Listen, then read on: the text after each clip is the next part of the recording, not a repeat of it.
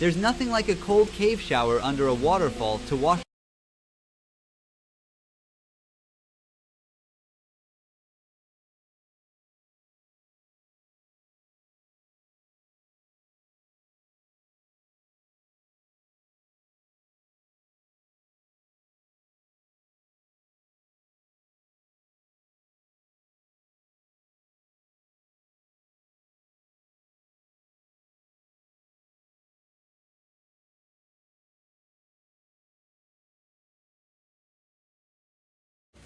With perfect flavor in every bite of Pringles.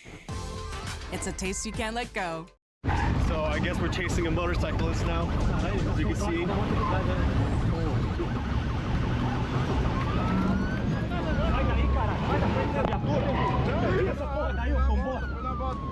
Yep, so that's me in a police car chase in the most deadliest country on earth.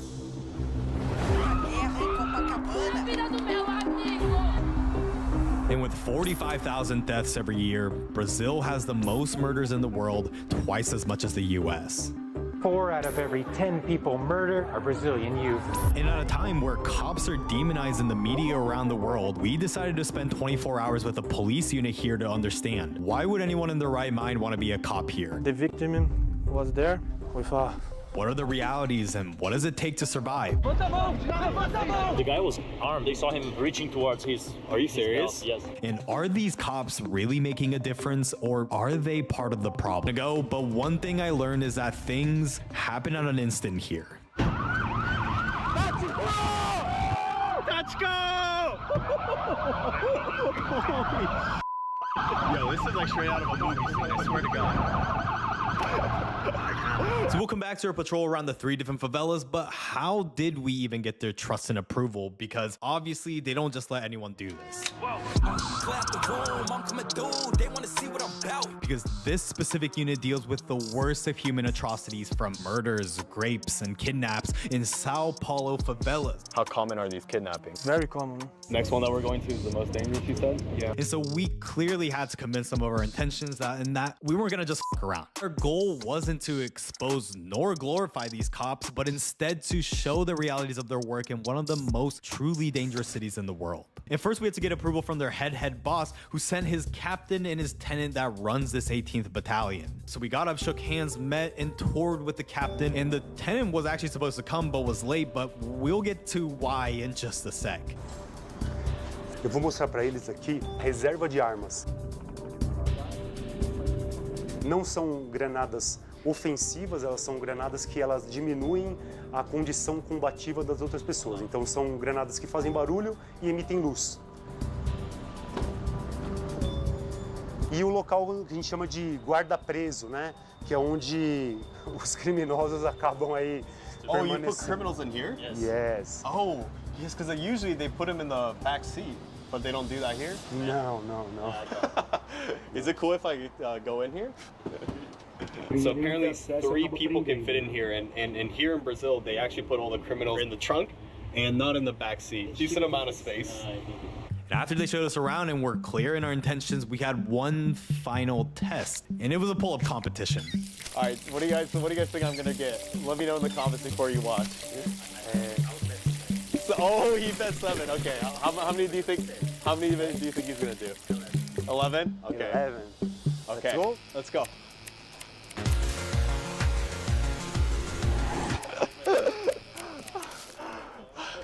All right, I got 16. How many did you get? Eu 20? contei 16. 16 as well. Oh, what? Okay, cool.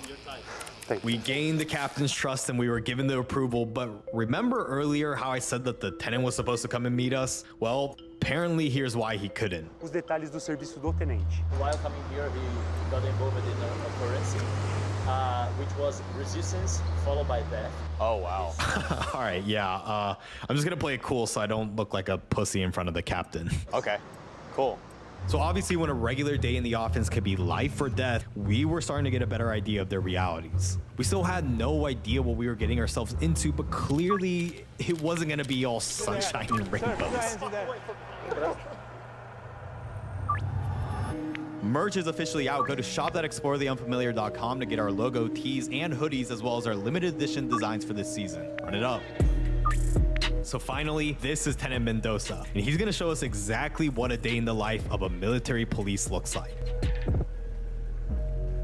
We are a special police with special police officers and special police cars. It's all bulletproof, I'm guessing. No, So it's not bulletproof? no, It's no a bulletproof. right? Yeah. So what happens if we get shot at?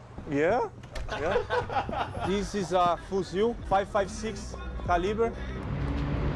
Like a shotgun, caliber 12. We have another Fusil. How often do you have to use that gun? Is it rare or quite often? Rare, but we did use. This is a short. This is from shotgun? Yeah, we shot it. Here's two. It's a Oh rock. wow. Do you always like fear for your life whenever you go out in these Yeah, missions? we have fear because we are humans. No? This job is not a job really. Right. This is a vocation. And so that was interesting, and remember that. Vocation, not a job, and you'll see that throughout the video. But anyways, it was time to start the day, and just like they do before every shift, they started with a group workout.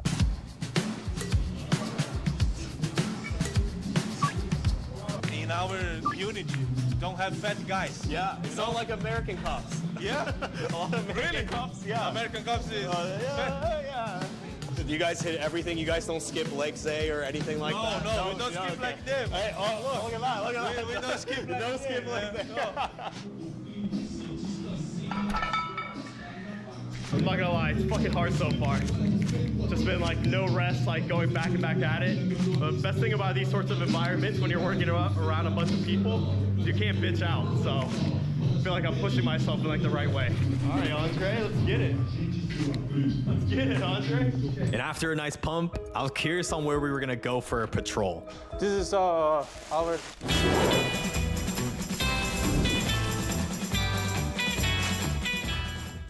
Love games but hate the grind? With WeMod, you can be invincible, unimaginably wealthy, or even teleport. WeMod is the #1 app for PC game modding, and it's completely free. Classroom. Here we do the theoretical instructions. So what's today's mission looking like? Do we have any special missions that we're gonna do when we go out? So we have Iraq.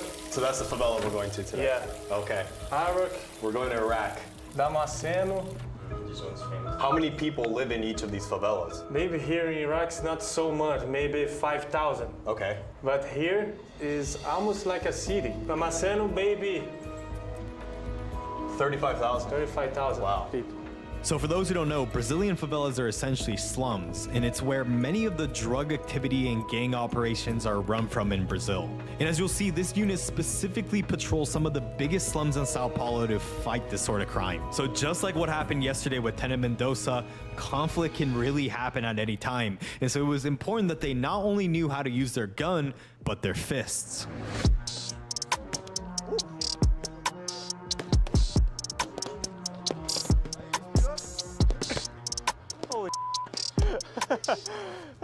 Boxing's hard, man. We need to be ready for all the situations in the street, you know? What's the most common like martial arts? Does it usually end up on the ground? Like so jiu-jitsu? Jiu-jitsu. I see. Yeah, we need to know how to immobilize some guy fastly. We don't have time. Right. In our work, we don't have time. Maybe we have 5 seconds to make a decision. The part most important here is all of our actions is based on training. Training, and training. So all of It's all automatic at this point, right? Yeah. Can we do one where I like resist arrest and then they do it like into real life? Yeah. Yeah, let's do that. I'm gonna try and resist. Okay. No. Sir, put your hands. Get the away from me. Sir, Get the away from me. Sir, put Get your the hands away from me. Segura no braço. Give me your arm. Give your arm. Your arm. Another arm. Give me your arm. And I was starting to see exactly why they call it a vocation and not a job. It was like I'll say you at 1 second and then. How do you feel now? It was good. This is a Brazilian police. yes, Yeah, yes. we need muscle more. I'll never disobey the Brazilian police. How did I rank, like, out of all the people that you've arrested? Was that a difficult challenge or too easy? Medium. Medium? Okay. No, he said it was very light. Yeah, he said it was very light. Medium. He said no resistance. It's crazy how they haven't even started their day out. I'm already like toast. This is like my workout for like the day. Look at that. Desejo realizado. Okay. It's like we're irmãos. And from working out to having lunch, they spend a lot of time together, so no surprise that they have nicknames for each other. They all have nicknames. Oh, You're Big Mouse. Big Mouse. Big Mouse, Big Peter, Big Peter? Monkey. His name's Monkey. Yeah, that's Super skinny. Super skinny. And even I got a new nickname. And I'm Chicken. Yeah. And so it's all shits and giggles now, which almost made me forget how deadly these dudes are and the job that they do every day. Like, this was one of the jobs that Tenem Mendoza dealt with just a few months ago. Another fellow American from Texas was kidnapped and held hostage by gang members for 15 hours at gunpoint. Tenem Mendoza and the unit found him tied up in a white van in one of the favelas that we will be going to, but as you can see, things didn't end up so well for the gang members. Is that you? Yeah, an American guy is on the left. The guy ran for us and we pursued him. Wow. So call it calling my nerves or what? Am I not going to accept a post-meal cig? But it also gave me time to get to know the other members of the unit and their experiences just before we were about to head out. Did you guys always want to be police? Like since you were like a kid or? Yeah, we're born into this job. So you think not everyone can become a cop? The thing most important is the vocation. Yeah, I keep hearing that. Everybody says it's a vocation, not like a job, it's a vocation. Not a job, we do because we like. I see. Do you have to be kind of crazy to do this job? Totally. You think so too? Yeah. What do you think is the hardest part about your job besides obviously like the danger aspect about it? Family things. Family, worrying about family.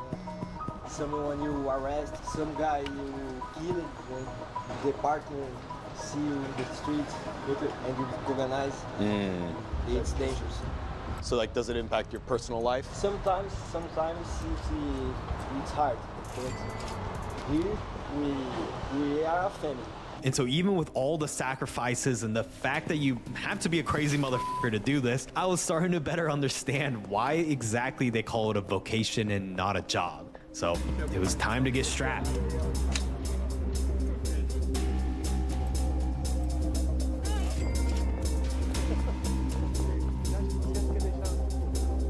You know, in America, they give each one of us this as soon as we turn 18. Birthday gift?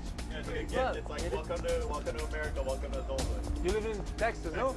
Like in Texas, if you wanted to buy a gun, it could take like 1 hour. Very easy. No, not yet. Not yet? Not yet. It's a gift for you. I'm joking. And so it was time, but before we left, there was one last thing to keep in mind for good luck. Okay, so we're about to ride out. And before we ride out, we have to ride. What do we have to yell? What do we have to yell out? Tachko. Tachko. It's for like good vibes. Okay.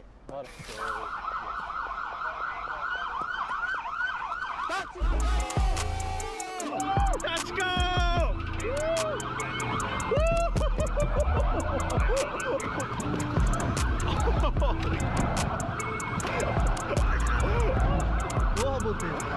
Nice. Nice work, Nice work. God bless us.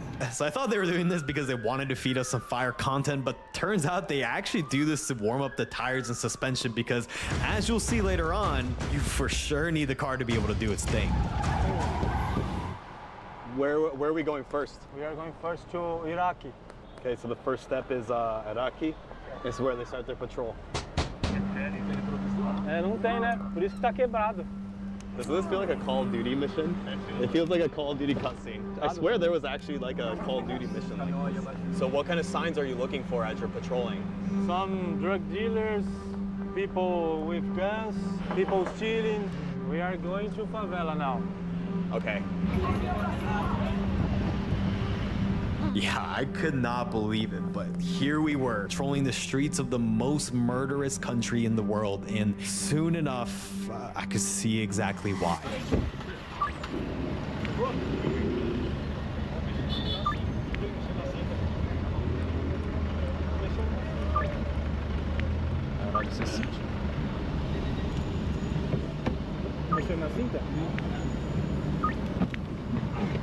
So the guy was armed, like the guy. Oh, he was? They saw him reaching towards his. Are you his serious? belt.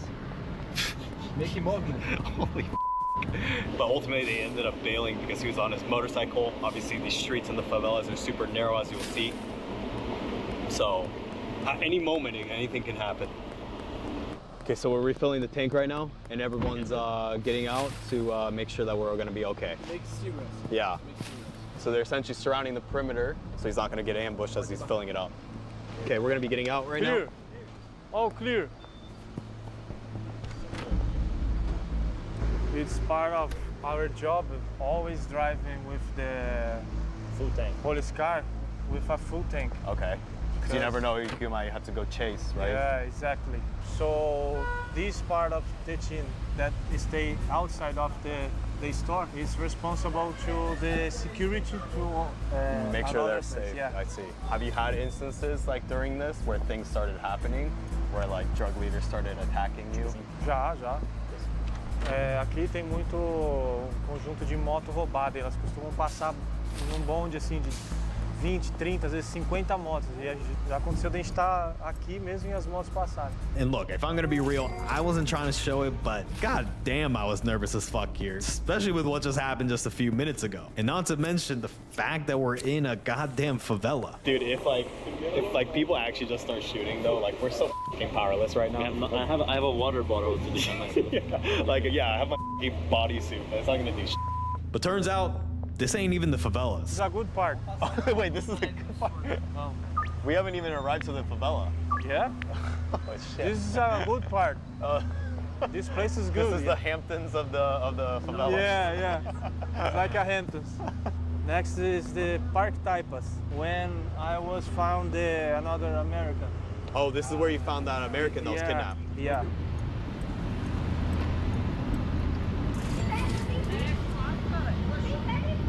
So I think we're finally arrived at the favelas.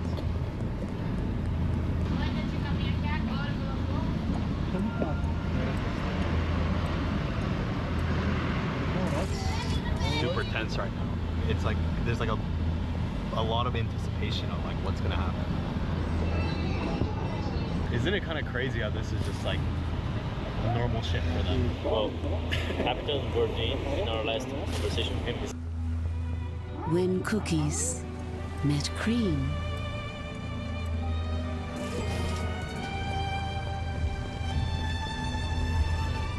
They lived sweetly ever after.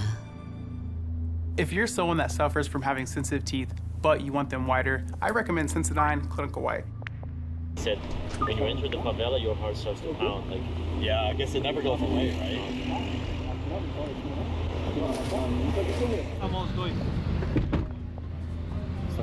Holy shit, they're making an arrest right now? Olha pra frente. Olha pra frente. Eu não perguntei nada pra você.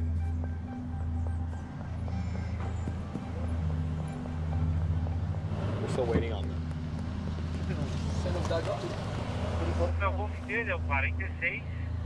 They check all the info on the guys to see. One of them was just released, the other one has just been released as well. It seems all good. So apparently that's a tablet that you use to be able to look at people's information. It's able to identify people in like the big, I guess, national database. It's definitely a bigger favela than the one that we were previously. Way more dense, way more people, way more activity.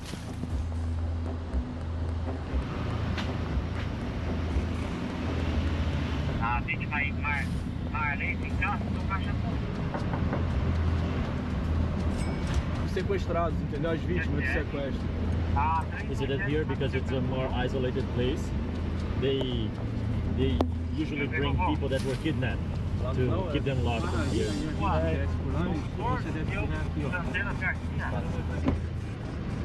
Okay, we just kind of randomly stopped and told us to get out. So some shit's about to happen. That place is the exactly place where I found another American, just right here. Wow. In the van. This favela is called Parque Taipas. Parque Taipas. Oi. We got to the top of our first favela, and now it's time to go from house to house. Eles deixam muita carga roubada aqui também. I see.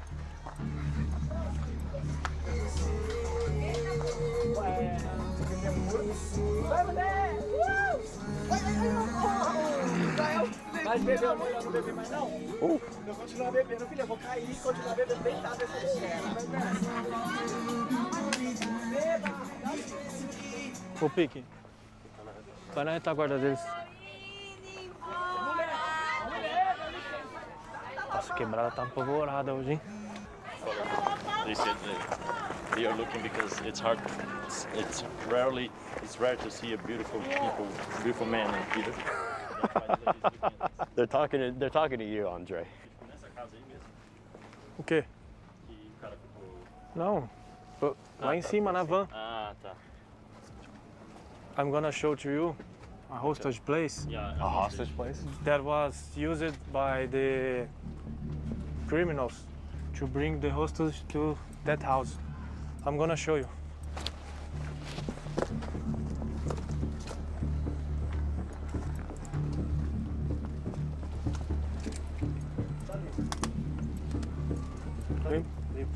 Okay. Come on. Look. Wow. So this is where they put all the hostages? Yeah. Oh shit. The victim waiting here with a amarrada. So is it be like rival gangs? No. Like, or... It's like people that they want to rescue money, right? Oh, Yeah, I see. yeah. So Americans like me. Yeah, like that. But not only Americans, Brazilian, Everyone. don't matter. When we come into this door, the victim was there in the sofa with her hands like that and feet like that with a stripe. The kidnapper was running for that door. How common are these kidnappings? Very common here in this place and in this area. The view is insane. Yeah. All of this is our area. All of this. Yeah, all this. Onde que era mesmo? Tinha que descer? That was crazy just seeing an area where a bunch of people just get kidnapped and held for ransom. This whole time, I don't know, like you guys are seeing this, but it just feels so tense. Hopefully it conveys just kind of like what I'm feeling at the moment too. Tem muito sequestro aqui, já teve troca de tiro aqui. There's a lot of kidnaps here and a lot of shootings. It's like so dangerous, but so beautiful. It's like the most dangerous and most beautiful view. Yeah. Bora. They're gonna take us to a more back on the road. No, back a more crazier place. Even more crazy? Yeah.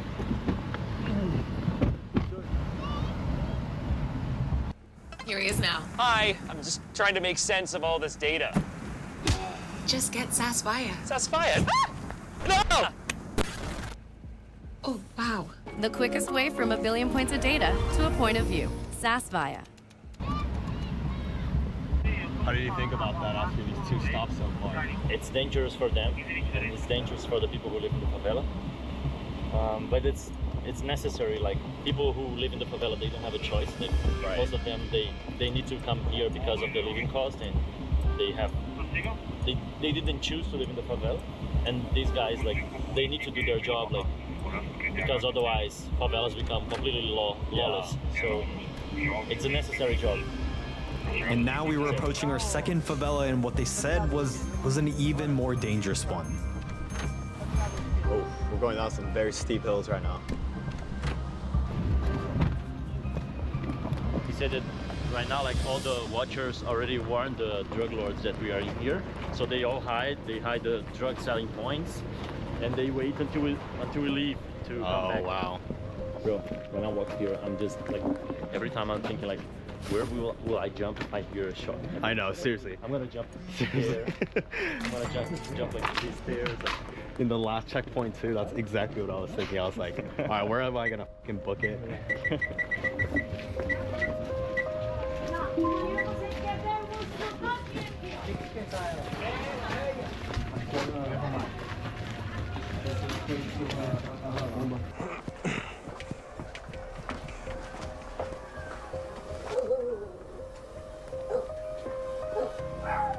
Abre.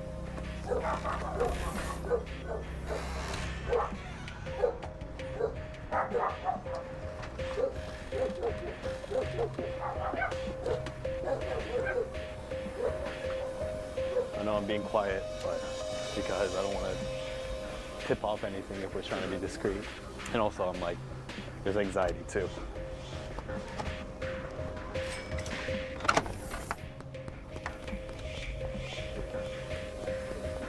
But right now it's quiet because of the watchers.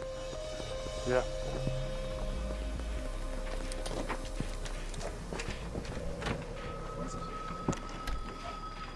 Vai dar roupa.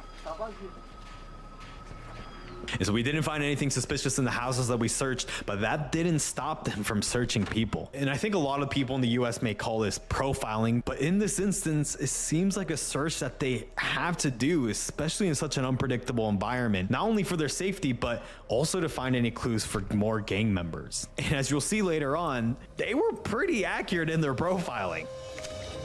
So clearly we're going like house to house. All these houses are, I guess, typically hot areas for drug activity. As we saw some of the sheds, that's where they store a lot of the drugs. It really is like a maze in here. A bunch of houses stacked on top of each other. So we're kind of just stopped here on top of the stairs. Are you tired? Huh? Tired? No, I'm not tired, man. It's impossible to be tired in this situation. Are you? No. Is this just like a regular, what's today, a Sunday for you? Yeah. Yeah. It's a normal Sunday. Normal Sunday? Is this like a chill Sunday? Or? Yeah, a chill Sunday. Sunday, bloody Sunday. And just as we were walking back to the car to head to the next location, we see someone who might be a suspect. So I guess he's performing a search right now. When he says that in a hostile location like this, they perform it to anyone, so I guess to any guy. Acho que é por ali, ó, lá em cima, lá. Aquela casa lá. Oh, he's been arrested before? We asked him to show off your tattoos, so you can know more about the person.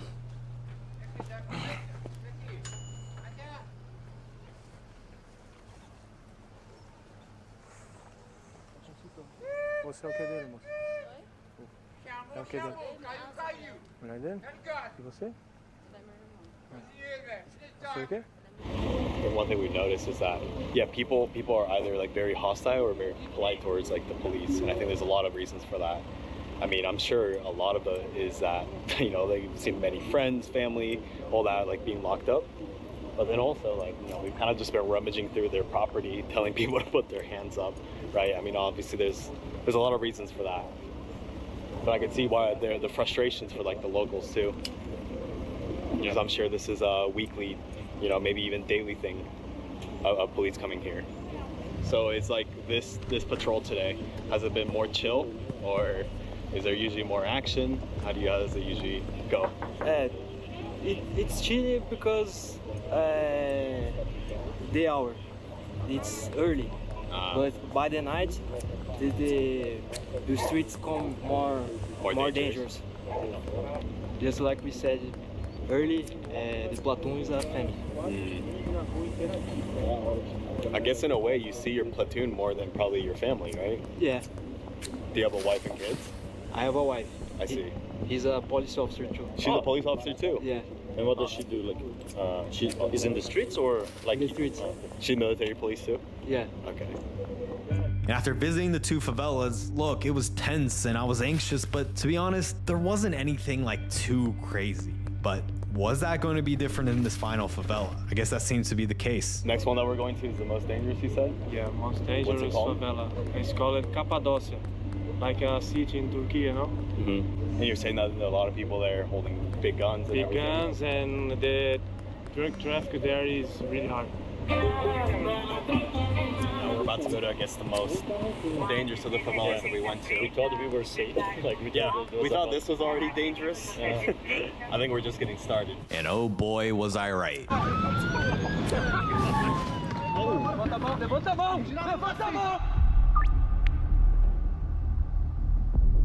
As we were entering into this next favela here, it's weird. A couple people just started like clapping. I think they were very happy to see the police here. So it's definitely a different reception than some of the reception that we've been getting. And when you start hearing loud ass noises out of nowhere, you know some shit's about to go down.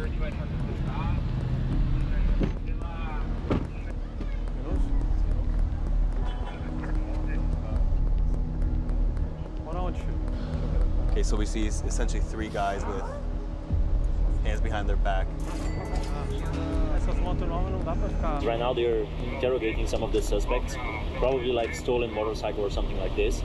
And what we notice is that they talk to them a bit rude. Yeah, they get like all in their faces. I don't know if you guys can see it, but intimidating. I think it's more like to intimidate them, because if you're actually talking to a gangster and you talk soft with them, they don't give a shit. They won't respect you. So in a way, they end up talking like this to everyone because they don't know who is not a criminal or who it is. So in a way, maybe they will respond better too if you are intimidating. Exactly. Right? So they were saying that they were riding motorcycles without license plate. Oh, I see. So it could be a stolen motorcycle, but they checked and it seems to be okay. Like it's not a stolen motorcycle. So after checking on the suspects and it seems like they were all good, we got deeper into the favela and you started to see a different reaction by the locals. You can see, I don't know if you guys can see it, but there's a rope. They're roping it off. Go ahead. Yo. Oh, shit. Okay. We're chasing these motorcycles right now. You can see.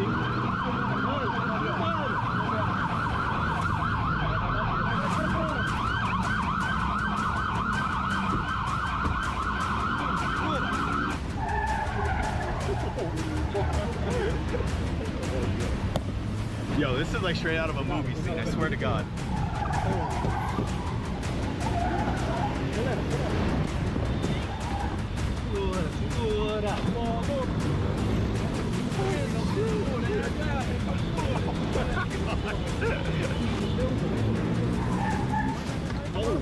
Levanta a mão! Levanta a mão!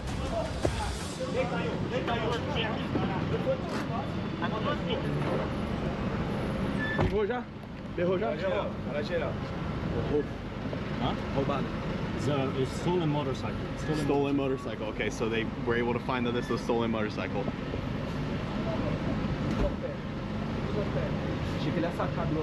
So this is the stolen motorcycle that they were able to identify, and I guess this guy's gonna get arrested.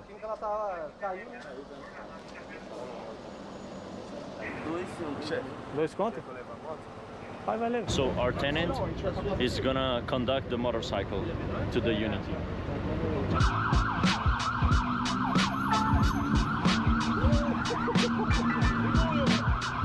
So out of nowhere, he just started flashing the lights. So, yo, hey, yo.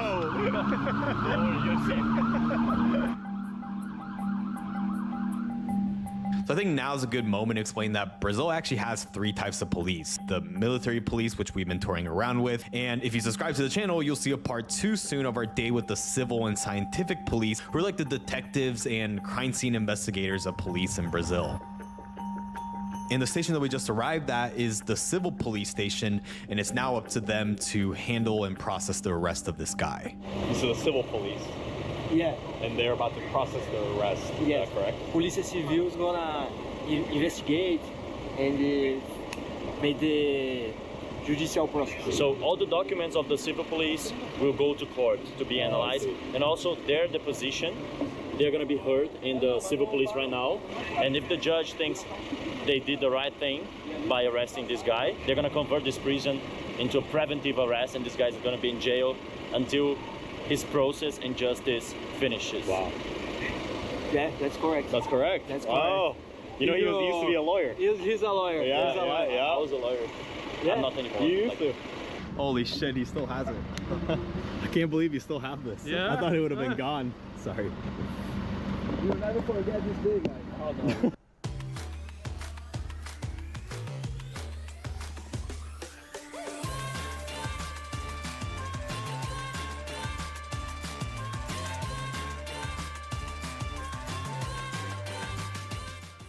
I don't think so. I don't think so. Every day is like today. This is just a regular Sunday, huh?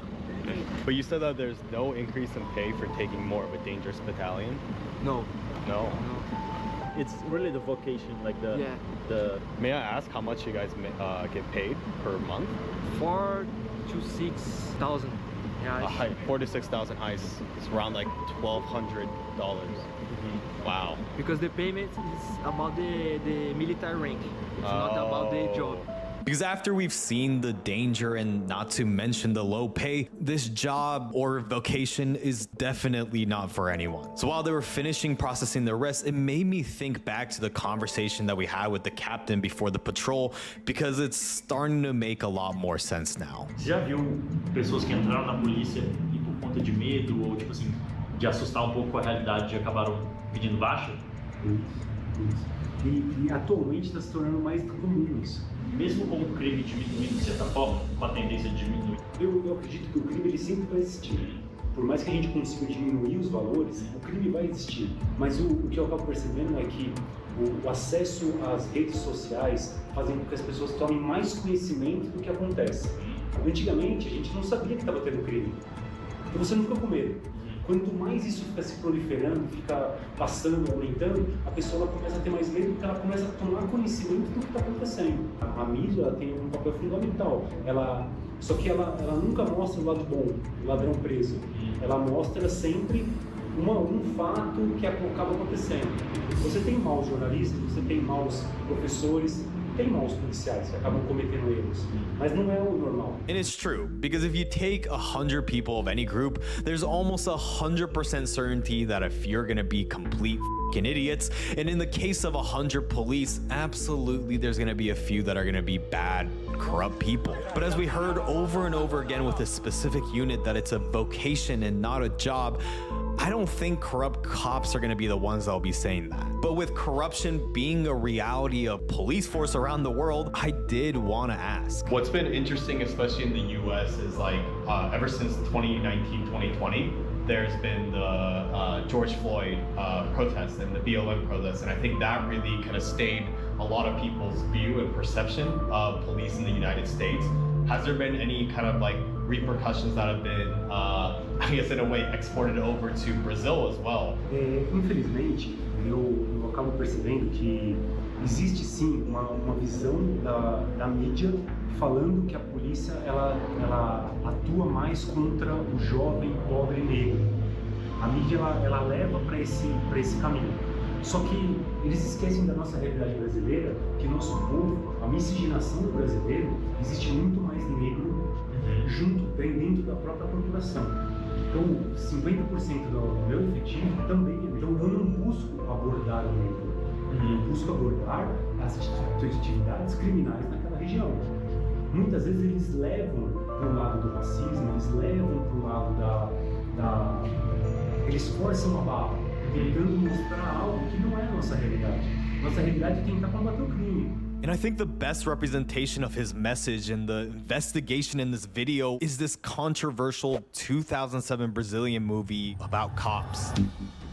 Just like the battalion we saw in this video, the film Elite Squad shows a dark and realistic portrayal of the military police, and not only does it show the struggles with drug dealers and gangs in favelas, but also the ethical dilemmas and corruption by the officers. And I think it's fair to say that this nuanced approach by the director was achieved and reflected in the film's reception by viewers and even politics at large. In Elite Squad, I think you have a good dramaturgy, but on top of the film, you have reality. Some viewers saw the realistic and brutal actions by police as a necessary response to crime and even gained admiration for the police as heroes, while others criticized the film for glorifying violence and perpetuating negative stereotypes about favela residents. And the film even had an impact on public discourse, with some politicians using the movie's themes to justify tougher law enforcement policies, while others saw it as an opportunity to push for social reforms to address underlying issues like poverty and inequality that led people to commit these crimes in the first place. And if I've learned anything with my mission to explore the unfamiliar, is that there's two sides to every story or issue, and oftentimes truth is in the middle. So one thing I want to make clear also is that this isn't like some glorification of cops too, right? That's not what we're trying to do. What we're also just trying to provide is another perspective that I feel like over recent years we haven't really seen.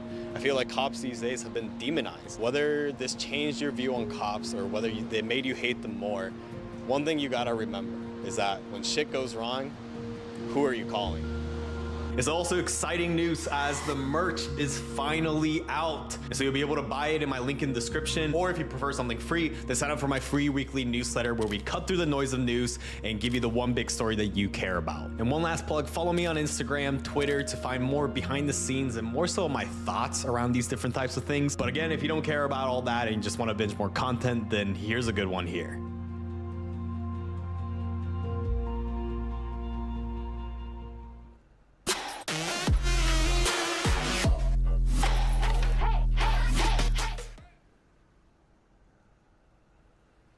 Your favorite McCain fries are on a journey that supports farmers and regenerative agriculture practices. On April 23, 2022, officers from in Wisconsin responded to a slew of 911 calls. One caller, Kashawn Rowley, shared that he was at his girlfriend Leah Davis's apartment and she was shot. Are you hearing any gunshots? Over here? Hey, come here! Lamers!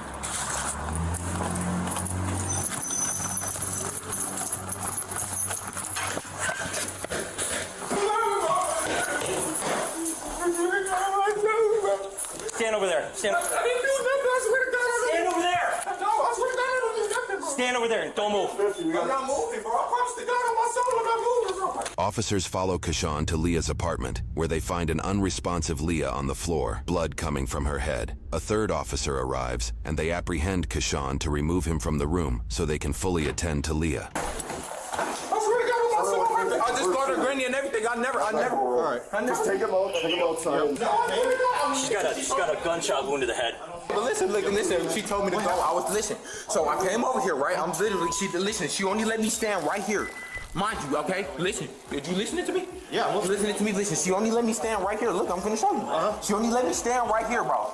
Listen, she was like, I'm finna, I asked her, can I come over? She said, you can come over for a little bit. I said, okay. I said, but when I got over here, she was like, no, you can't come in, or something like that, because she wanted to get ready to go to sleep. I'm like, okay, you want to get ready to go to sleep, so I'm finna go. I literally came down here to my car. I literally came over here to my car. I got in my car. Okay, listen. Radio. Huh? Radio. 7250, we got a gunshot wound to the head on a black female, not breathing. Medical. Gunshot wound to the center of the forehead. No pulse on her? No. Or CPR, I guess. Yeah, I am. Starting CPR. Listen, I swear to God on everything. You're good, buddy. Huh? You're good, buddy. Okay, look, I swear to God on everything I love. Look, I came to my car. The moment I opened my car door, I heard 8 shots come from her apartment. I literally, bro, I'm thinking somebody shooting else somewhere, so I pull up the street. I'm like, damn, what the f? But I turn around because I'm like, dog, bro, that's my girl, bro. I really love this girl to death. So I'm like, okay, so I turn around, bro. Listen, I'm beating on the fucking door to try to get the f back in the apartment because I don't have the key or nothing, bro. I need a cage car for him. I literally just started CPR and a shot to the head. We're not conscious, not breathing. Yeah, there's gray matter. You hear me? Yeah, I hear you. So listen, she tell me that the moment I get by her car, I listen, the moment I get by my car, right? Listen, I hear 8 shots, bro. I run upstairs, bro, because I listen, bro, her door's unlocked because she just closed the door behind me, bro. I made sure she was okay because I told her, when I was here, I said, okay, I'm going to call you later and like that because I know you got work tonight. She worked at Walmart on East Capitol. Okay? So listen, when I got to my car, I swear to God, I heard 8 shots. I go up there, bro, I look. All I do is open the door, bro. She's laying on the fucking ground, bro. We'll sort it out, buddy. Do we know how long ago this happened? We just got here, and this guy is the one that called. I have no idea, to be honest. Do you have any info on her? No, I have none. We just got up here. So, right, I mean, you guys came here quicker than we, Hey, there is a bullet next to her on the left side, so be careful where it is. I'm sorry, I'm not trying to get in your way here, man. Yeah, there is. Yeah, there's no coming back from that. Yeah. But right now, she's obviously shot. You're the only person in the apartment, so you're just detained right now, okay? You're right? No. Like I said, you're not arrested, but you're just detained until we figure out what's going on. Bro, I swear to God, bro, I would get that shit to her, cuz. All right. I don't know, bro. She didn't let me in the house, bro. She didn't let me in the house at all. What happened? She didn't, listen. We're taking a second here to point out the irony behind his shirt in this situation. I'm finna tell you the same thing that I told him. Listen, so me, listen, she just had got home about like 45 minutes ago, hour ago. Okay. I called her. She had said, "Can I come see you?" She had said, at first she had said no. I said, okay. I said, "Can I come see you?" She said, "Yeah, you can come see me, but only for a little bit because I have to go to work tonight because she work at Walmart East Capitol. I normally take her to work between 9:30 and 9:40. I said, okay. When I got over here, she only let me stand in the door. She didn't let me go in the house or nothing like that, bro. Nothing. Like, that's my girlfriend. I've been over there multiple times. But she didn't let me go over there. So she had said, okay, you have to leave because I'm finna get ready to go to sleep. I said, okay. I literally walked down the stairs. I came out the door. She closed the door behind me. I told her. I said, okay, I'm going to call you later and make sure that you good and that you okay because I know you got work. And I told her to call me if you need a ride to work. Okay, this is what I do on the daily. So I said, okay, literally got to my car door. I literally go to open my car door and I hear 8 shots coming out her apartment. Not her apartment, but the fucking house complex. You know what I'm saying? So then I'm getting scared like all I'm hearing is shots. Huh? Which car is yours? Red Black Charger right there. Right here? Mm-hmm. It's parked the wrong way? Yeah, it's parked the wrong way. Lamers. Yeah. Oh, there you are. Okay. I'm trying to find an ID. I'm trying to look for the gun.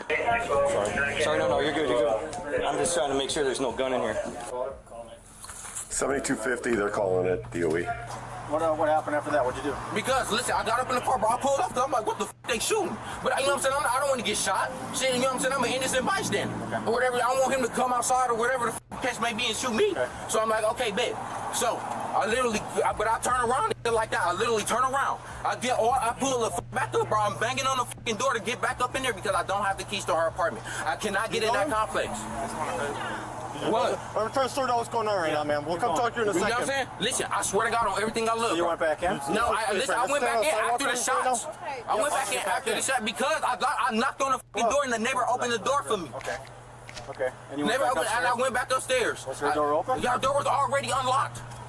Okay. You yelling at me. I'm telling you. The door is already unlocked. I'm literally trying to check. I'm like, what's wrong? What's wrong? All I see is blood on the floor. I'm like, what's going on? I'm like, what's going on? Yeah, no, it's in my car. Okay. What's your name? Keyshawn. K-E-S-H-A-W-N. Rouse. Does that look like a bullet hole in the wall right in front of you? Right there? Yeah, that's what that is. Looks like you got some brain matter over here. Yeah, it came in through here. Some brain matter's on her lap. Is that one right there? Or not? That's probably. Looks like she might have been shot twice. Unless she held up her arm in front of her.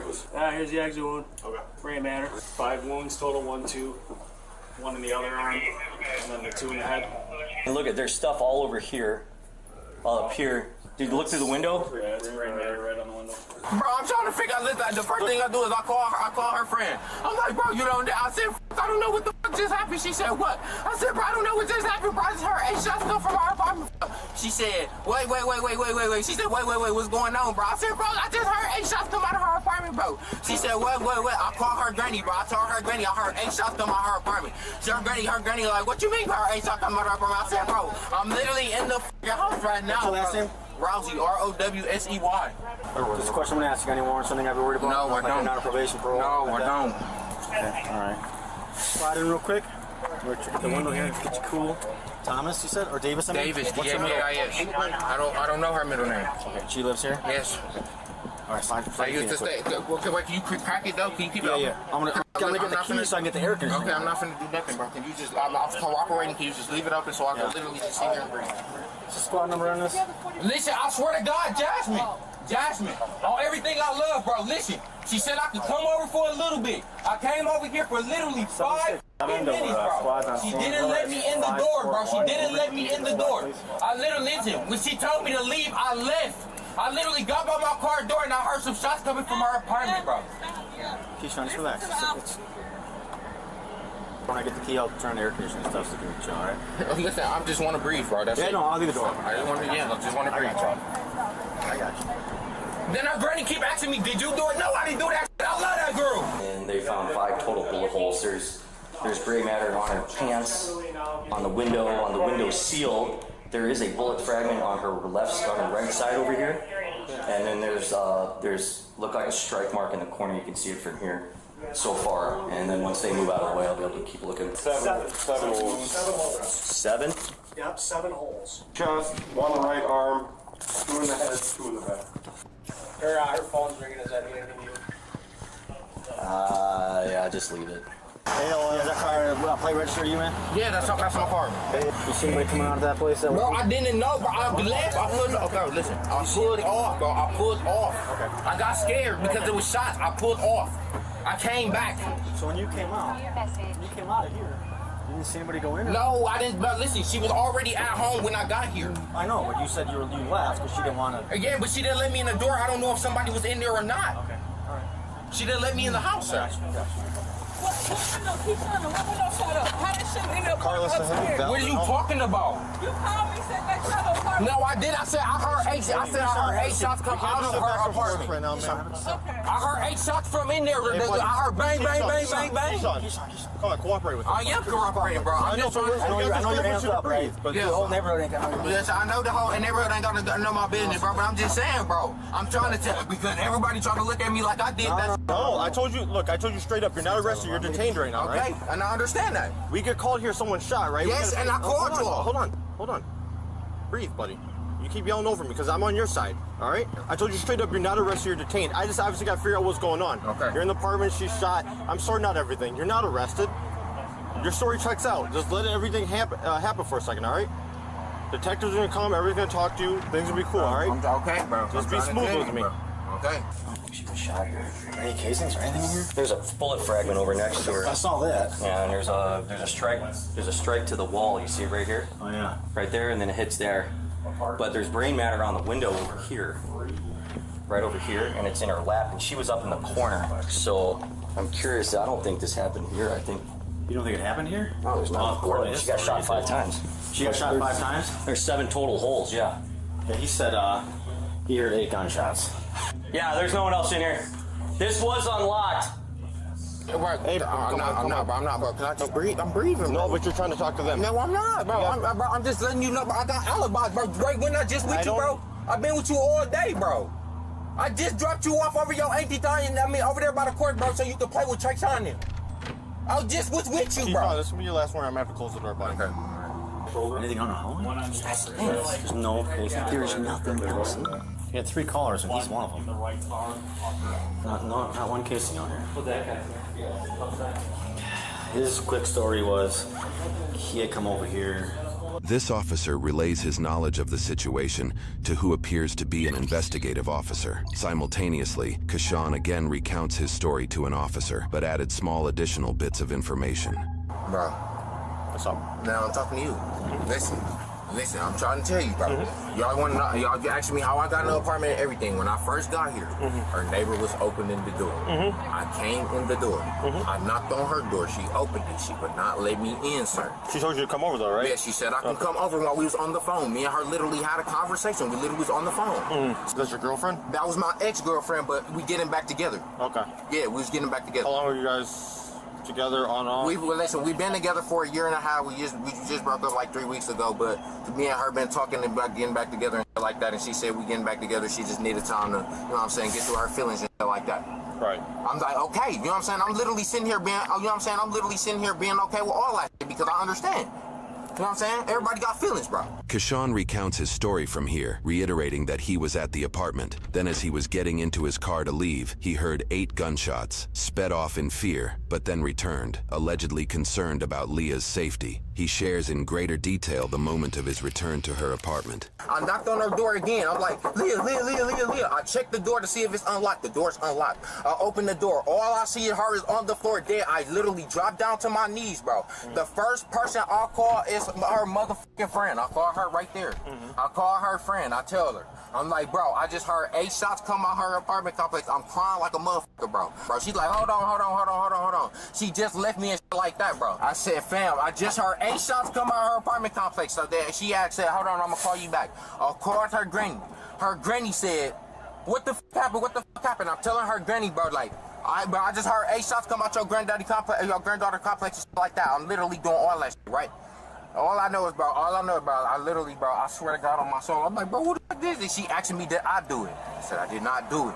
I said, I didn't do it. I said, I don't know, bro. I said, she didn't let me in the house. Did you see somebody run out? I sped down the street. That's his car. I sped down the street, bro. I didn't see nobody run in and out. When you heard the shots fired out here, you didn't see anybody run out the apartment? No, I didn't. I drove off. Do you think someone was in there? Bro, I don't know. She didn't let me through the door. Okay. All right, man. He was in the apartment when we got here.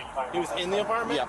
Yes, I can't. Listen, I had the door. Look, I'm sorry, bro. I'm trying to. I know you gave a story. I got the black thing, but I got the black thing held open so I can get back into the house because I don't have a key to get back in. I hear you, buddy. Just take a seat. You guys got the keys for 541? Yeah, that's my car. Yeah. The guy, probably the possible suspect, is sitting in the back of it. It's not running. And he's yelling because he's hot, so I want to get the AC on there so I can shut the door on him. In this moment, a bystander speaks to an officer about getting information for Leah's grandmother, who is apparently on scene. Okay, well, I can't really say anything because I don't know anything other than there's somebody that's shot. Can't release any information right now. If that's her grandma, is her mom around? Okay, we'll have her sit there. I'll come talk to her in a minute, okay? The bystander implies that Leah's mother is deceased, and social media post made by Leah herself supports this claim. Leah's grandmother has now not just lost her daughter in recent years, but now her granddaughter too. Do we have an officer available? The grandmother is down on the east end of Lisbon. Probably be the next of him. That's possibly him right there. Well, that's him, but that's possibly suspect. He's talking very fast, like he's nervous. Extremely fast. That's, the story doesn't make a lot of sense.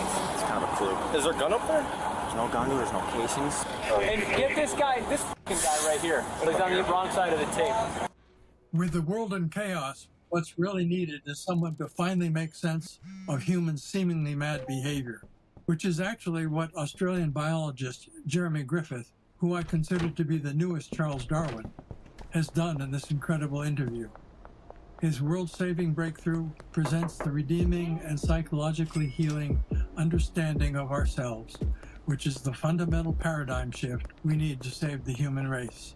I'm completely shocked after watching this interview to see a scientist finally explain the human condition and fix the world. It's utterly astonishing. What you will hear is really the most amazing talk that has ever been heard. This interview left me speechless. It's bigger than natural selection and the theory of relativity. I believe this is the most sensational information to ever appear on planet Earth. So you just need to listen to this interview. When I saw the interview, the way he put it in the science that was presented, a light bulb instantly went off and I was like, oh wow, that's the absolute answer. When I watched that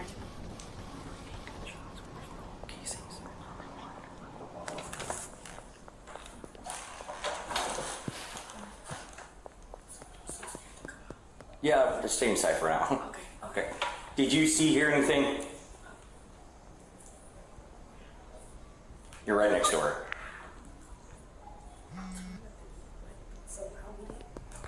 I'll tell you what, I'll let a detective know to come over and talk to you in private. While an on-camera interview does not happen with this individual, officers do question the downstairs neighbor about the incident.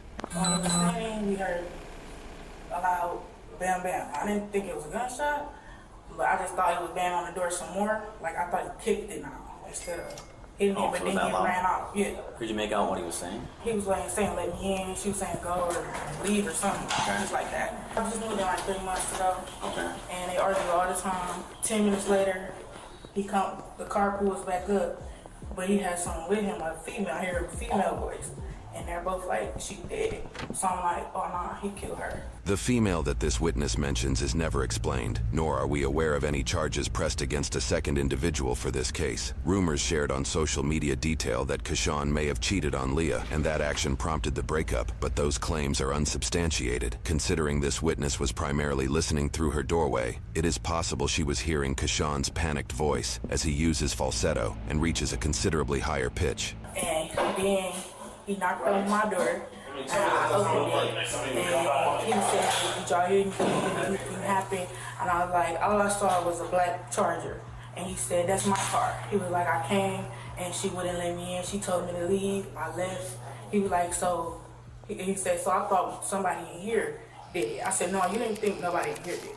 So that's why I called the police. Okay. Because I said, I see he's trying to flip it. I just closed my door. Had you call the police prior to him knocking on your door? Yeah. Okay, you already but I'm just saying. Okay. In the video we obtained, Kashawn never implies that a neighbor might be responsible, nor did he mention talking to the downstairs neighbor after supposedly discovering Leah's body. Damn, That's what I'm saying. Them is tight. You see that?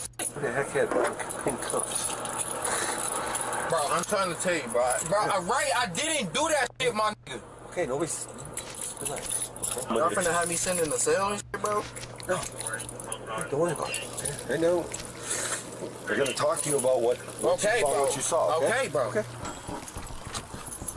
According to news reports, investigators found more details surrounding the 911 calls. The first call revealed further suspicion of Kashawn's actions. Allegedly, before Kashawn called 911, he called a friend and shared that Leah had been shot at her apartment. Kashawn told officers this information on scene. However, his friend revealed Kashawn left out the bit of information where he allegedly admitted to shooting Leah, which is what prompted the friend to make the first 911 call. Investigators interviewed others who were close to Kashawn and Leah and found that Kashawn was apparently very possessive of her. The pair held a very rocky relationship, as alluded by Kashawn himself on scene. Other close friends shared that Kashawn had threatened to kill Leah last fall, and he allegedly purchased a gun in order to do so. News reports indicated Leah had 8 gunshot wounds in total, matching Kashawn's story that he heard 8 gunshots. Sadly, investigations also discovered that Kashawn and Leah knew of each other since 3rd grade. After his arrest, Kashawn was charged with first-degree murder, with modifiers for using a dangerous weapon and for domestic abuse. This is the only criminal charge we could find in Kashawn's records. Roughly 2 weeks later, he entered a plea of not guilty. The court set a $250,000 cash bond that Kashawn never posted. In February of 2023, almost 8 months after Leah's killing, a jury unanimously found Kashawn guilty at trial. In March, he was sentenced to life in prison, confining him for at least 35 years after Leah's death until April of 2057, when he will be 55 years old.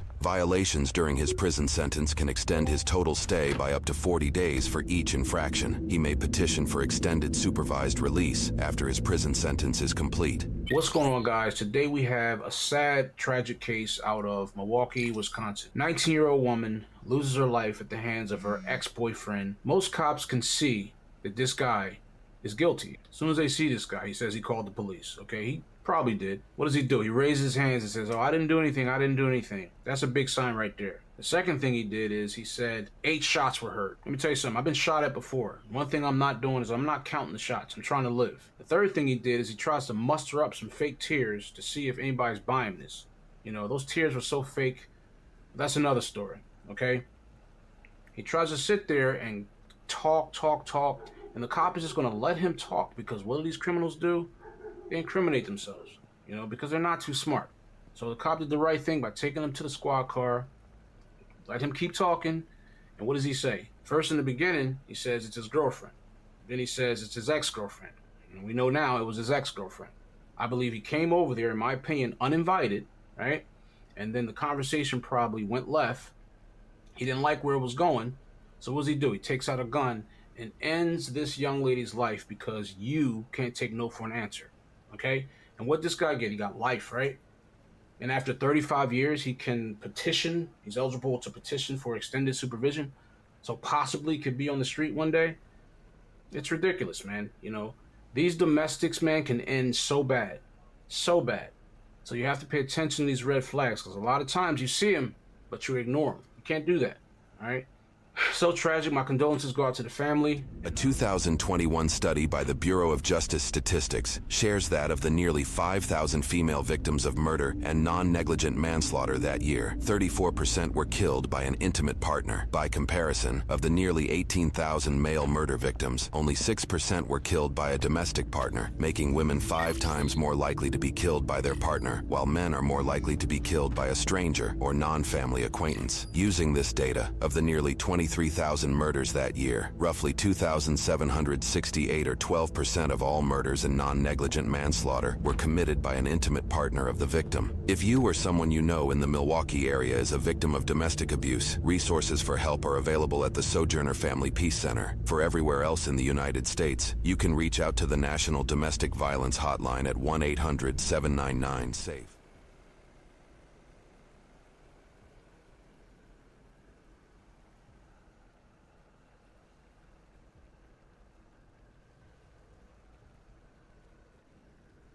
Do you know anything about a gravesite being here? Well, the dog actually alerted to right there, where it's leaned up against the tree. Right here, you see this? There's 3 big, looks bloodish. He's a bad person. In what way? Every way I know him. I'm actually glad he's in jail. He needs to die in jail with all that he's done. Why didn't he want you to leave with your dad? When 56-year-old James Jim T. Whitaker suddenly vanished, police believed their biggest concern would be unraveling the truth of what happened to him. But as they dove deeper into the investigation, they soon uncovered that this was just the beginning of a twisted case. Jim's disappearance would prove to be the catalyst in exposing a sickening secret that had been kept hidden for years. Let me see. That's something. Oh, it appears to be a skull cap. Huh? Yeah. It all began on the afternoon of July 25, 2020, when sheriff's deputies in Hocking County, Ohio, responded to reports of gunshots in a residential neighborhood. How we doing? All right. We shot gun. 40. Up down the road.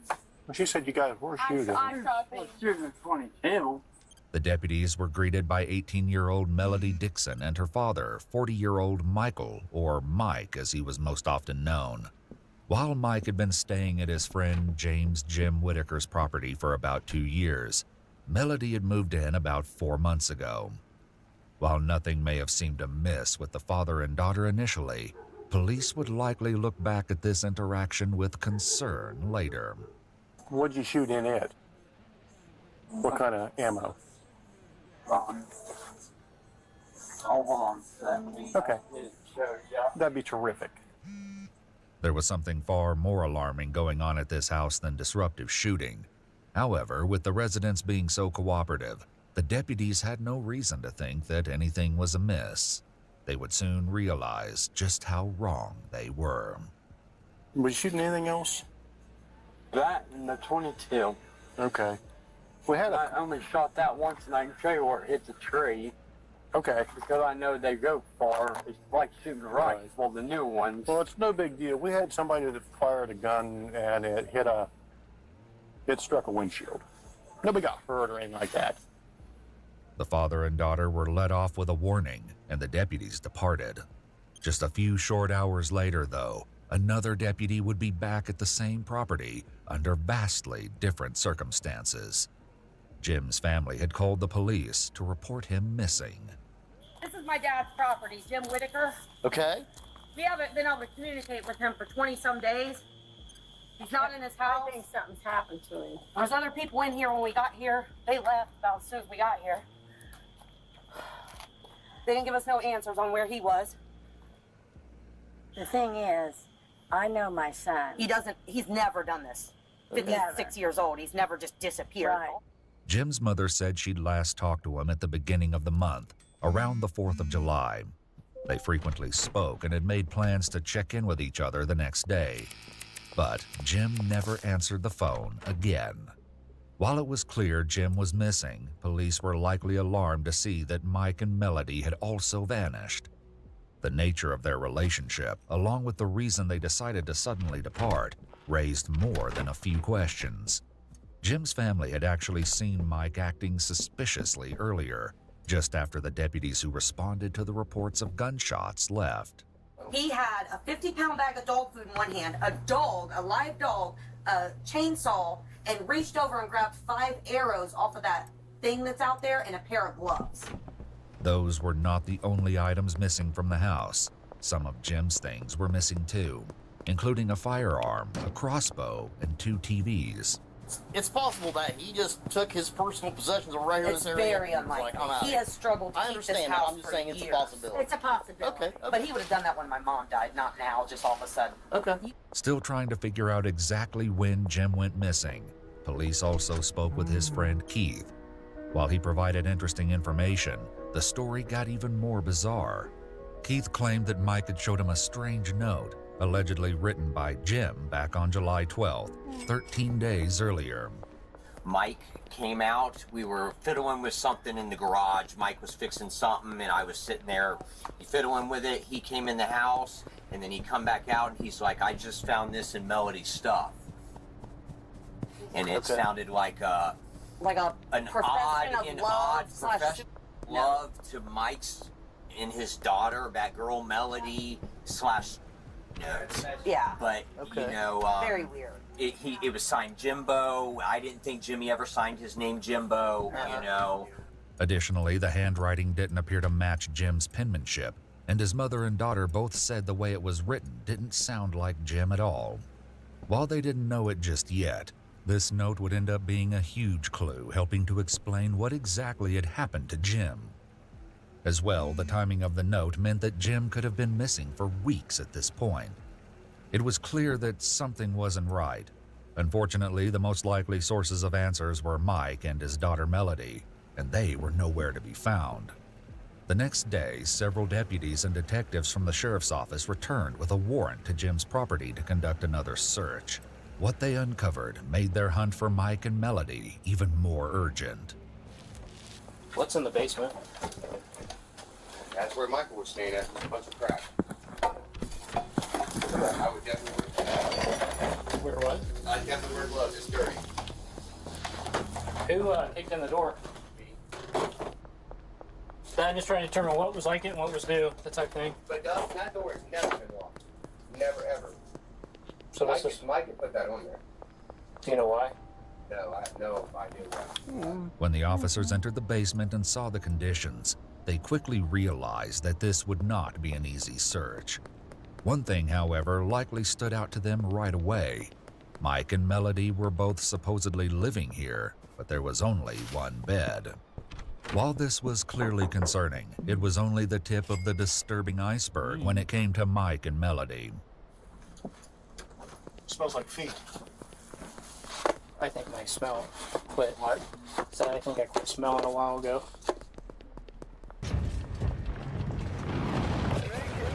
Oh, dude, that was a cool kill. I hit his arm because I saw it was like really weak, like right here, bottom left.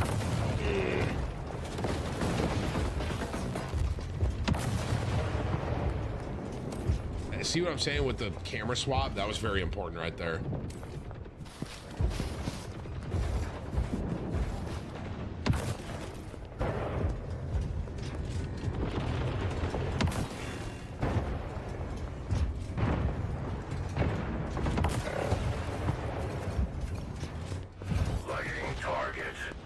That purple wall looks really good. I don't know how you get that though.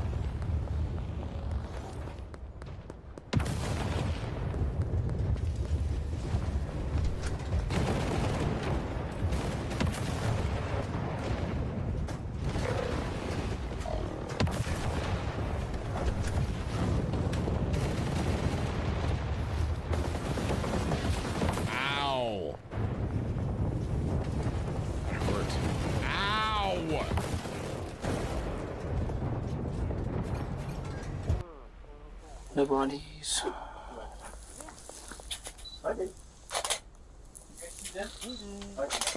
The camo bag? I saw the camo bag I flipped. You had the light on. Like blood. Right there. See the glove? I was looking at that bag right there. Right here. You see this? There's 3 big. It looks bloodish. There's 4, actually. Faced with the inhospitable state of the basement, the officers went back upstairs to regroup. Eventually, they decided to call out a K-9 search unit to go over the entire property, inside and out. All right, let's collect that stuff in the basement real quick, or I'll send her downstairs. Station 1. You're going home and taking a bath. Yes. The dog didn't alert upstairs or downstairs in the house, not even for the presumed drops of blood on the camouflage print bag found in the basement. A second dog was brought in to double-check and delivered the same result. While this may have seemed promising when considering Jim's fate, it wouldn't for long. The investigators swabbed the item and took it as evidence just in case, before expanding the search to the great outdoors. Nothing? How close does he have to be, depending on... Usually within about 4 to 6 feet. He'll alert. Okay. While following the dog, one of the detectives came across what appeared to be a tombstone. Here, the K-9 alerted, which it was trained to do only if it detected the smell of human remains. Before they could start digging, Jim's daughter returned to the scene. What she said dashed any hope of finding clues near the headstone. Do you know anything about a gravesite being here? Not your dad's, but there's a World War I. Oh, no, that's just okay, so here's what happened. That got, me and my mom actually got that from, that's part of her family, and they replaced the stone, and they allowed us to take that one. There's no grave to it. It's just a stone. Yep, it's just a stone. Well, the dog actually alerted to right there, when it's leaned up against the tree. They theorized that the headstone had absorbed some of the scent of human remains from the cemetery where it came from, resulting in a false alert. While it was good news that they hadn't found a body, it was also troubling, because they still had no leads about what happened to Jim. Only later would they realize they had overlooked a crucial source of evidence. Still, a promising lead turned up. On a property just a few miles down the road, the investigators stopped by to chat with a man named Kenny, who knew both Mike and Jim. Sheriff's Office, how are you? Look for Mike. Huh? Michael Dixon. What about him? Looking for him. He ain't seen him for a couple days. Sure about that? Positive. All right, well, because his car's right there. I know it is. Yeah. So let's not do something silly if you're not telling the truth. Oh, I'm telling the truth. Okay, so when did he drop his car off? I guess last night, but I wasn't here. My girlfriend was here then. Okay, can I go look at it? Oh, I don't care. All right. Apparently, Mike left his car behind because it was leaking transmission fluid. However, that was the only explanation he offered before taking off again. When looking through the back window, the deputies could see the chainsaw Jim's daughter said Mike took from the house. Mike's mom and stepdad, Denise and Frank Specie, lived just down the street from where Mike had left his car. When they headed over to the Specie house, the investigators found not only what they were looking for, but also would soon discover that multiple members of the Dixon family were hiding things, even if some of them didn't know it. Mike? Mike? There's a bear. Yeah, he's got a warrant for you. You can take that there. Okay? Why don't you take a couple hits off that cigarette? Or you just hang it in your mouth, keep smoking it if you want. That'll help you out. Is your dad here? Okay. Is there anybody else here or just your dad? Dad, my daughter. Okay. The detectives placed Mike under arrest on a pre-existing traffic warrant, but that wasn't what they really wanted to talk to him about. They made him aware of his Miranda rights before getting to the heart of the matter. You want to talk to me about what's been going on at Jim's house? They say that his daughter come down a few days ago and said that I had to get out of the house. He's been gone, I think, since the 5th. And his daughter come saying, "Oh, I was getting rid of his stuff. I didn't get rid of nothing of his. He was like a dad to me." So what do you think has happened to Jim? I'm hoping nothing. I'm hoping he just took off, but I don't know why. Further up the driveway, other detectives spoke with 18-year-old Melody. Did James say where he was going or anything? No. He didn't really say where he was going. He was just... What happened to some of his stuff? What do you mean? Like his guns, his TV set, and all that. Well, the gun was been missing. and I don't know about TV. Unfortunately for Melody, Kenny and his son Jeff, who owned the property where Mike left his car, told the detectives otherwise. Mike Dixon, did he sell you a TV or Trace a TV? Yeah. The other missing TV was purchased by Kenny. This was just the tip of the iceberg when it came to Melody's secrets, and they only became more troubling from here. The investigators continued to press her, hopeful that she would slip up again. Do you think that something's happened to Jim? I think he just took off because that's what he's been talking about for a while. Where would he go? Well, he told me and Dad, he was like, I'm just gonna not be here long and you guys can keep this place because my family don't give a goddamn about me or whatever, so. You think something's happened to him?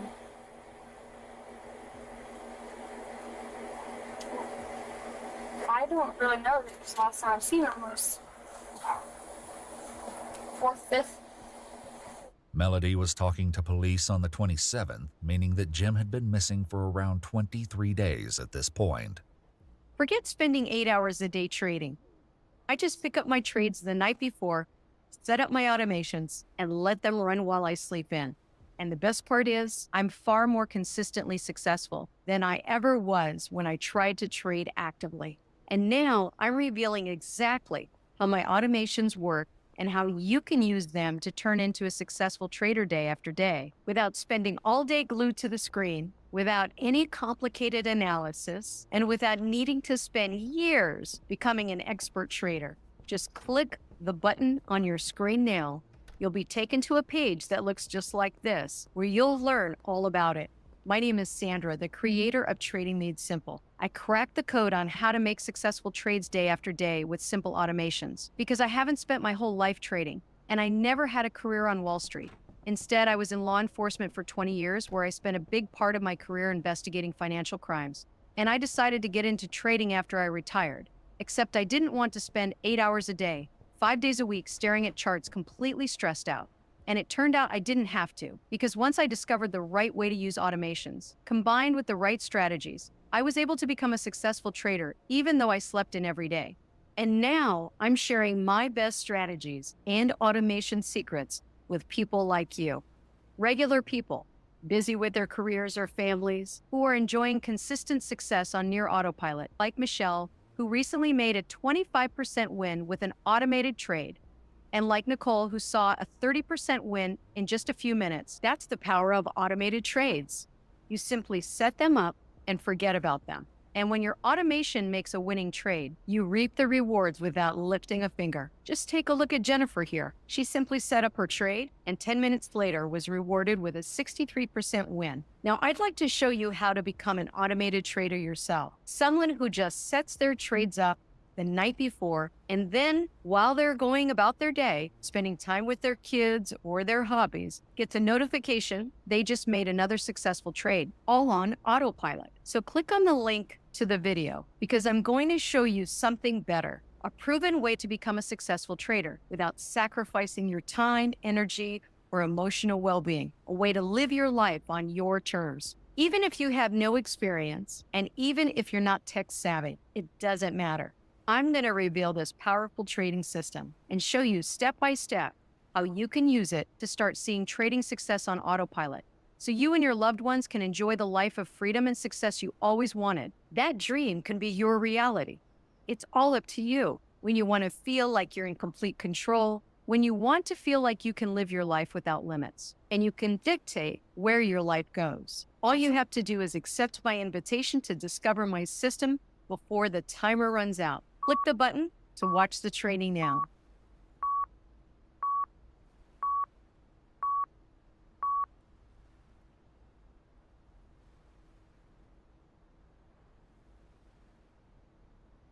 Uh-oh. Could you get him on my cart? This is really heavy. That's why you should never do this. You should have skipped it. Melody said that prior to living with Jim and her father, Mike, she'd been in foster care and was specifically not supposed to be in contact with her father. The reason for this was stomach churning, as investigators would find out. But for now, police focused on what they knew and the note Jim supposedly left. Did you and Jim have a relationship? No? He wanted one. You wanted one? And then when I told him no, he went berserk, and that's what that letter was about. This topic would come up again later. Currently, the detectives probably noticed that despite the dire situation, Melody's priority was clearly not the missing Jim, but her father, Mike. Is he going to jail? Mike? Because there's a warrant for you. Mike was transported to the sheriff's office, where the detectives continued to question him about Jim's whereabouts. But Jim had talked about in the past. Was there anything to indicate that he was going to, that his depression had reached a limit on that day? I didn't think so. Didn't think so? But I mean, if he was going to basically, why would he take a TV?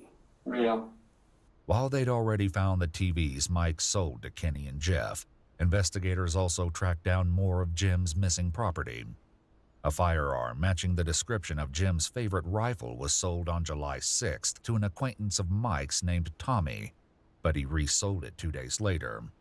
Investigators were able to track it down and collected it as evidence. When chatting with the detectives, Tommy revealed more than just the location of the rifle. He also shared some concerning information about Jim and Mike's odd relationship. Because, see, Michael beat the shit out of that old man a bunch. Like, yeah, they got to fight a lot, man. That old man would get high on meth, because that old man was a meth head. And he'd get high on meth and stuff, and him and Michael would get into it, hot and heavy. I mean, he blacked Michael's eyes, and Michael blacked his eyes, too. I mean, it was like they was two fighting married couple. I swear to God, that's what you thought. The next day, when the deputies returned to ask Tommy a few follow-up questions, he had something else to add, this time sharing what Mike had apparently told him about his daughter, Melody, and Jim. He had said that he had caught his daughter and him in bed. I asked him. I saw my kids asked him right in my living room 2 days before you guys arrested him. I asked him if he did it. And here's his exact reaction when I asked him. He was like, no, man, I didn't do it like that. Like, eating, like, how you put that? You know when somebody's being sarcastic? Like, yeah. You know, like you can see in their voice and hear that, you know, he knows more than what he was saying. Everything Tommy shared was concerning, and investigators' suspicions only increased when they spoke to some of Jim's neighbors. He mentioned that he was going to kill Jimmy, I don't know how many times. Yeah, several times. And this was even before Melody showed up down here. Because they get in fights, and they throw shit at each other. They get in fights, and the next thing you hear is a couple gunshots, and you have to wonder, okay, did somebody shoot somebody this time, really, for real? At the sheriff's office, the investigators shared similar concerns with Mike. I guess what makes it look strange for you, Mike, is that you guys continued to live there and never let anybody know that Jim was missing. I mean, why not call the sheriff's office and say, hey, this guy's left, the TV's missing, his gun's missing, and I haven't seen him for a few days. Even though I understand Jim's an adult, but why didn't you go and call us? I don't know, I should have when I was going to. I asked a few people what they thought, and they said, oh no, Jim might be doing something he don't want the cops to know about. I should have called you. And then Mike made a mistake. Nah, I cared about Jim a lot, I did. But I mean, I'm not funny, but he was like my uncle. Alarmingly, Mike used the past tense when referring to Jim. It only got worse from there. Mike soon confessed to something so horrendous that not only was he placed under arrest, but detectives returned to the Specie residence to bring Melody in for an interview of her own. How are you? Good. Yeah. Okay.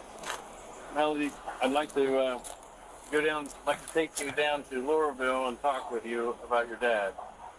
Okay? You okay to go? You're not under arrest. You're not under arrest or anything like that. We want to go down and just have a conversation with you in a nice private area. Melody agreed to go back to the station. Once they got there, the detectives made her aware of her Miranda rights before finally getting down to business. And what I would like for you to do is talk with us about the incident that occurred with Mr. Whitaker. about what your dad has told us. Are you willing to talk to us? Do you actually have a recording of him saying that? Sure do. Could you check like a recording first and then get into it? I don't have the video with me. In every way, in what way would that be?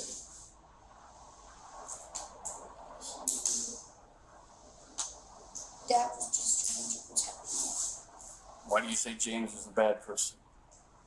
Yeah, because we got him from the house and told Dad he had to leave, but wasn't going to leave. He was screaming. I tried to get the F out, bro. I had an instruction, like really bad, so I went to the one of the steps, just gonna get to the restroom. And he grabbed me. And I was like, what the heck? And he just screamed to Dad, so he would get that out. And once he go, I was like, well, let me leave then. And I took a pull away from him. Why didn't he want you to leave with your dad? Because The investigators would return to the quandary of why Jim didn't want Melody to leave, and this discussion would reveal what could be the key to understanding this nightmare situation. So you guys were arguing. I need to hear this, okay? So he has a hold of your wrist? Yeah, her arm was just before me and then she got me over. And I wasn't thinking, I just went to the back. And then he went out my throat. He grabbed you by your throat? And that's when I looked over and saw him. Dad. This wasn't the full story. Melody was leaving out some of the most chilling pieces, but for now, detectives had no choice but to turn to Mike, who told them a similar story, resulting in his arrest. Not only that, but he also agreed to go back to the property and reconstruct the crime scene for police. I told him I was going down the stairs to get my gun, and I went and got my gun. Come up? Yep. That's when Melody was coming out of the thing. I could hear them scruffling a little bit. What were they saying anything to each other? No, I just heard her kind of like yelling, and supposedly she grabbed like his gun. She said all she remembers is looking down the barrel of it. I heard the safety on this gun click off, and that's when I shot mine. So Gene saw that your dad was pointing a gun at him? Man, I didn't have enough reaction time. He didn't have enough reaction time to do anything? Is that what you're saying? And I was like, not close, not going away. A couple feet away? Wasn't close enough that I freaking felt the bullet go away. I'm right here where I'm standing. Okay. And if he would be come forward towards me a little bit, no, that way, just right there. And if you would have turned like, if you would have been going to look like, yep, right like that. Right there. Right there? Yep, now right just like that, exactly. And where did you hit him in his body? Right there where he's pointing towards his eye. The investigators had now confirmed that Jim was deceased, but the location of his body remained a mystery. The issue of motive would also come into question when police found evidence suggesting that there was something sickening going on behind closed doors. He only did what he did because of me. This, as it was later revealed, was probably true, but perhaps not for the reasons Melody was giving. He wasn't doing it because he's an evil person or whatever. I understand. He's just trying to protect you.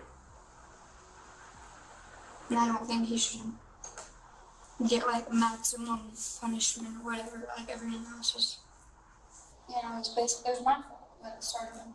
No, it's not your fault. I wouldn't say that. Because if I wouldn't have walked those steps, that wasn't fun. No matter the truth, the gory efforts that followed Jim's death meant that the Dixons were in a heap of trouble. Did he talk about how he cleaned it up? Just with bleach. Bleach? Do you know where he bought the bleach from? Was there bleach at the house? Yeah. Did you cover up anything over here? Did you clean anything? Yeah, I cleaned. Did you clean up on the wall? A little bit, and then there was splatter up. You can kind of like right in that way, you can see stuff. Where was most of the blood? On the floor. It was most on the floor. Yep. Was there a puddle? Down there. In the process of the cover-up, Mike had also rearranged some of the furniture. Surprisingly, he hadn't done so alone. The only reason I didn't think much about it is because me and Jimmy were talking about it. And Mike may have even been in the room before Jimmy had not been around. Not been around? You know, yeah. Well, we just actually rearranged stuff around and, you know, maybe threw away trash or stuff like that. Nothing was cleaned. Makes me feel crappy or sick to think if Jimmy was around in any way, shape, or form, you know, dead even or whatnot when I was up there. While Jim's friend Keith was nothing more than an unwitting accomplice, others were far more involved in the case than they let on.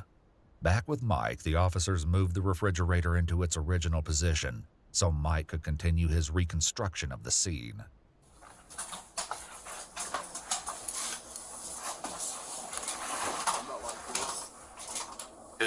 Where was the gun? The gun was about where my feet are. Which way was the gun? Pointing the barrel was towards that. Use that. This was it.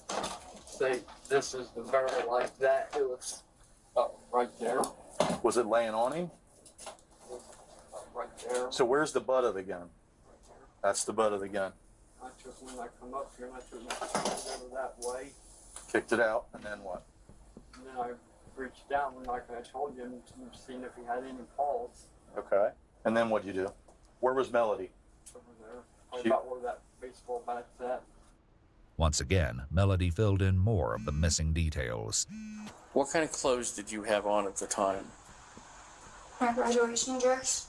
Graduation dress? What color? White. What did you do with it? Pretty sure my dad burned it because it had stuff on it. While Melody believed her father burnt the dress, he never admitted to it.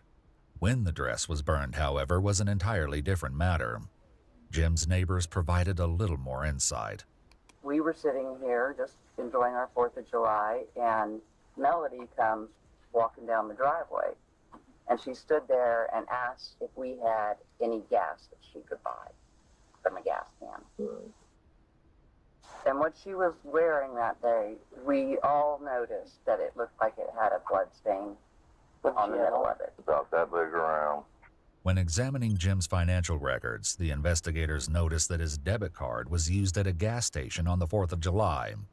This very well could have been the last place Jim had gone, but they also probably had to wonder if this transaction was made by Melody or Mike using his card. Unfortunately, they never found out, as the gas station footage had already been recorded over. But something else Melody said in interrogation clued the investigators in on who else may have known about the crime, and lied about it as well. Is your family like Frank, or is he married? Are they supporting you? I mean, are they being nice to you at least? Me and my grandpa. Your grandpa? Frank. Frank? Okay, that's your grandpa. Okay. Have you tried to talk to him about it so that they understand what you're going through? I mean, yeah, whenever we can really talk to my grandpa.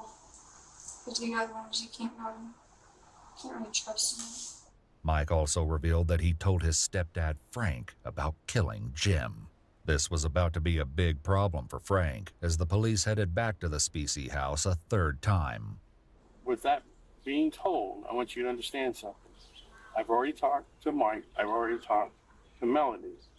They both indicated to me that they talked to you and told you of the involvement of James' death, or Jimmy, if that's what you want to call him. When did he tell you this, and how did he tell you this? Was it right after it occurred, or a day or two afterwards? So when they come here, I thought he shot at him. I didn't know. You just said he shot him. Shot at. Shot at. That's all that's the way it was phrased to me. Okay, and he didn't say, I killed him. No. He didn't say, No. I buried him, I get rid of the body. No. Anything like that. No. Because that's when I would have gotten a hold of somebody and found out what was going on, because I knew Jimmy years ago. Did he try to bring a weapon here? No. Any kind of gun at all? Handgun, long gun? Not that I've seen. Frank was granted a reprieve for now.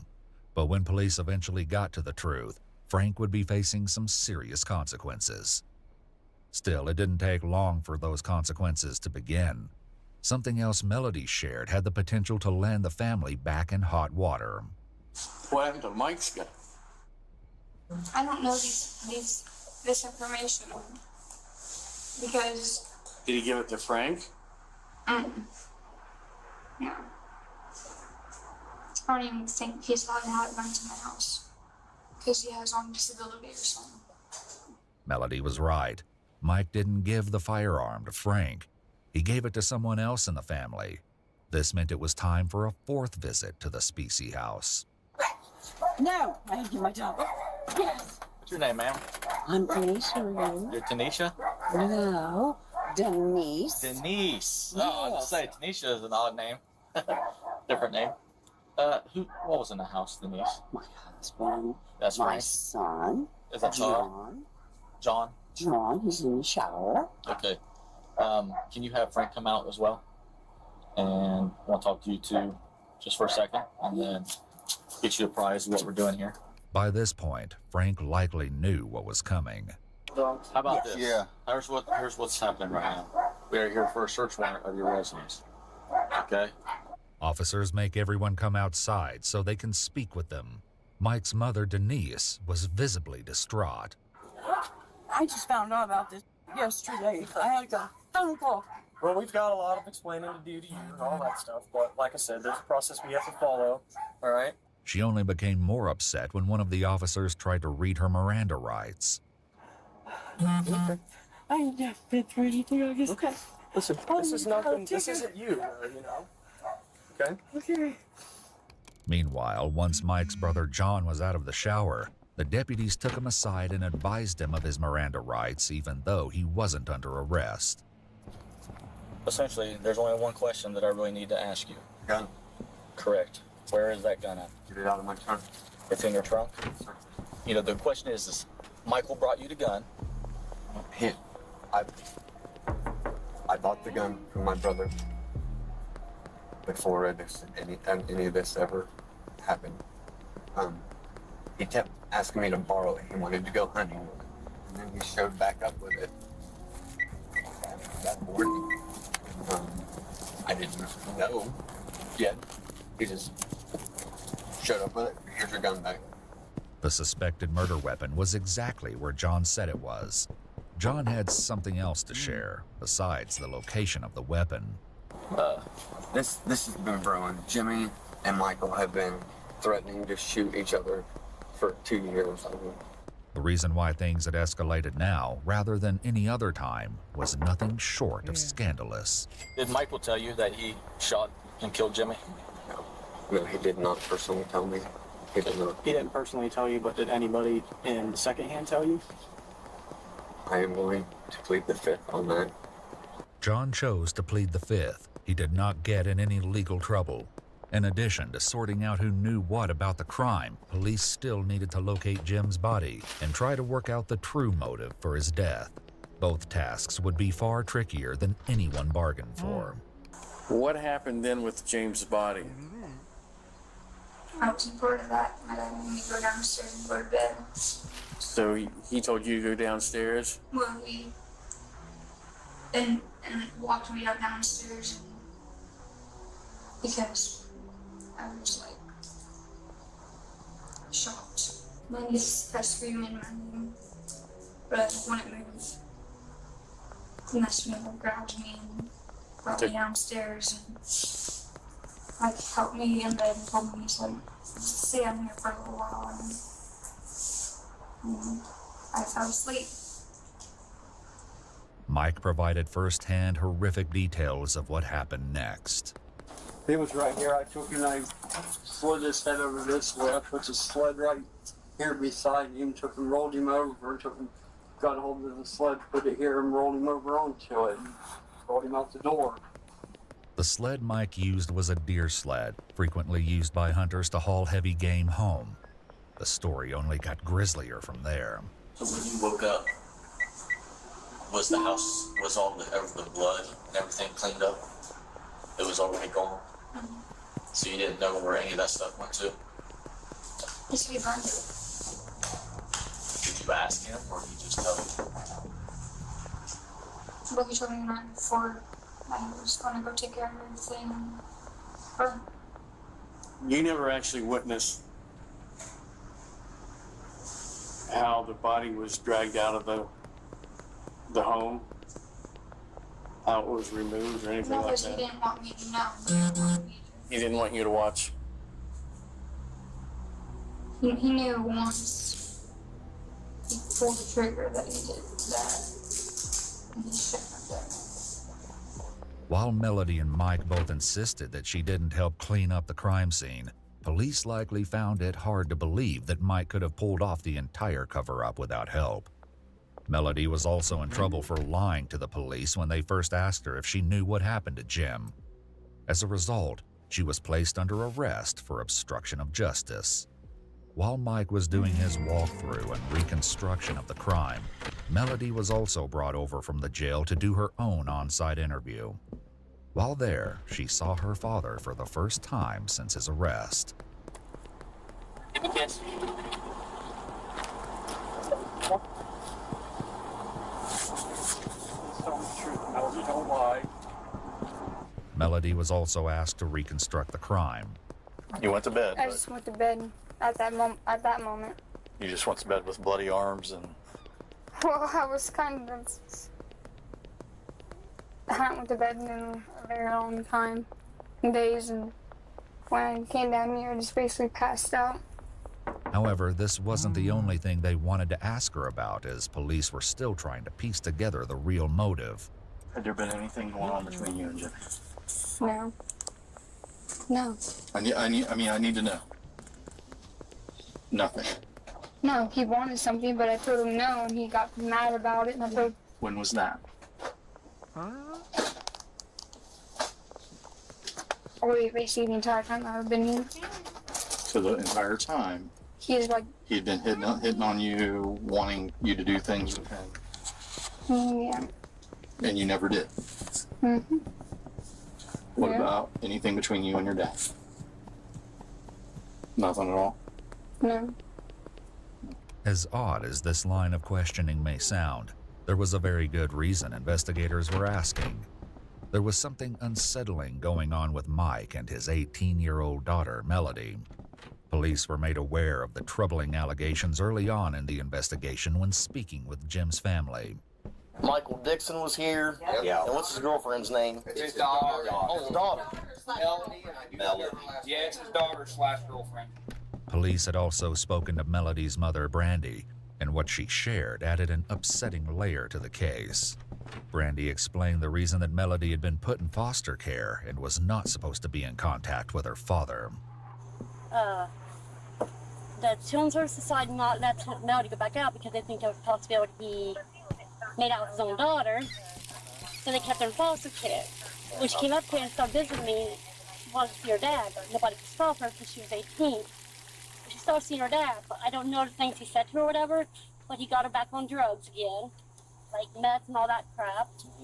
Brandy said that there were multiple previous CPS reports detailing an ongoing struggle to keep Mike and Melody apart, but this is unconfirmed. Brandy also alleged that Mike's mother, Denise, was not only aware of the incestuous relationship, but had purchased lingerie for Melody.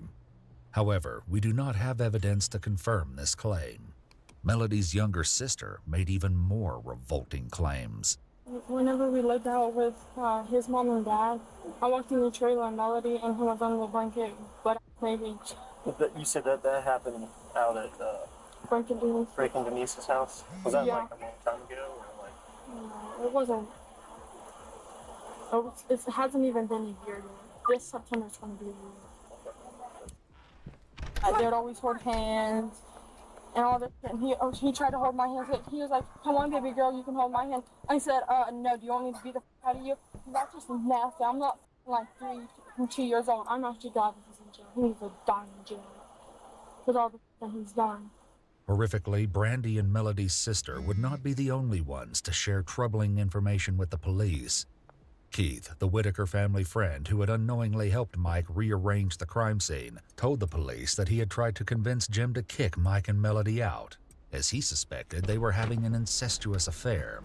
He told police that on multiple occasions while he was over, Mike and Melody would go downstairs together, and he would hear sounds of intimacy shortly thereafter. On one occasion, he said Melody invited him to stick around so they could have some fun, which sent Mike into such a rage that he grabbed a weapon and shot it out the back door several times. With the possibility of an illicit father-daughter relationship now in the mix, the investigators had to wonder if this could have been a factor in Jim's death. Little did they know, the case would get even more twisted. While investigators had Melody and Mike at the crime scene, they focused on trying to locate Jim's remains. During his reconstruction of the crime, Mike walked the investigators through the chilling steps he took to get rid of the evidence. So, which way did you drag him down into here? You drug him right through here? And then show me where you laid the body. That stuff, buddy. His head was about right there. And the feet were down that way, and his head is about where your feet are. Okay.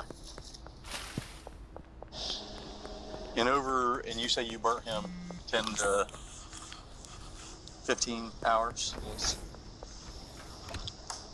And the whole time you were using wood, sticks, accelerant. Was really not the only time I used any accelerant when I first started it. Mike also said that he burned Jim's cell phone, multiple shotgun shells, and other spent casings. Like, how much stuff was piled on top of him, on top of the body? Probably a foot or two. A what? Foot or two.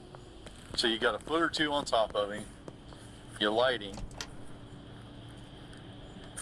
You throw tires on after it's going, and wood, and you just kept throwing that stuff on there?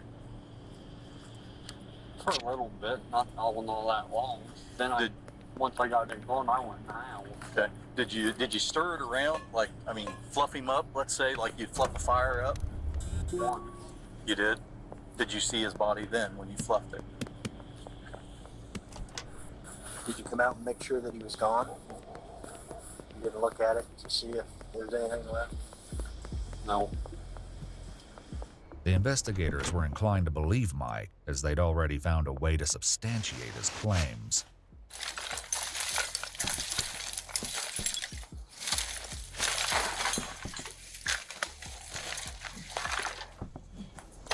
Let me see that. That's something. Oh, it appears to be a skull cap. Huh? Yeah. Is that hair right there? Or is it more of that rope taken up? That looks more like hair.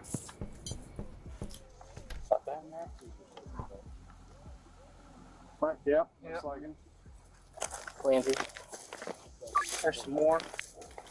The initial investigators and the K-9 units had passed over this very burn pit without alerting.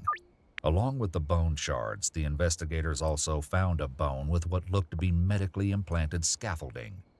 Jim's doctor confirmed that the device could be consistent with the spine surgery Jim had years ago. But it still wasn't over.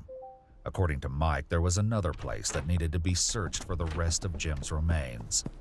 Just a few days after Mike and Melody were arrested, the sheriff's department decided to pay Mike's stepfather, Frank, another visit. Alright, so this is what's happening. I have a warrant for your arrest. What? Okay, for obstruction of justice, okay, during the investigation, okay? What? Alright, so I'm gonna place you under arrest right now, okay? I need you to turn around, put your hands behind your back. Frank was cooperative, but Denise wasn't shy about expressing her displeasure. This sucks. While Frank was in jail, the lead detectives, along with the prosecutor, once again tried to convince him to share what he knew about the case. What he revealed was appalling. There was conversations that I know you had with Michael, with Melody present, especially when it came to destroying the teeth. Frank insisted he didn't know anything until they showed him a video clip of him mentioning this to an officer. at which point he magically remembered. Why did he tell you that he destroyed the tree? How did that come out? He just come out and said it because he seemed like he really got into it. He just seemed like it was weird because he seemed like he enjoyed it. And I'm like, you enjoyed something like that? I need to understand how he got from Jimmy's gone to describing in detail to the point where you think he enjoys destroying human teeth, because that's a big jump. And you've given me no detail here. Did he say whether or not Jimmy was dead when he knocked the teeth out? Yeah, he said he was gone. That's what I kept saying. He was gone. He didn't say nothing about him being dead. He's gone. After learning this, the detectives brought Mike back out for another walkthrough and enlisted his help to find what might remain of the teeth and the jawbone he said was kept with it. What was it in again? Bull. I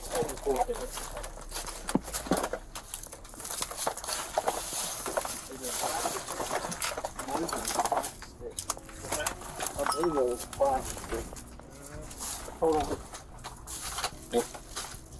Like this?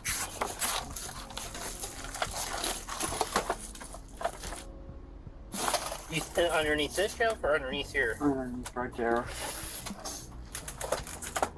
Could it be anywhere else? How big's the bowl? About as big around as that metal right there. How high is it? About 3-4 inches.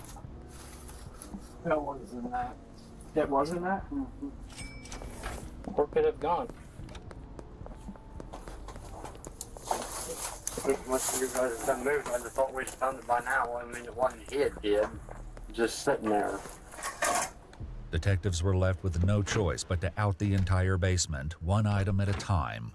Despite all this work, Jim's jawbone and his teeth could not be found.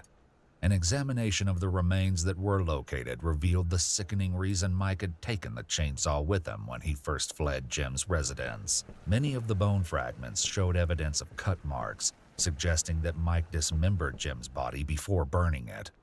However, it was impossible to determine a precise cause of death because the remains were so damaged. Even after making this horrible discovery, the most shocking revelation was yet to come. Several months later, while waiting for the case to go to court, one of Melody's cellmates asked to speak with the detectives. What she alleged aligned with what many had feared all along. Well, her and her dad had a relationship of sleeping with each other. How do you know that? How did she say it? Her and her dad had, bedroom together. And told her, I was like, that's not right. And she just, acted like it was no big deal. So, I mean, every day, we would tell her and ask her, why are you, she's in love with her dad. Did you have a relationship with James Whitaker? No. Are you sure about that?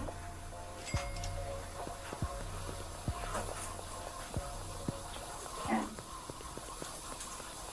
Did you guys ever kiss? No. Not even a kiss.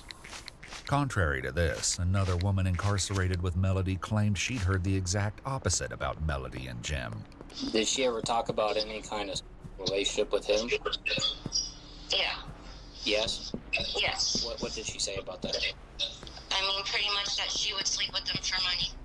If Melody did have a relationship with Jim as well as her father, it had the potential to change almost everything about the case. It would explain the regular fights between Jim and Mike, and could mean that the shooting was the fallout of a twisted love triangle. While looking for proof of a relationship between Melody and Jim, the detectives obtained a search warrant to go through Melody's phone. There's a video on your phone. Police officers retrieved your phone. Looks like there's contact between you and your father. Would that be accurate or not? Yes. How long had you had a relationship with Michael? Well, the first thing that happened was when I took our mom's custody and put in grandma's custody back in 2017. Melody claimed to be on meth each time she had relations with her father. How many times did that happen? The meth using or? With Michael. When I was 16, like between 4 and 6 times. Disturbingly, this had taken place at the Specie house, while Melody and Mike were living with Frank and Denise, Melody's grandparents. As Melody's confession continued, it only became more upsetting. And how many times after that did it happen when you weren't at your grandmother's? Like, did that start to happen when you started living with him and James? Yeah. About how many times? I don't know what I can count. For like years of my life, whenever you try to say no, and then like men are on top of you and you can't push them off, and then whenever I would tell my dad no, he would stop and he would respect that. So that's why I thought it was okay, because he would always stop. I said no. You realize it wasn't okay? You know that now? You also realize it wasn't your fault?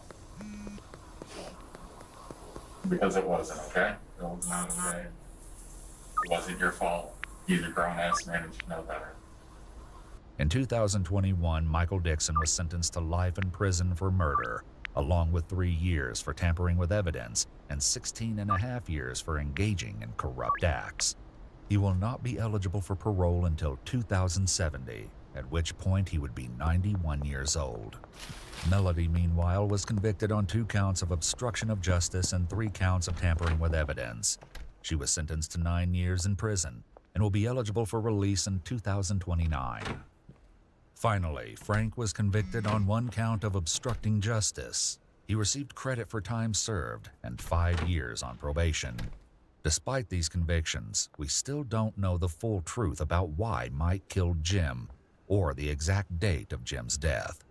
These factors will remain a mystery until either Mike or Melody reveal these final secrets.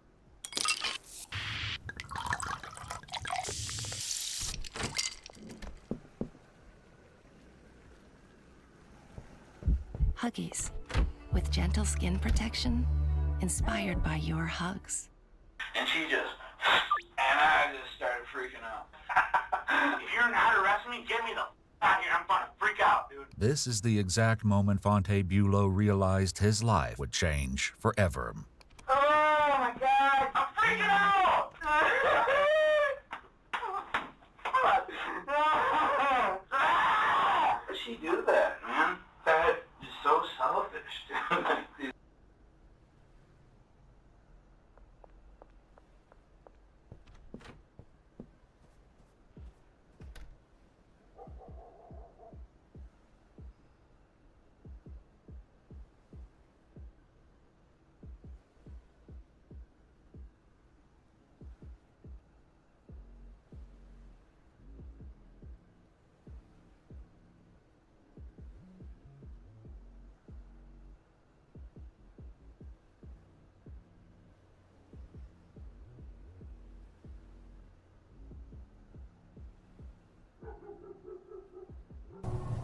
This story happened a few years ago. I would often go to Starbucks to get work done on my laptop. It was my favorite place to work because I liked their coffee, and I didn't have the distractions I would have at home, so I could get a lot more work done. One day in the winter, I was working like I often did. It was nighttime, probably about 7:30 or so. The Starbucks I liked to go to closed at 8:30, so it was pretty calm, and not really anybody else was there other than me at the time. I sat in my favorite spot, which was in the back corner of the table with this one soft chair that they had. I had to go to the bathroom, so I got up and walked over to it, which was only about 10 feet away from where I sat. I was in the bathroom for maybe a minute or two, and then came back out and returned to my laptop. I went back to work until I realized something. There was a portable USB stick that was in my computer. I knew it wasn't mine, and it hadn't been there before. I took it out and looked around the coffee shop. There was nobody else in there besides me. I got up and walked around, and then went to the counter and brought the USB with me. I asked someone working there if they had seen anyone go to my computer and handed them the USB drive. I was told they hadn't seen anyone, but they took the USB to hold on to. I looked from the counter and could see that the area I had been sitting in was obscured from the vision of whoever was working it. I went back and got my laptop and then left. I was hoping that whatever that was a joke and they didn't mess up my computer in any way. When I got home, I looked on my computer again and noticed that there was a new folder on the bottom left side of my screen. It was titled with just a bunch of numbers, and I clicked on it to see a text document. When I opened it up, a message read, "Hello, I know everything about you, where you live, who you are, and what you're doing." It really creeped me out, and I closed and deleted the file. Could this be true? Did the USB stick on my computer somehow reveal all of my information? I was terrified. As I was on my computer, suddenly something popped up on my screen. It was a video of myself on my webcam in a window. I tried to close the window, but I couldn't. No matter how many times I clicked or what I did, it just stayed there on my screen. It was the creepiest thing ever, so I slammed my laptop shut. I didn't use it again for a long time after that, and ended up taking it to a professional to have it cleared and reset. Looking back at that experience, I don't know exactly what happened, but I'm afraid whoever did that to me knew where I lived.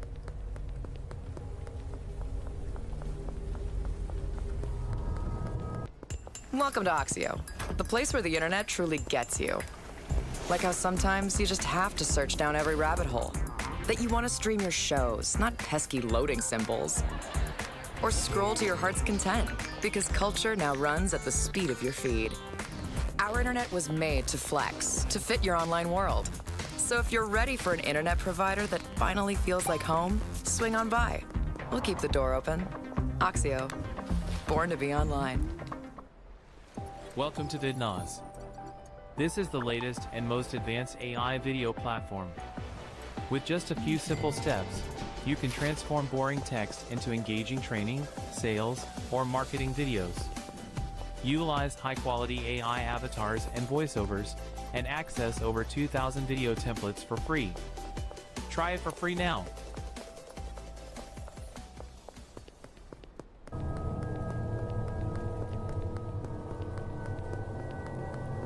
I used to go to Starbucks all the time. I would say at least 2 or 3 times a week I would stop at Starbucks for coffee on my way to work. I would order online every time as I left my house and then pick it up on my way. I got it so often that some of the employees started to recognize me, and I would be friendly with a few of them. Sadly though, the lines at the location I usually went to were always super long, and one day I realized another Starbucks that was also on my way to work. I made the choice to switch locations to see if it would be faster, and it was in fact quite a bit faster every single day, and it saved me some time. After I would say about a couple of weeks of going to the new location, one day I forgot to place my order online. It wasn't a big deal, but I would just have to order at the drive-thru at the Starbucks. When I got there, the voice on the other end of the speaker of the drive-thru said hi to me and called me by my name. This surprised me because I had only been to that location 3 or 4 times at that point, and it wasn't a daily basis or anything. I also didn't recognize the voice as it was a man's voice, and all the people I knew from the previous location were females. I pulled up to the next window after I ordered, and a man with a headset came to the window. I paid, and he handed me my coffee and smiled. He once again said my name and told me to have a nice day. Then he winked at me.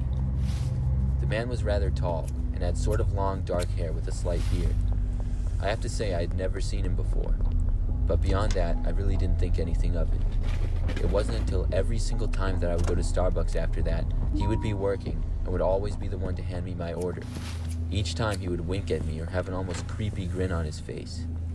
None of this really bothered me though, but it did feel a little bit strange. Then I stopped seeing the man.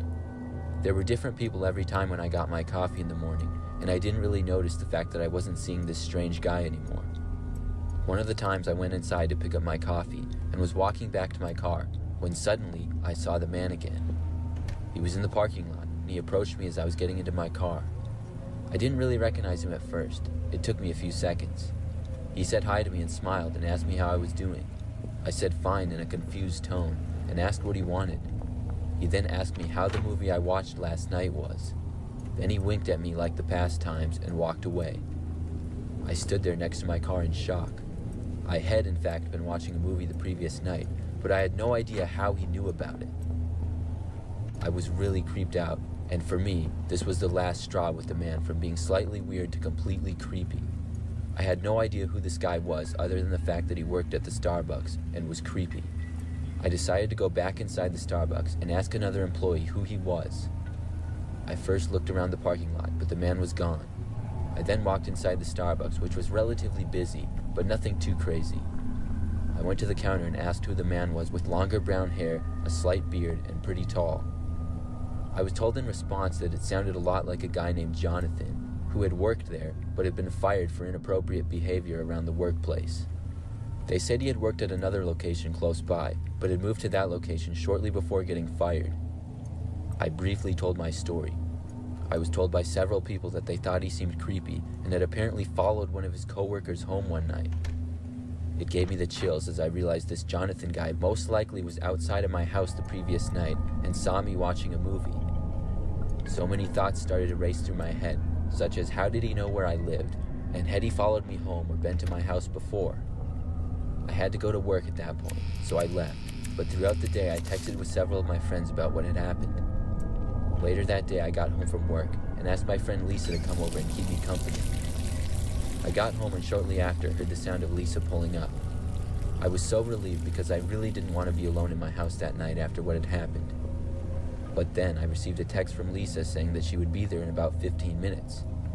I went over to look out the window and noticed a different car driving slowly down the street outside my window. I lived in a quiet neighborhood and there wasn't a whole lot of cars that went down the street, so I sort of noticed when they did. It was a black car and the windows were tinted. It parked across the street, but slightly past my house. Of course, I was paranoid and worried that it was the Jonathan guy. I watched the car from my window, hoping to see somebody, anybody get out of the car that wasn't Jonathan from Starbucks. But nobody was getting out. Then my phone started to vibrate and ring in my left hand as I held the living room curtain open with my right. It just about gave me a heart attack, and I closed the curtain and looked at who was calling me. It was a number that I didn't recognize. I decided to answer it. The voice on the other end was the familiar voice of Jonathan. I heard him ask me why I was watching him and told me to come outside. I freaked out at this and screamed as loud as I could that I was calling the police. He then hung up on me, and I opened the curtain slightly to see his car pulling away. I then called the police, and they said they would be on their way. They arrived a short time later along with Lisa. I gave them as much information as I could on Jonathan, and I stayed at Lisa's house the next few nights. Finally, I was told that Jonathan had been found, and I would no longer have to worry about him anymore. He had worked at the first Starbucks I had been to almost every day, and apparently asked to transfer when he realized I had gone to another one. I just wonder how long he knew where I lived, or how many times he had been to my house without me noticing.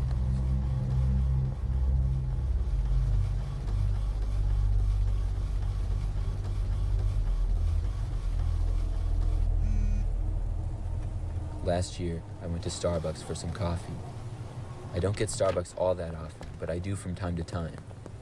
On this particular day, I was pretty sleepy but had to drive about an hour home, so I went for some coffee. It wasn't all that busy there, but there were a few other cars in the drive-thru ahead of me. I pulled in and waited. Eventually it was my turn, and I ordered. When I got to the window to pay, I was told that my order had been paid for by the person in front of me.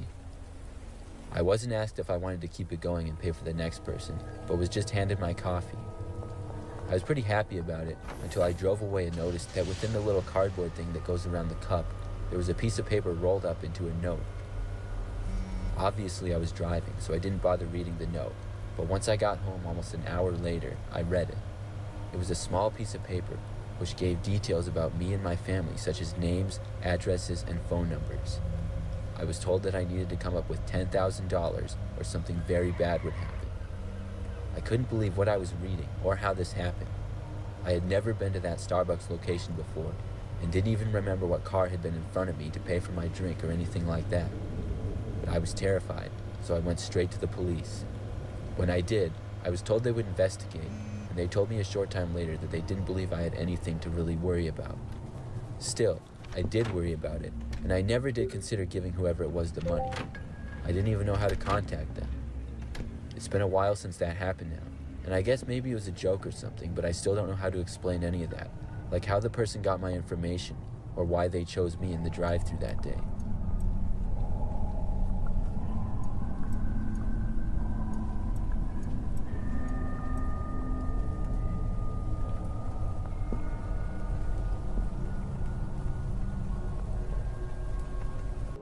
This happened during my freshman year of high school.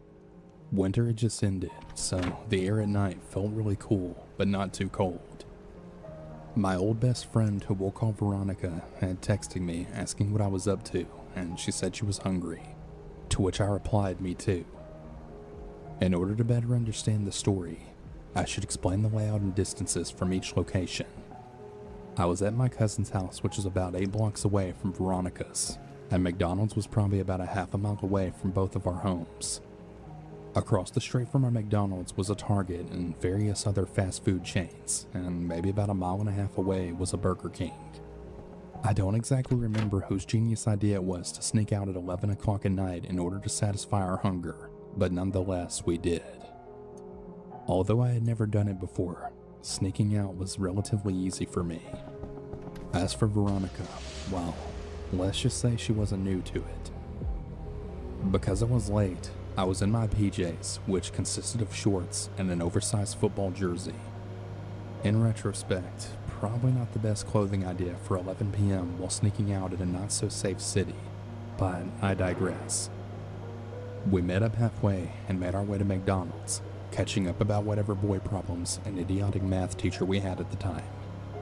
The streets weren't desolate, but not necessarily bustling with cars either. I remember being worried that my mom would see me walking around at 11 p.m. if she drove by. We decided to cut through Target's huge parking lot to save some distance and time. Now, the McDonald's and Target were a bit uphill, but only if you walked from west to east. We came from south to north, so it wasn't really a problem for us. Not that it would have been either way, but it's better to explain. As we were crossing the street from Target to McDonald's, we saw a guy, probably about 5'5", so it was pretty short. He was wearing a blue hoodie and I believe some shorts. Veronica was maybe about 5'2" at the time, where I was about 5'3" to 5'4". Because all this happened years ago, some of the details are a little fuzzy. I didn't really think too much of the guy because Veronica and I were laughing away and talking about anything and everything, but I did take a mental note of him. So, being the geniuses that we were, neither of us actually checked to see if the McDonald's would be open. Well, to be correct, it was open, but just the drive-thru. Yeah, we failed to do one simple yet very important necessity. No problem for us geniuses though. Why, you may ask? Because Burger King wasn't that far away, and we really needed to satisfy our hunger, so why not? We started making our way west, going downhill. I was ranting away while Veronica kept glancing over her shoulder. She has this habit of doing this every time we walk anywhere, no matter the time of day. She then linked her arm around mine, and then softly said to me, "That guy was following us." I glanced behind, not making it obvious, but just to see if she was messing with me. Yeah, we kind of had a messed up sense of humor, so it wouldn't have been that much of a stretch. Unfortunately, she was telling the truth. She started to walk faster now, to which I tightened my grip around her arm and told her not to walk so fast, or he would know we were on to him. As I mentioned previously, our city wasn't really one of the safest, so I grew up being taught to always be aware of my surroundings. I wasn't as street smart as my siblings, as I was more book smart than anything, but I wasn't a blithering idiot either. I then told Veronica that we should just go across the street and enter Target. As we crossed the street, I glanced behind us and I noticed that he was crossing too. At this point, Veronica was getting extremely worried. And me, you might ask? I was laughing. For some reason I found this to be funny because what are the odds that the first time I ever sneak out, I'd end up being followed from a McDonald's? Suffice to say though, I ended up sneaking out again after that. What can I say? I wanted to get the whole high school experience. As we made our way through the large Target parking lot, I FaceTimed my cousin to share what was currently happening, as she knew I snuck out. While I was laughing and explaining, Veronica was pretty much in full-on panic mode. Eventually, I hung up abruptly as Veronica and I decided to run through the rest of the parking lot and right into Target's doors. The guy still following us. As we made it inside the Target, we decided to walk around just in case he followed us inside, but luckily he didn't. We made our way back to the glass windows where the entrance was located at, and then we sat down to really grasp the whole situation. Veronica said she saw the guy walk past Target in the same direction we had originally came from. Behind Target is a park, which I always walk past in order to get home. I decided to call my older brother and asked what to do. He told me to call my cousin and then tell her to walk and then meet us at Target. I texted her instead, and I told her to bring her giant of a boyfriend who happened to be spending the night. She said that she would meet us by the front. Veronica was really relieved, but I still didn't really care about it at all. A few minutes pass, and a guy walks in Target and makes his way over to Veronica and me. I don't remember exactly, but I think he was Caucasian and maybe about 5'7". He explained that he was in the McDonald's drive-thru when he noticed us walk away and the guy following from behind. He said that he saw us cross over into Target as well as the guy, and that he wanted to make sure we were safe. We explained our side of the story and then reassured him that we were in fact okay. He told us we shouldn't be out this late and that we should really call our family to pick us up.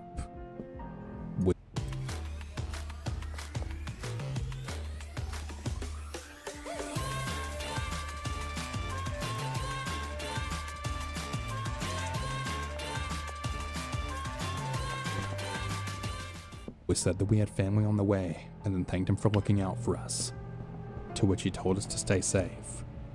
I think hearing him witness the whole thing really made it feel real to me, because that's kind of when reality hit me. My cousin ended up coming with her boyfriend and dad in the car, so yeah, we got busted. But I didn't get in trouble because, well, they were my cousins, and that was kind of a goody two-shoes. Not to mention the fact that my mom probably would have been really mad at my cousins for not noticing I snuck out under their supervision. Veronica came to my cousin's house with me, where we just talked about what happened.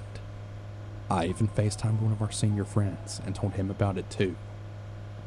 Veronica and I no longer talk due to other reasons that didn't happen until years later. But during the rest of our friendship, we'd always recount that story and laugh about it. But it really is scary how easily something bad could have happened if we had only continued our journey to Burger King. And the realization that another person witnessed it made it all too real for me. I've been followed a few more times after this event, and it's really given me some extreme anxiety. I think it's pretty damn safe to say that I won't be walking alone anymore. Hell no.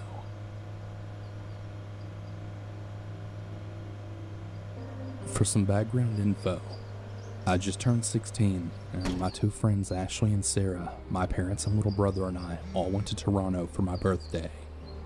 We rented a hotel for the night, went swimming and went to the mall, and it was all really fun. But now, on to the story. The night after we came back from the mall, we went into our hotel room, took showers, and we were all just hanging out there. It was around 11 p.m. and we were all really bored. I knocked on the door separating me and my friend's hotel room and my mom, dad, and brother's room to ask if me and my friends can walk around Toronto because we had nothing to do. My mom said yes, so as me and my friends were about to leave, my little brother asked if he could come too because he was also bored. I said sure, so my parents ended up coming as well because they had to watch my brother. So now we're all on the streets of Toronto, my parents and brother a few meters ahead of us, while me and my friends were a few meters behind, just laughing and talking. I had started to get hungry, so I had told my parents we wanted to get food. We continue walking until we find some two-story building with a whole bunch of restaurants and fast food places in it. It was pretty big, and in the center there was a big escalator to get to the second floor. There wasn't a lot of people in there, but the few people that were on the first floor looked pretty sketchy. We don't see any fast food places on the first floor, so we go up the escalator to the second floor to see what's up there. My parents go to McDonald's and they sit at a table pretty far away from us. My friend Sarah wasn't really hungry, so she went and picked out a table for us, while me and Ashley went to the ice cream place to get something there. As we were waiting, we had seen this group of 3 guys sitting at a table that was pretty close to the ice cream place. I noticed them looking at us and whispering to each other before two of them came up behind us to wait in line for ice cream as well. I thought it was kind of weird, but I didn't really think much of it. That is, until one of them started talking to Ashley. One of the guys randomly tapped her on the shoulder, then said, "Hey, I've never been to this place before. What kind of ice cream flavor do you suggest me to get?" No, I was a bit weirded out by this because, well, the guy looked creepy as fuck. He was a very tall Jamaican man who looked to be in his late 20s or early 30s, in very bummy clothes, and randomly talking to my friend who was 15 at the time. He was also screwing a lid onto some weird-ass small bottle as my friend was talking to him. My friend Ashley is very friendly, so she didn't really think much of it and she was just being nice to him and talking to him. And then the other guy that was with him came up to me. I had already got really weird vibes from his friend, so I didn't want to talk to him. The guy who came up to me was also a very tall Jamaican man, and he was wearing a white trench coat and a hat. He then says to me, "Wow, you look really exotic. What's your ethnicity? I gotta know." I was super weirded out by this and a bit uncomfortable, but I just laughed and said thanks and told him my ethnicity. After that, he then says to me, "Wow, that's a really beautiful mix. You're a very beautiful girl. Can I please get your number?" There was no way in hell I was giving this 30-year-old looking man my number. I told him right away no, but he just kept begging for it, saying he just wants to text me and talk. I told him I don't give my number out to strangers, but as I kept saying no to this man, I noticed the third guy that was sitting at their table then get up. He was yet another very tall Jamaican man in a beanie, and he had a briefcase with him. I saw him make dead eye contact with me as he got up, walked to the escalator, and then went down to the first floor. I was about to walk away from this man because this whole situation was just really freaking me out, until the other guy who was talking to my friend Ashley then came up to me and then said, "So, hey, I got your friend's Snapchat, and I was wondering if I can get yours too." I told him no, that I don't give my Snapchat to strangers. He then kind of laughed at me and just said okay. Then this next question got me really scared. The man that was talking to Ashley then said to me, "So, are you two here all alone, or are your parents here?" I didn't even know what to say at that point. My mind just kind of went blank and I froze. But my friend responded for me, saying that my parents are over by the McDonald's and that our other friend is at the table close by. The two guys looked over at our other friend and then waved at her. Sarah had seen the two guys do that, then looked at me. I think she could tell I was uncomfortable. But right as Sarah was about to come up to us and get us out of this situation, my parents went up to her and they told her they were going back to the hotel room, and that we can just walk back since the hotel was only about a 10-minute walk away from the place we were at, so my mom thought it would be fine. Sarah said okay, and my parents and brother made their way to the escalator. Sarah then came up to us and those two strange men, and then said, "Hey, is everything good over here?" "Yeah, all good. We're just now leaving," I said back. Then the guy in the white trench coat then looks at me and says, "Oh, okay. Bye, beautiful." I don't even look at him. Sarah, Ashley, and I just walked back to our table. I didn't feel like staying there anymore and told the girls we should go because I was really uncomfortable. So we start making our way to the escalator, but then we see those same two guys from the ice cream place following us. This is when panic mode then hits me. My parents are gone now, and it's just us 16-year-old girls in this random building with barely any people in it because it was so late. I tell Ashley right away that those same two guys are following us, and she starts to panic too. We go down the escalator, and they do the same. There's only two other people on the escalator separating us from those scary men. Then as we get to the bottom, thank God, I see my parents and brother waiting in the Starbucks line right next to the exit. Me and my friends run up to my mom to go and tell her that those strange men were following us. But right as I look over after telling my mom what happened, I guess the men noticed my parents were still here, so as soon as they got off the escalator, they went right back to the other one to go back up the second floor again. My mom told me that they were leaving to go back to the second floor, so we should just go back to the hotel room. My parents and brother left the building first, then me and my friends left after them. When we got out, my parents were about a meter or two ahead of us, and I noticed the same guy with the briefcase that I thought left the building earlier, standing right next to the exit door, just staring at us. This really scared the shit out of me because I thought he left a long time ago. He literally just stared at us the entire time as we walked past him. I assumed he didn't do anything because he realized my parents were there, but as we got further away from him, I looked back just to make sure he wasn't following us, and I noticed that he went up to some creepy all-black car with really tinted windows, then knocked on the window. Then the guy in the driver's seat rolled down the window, and the man with the briefcase whispered something to him, and then he left the car and went right back to the building that we left from, and the car drove away. This really scared the shit out of me because if my parents weren't there, I don't even know what could have happened to us, but it for sure wouldn't have been good. I don't know what those men wanted to do with us, or why the men in the briefcase went up to that car, but I don't want to know. We got back to our hotel rooms, and my friend Ashley started crying because it all hit her at once what just happened. Sarah and I tried to calm her down, and then I asked her, "Did any of those guys ask for your number or Snapchat?" Then she told me, "Yeah, I gave him my Snapchat because I was really scared to say no." That's when it then hit her that she has her location on for Snapchat. I told her to go turn it off immediately just in case, but when she went to turn it off, it showed one of the guys' Bitmoji was right next to hers, which meant that he was at or near our hotel right now. She turned it off right after that and then blocked him. Nothing else happened that night, thank God. I'm really glad my parents came with us to the food place, and thank God they didn't leave the building just yet, because who knows what would have happened to us if we were alone. So everyone listening to this, please be safe out there, and especially at night.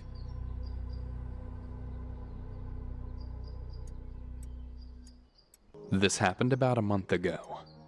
I'm doing much better now, and for my future jobs, I will never take night shifts, as the dark alone gives me the creeps.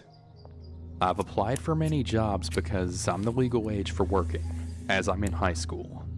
I'm in desperate need of money, and I need to help my family out as well, so at this point, I would take any job I can get. 5 jobs accepted me, so I decided to do a trial at my first job that was pretty quick enough to accept, which happened to be McDonald's. I need to say that the staff and the manager were all very nice, and my friend also works there, which was a total bonus. The only really downfall working there was probably the customers, which my friend agreed. But anyway, I didn't really know what to pick for the shifts, or even if I wanted the job, so I asked for a practice shift. My manager happily agreed and let me choose my times. Instead of daytime shift, I chose the night, which was a very bad decision, but hey, I needed to see what it was like working there anyway, so this will be easy since it's night, right? Well, I was terribly wrong. I got ready in my friend's uniform that she let me borrow, and she even drove me there.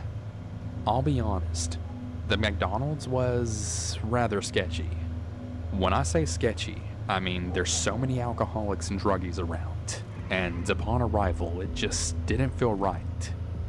During the car ride, I had a gut feeling that it wasn't going to be a good shift, but my friend kept reassuring me that all will be fine. She dropped me off at the bus stop, which was 5 minutes from my workplace, and said that she would pick me up at 12 a.m. It was around 10 p.m., so my practice shift lasts for about 2 hours. I agreed and said for her to pick me up at the same spot that she dropped me off at. As she sped off, I merely watched as her car shrunk into the distance. After I saw it was gone, I started walking towards McDonald's, but while walking, I began to hear footsteps behind me. I didn't really think much of it because it was a normal thing. The person was probably just walking to their car or McDonald's or even the shops, but I had a really bad feeling. I felt like I was almost being watched, and I stopped for a second. The footsteps stopped with mine, and I looked behind to see a guy around his mid-40s just eyeing me off. I got really weirded out as he just smiled at me and then breathed very heavily. He was taller than me, and he looked rather stronger and bigger than me as well. He was around what looked to be a few meters away. I quickly looked away and ran off to my workplace. There was only about 3 people working, my manager and my male friend. It was about 10:30 p.m. and I had already had a share of drunk and rude people filling the orders up, or even tried hitting on me. But he quickly left, and shortly afterwards, my friend showed up and helped me. He helped me out with most things, and I felt rather safe with him. He was actually an acquaintance of mine, but we soon grew to be best friends. After I was done taking some drunk guy's order, my friend pulled me aside and asked if I knew the guy outside. I was kind of confused at what he meant, and at first I thought he was just joking around. That is, until he pointed at the right window. My mouth went dry, and my face completely dropped. It was the same creepy guy that was following me before work. But I didn't tell him that. Instead, because I was an idiot, I kinda just laughed a bit and said that it was no big deal. He shrugged it off and we went back into the kitchen. It hit 11 p.m. No more customers were present, and the same guy would not stop staring at me. At that point, I kind of just held my head down and just begged, hoping that he wouldn't come in. I could just feel his beady eyes run up and down my body. It was gross. It made me feel dirty. He's been there ever since the start of my shift and has been there for about 30 minutes, making it 10:30 now. I started to panic a bit as I was absolutely begging for him to not come in. In the middle of my thoughts, I heard something. My heart absolutely stopped as I then heard the sound of the door being opened. The creepy guy slowly walked towards my counter, eyeing my whole body until he was right in front of me, heavily breathing and almost drooling. His breath reeked like alcohol and cigarettes. He had a musky scent that, to be honest, nearly made me vomit. Red flags were totally going off, but I just tried to continue with my nice act. He wouldn't stop staring at me. I glanced at my friend who was in the kitchen. He was pretty busy, basically making sure nothing was getting burned. I turned my attention back to the guy and, no matter what I asked him, he was silent. It probably went on like that for about 5 minutes straight. That is, until he finally said something.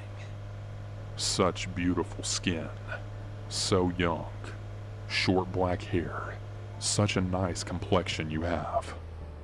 Before I could even speak or try and call someone over, something I wasn't prepared for then happened. The old guy launched towards me and tried entering the counter part, which happened to be the same part I was working at. He then looked at me like I was a piece of meat. Trying to climb over the counter wasn't easy for him though, eventually trying to grab me and getting stuck midway as I tried backing up. To my luck, I then slipped and totally landed on my butt. I tried my best crawling away, hoping that he wouldn't pass through. I was of course rather startled and afraid to the point that I couldn't even utter a single word. My friend dropped what he was doing as he screamed for my manager to then come over. My manager quickly showed up, which then made the old guy get back up and then flee. My friend quickly ran to my aid and he took me to the back room, which is what my manager told him to do in order to calm me down. Shortly after, we called the cops. I glanced at my friend as he looked pretty pale and rather puzzled, like he saw a ghost. My manager waited at the counter for the cops. That's when my friend quickly explained who the guy was.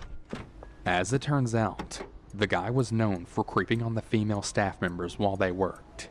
He would take pictures, ask for their number, offer alcohol, and even documented what they looked like. He was actually already banned from even entering the place or even being near it. The cops were already very aware of who he was due to his creepy behavior in the past. After the whole investigation and getting questioned, it was about 1 a.m. and I was let go. My friend was with my other friend while I got questioned, and on my way home, my friend held my hand and kept reassuring me that everything will be fine. Safe to say, I don't think I'll ever go back there again, and after this, I don't think I trust any night shifts. I think I'm gonna work at a different fast food place as well. So to that creepy old guy who's hopefully in jail, please stay away from me. I used to work at a Starbucks here in Cardiff, and I've got to be honest, it's one of the better jobs I've ever had. The manager was brilliant, the other staff were nice and looked out for each other, so for a minimum-ish wage job, it was about as good as it gets. The only bad shifts to work were the first halves of Monday and Tuesday mornings, as the pre-work rush meant people were often at their absolute worst. I mean, don't get me wrong, people could be complete jerks at other times of the day or week, but the highest concentration of them was Monday and Tuesday mornings, without a shadow of a doubt. But rude customers aren't scary. Annoying and frustrating, yes. Chillingly cruel and calculating, not as much. Which is why this particular incident has stayed with me for so long, and I always seem to use it as my personal point of reference for how terrible human beings can be to each other. So, it's a Monday morning, and we're just coming to the end of the rush at around 9 a.m. 30 minutes more and the caffeine fiends will start to thin out, and we can get some coffee and make a smoke break of our own. I heard her before I saw her. Like, she was only just trying to get a handle on what had been pure harpy screeches just moments before. Some woman was on her phone, ranting away and not looking where she was going as she tries to find the back of the queue. In doing so, she cuts off this other bloke who politely informs her that she's queue jumping. I don't know if she actually didn't hear him or was just tactically ignoring him, but either way, this bloke has to tap her on the shoulder before saying, "Excuse me, I believe I was ahead of you." The woman just shrugs this off at first, giving the guy a gesture like, "I'm too busy to listen to you." I remember the look of anger on the guy's face as she gently but firmly grabs the strap of her handbag and tugs her out of the queue before taking her place. I'm a bit torn about the whole thing. Like, yeah, it was righteous, but laying hands on someone, I feel like there could have been a better way to resolve the issue. But it wasn't like the guy had picked her up and thrown her, and due to the size difference, that was definitely a possibility. Anyway, she reacts like this had been the case, like him actually standing up to her was some horrific incident of assault, and starts demanding someone call the police, even though she herself was on the phone and simply refused to hang up. A couple of staff members and customers managed to calm the situation down, and we get the guy his coffee before one of my colleagues serves the angry woman. I didn't serve her, but when she got her order, she turns to be like, excuse me, this coffee isn't as hot as I asked for." No, I know better than to just argue with customers, and especially absolute whoppers like her. So I do as I'm asked and heat the coffee up a little bit more for her. I hand it back.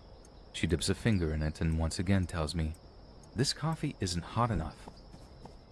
Now, bearing in mind, she just watched me run some steam through it, but again, I do as I'm asked and give her back some literally steaming hot coffee that she proceeds to absolutely overload with sugar.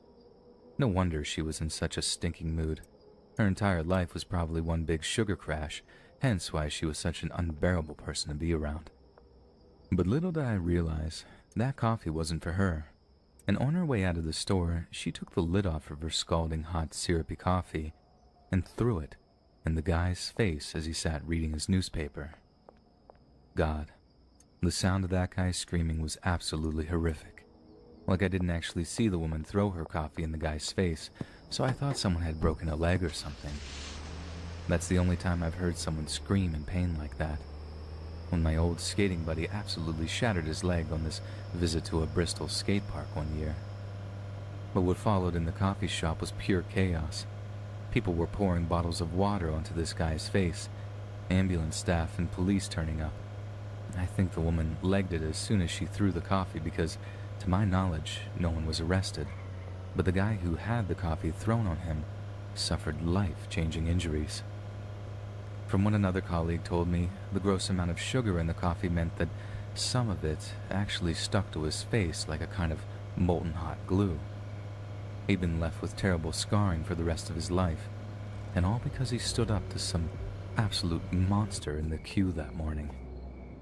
That's what I find really scary, that some people out there are so unhinged that a seemingly normal interaction with them could end up with you suffering injuries you'll carry with you for the rest of your life.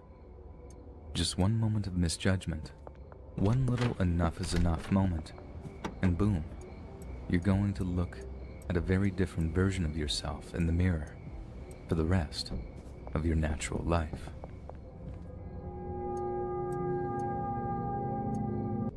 This was a while back. My husband decided to surprise me with a Valentine's Day suite to a secluded treehouse resort in the upper Ozark Mountains. On paper, it sounded extremely romantic. A getaway for just the two of us with no distractions. I knew he was probably going to try to get frisky as well, because, hey, it's Valentine's. So I wore something revealing and teased the whole drive up there. Unfortunately for us, you could say that the brochure lied.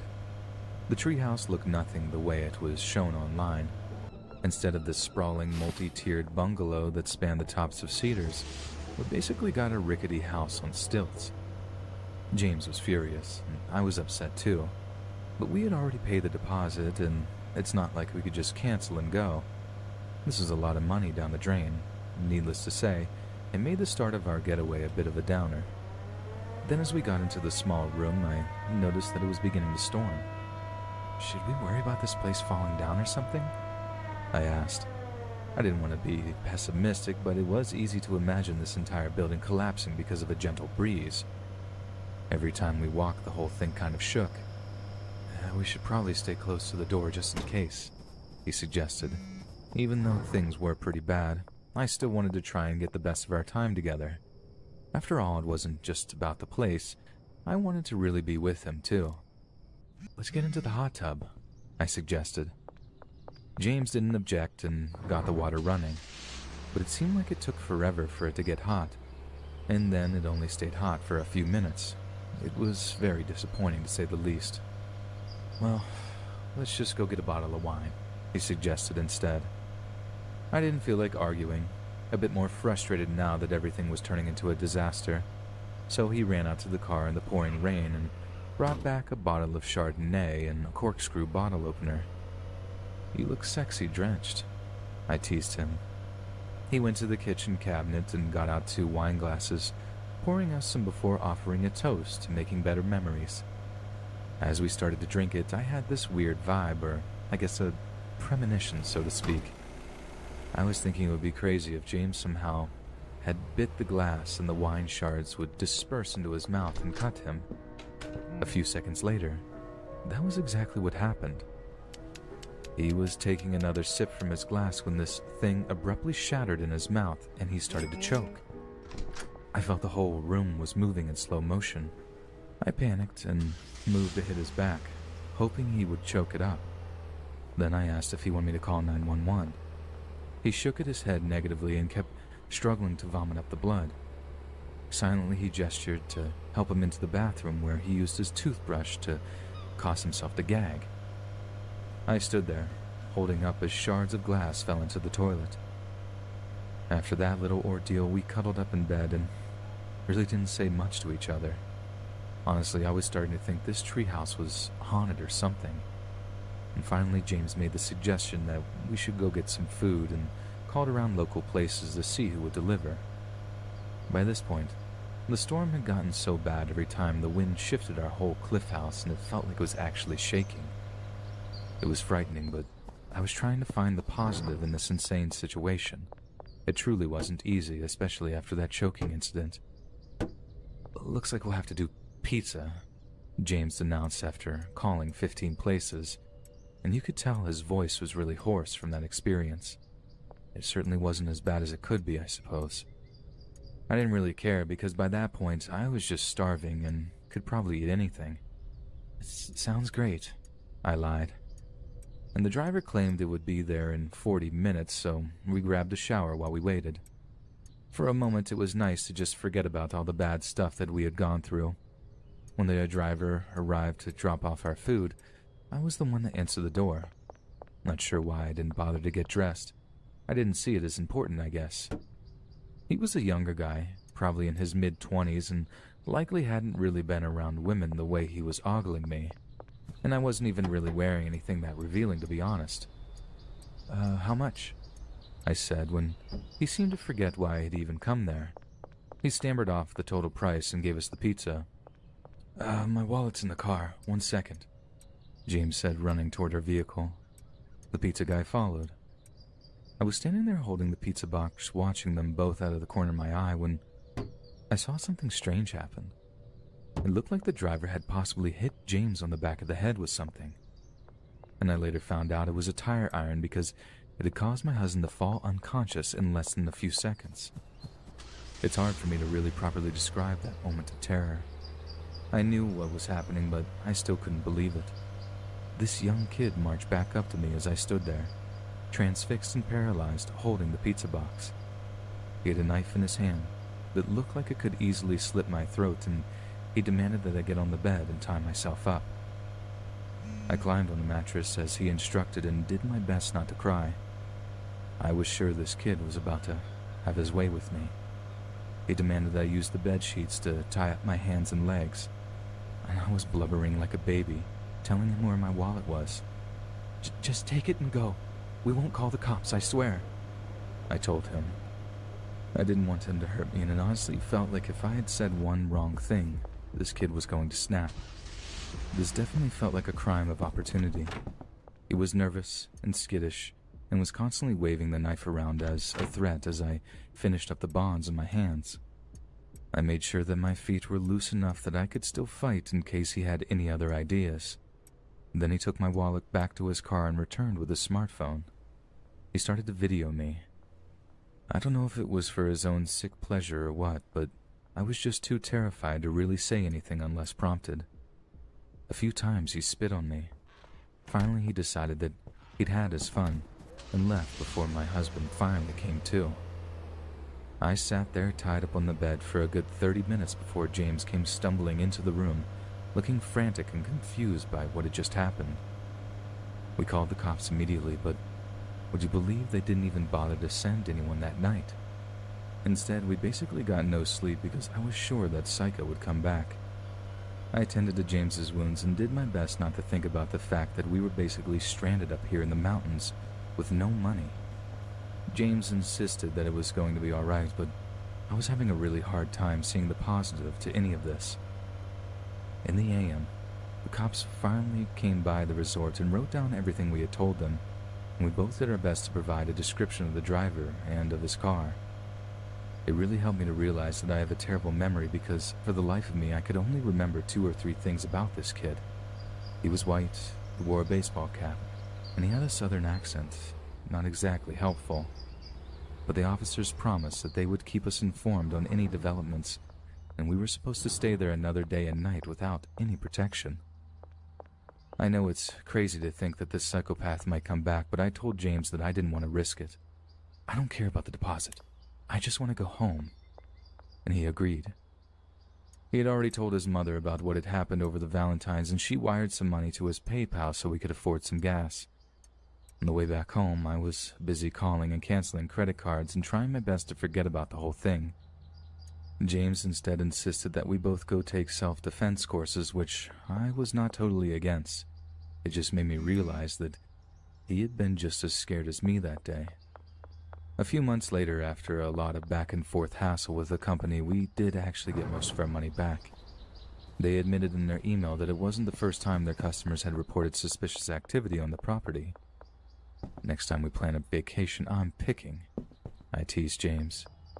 It's crazy how we kind of laugh about it now all these years later, but dear God, if things had gone differently, I'm honestly not even sure I'd be here today.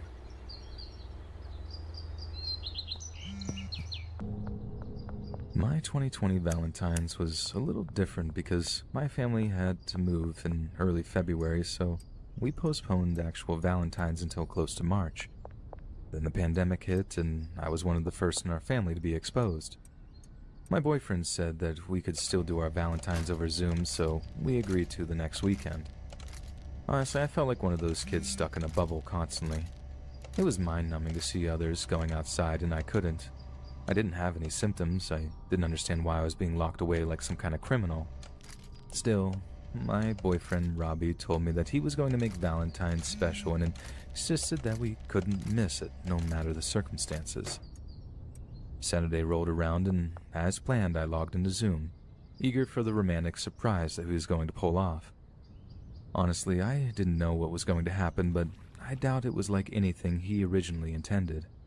He had his camera set up right at an angle where I could see him in his entire room. 2 windows that were partially open to let in a breeze as he wore a silly blue suede shirt and matching tie.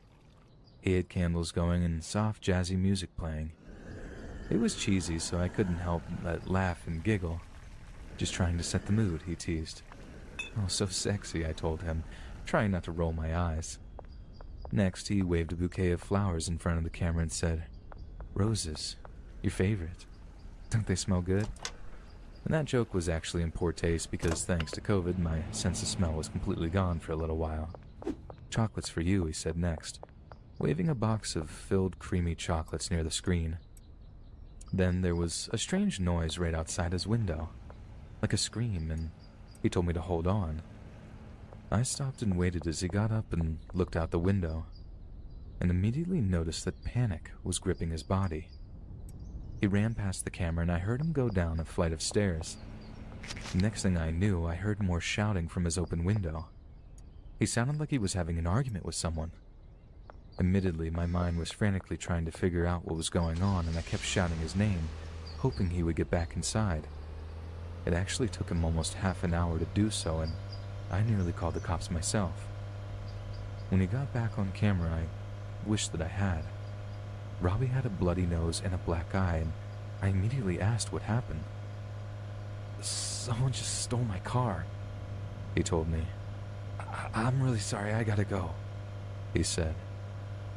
I didn't hear from him until the next day, and the cops found his car parked not far from where I live. According to them, the thief had activated the GPS and gone to the last location Robbie had put it. I suspected that maybe they intended to rob me next. The cops said they found traces of gunpowder residue in the car as though they had been carrying a recently discharged weapon. Robbie confirmed that they had shot at him when he tried to stop them, and that just made my heart sink even more. I didn't even hear the pop go off. I'm not sure why at the last second they decided to just abandon the car, but Robbie admitted to me a month later that he thinks he knew why they stole it in the first place. "I got you a promise ring, and it was pretty expensive. I don't know why I didn't think to bring it inside, but I left it in the passenger side seat. I think that must have been what they were after," he admitted. It truly was the most and least romantic Valentine's I'd ever had.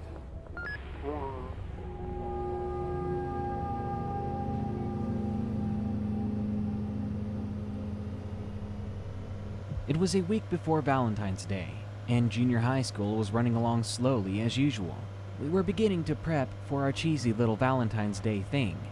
Our school's locker had those little vent slits in the door, and every year in between second and third period, the school would give everyone an extra half hour to slide those lame Valentine's cards into people's lockers. I never actually participated in handing out cards, but I still decorated my locker with my name, like most everyone else. That's because people often gave candy bars. I'm talking full-size candy bars, and I didn't want to miss out on that aspect of it. So, before the big day, I sat quietly at my first period desk, and I created the most half-assed name card to tape to my locker. And when the big day did come, I waited to see which fish I would catch. And by fish, I meant secret crushes who had some chocolate to give. On Valentine's Day, after fourth period when the lunch bell rang, I decided to stop by my locker to take a look at the diabetic bounty. But there was only one thing in there, and it wasn't sugar. Inside, there was a folded up piece of notebook paper. It looked like it had been torn from a journal, and there was red lipstick on the upward-facing flap. I was immediately disappointed, but my curiosity had me opening up the sliver of paper before I even knew what I was doing. As I held it, a girl walking by stopped and gasped, and then she just kept walking. This was awkward and weird, but I thought nothing more of it at the moment. I looked down at the simple message scrawled on the note. It said, "Low Water Bridge, 10 p.m. It's been a while." That was it. No name or signature, no X's or O's. If whoever this was really thought I'd go alone to that old bridge at night, they were crazy. I mean, for all I knew, the janitor threw this in my locker, and he was planning to do something very illegal to me. I almost threw it away, but not before showing it to my friend Ethan. Ethan took one look at it, and he made the same face that that girl had made when she walked by my locker. "What? Do you know something about this?" I asked. I was confused. "Maybe," he smiled. He looked conniving. Ethan was the kind of person who was never not joking. "I'll let you in on it if you take me with you." Screw that mess, man. That's how people get killed. I couldn't believe he wanted me to go out there. "Trust me, you're not going to get hurt or anything," he said, seemingly worried that I might refuse still. "I'll even bring my dad's gun. Dude, we have to go." And when I get shoved into a pedophile's van, I remained adamant. He thought it over for a moment, and finally he rolled his eyes and replied, "I'll pay you $100. I'll protect you and pay you. I'm that sure about this. I gotta see something." By now my curiosity was overflowing, so I gave in. "Fine," I looked straight at him, "but I swear to God, if this is a prank or something, I'm going to throw you over that bridge." After school at about 9 p.m. that night, I told my parents I was tired and that I was heading to bed early. I walked to my room, locked the door, and climbed out of my window. I made my way over to Ethan's house. His place was only a few blocks from mine. Then we headed together to Lowwater Bridge. Now, Lowwater Bridge was a local old bridge that didn't serve much of a purpose anymore. Back in the day, it carried people over a deep creek. But now, there was literally no water under it. It had dried up. Even when it rained, all that would flow below it was a 2-inch deep stream. Hence the name Lowwater Bridge. Besides, no one ever even drove over the thing. Everyone was so afraid that the bridge would collapse, even if they walked on it. It took us 45 minutes to walk there. The hardest part was hiding in the bushes whenever we saw a car coming. It was so close to curfew, someone would definitely suspect something, or knowing my luck, it would be a cop and we'd be totally screwed. Luckily though, no one saw us. We made it to Lowwater Bridge without too much of a hassle. Once there, we waited in some nearby brush. The wooden bridge looked so dilapidated. I was surprised that it could even support itself, let alone the air above it. As we waited for 10 p.m. to come, Ethan seemed to be acting strange.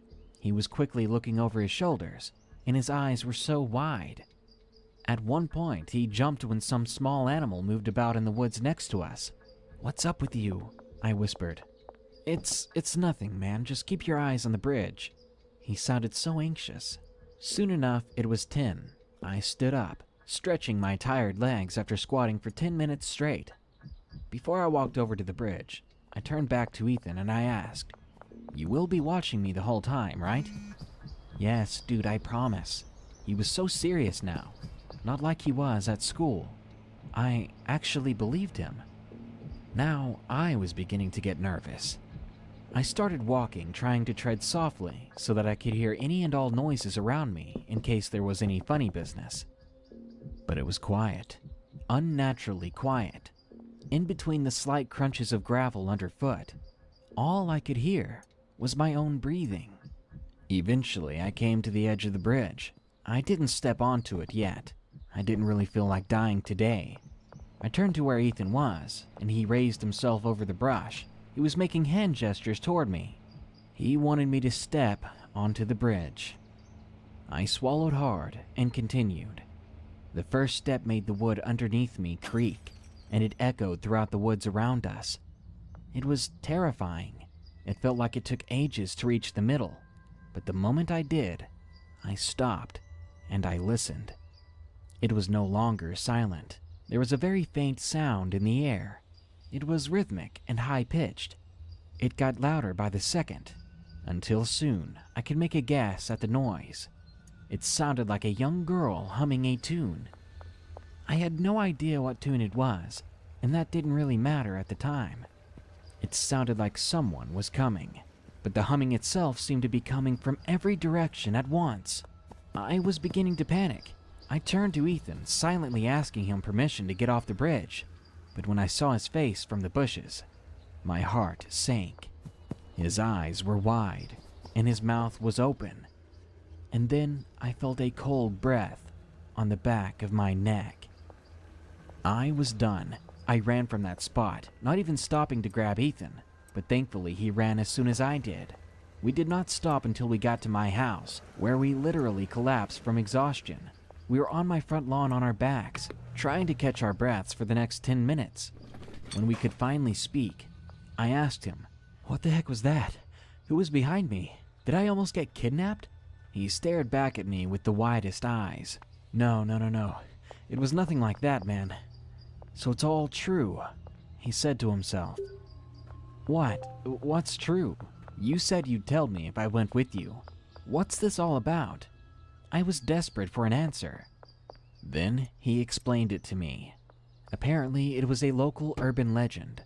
Every year, someone would get a note in their locker on Valentine's Day. On it, there would be red lipstick and a message to go to the low water bridge later that night. No one ever did it though, so a lot of people believed it was just a prank and they would throw the note away. The story goes, it all started in the 1980s when a certain girl attended our school. Nobody knows her name, so we all call her Lisa Black. She was a troubled girl who was bullied by her peers. On a cold February 14th, she jumped over Low Water Bridge, which at that time had deep flowing waters beneath it, and she drowned. Ever since then, every Valentine's Day, someone would receive that note in their locker. That note with a request and a red lipstick stain. Personally, I'm not sure if I even believed that story. I don't know how I didn't hear it the other 2 years I'd been there. I mean, it could have all been a prank that was never revealed to me. But what I can't explain, though, was the sound of the humming that came from every direction, and the look on Ethan's face of sheer terror. After all, I had never seen Ethan so serious before in my life. This started when I was in middle school. I was 12 at the time, so having a Valentine was everything to me. I was a social kid, and I liked this boy. We'll call him Kenneth. And honestly, I thought he liked me back. Every day of that February after lunch, there were little notes that someone put in my locker. I thought it was weird because his locker was far from mine. But I was a daydreamer. I just thought that he liked me back, that he liked me enough that he would leave notes for me. The day before Valentine's, a kid that was very skinny and was wearing a black hood with a Lions logo stood in front of my locker, blocking me from it. "Hi," he said, shivering. "Would you like to go on a date?" I had never seen this guy before.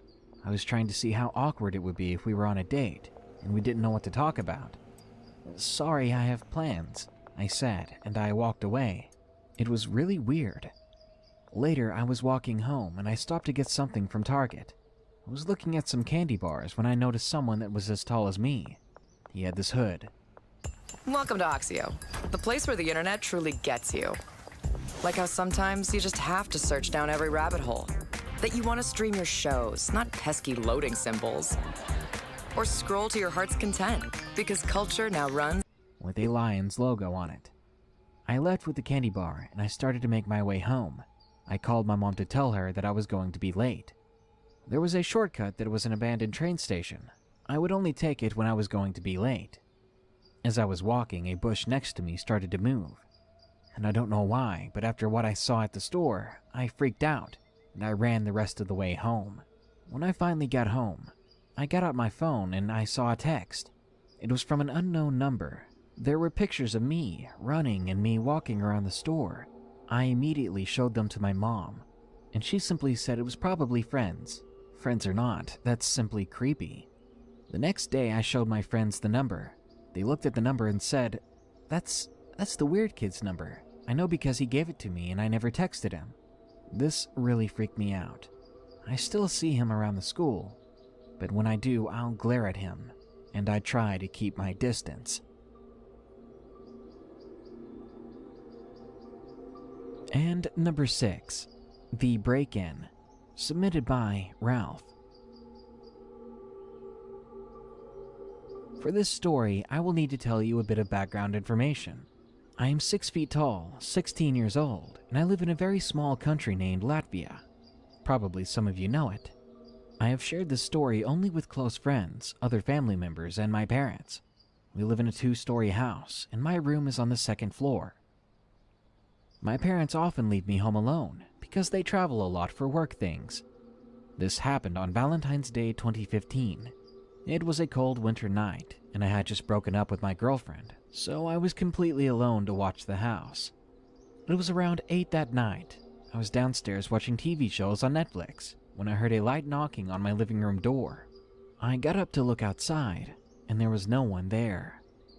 After an hour or so, I heard the tapping again. I peeked outside, only to see someone running by the bush where the road leads to another street. I thought someone was pranking me, so I didn't really care too much. After a half hour of watching TV shows, I got bored, so I asked my friend to come over. He lived about 5 minutes away from where I live. For safety purposes, I'll call him Jake. Jake was shorter than me and a year younger. He came over and we played some video games. After a while, I needed to go pee, so I went upstairs to use the bathroom. When I got back to the living room, Jake told me he heard tapping on the window. I wasn't surprised, and I told him before he got here I heard the tapping too. 1 hour passed, and then we heard the tapping coming again, and we ignored it. After about 3 minutes, we heard footsteps upstairs, and that's when things got serious. We muted the game. The footsteps stopped. We thought the footsteps were in the game, so we continued to play, trying to listen at the same time. Then we heard something heavy fall upstairs in my parents' bedroom. I paused the game and me and Jake went upstairs. We checked every room. We checked my parents' last. I peeked inside the room and saw nothing. It was pitch black, and I turned on the light and went into the room with Jake behind me. Jake checked the closet and I checked everywhere else. As we were leaving the room, I forgot that we did not check under the bed, so I hesitantly asked Jake if he could just quickly look. He walked over slowly, obviously a bit anxious. He looked under the bed, and he jumped up faster than I've ever seen him get up. He bolted out of the room without saying a word, and I quickly turned off the light and slammed the door shut. Jake was already downstairs. I rushed down there to him, and he was pale as snow.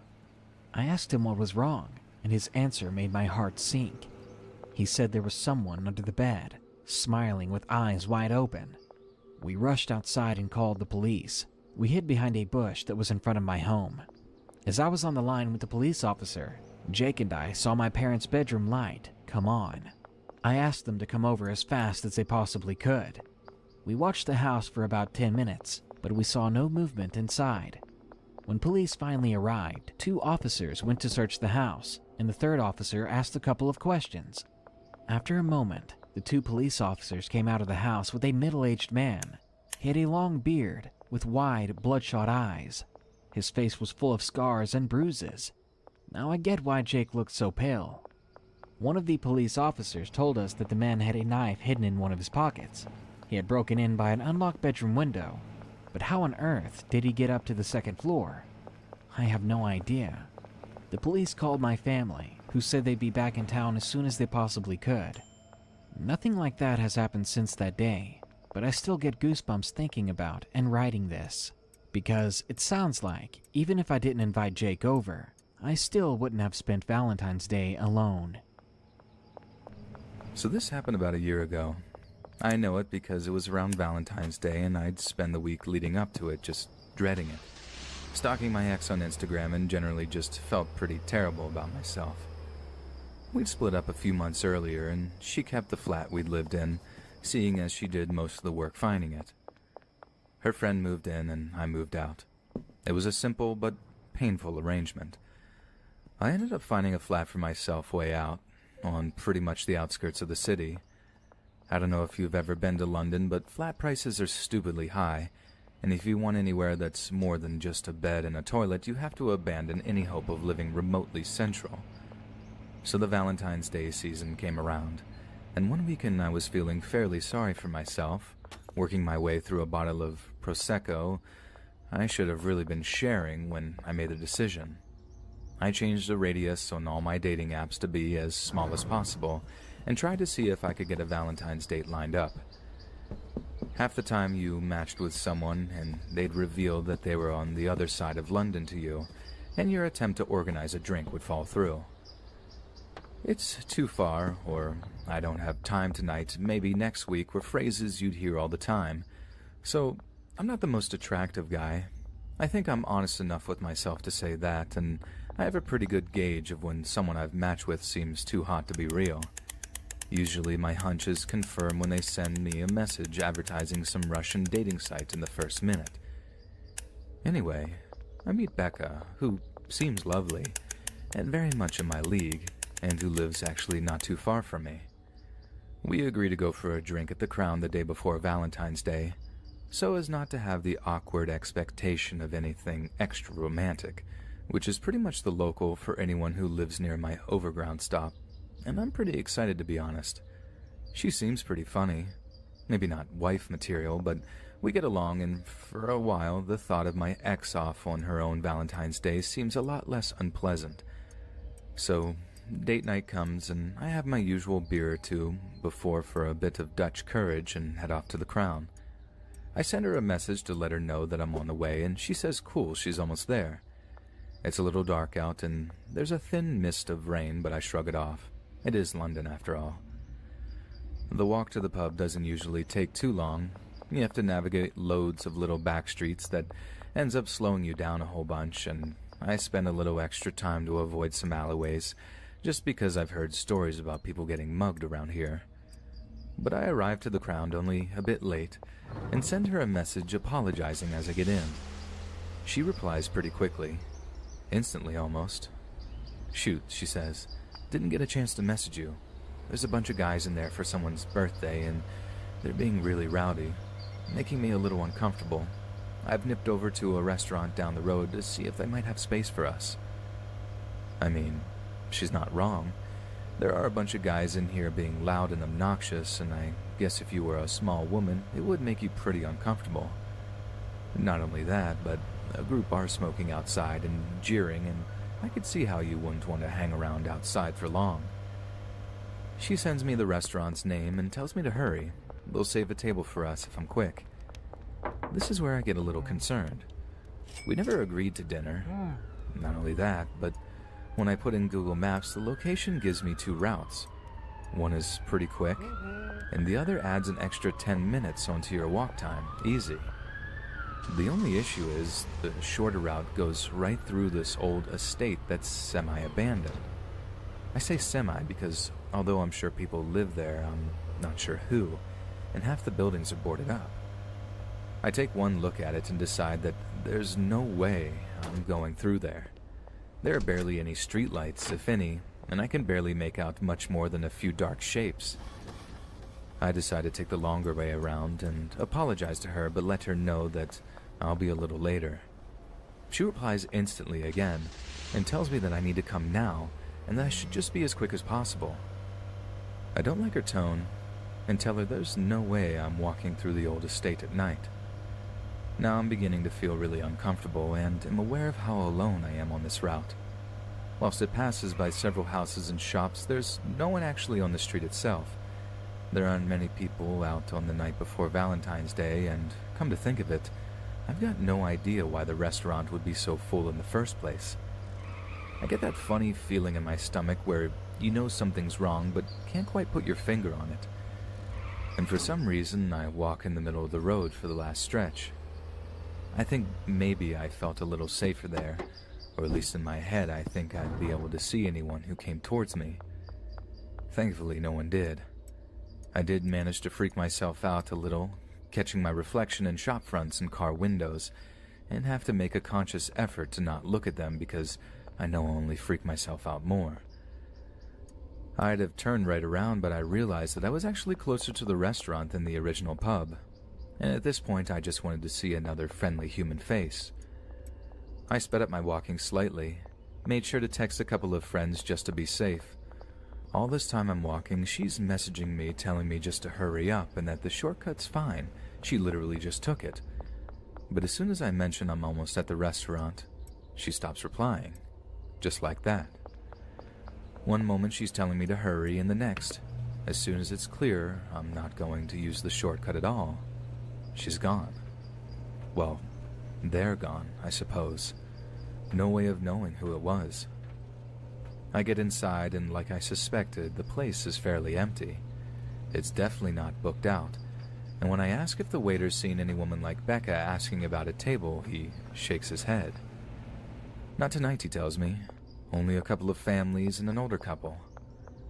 I think about texting whoever was claiming to be Becca, but even opening the conversation gives me the creeps. The idea that there's a couple of days' worth of chatting there, of whomever was on the other end pretending for whatever reason to be a normal person, gives me the chills. It's strangely weirder to think of someone that creepy pretending to be normal in a weird way. I think about walking back using the road, but I realize, looking out the window of the restaurant, that whoever was pretending to be Becca knows my exact location. They'll know I arrived and found out they were lying. I think about the fact that they might be watching me from somewhere, my silhouette in the window, and I ask if I can have a table whilst I order an Uber home. Even during the ride home, I hate the idea of my face near the window, and I try to lean into the middle seat. I get the driver to drop me as close as possible to my house, and my heart races the whole walk home. I never told them my address exactly, but the idea that they know the area I live in is enough to make me start looking at flats on the other side of the city. I think, as soon as I can, I'm going to move.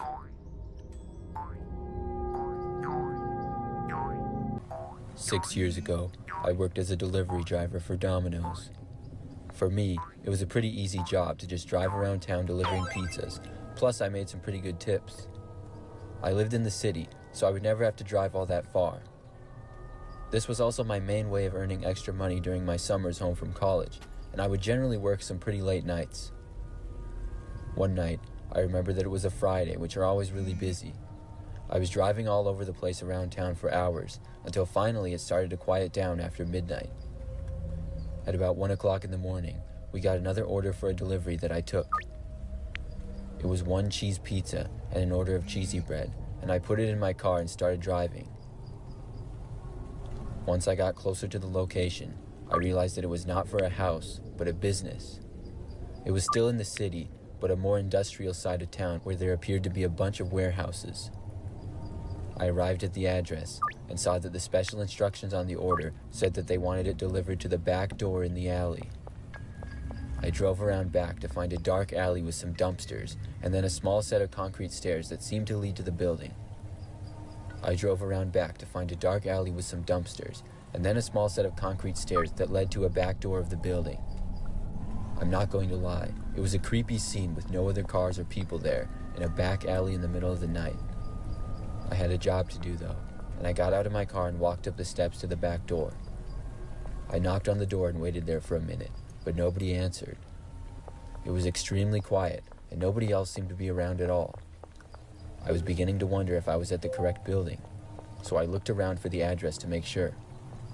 But just then, I heard a noise come from about 10 feet away from me.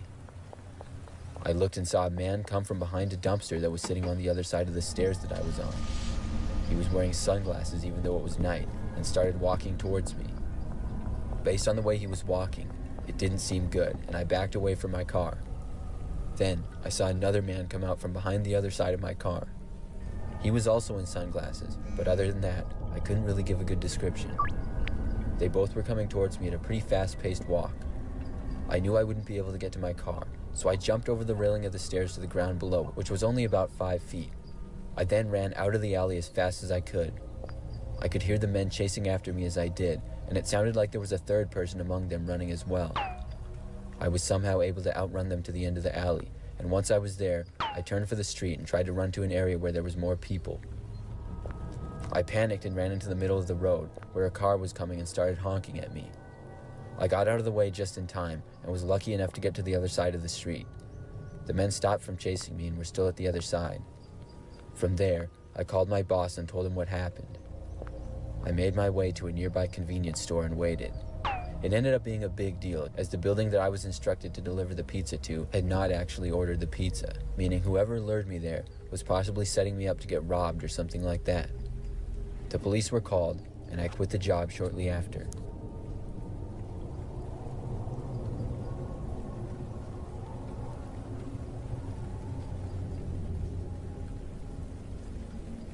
This happened about a year ago. It was a Friday night, and I was hanging out with my girlfriend at her place, and we were trying to decide what movie we were going to watch. We ordered Domino's, some pasta and a pepperoni pizza, and and I offered to go pick it up. There was a Domino's roughly 5 minutes away, so it wasn't a big deal for me to drive over and get it, and then I wouldn't have to spend money on a tip. When the food said it was done, I got in my car and left. I got to the small restaurant, which by this time was roughly 11 p.m. and was pretty quiet. I parked in the small parking lot beside the restaurant and walked inside. There was nobody at the counter as I walked in, so I stood there and waited. After a few seconds, I saw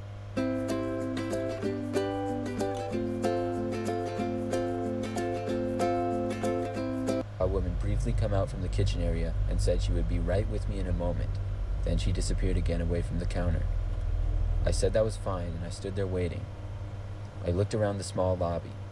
I wasn't in a big hurry or anything, so I didn't mind, and I knew that it being a Friday night, they were probably really busy with deliveries.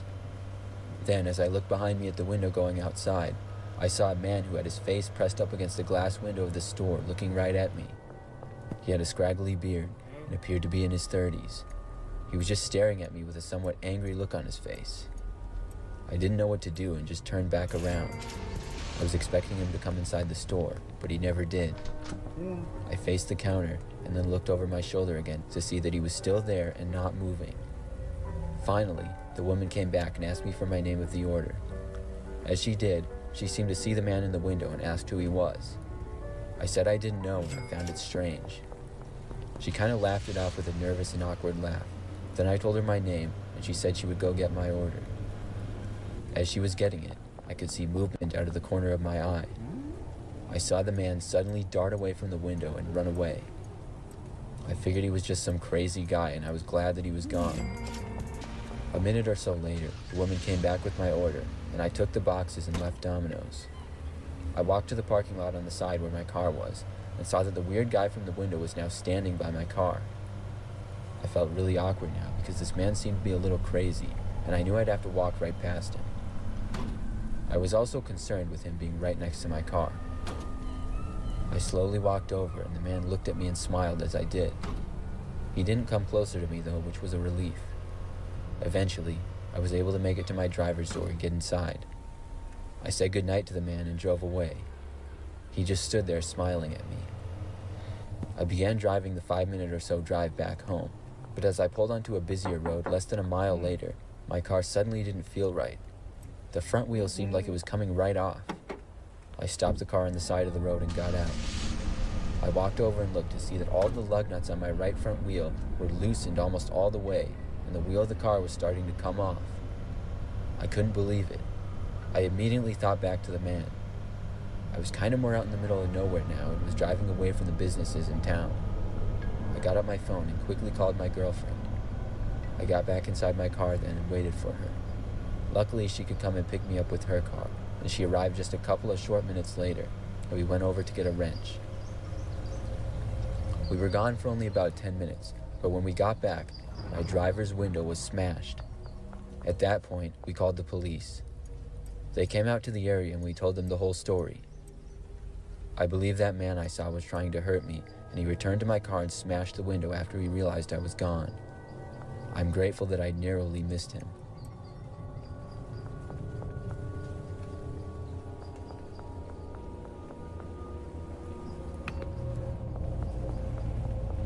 A few years ago, I worked at Domino's Pizza. I worked there for roughly 1 year, and for the most part, I liked it.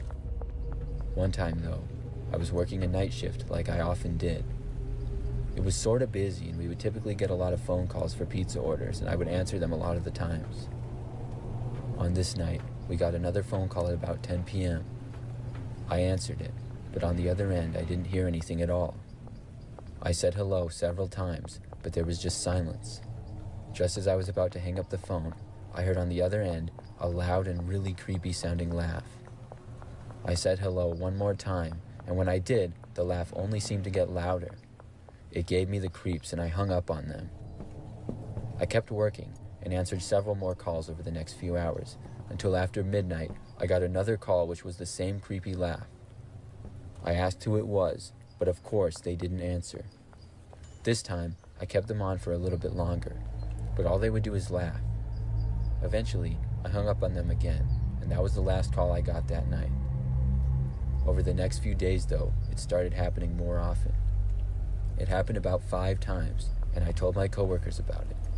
They hadn't experienced anything like it, and it would only seem to happen when I answered the phone. I was starting to get really annoyed and also seriously creeped out by these calls that kept happening. The person on the other end of the phone was usually laughing, but sometimes there would be a whisper which I couldn't make out what they were saying.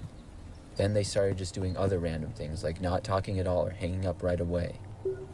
I figured it was just a stupid prank, but I couldn't help but be a little bit scared. Then things got even worse. One night, when I was at home, I received a call, and when I answered it, I heard that same creepy laughing. I had no idea how they got my number, because it had only happened at work. I asked who it was once again, but all I heard was the same old laughing. Then they started whispering once again, and I couldn't make it out at all. Eventually, they hung up on me. I was really creeped out now, and didn't know what to do. I was home by myself, so that made me worry even more. I ended up calling my best friend and telling her all about it. She came over that night, but there were no more calls.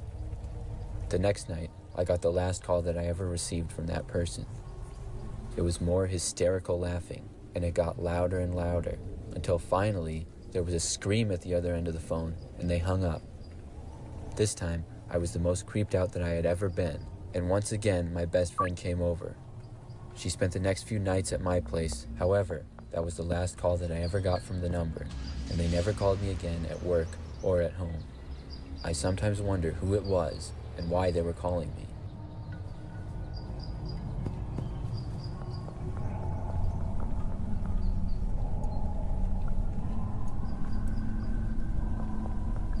I go to Taco Bell all the time.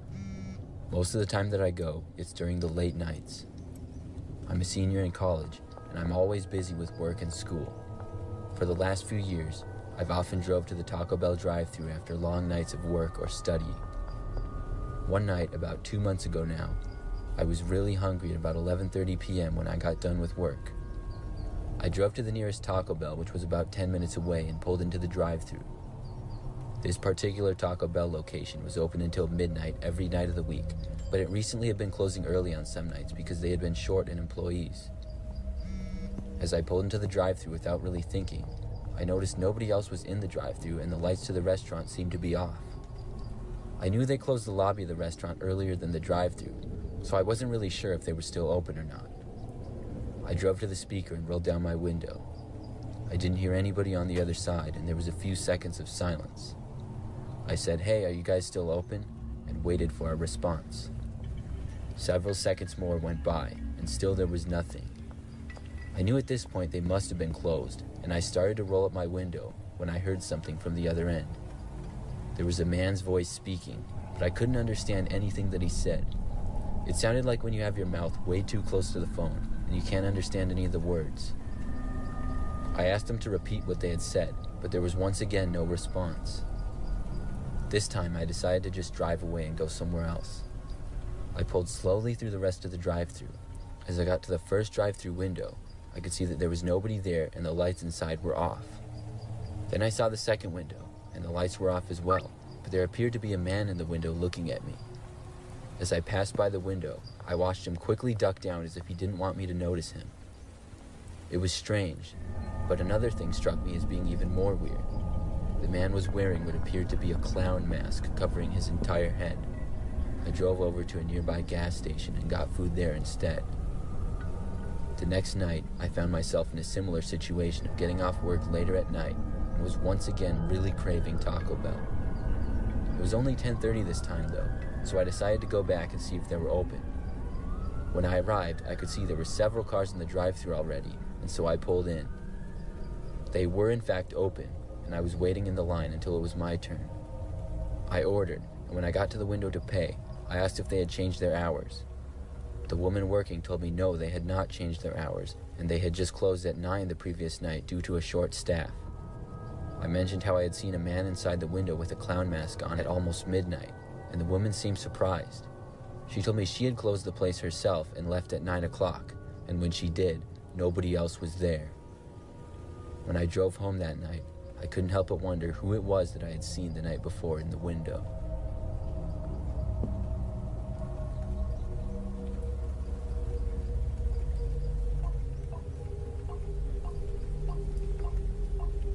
used to work at Taco Bell in the past. I worked at a Taco Bell that was about 15 minutes away from my parents' house. I worked there for a few years from my senior year of high school through my first 2 years of college. I liked the job a lot and made lots of friends, but with working late nights, I would occasionally see some weird things. But the strangest thing to ever happen was my last year working there. The Taco Bell location that I worked at was open until 3 a.m., and I would often be closing as I was on this particular night. I worked mostly just during the summer, so I didn't mind it too much. There was just the two of us working at the time. We usually didn't get too many customers this late, unless it was a weekend, and being a Thursday night, it was pretty dead for the last couple of hours. At about 2:55 a.m., literally right before we were about to close it down and go home, I saw a car pull into the drive-thru. As we were still open for 5 more minutes technically, I decided to not tell them that we were closed and take one last order. I spoke to the driver and asked what his order would be. I waited for a response for a while, but there was none. As I looked at the camera at the car, it appeared to still have the window rolled up. I waited a little while longer and was starting to get really annoyed because I wanted to go home, and now I had to wait for this person to order. Finally, I saw the driver's window roll down, but it looked like there was nobody inside the car at all. The driver's seat was just empty. Nobody was in the passenger seat either, and I was really confused. I decided to say to the driver that we would be closing, and if they wanted to order anything, they would have to do it right now. I didn't get any response. Instead, after about 10 or 15 seconds, the car just drove forward slowly ahead. I was so confused as to what was going on. How was the car driving if there was nobody in the driver's seat? I shook my head and then told Damien that they didn't order anything, so we could close it up. Just then, we heard the sound of knocking coming from the drive-thru window. It was 3 loud and solid knocks. I walked over to the window and saw that the same car had stopped at it. I opened up the window and looked out, but saw that there was nobody in the car once again. The front window was down, and there was nobody in the driver's seat or the passenger. I thought it had to somehow be a prank. I stuck my head out of the window to get a better look inside the car, and saw that there was nobody in the back seats as well. My jaw dropped, and I couldn't believe what was going on. I got a creepy feeling and stuck my head back inside and closed the drive-thru window. I then watched as the car drove away. Damien and I were both extremely puzzled by this. We closed up after that and both went home. I don't remember anything else as strange ever happening.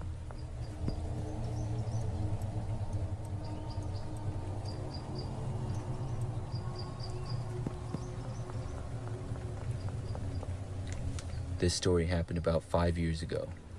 I was on a road trip with my friend Anna. We'd been driving all day, and late at night we both got really hungry. By this time it was nearly midnight, so as I drove, Anna looked on her phone for places nearby that were open. We were kind of in the middle of nowhere and unfamiliar with the area. As we drove on the freeway, it was pretty much just fields on both sides. Anna was saying that her phone was really slow and she wasn't really getting a signal out here. We kept on driving for about 20 more minutes until we finally saw an exit sign with several food places on it. We pulled off the exit and quickly saw that the only places that seemed to be open were a gas station and a little Taco Bell. There were several other buildings in the small town, but all of their lights were off. We first stopped for some gas and then pulled into the Taco Bell drive-thru. We got to the speaker to place our order, and as I was beginning to talk, I heard what sounded like a scream coming in the background. It sounded like someone was screaming help, but it abruptly got cut off. After a few seconds of silence, a man's voice came back on to say that they were closed. Anna and I both found this very bizarre, and we had a strange feeling about it, so we decided to go inside the restaurant. We went to the door and saw that according to their hours, they were still open. When we tried the door, it was unlocked, but nobody seemed to be inside. The place was very quiet. I walked over to the counter and stood there. I thought I heard someone talking from the back, but I couldn't see them. Finally, a man walked to the front of the counter and told me that they were closed. He wasn't wearing a Taco Bell uniform, though, and didn't seem friendly at all. I mentioned that the hours on the door said they were still open, and the man just shook his head and said that it was wrong. He started to walk away when I mentioned the screaming I had heard and asked if everything was all right. The man paused for a second and then smiled a little and stated that it was just another employee joking around. He then asked us to leave. As we turned to walk back out, I once again heard another scream. This one was very loud and I could clearly hear someone screaming for help. The man then shouted at us to get out in a very loud and angry voice. We both ran out, but as soon as we had gotten outside, we decided to call the police. I just wasn't believing that those screams were a joke, and the man definitely seemed to be hiding something. We waited in our car in the parking lot for a couple of minutes until the police showed up. They went inside, and it wasn't long until we saw them leaving with the man we had seen. Later on, it was explained to us that there had been 2 employees working when a man came in and attempted to rob the restaurant. One of the workers struggled with him and was knocked unconscious, and the other employee was taken to the back of the restaurant when we pulled into the drive-thru. I'm glad we shut up when we did, or the man may have gotten away with it.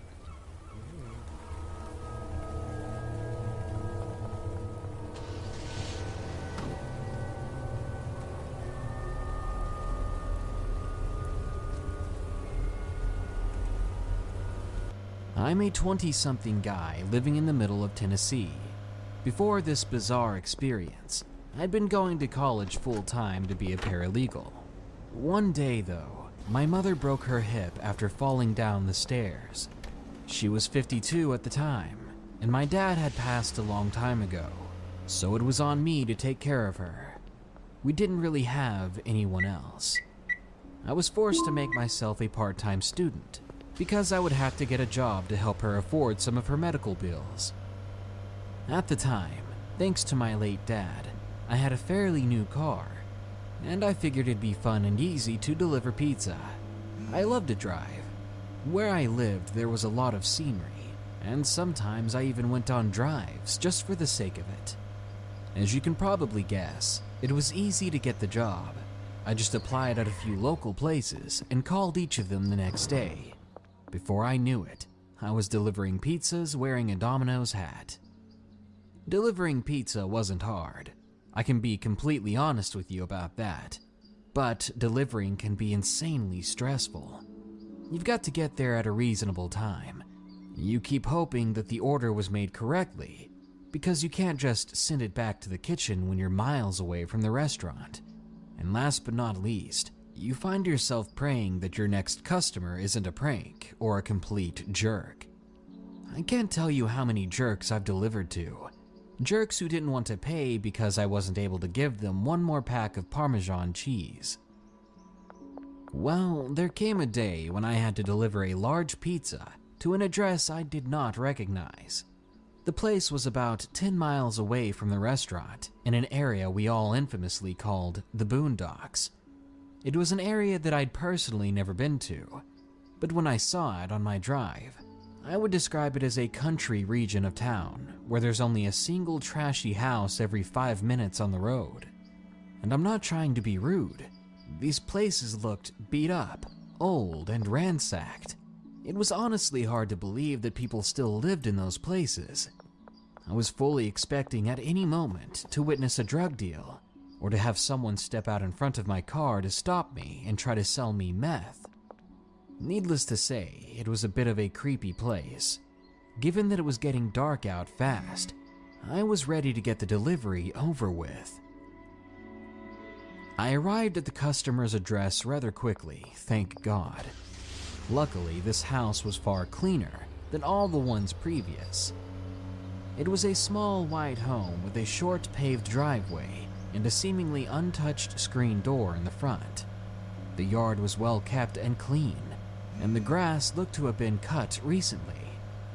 Also, there were no cars in the driveway, but I still assumed someone was home to pick up the order.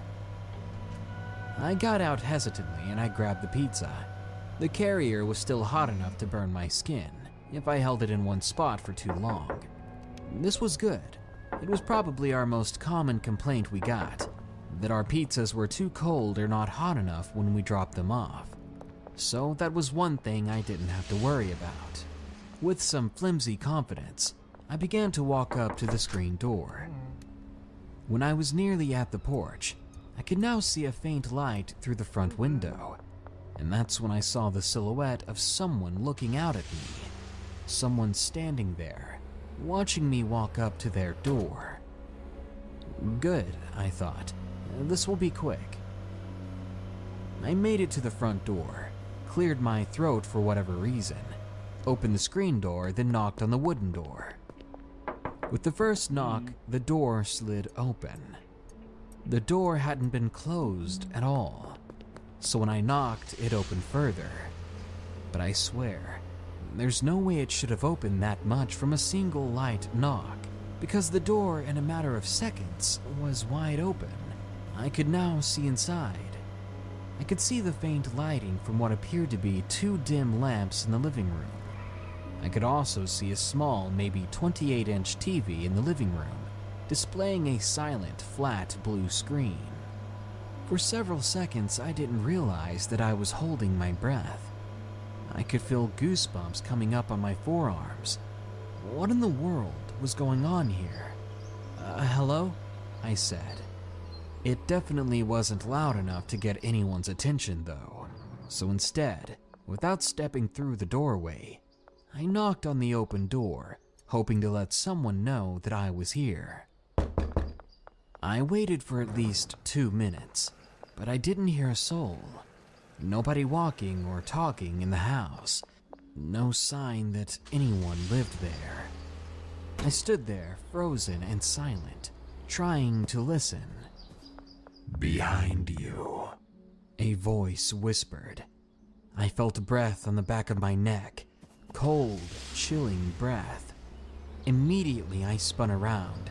I did it so quickly that I dropped the pizza inside its carrier. But I didn't care. I ran back to my car and was ready to peel out of there. But I made the mistake of looking back at that dang house. I saw it in the window. The silhouette of a person standing there, still watching me. Except now, they were waving. I hauled tail out of there. When I made it back to the restaurant, I was written up for failure to deliver and for losing my pizza carrier. I thought I was going to be fired, to be honest with you, but I think my manager just went easy on me, as she knew the situation with my mother. On one of my rare days off, one of the days I didn't have to work or take care of my mom or go to school, I went back to that strange neighborhood. I found that house again, but it took me a while to be sure that the place I was looking at was really the same place. Because even though it had been about 2 weeks since the incident, the place was a wreck.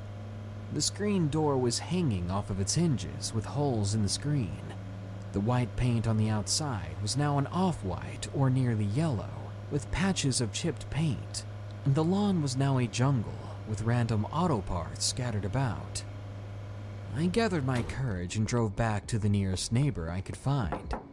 I knocked on their door and excused my intrusion. Then I asked them if they knew anything about the strange house. To my surprise, they did. The house was the home of an old man who struggled with his drinking. Apparently, he drove his kids away from frequent abuse, and once those kids left his life for good, he took a shotgun and ended his own life. I was covered with chills as I listened to the story. It was like some sort of ghost story you'd see on TV or hear from an urban legend, but this was real. I'd lived through it. After the man told me that that house hadn't had electricity on for the past year, I thanked him for the information and I bid him good day. I stopped delivering for Domino's after that. I didn't feel like delivering to any more strange places, and I got a better job offer as a manager at a local Subway. Still, sometimes I get a chill on the back of my neck, and I can't help but think about that voice saying, "Behind you." My name is Kenneth. I'm 22 years old, and this story happened a couple of months ago. I had just gotten a job working nights at an Amazon warehouse near where I live. On my shifts, there weren't that many of us. It would just be me on my own doing my work somewhere in the warehouse. I think it was my second night at work when a security guard who worked there introduced himself. His name was Vincent. He was a large man, slightly overweight. in his late 30s. He was friendly at first when we started talking. Mostly small talk and interests we both have. He asked if I wanted to go get a beer and maybe see a movie the following Friday, as we both had that day off. I agreed as I didn't have any plans and I don't go out too often. That Friday in the evening, me and Vincent met up at a bar near where we work. Everything went okay. We had some drinks, talked about sports and previous jobs we worked. Then we headed out to the movie theater. That's when Vincent started acting weird. We bought our tickets and headed to the theater. I needed to use the bathroom, so I went. I was standing at the urinal doing my thing when I heard a bathroom door open. I couldn't hear any footsteps, but I didn't think twice about it. Then I turned around. I saw Vincent standing there, watching me. His head was down, but his eyes were up, and he was just smiling at me. I jumped and I laughed, saying he startled me. But Vincent just stood there looking at me. It was like he was angry almost, with a weird smile. It's weird, you would have to be there to understand. I just walked past him and said I would wait for him outside. That was the first red flag. Then as we were in the movie theater watching the movie, I swear he was staring at me. I wasn't certain, but I could see in the corner of my eye that he was turned staring directly at me. I was too freaked out to check, so I did my best to focus on the movie. The next thing that happened was Vincent started rubbing his hand on my thigh. That was it for me. I got up and I walked out. The next week at work, Vincent came up to me and asked if I wanted to go hang out. I looked at him confused and annoyed at the same time. I thought me up and leaving was obvious. I wasn't interested and don't want anything to do with him. I told him no, I'm busy, and carried on working. Fast forward a few weeks later of him asking me and hanging out and texting me, calling me. I really had enough. So the next time I saw him in work, I told him I don't want anything to do with him and to leave me alone. I turned away and carried on sorting boxes. Vincent walked away and I thought that was the end of it. Boy, was I wrong. Later that night, I decided to take a break and go to the bathroom. I sat inside one of the stalls to answer a few texts. I then heard some heavy boots stumping down the corridor, then into the bathroom. I opened the stall door to see what was going on.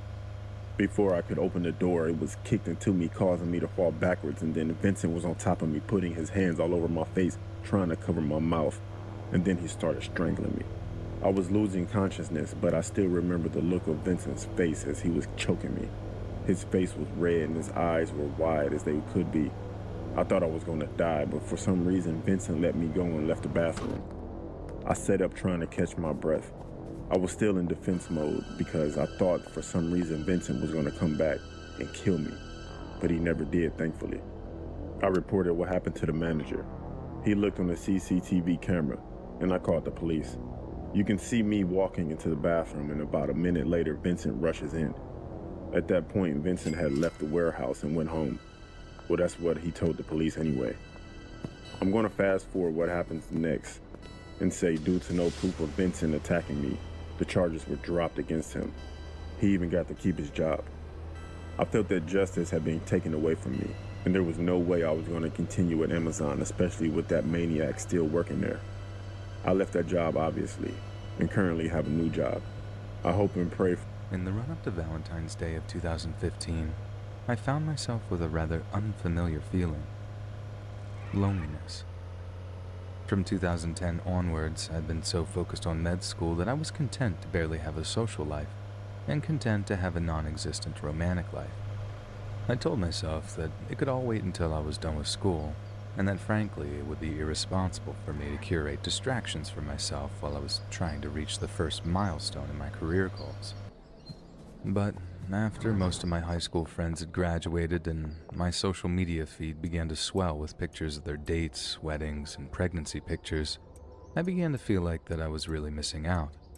Call it social pressure or just plain loneliness, but I began to tell myself that it wouldn't be terrible if I just did a little casual dating, especially around the most romantic time of the year.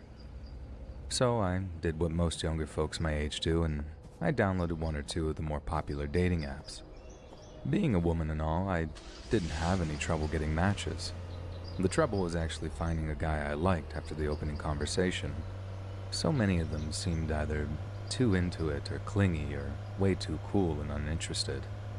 The last thing I wanted was someone who'd badger me during intense periods of study, but I also didn't want to just be some player's option either. I know that sounds like I was asking for the impossible, and trust me, for a while, I thought I was being way too picky. But then came a guy that we'll call Ryan, and I only give him a fake name to protect the innocent.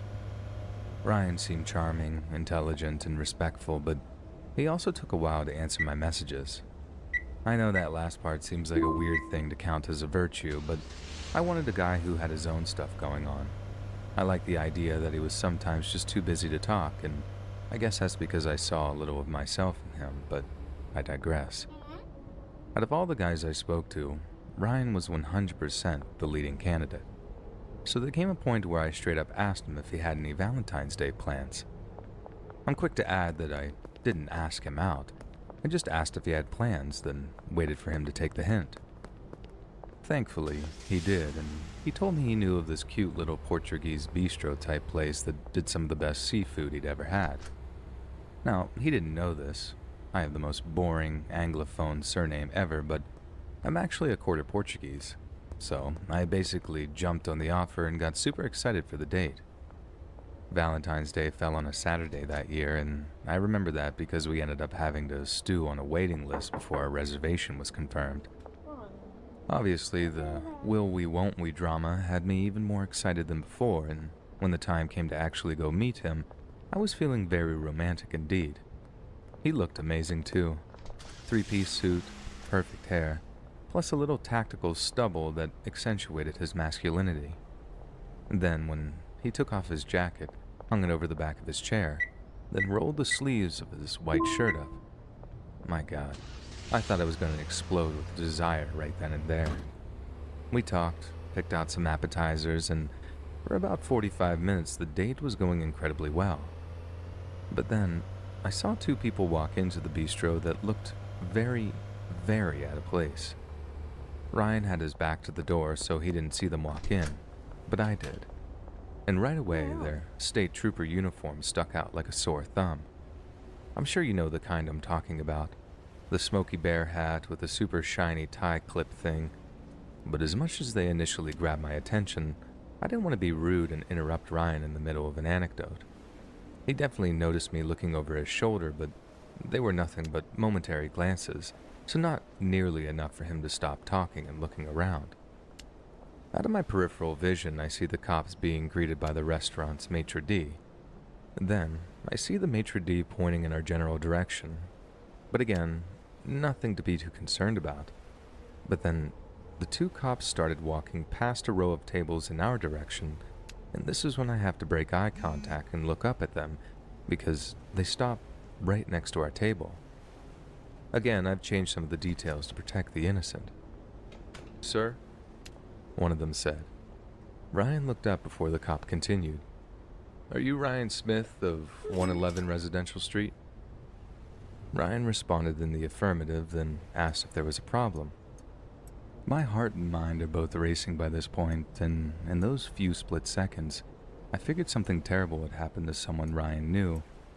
That, or there had been like a break-in at his home or something. I never, ever would have guessed what the cop said next. Not in a million years.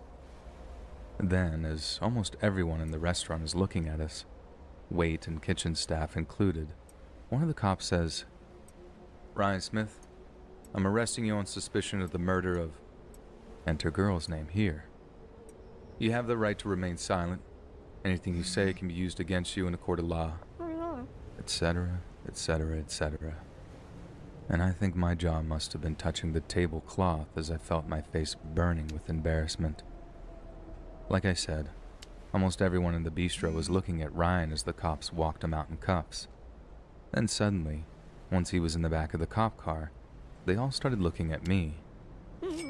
I can safely say without a shadow of doubt that this was the single worst moment of my life so far.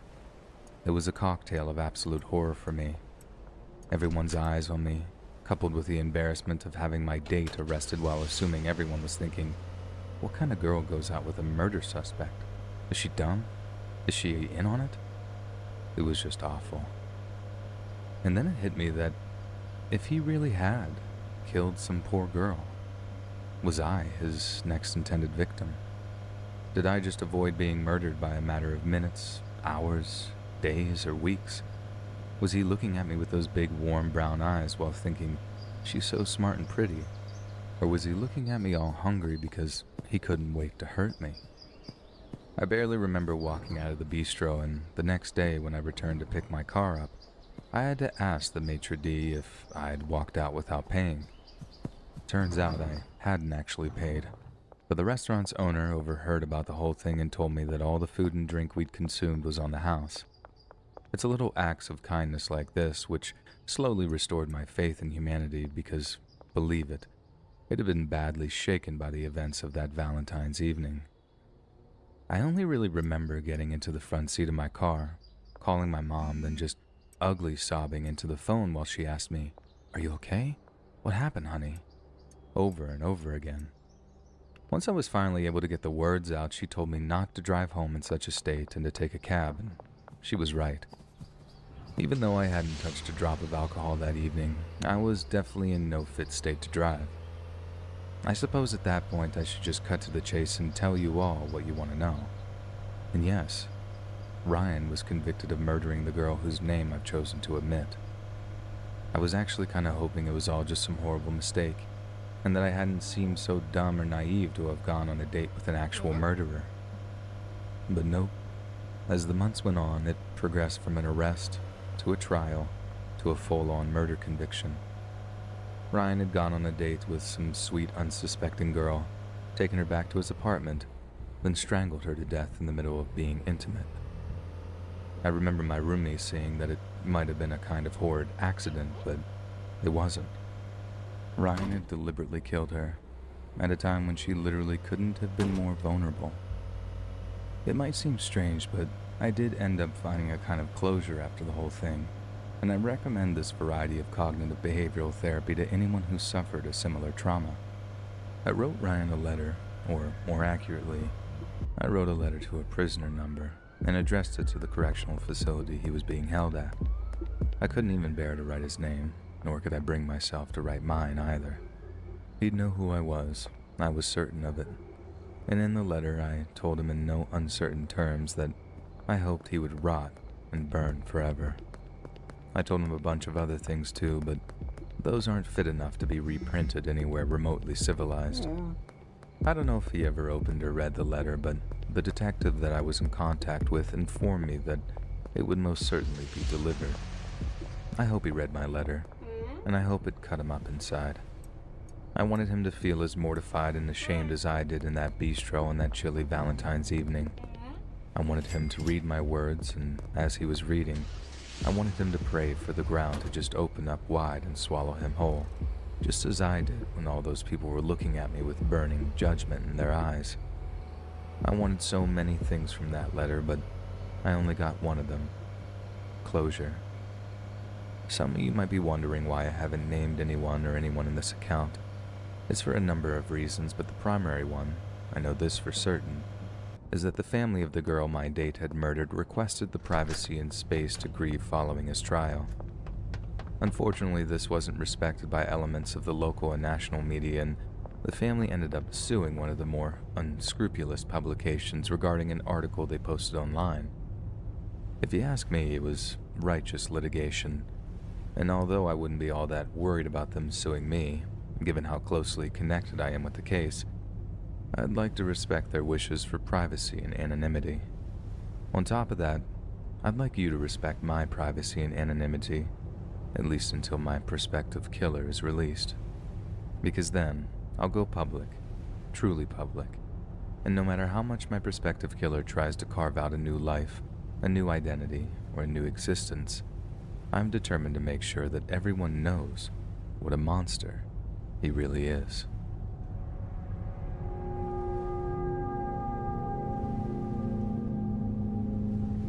Back when I was still in high school, I used to work as a waiter at this super fancy restaurant on the corner of the Common. I worked there for 2 Valentine's days, and I've never understood why people didn't want to work them. Not the first year anyway. Tips, they were awesome. So the next year, when I wasn't even on shift, it was real easy just to make a swap so I could get all those Valentine's tips. So, this guy comes in, good-looking dude, but his girl was like Rihanna level hot. With Triangle Rewards, you can earn Canadian Tire money at Petro-Canada to redeem at SportCheck, Marks, and Canadian Tire.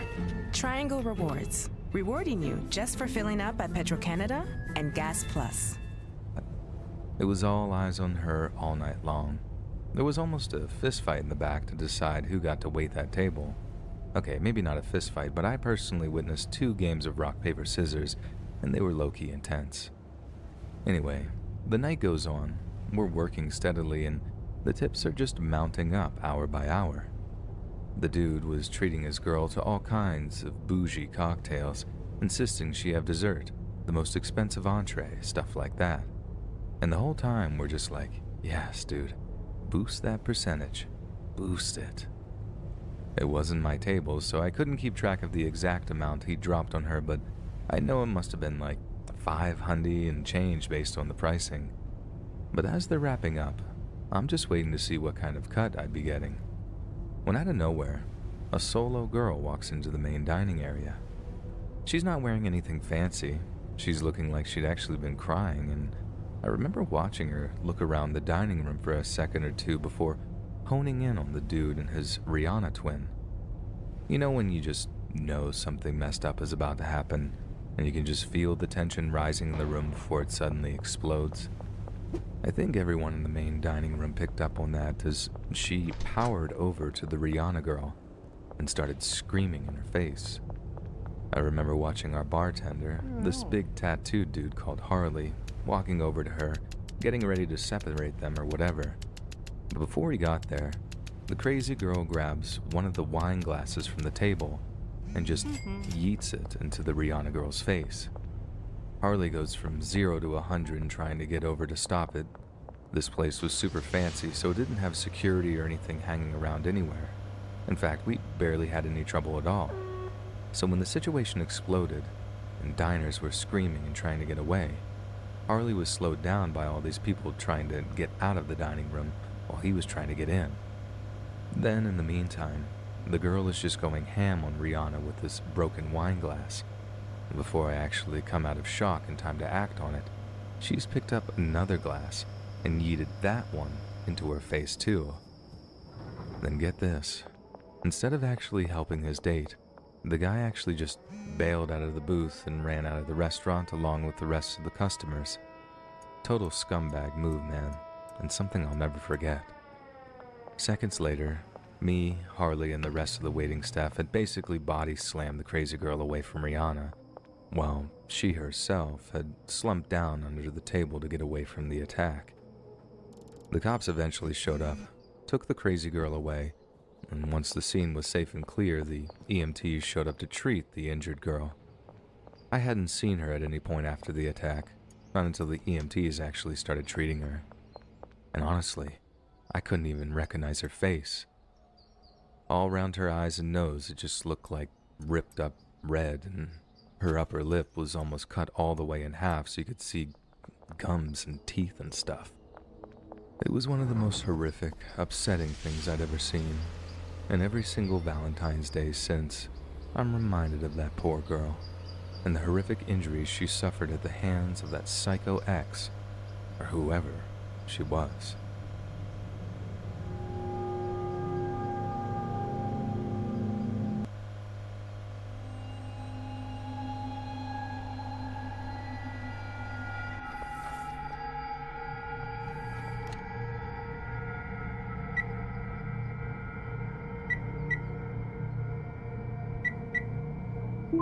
My grandfather grew up in Jacksonville, Texas back in the 1950s, and if you've never been there, you wouldn't be missing much. He grew up the eldest of 5 brothers and sisters on a farm with my great-grandparents. He passed away about a year ago, but I wanted to share a story he told me when I came home from college break. Naturally, Grandpa didn't come from much. His parents' generation suffered through the Great Depression, and farmers didn't fare off too well. But being the gritty Texas farm folk that they were, they thrived in it. Having a farm and a big pasture surrounded by pine trees made for a good childhood, as he told me. He would reminisce about the times of gathering the whole town's kids and playing baseball games to pass the hot summer days. Though as his health deteriorated, he began to talk more deeply with me, and would talk to me about life lessons, and one thing in particular, fear. He asked me if I had ever heard of witches. I said of course, but he stopped me, and as serious as he could be, he asked me again. Listen, I ain't talking about no Halloween characters. I'm talking about actual witches. I could tell it made him uncomfortable talking about it. It really screwed him up as a kid. He explained to me that he had 3 encounters growing up. The first time he saw her, he was 10. He and his siblings were playing around sundown. They were outside in the pasture. About 200 yards away from him, there was a tree line where a forest began. He said that he saw a dark floating silhouette by the tree line. He couldn't focus on it because of the lack of lighting, but he swore to me that the figure's head was cocked at a perfect 90-degree angle looking right at him. He said it was inhuman. He remembers rushing the little ones back inside and telling his parents. Their parents never let them out after sundown again. The second encounter came 2 years later. He and a friend who was their closest neighbor would walk on a trail through the forest to school every day. He said it was about a 2.5-mile walk. One day as they were walking home, they saw a homeless person covered in quilts walking on the left side of the trail. Being very confused and uneasy as to why somebody they didn't know, who was completely submerged in dirty quilts, would be walking on this trail in the woods. As the person passed, he said they both smelled something that was a mix of rot and sour. Upon smelling the putrid odor, Grandpa said that he became very dizzy and incoherent, and the neighbor boy felt the same way. A few moments later, they hear a sinister giggle from behind them. They turned to see this person, who was still completely hidden by the quilts, began running after them. He said the thing didn't stop chasing them until they busted down the front door of the farmhouse. He never saw the neighbor boy again after that day. The incident was widely spread around town, and quickly became a warning for all those who would venture in the woods. The third and last time he saw the witch was when he was a senior in high school. Grandpa was going to be a Division I football player for the University of Oklahoma, and quite frankly was the hometown hero. He said that he just met my grandmother, and really wanted to enjoy the rest of his senior year. So he attended a prom after party in the woods with his classmates. Being that his class only had 60 people, everyone was there. He admitted that he got pretty wasted that night. He went to go take a leak a couple of yards away from the bonfire. While he was draining his lizard, he heard shuffling noises from nearby. As he tried to focus, he made out a small hut through the trees. There was a stream of smoke emanating from its chimney. He smelled a stench that he recognized from when he was 12. He told me that nothing else could have sobered him up so quickly. He proceeded to investigate the hut deep in the forest. As he approached, a dark figure appeared from the shadows, but he told me that no matter how hard he tried, he never could quite make it out. All of a sudden, the figure started to whisper. It intensified, and he felt a burning sensation on his arm. He felt as if his body was being branded. The figure then slowly faded back into the darkness of the forest. He became frantic and realized that he was now 100 yards away from everyone. He said that there was no way he had wandered off that far. He began screaming for help. He admitted to me that he even wet his pants. The creepiest part about this story is that the police investigated the hut that my grandpa discovered. Inside was a gore fest. There was dead animals strewn about the floor, as well as human remains, who some believed to be the missing neighbor boy. They never found out who was responsible, and my grandfather moved away shortly after. My grandfather was a fantastic man, and I miss him a lot. He was the most kind, loving man I ever knew, and I know that he wouldn't make any of this up. And I've also always wondered where he got the burn mark on his arm.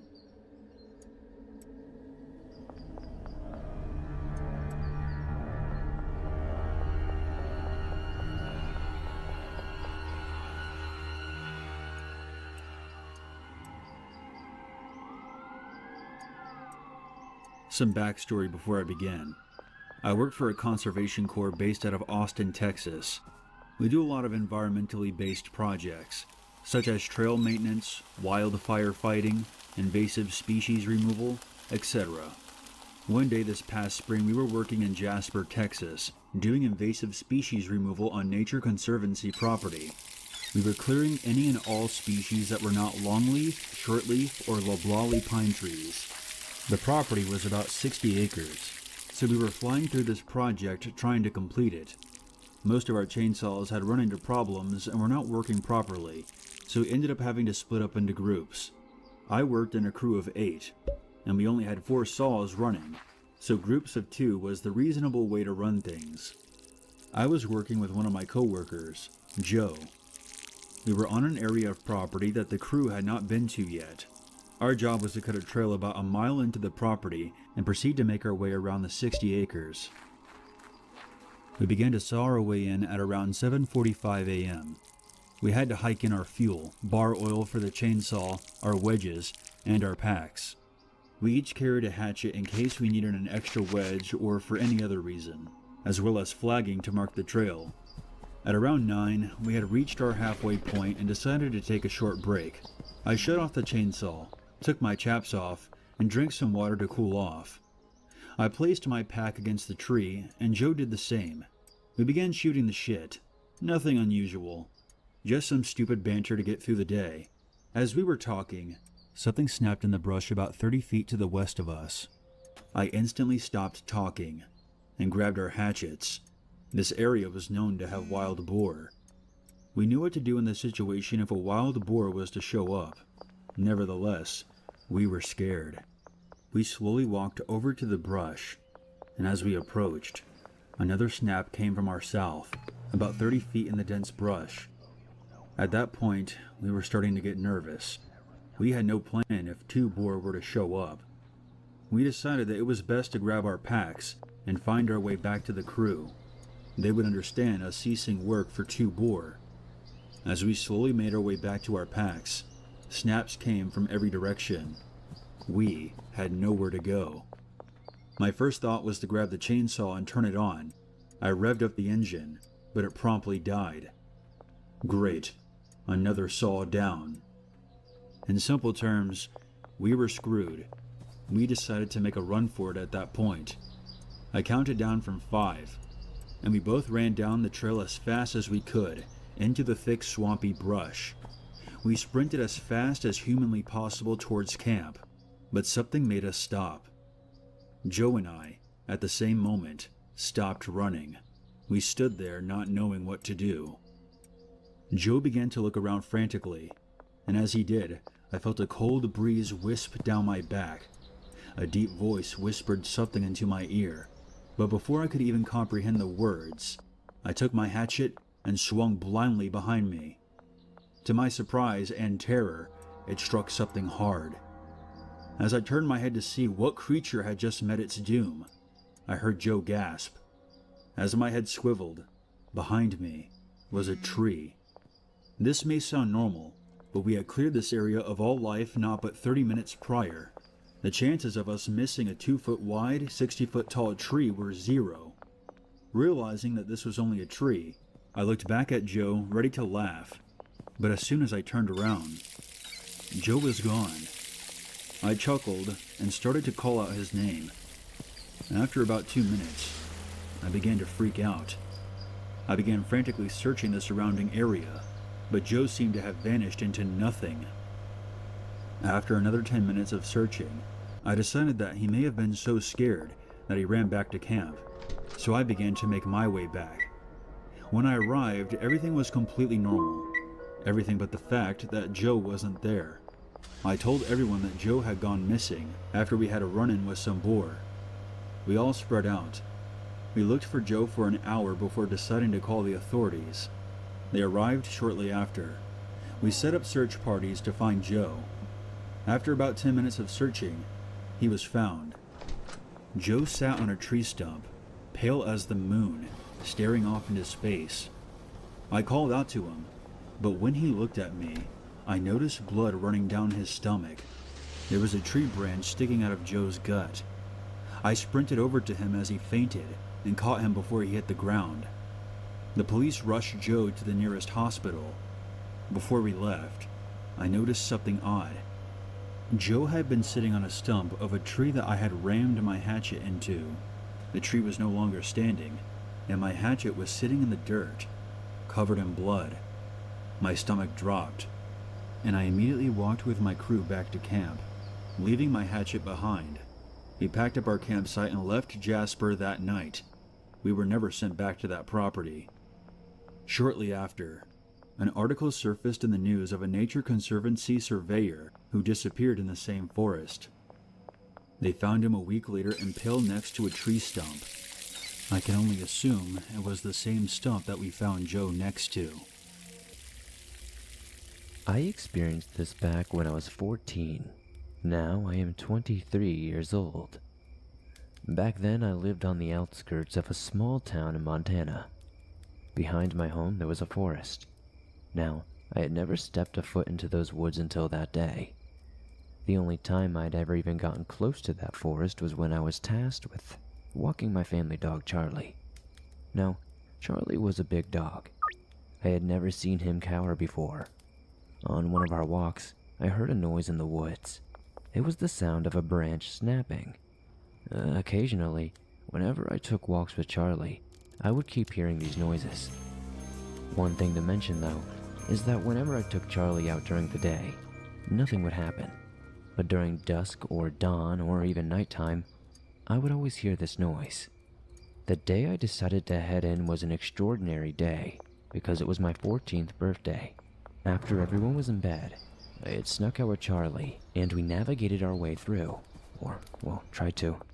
We ended up getting lost and came upon an abandoned shed. Then, the last thing I expected happened. Charlie started whimpering. That was never a good sign. I had wondered if there was someone there, but I couldn't see anybody. I didn't think I would need any form of protection, so I didn't have any. And then, I heard the sounds. A crunch here and a snap there, and the animals went quiet. I was terrified, so all I could do was run to the shed and hide. Something got closer. I heard the leaves crunching. It was the only way I could tell how close it was. Then, a loud bang resonated through the woods. It was walking on top of the roof. I couldn't stop shaking, but I'd like to think that Charlie could tell how scared I was because he started licking me. Around 5 or 10 minutes later, I hopped off the roof and I peeked out the nearest window. There was a human-like creature out there, grotesque, with long limbs, pale skin like the moon, jagged bones and joints. It was extremely thin. Its spine was protruding underneath its skin. Instead of bumps on the spine, they were like tips of a knife. I felt sick to my stomach, and I almost hurled right then and there. I felt like I was seeing something I shouldn't. I managed to see its face. It was roundish. Its eyes were beady and black. They looked soulless, but I'm not completely sure. They were glassy like the eyes of a doll. Lifeless, and soon it had started to walk away, but not without turning back to me and letting out this demonic roar, like the roar of a lion mixed with the caw of a raven. I think it knew I was there. I don't know what prevented it from killing me, but whatever it was, I'm eternally grateful. Remember, if there are woods near you and you hear strange sounds, never forget that there are things out there that won't be as merciful as it was to me. If anybody knows what this may have been, please let me know in the comments down below.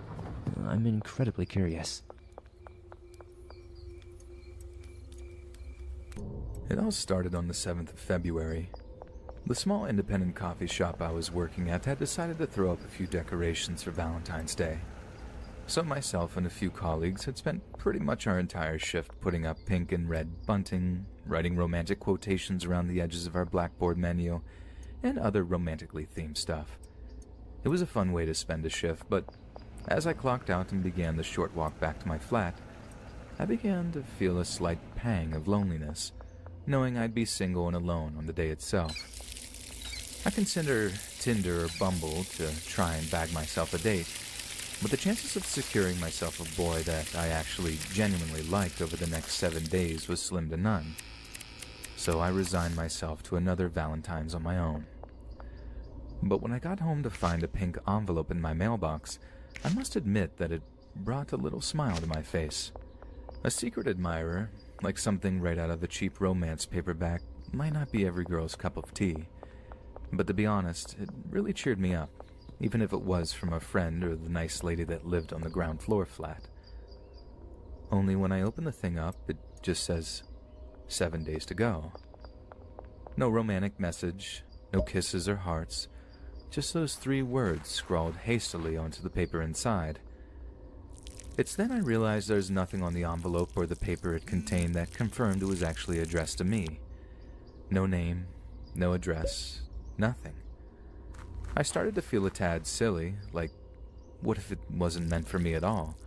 What if someone had sent their little Valentine's card to the wrong person? I told myself I was just being silly, but kept the envelope and card as I walked upstairs to my flat and got on with my evening. I honestly think I'd forgotten the whole thing by the next morning when I got up and set off to work again. But when I got home, there was a stark reminder that this was no mistake.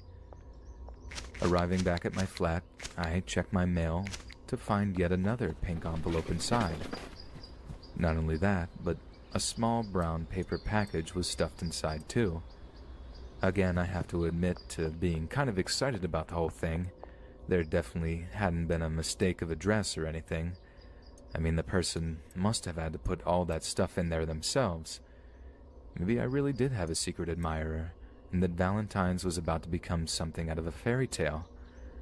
But as soon as I opened the package, I knew something wasn't quite right. Inside was a small brown teddy bear. Only it wasn't newly bought, nor had it been looked after very well in what was obviously a long and grubby existence. To be frank, it was filthy. The thing looked like it hadn't been washed in years, decades even. The fur was all grimy and matted together, and one of its glasses was missing, probably having been pulled out by a child some years before. The note inside the envelope was pretty much the same as the last one, only this time it read, 6 days to go. That's about the time that I realized that whoever was sending these wasn't exactly all there, and what had previously been a kind of giddy excitement turned into nervous anticipation. And the more I let my mind dwell on it, the more and more frightened I became. This wasn't going to be some dream romance. In fact, it was more likely to be the polar opposite. I told a friend in work about the whole thing, and they seemed to take it much more seriously than I had. They told me I obviously had a stalker, that even if this person was doing this stuff out of affection, it was still crossing a number of personal boundaries, and I should consider contacting the police. But to tell them exactly what? That I had a note addressed to no one, from no one, with absolutely no other details than I'd found them in my mailbox.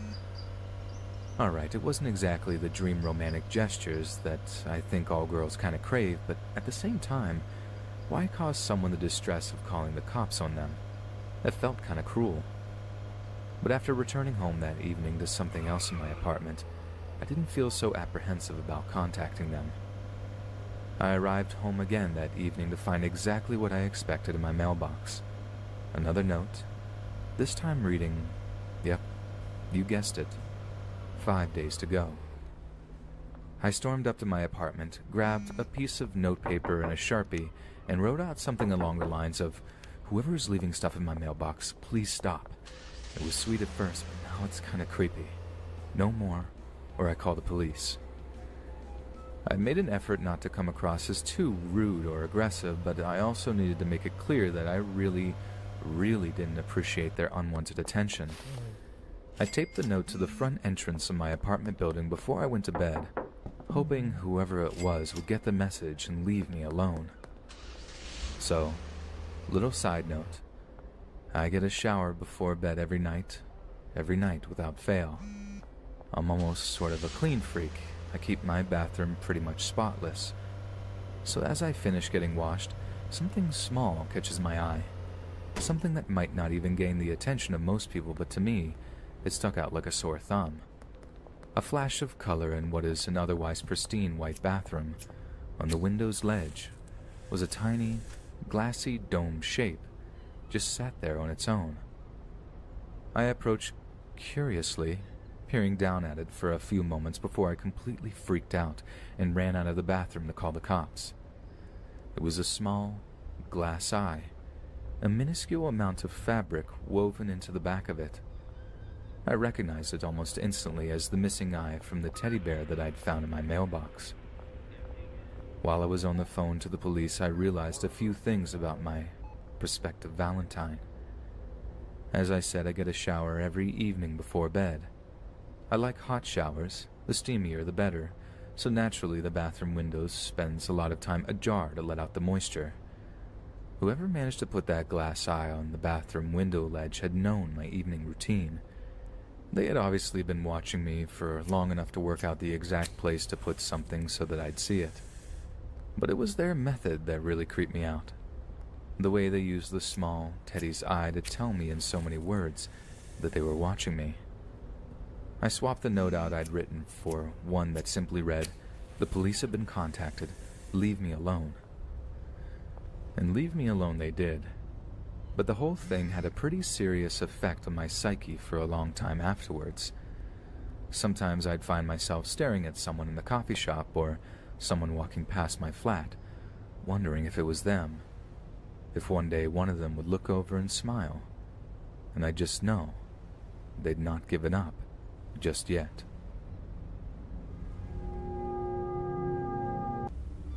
This happened a couple of days ago to me and my girlfriend.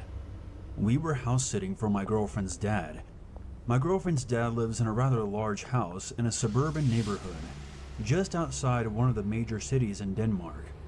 What I'm trying to say here is that his neighborhood isn't exactly scary or dangerous by any means, which only meant that this gave us a bigger scare than it probably would have had it been in one of the more dangerous parts of town. After coming home from buying groceries and stocking up on necessity for our weekend stay at his house, we went to the living room to lie down and have some quality time for ourselves, which we hadn't had in a long time. Now, before I go any further, just let me clarify the lay of the land here. This house had a rather large living room, and a floor-to-ceiling window at the end of the room. Outside this floor-to-ceiling window is a sensor-triggered light system. As we were lying there watching TV, I get this weird feeling that something is watching me. At first, I try and shake it off, like it's no big deal, thinking to myself it's probably just because I'm in a new house, where I don't yet feel entirely at home. But as I look to my girlfriend, I see too that she is quite shaken up about something. After a few minutes of silence, she then asked me if I have the same feeling as her, like someone was watching us. I try to play it off as nothing, and I tell her that I'll just go grab a cigarette and check to see if anyone's out there, just to make her feel safer. As I turn my head towards the floor-to-ceiling window, I notice that the lights are on. Now this shakes me to my very core, and I quickly decide not to go out for that cigarette. By this time, I feel my girlfriend's hand squeezing my arm. As I turn around to her, I see her pointing out one of the windows, and outside is a silhouette of a person. My blood freezes. In that moment, I turn around and quickly grab my phone, and as I turned back, the person had disappeared. I call my parents, as I know they were out at a friend's house not too far from where we were. My dad tells me to lock all of the doors and windows and just sit tight and wait for them to arrive. A couple of minutes go by, and nothing happens, other than me trying to get my girlfriend to calm down, as I know how this affects her blood sugar levels, and I would rather not have her have a seizure while a creeper or burglar or even a murderer is walking around outside the house. The silence is then broken by the sound of windows being tampered with.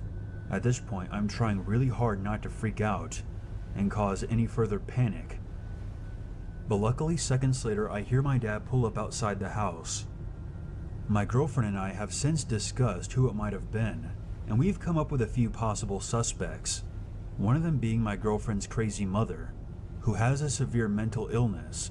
The other more possible suspect would be just a simple burglar. I don't really care who it might have been.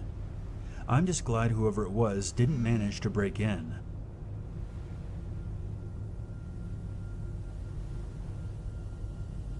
This past August, I picked up a lot of side jobs house sitting while working at a ranch that gave horseback riding lessons. The families were all very nice and it paid well. This past November, I was house sitting for a family and watching their Labrador Retriever named Maggie while they were on vacation. They lived in a very nice neighborhood on the outskirts of a small town. The house was on the far end of the neighborhood, and thick trees flanked the backyard, and a dirt road ran behind the trees. I accidentally went down the road the first time and tried to find the house, but there wasn't much down there. Just an abandoned house with lots of deer in the front yard, and a small run-down ranch house. The first night, everything was great, but the second night, not so much. I had this weird feeling a few hours before I went to bed, but I wrote it off as spending too much time reading creepy stories on Reddit. I made sure all the doors were locked, blinds were closed, and I went to bed just after midnight.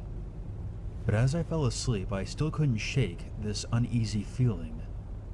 Maggie usually sleeps with me, but that night she just followed me up the stairs and to the bedroom, and then just sulked back downstairs. At 2:26 a.m., Maggie woke me up by standing next to the bed and whining. I had just let her out before I went to bed, and I was pretty sure she didn't have to go to the bathroom. I rolled over and hoped that she would stop, but she didn't. I gave in soon enough, and as I climbed out of bed, I realized that the house was freezing cold. I followed Maggie downstairs to the kitchen. All the doors to the house were weird. You can't open any of them from the inside or outside without a key. Not to mention this was a very heavy door, not the kind that just gets blown open by the wind. The only thing that eased my mind was that Maggie didn't seem ready to kill an intruder, and she'll usually at least bark at you. So I did a quick look around. I was too scared to do anything more. Nothing seemed out of place. The owners often left credit and debit cards, as well as wads of cash lying on the counters, and it was all there. If anyone was going to steal something, it was right next to the door, and easy pickings.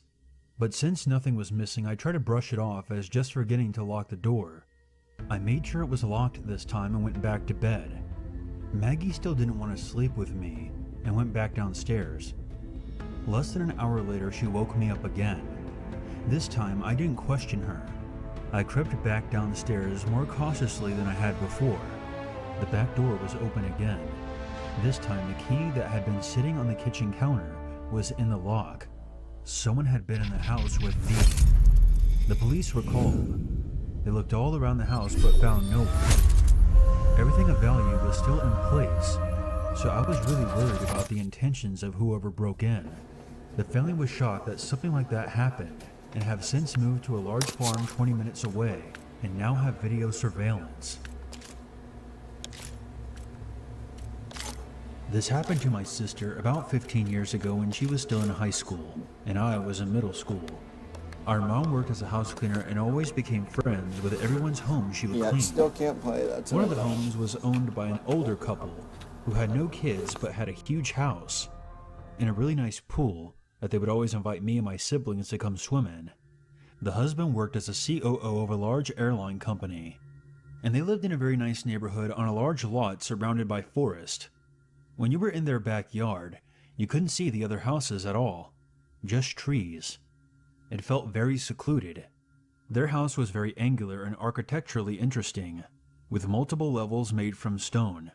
Pretty much every room had huge floor-to-ceiling windows that looked out over the backyard and gave great views during the day. At night, however, the reflection from the inside lights prevented you from seeing out, so it was always a bit unnerving to walk by them, since you couldn't see what was out there. The couple also decorated with old Native American art and masks, which was a little creepy to a middle schooler, but the couple were very nice and not so creepy, so I never got too scared. They had an older golden retriever named Samson that lived up to his name, as he was massive but had a sweet and gentle temperament. They also recently rescued a husky mix named Sadie, who was the polar opposite, Psycho Sadie, as we so lovingly called her. She had intense separation anxiety, and she would destroy their house whenever they left her inside, jump their short fence if they left her outside, and if they took her with them to run errands, she would destroy their car and howl non-stop until they returned. So since they were wealthy and had extra money, they would pay for me or my sister to come over and dog sit while they went out. We got $20 an hour, so we were always excited to go over there and watch cable and swim in their awesome pool. Normally everything would be fine, and both dogs would usually just lay around. But occasionally Sadie would realize that I was a stranger and go nuts and start barking at me, and I watched her eyes literally turn red. I was convinced that she was going to attack me, but she eventually calmed down after I got up from the couch and showed her how big I was. Not, but I digress. This particular incident happened over Easter weekend, while the homeowners were out of town for 2 days. They were paying my sister to stay there over the weekend, and I stayed with her the first night. Because it was a big house and kind of scary to stay there all alone, we stayed up late watching movies and eating junk food. The next day we swam in their pool and hung out. But for some reason I didn't spend the night again, and I'm so glad I didn't. Because what happened that night scarred my sister for life. It all started when my sister was working out on their treadmill. Their workout room was on the bottom floor of their home, which was a walkout basement. Just outside the room was a huge sliding glass door that opened to their patio and pool. She had the TV on in their workout room. As she was running and watching TV, she thought she heard the house alarm beep like it did whenever the door was opened. She stopped the treadmill and went to look around and saw that the sliding glass door was opened.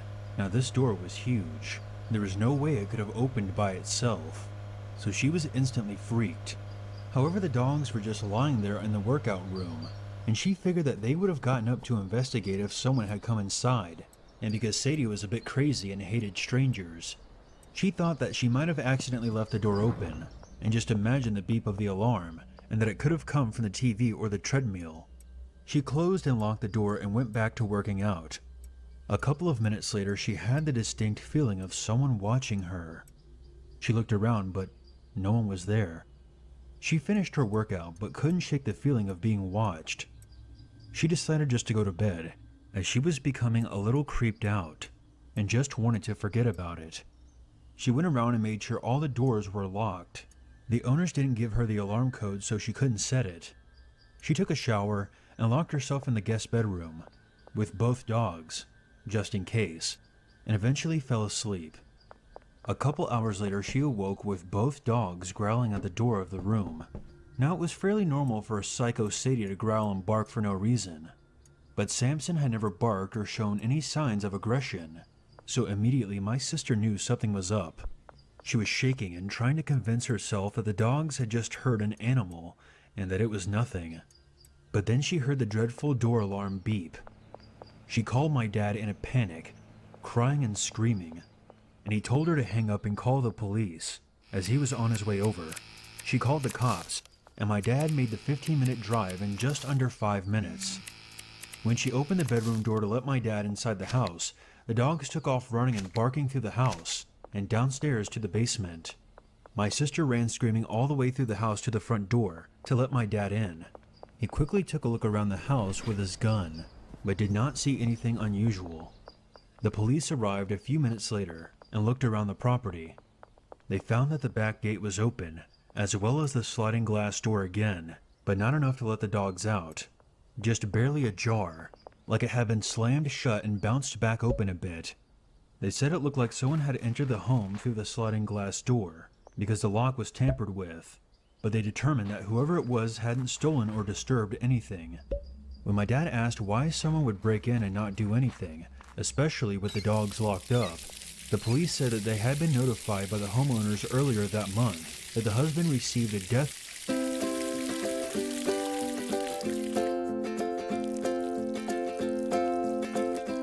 threat because of a decision that he made at his job that put a lot of people out of work. They had gone to the police about it, but didn't bother to tell my sister to keep an eye out for anything suspicious. Needless to say, we never dog sat for them again, and they moved out of state within a few months, because the husband lost his job. And if you ask me, he deserved it.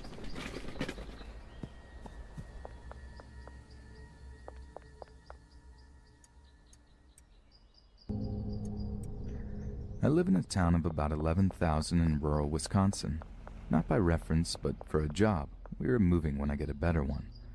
I was on my way to my employer's house. He runs the company out of his basement until we get a new office space. I was being tailgated bad by a ratty blue car and a white bald guy. I drive a Kia Soul, which has a flat back end, so if I can't see your headlights, that means you're a mere few inches off my butt, and you will get me tapping my brakes. This guy did. He honked at me. Whatever. I flipped him off and slowed down to 5 miles under the speed limit. There wasn't anyone behind me, so I wasn't ruining anyone else's day. He had chances to pass me on the country road, but didn't. After a few minutes with no other cars around and him still kissing my bumper at 50 miles per hour, I grabbed my cell phone and pretended to turn around quickly and take a picture of him. Then I pretended to call 911. I was in the country with no other cars around, and this guy was getting creepy. I came to my turn, but decided to see if this guy would follow me. I turned left, and he followed. Then I came to a roundabout and thought I would lose him. I traveled the entire thing around twice, and he still followed me. At this point, I knew he was messing with me, trying to scare me. Well, I decided to let myself be late for my meeting. I began to drive to the police station. He followed me the whole way there. I pulled up and parked, ready to run inside. I thought he would leave. Nope. He parked right next to me and just stared at me. And he pulled up on my side of the car, close enough that I would have a hard time opening the door all the way. He was in his 40s, I'm guessing, wearing sunglasses and a creepy smile. He was wearing fairly neat clothes, nothing scary there. The interior of the car was pristine. I was anticipating to see a gun. I should mention here that I'm training to be a behavior analyst, and while I work with kids right now, my hobby is criminal behavior and profiling. I was seriously trying to read this guy. A few seconds went by and I grabbed my phone again, this time intent on calling 911 from the police station parking lot. As I dialed, he rolled his passenger window down, said nothing, rolled it back up, and took off. I went inside and told an officer what happened. Sadly, I was too focused on not crashing to get a plate number. Apparently, there had been a lot of complaints about tailgaters recently, multiple with a blue car. I filled out a report with the officer, and they gave me a card for victim services in a local woman's shelter, just in case he followed me home one night and I didn't feel safe. But I live in a secure building with my fiancé. I went out to my car, and there was a note on the windshield. All it had on it was a smiley face. Serious horror movie stuff there. I took it back inside. The officer said he'd call me a few times during the night, and I should avoid going anywhere alone for a while. He did call twice and said he was patrolling my parking lot during his night shift. This is a small town, and the attitude around here is very communal, so I feel safe that someone will back me up. If I ever see this guy again, no question, I will call 911 and lead him straight to the police station again. I also told my fiancé that I will post my work schedule, or even when I have to leave for another reason, and that if I don't text him within 10 minutes of my estimated arrival, to call 911.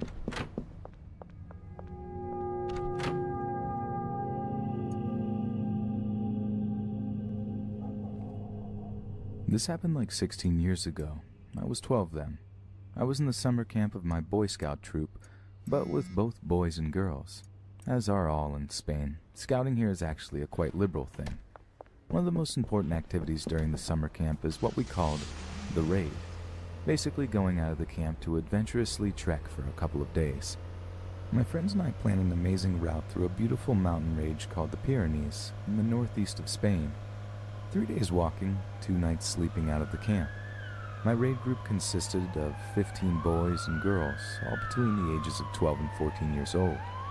We took food with us, knew how to read a map, how to build shelter, how to search for water, and pretty much anything necessary to survive for a couple of days, so no adults were coming with us, and that doesn't happen anymore.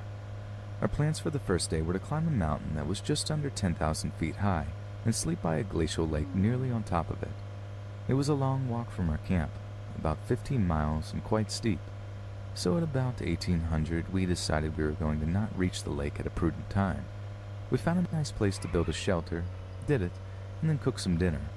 We were in the middle of a beautiful mountain, about 6 miles from the nearest road, and let's add another 5 kilometers more to the closest village. We couldn't have been happier. We still had nearly 2 hours until sunset when we finished our meal, so we thought it was a good idea to send a smaller group to clean dishes and refill water to a spring we had seen while walking. I volunteered to go, and 3 other friends joined. We got a couple of light torches too, just in case, and headed towards the fountain. Night came while we were on our way back to the shelter.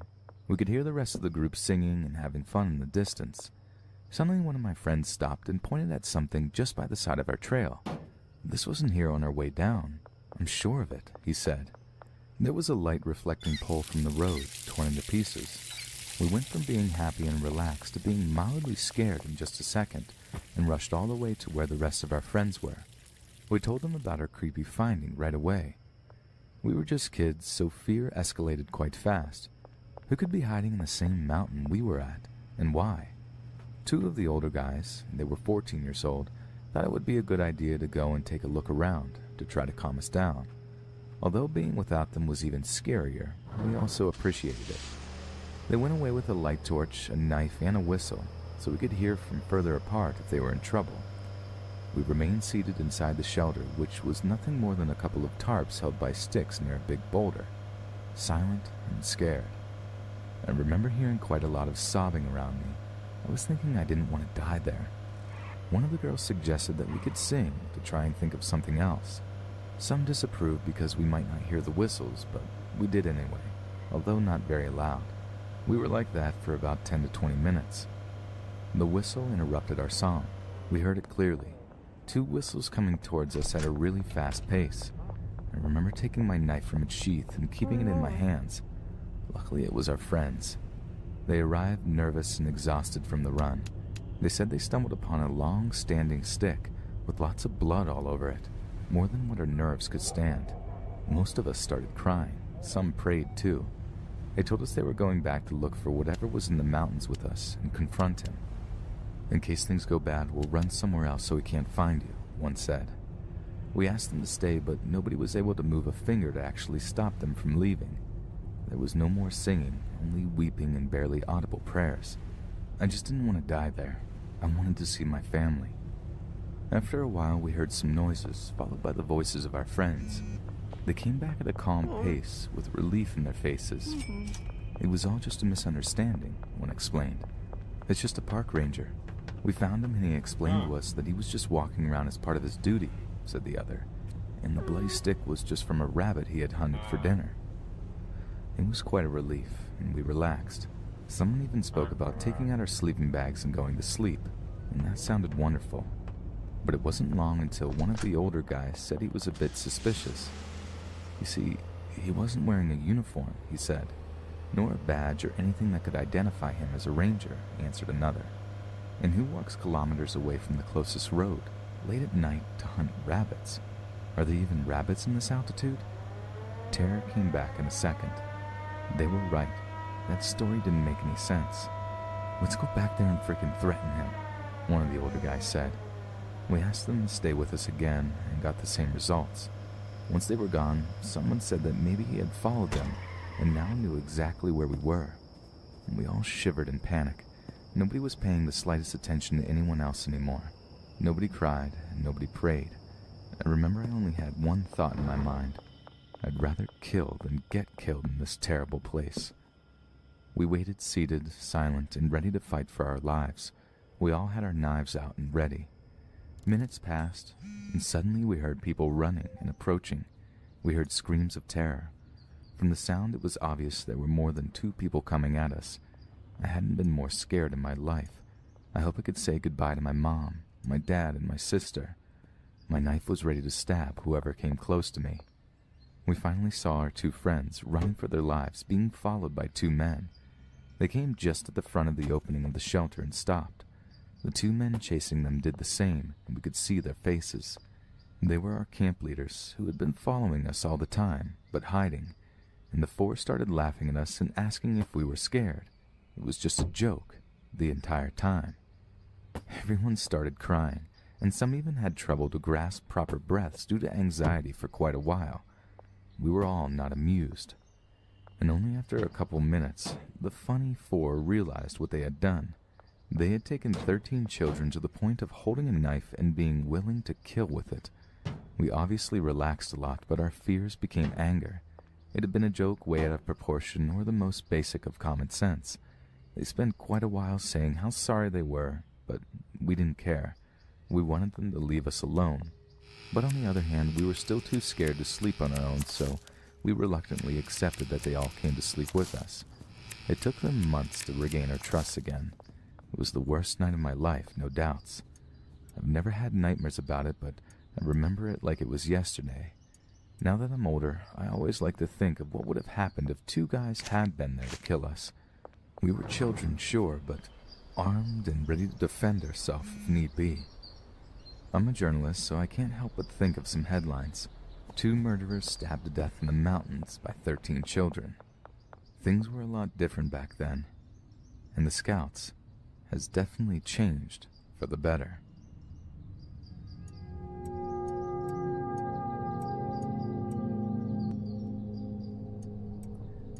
When I was in my early 20s, I had a friend with a psychotic alcoholic father.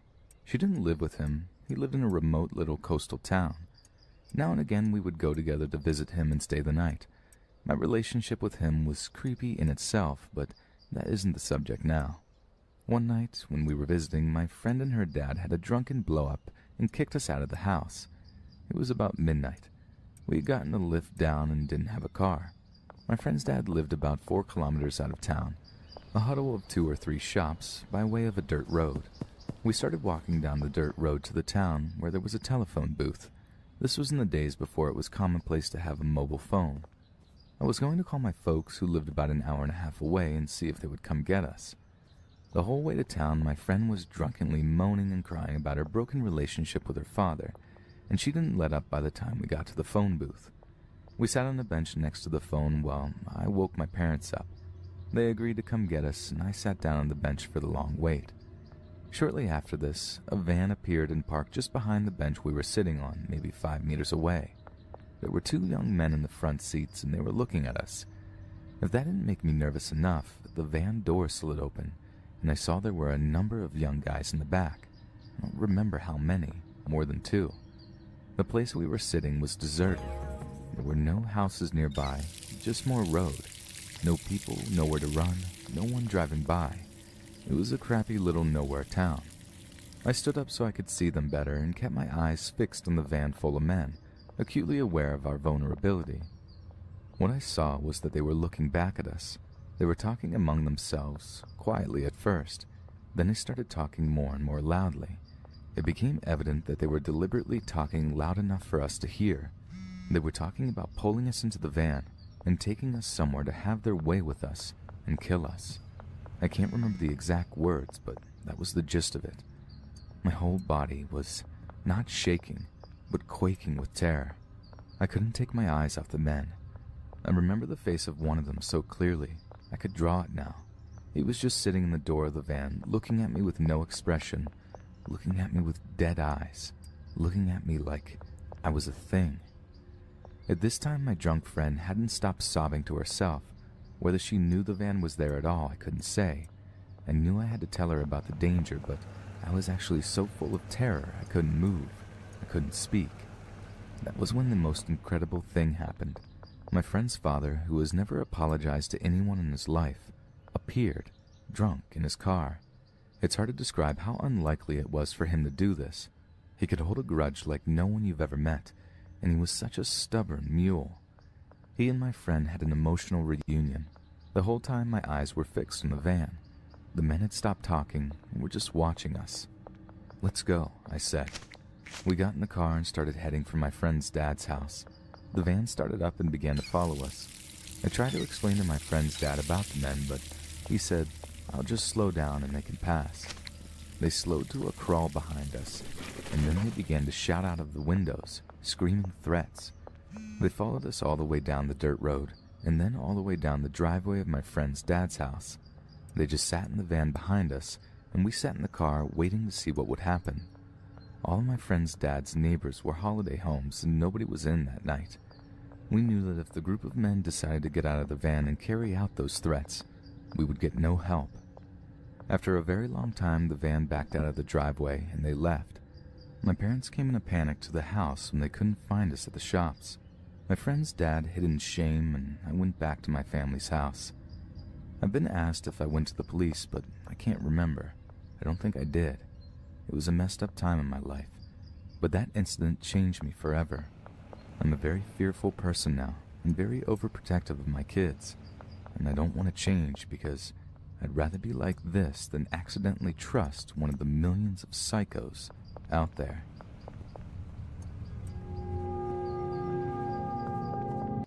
In 2014, after hearing all of the horror stories, I wanted to check the deep web out myself. In a way, I kind of expected nothing other than scam sites for assassins, people requesting CP, and some underground markets. However, I prepared myself for the worst, and frankly, I was more worried about getting in trouble with the authorities rather than having my mind bleached for the near future. Even after 2 to 3 hours of procrastination, nothing prepared me for what I saw. It was during the middle of the day when I began my search. Of course, there's no deep web Google or anything, but rather a wiki with a lot of links. The links are different than the links you may know of. These links have no way of knowing what lays behind them. Just numbers and a .onion at the end. Of course, unless previously defined and listed on the wiki page. It was boring at first. A lot of dead sites, more than expected eBay-style markets for weapons, military grade mind you, various services, and of course a lot of drugs. I came across a chat room where I saw a darker side of people I never thought was possible. So many people that were mentally ill, threatening others, requesting CP. It was truly disgusting. Think of the people who walk down dark streets of a bad neighborhood, but with anything they desired at their fingertips. 2 hours later, I came across one site that ended my little adventure in the wastes of human consciousness. A cult site, perhaps, with little info other than an email address and some religious mumbo-jumbo. However, there was a video embedded in the site's homepage. Like a naive child, I clicked it without a care in the world. The video was shot on a crappy video camera. Perhaps it was shot in the early to mid-2000s. It was a man with a mask and a knife. As quickly as that scene showed up, another presented itself. He was cutting something in a similar fashion to a butcher. It was then and there I realized the body was bipedal and without fur. It was a human being. He was cutting the legs at the buttocks level. A new scene shows the decapitation of the head.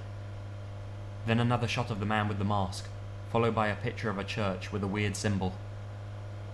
This was a cult recruiting website. It was followed by more bodies being cut up and hung in ways more gruesome than you may expect. Shortly after, I turned my computer off, and I stayed away from it for quite some time. This was my first and last visit to the deep web. I have never contemplated going back since. Number 3. This was back before Google. Web pages were, for the most part, still very basic HTML and JavaScript. Hardly anyone used CSS. Only discussion boards and some banking sites had anything approaching mature front-end, back-end combinations. This is a real deep web story, not just one about illicit activities online. I was browsing random blogs, GeoCity sites and the like, just going from link to link. Eventually I came upon an odd page. It appeared to be random thoughts from different people, but for the time it was very well designed. Eventually I came upon an odd page. It appeared to be random thoughts from different people, but for the time it was very well designed. The messages seemed to be cryptic in nature, like several people trying to pass secret notes. I started through the source, and hidden in the comments of a JavaScript were various IP addresses. I gathered all the IPs in a text file and began enumerating. Some were routers with banner messages I could telnet to, almost all at universities. The default Cisco credentials from back in the day worked on most of them.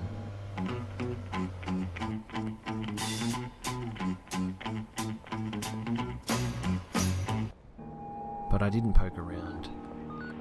A few of the IPs were web servers with little to nothing on them, mostly APAC on Linux or some BSD, at least one IIS server I can recall. I finally came up on a web server with a huge directory of HTML files and TIFF images, with a few smaller subdirectories containing the same. NSLOOKUP returned no reverse records for the IP. A visual route traced it as far as Colorado. The HTML files appeared to be records a psychologist or similar mental health professional would keep. The images were of faxes, apparently of both military and medical nature. As I browsed from a subdirectory back to the parent, at the top was a new HTML file named something like 1-hello-there.html. The timestamp was from right that minute.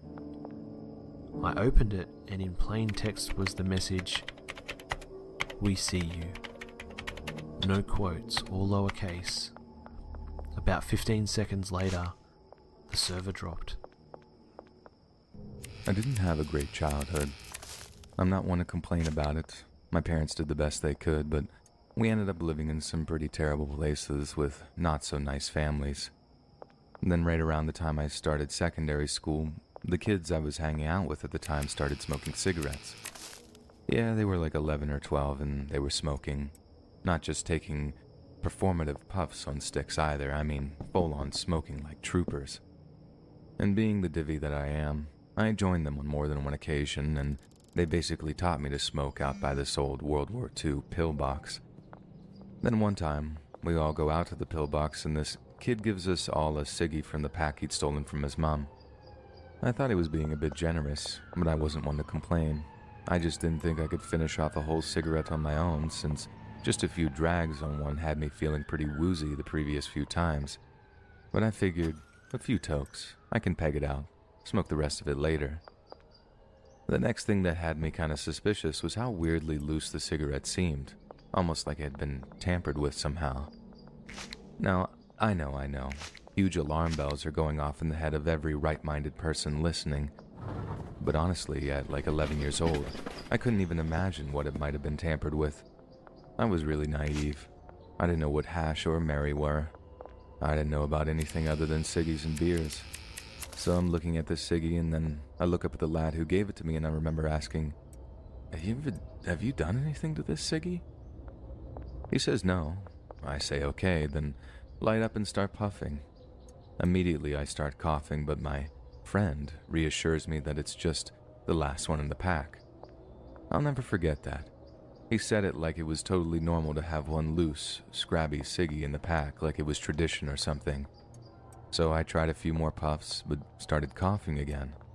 So I gave up on trying to smoke it, tossed it away, then asked for some of my friends. I know something was definitely going on when he seemed annoyed that I'd thrown away my ciggy.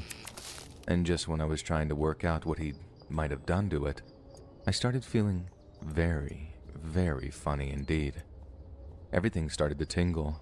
My eyes felt all puffy and my vision started to Ferris wheel, with each eye going in the opposite direction. I tried to talk, but words just wouldn't come out, and my tongue felt like it was swelling up in my mouth, and suddenly I just got so thirsty I could barely think about anything else. Then no matter how many deep breaths I took, I just couldn't seem to get enough air, and suddenly I found myself lying in the grass. Like I literally couldn't walk.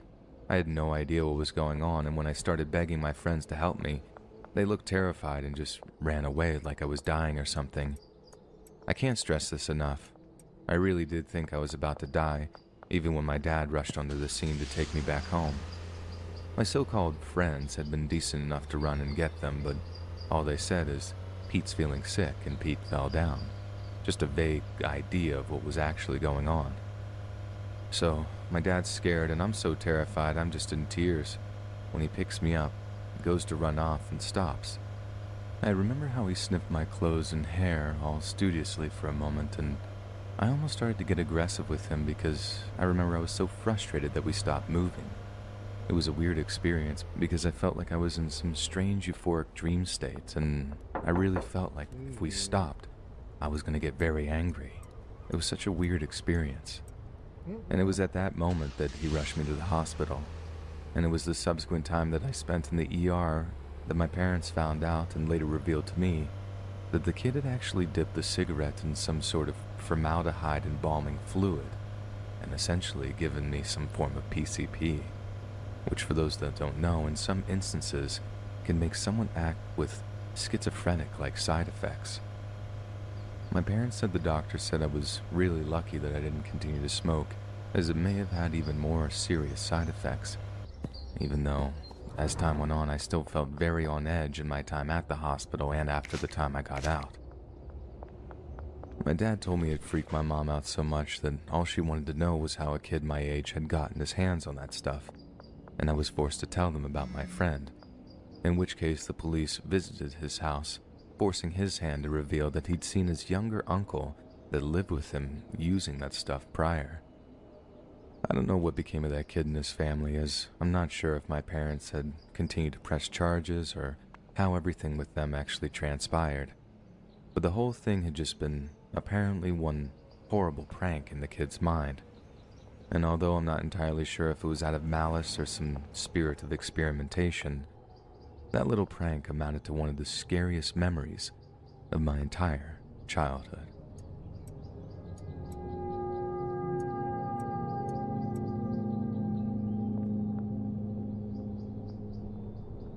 I grew up in the super middle class area of my hometown, all townhouses and nice restaurants, but it bordered some really rough neighborhoods. All thanks to the school zoning, a lot of my high school friends lived in the nearby projects, so I'd go over there to hang out after school and on weekends. We had our little group of friends, but we were familiar and friendly with a few of the other crews that were into some considerably naughtier things than us. For example, there was this guy, Mike, and although we didn't hang out much, we always stopped to say hi to him and his boys if we ever saw them in the streets. But like I said, we rarely hung out with them because, for fun, they liked to steal cars. It might sound crazy when I say it wasn't malicious, but it's kinda true. Mike and his crew would steal a car, burn rubber for a while, then park it right back where they had found it before the owner even knew it was gone. I remember one time hearing about how they felt so guilty about stealing one lady's car that they parked it up where they found it, but not before they topped off the gas tank to replace what they burned. They were crazy like that, but they weren't bad guys, and besides, we were just dumb teenagers at the time, so we thought that it was just cool to do. Anyways, it's summer break after our freshman year of high school, and me and my boys are just wandering around, acting like fools, but otherwise keeping out of trouble. I remember one of us had managed to use the fluff of his top lip to trick some old gas station attendant into selling him a pack of Marlboro. So, we were headed down to this piece of scrubland we knew about to smoke up. About 5 minutes away, we started smelling smoke from somewhere, but black smoke. So we're all like, uh-oh, whose apartment is on fire? But we keep walking, seeing nowhere on fire, so we just get more and more curious as to where the fire's coming from.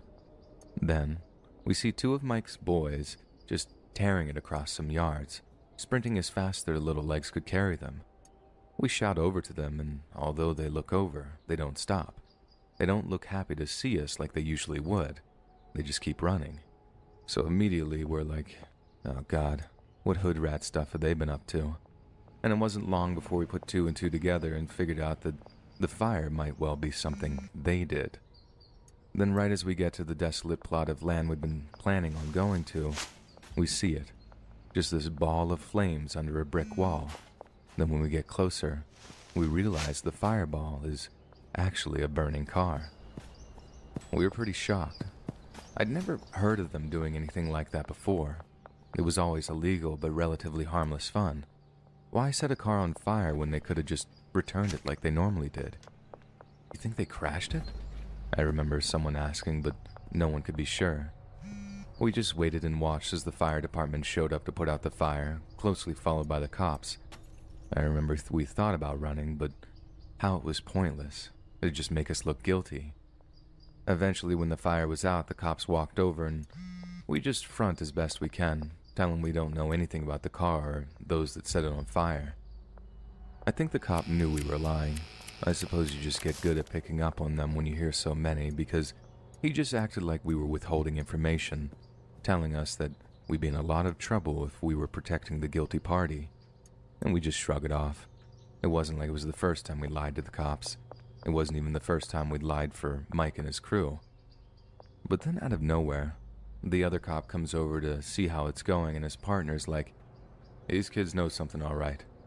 They're just tight-lipped."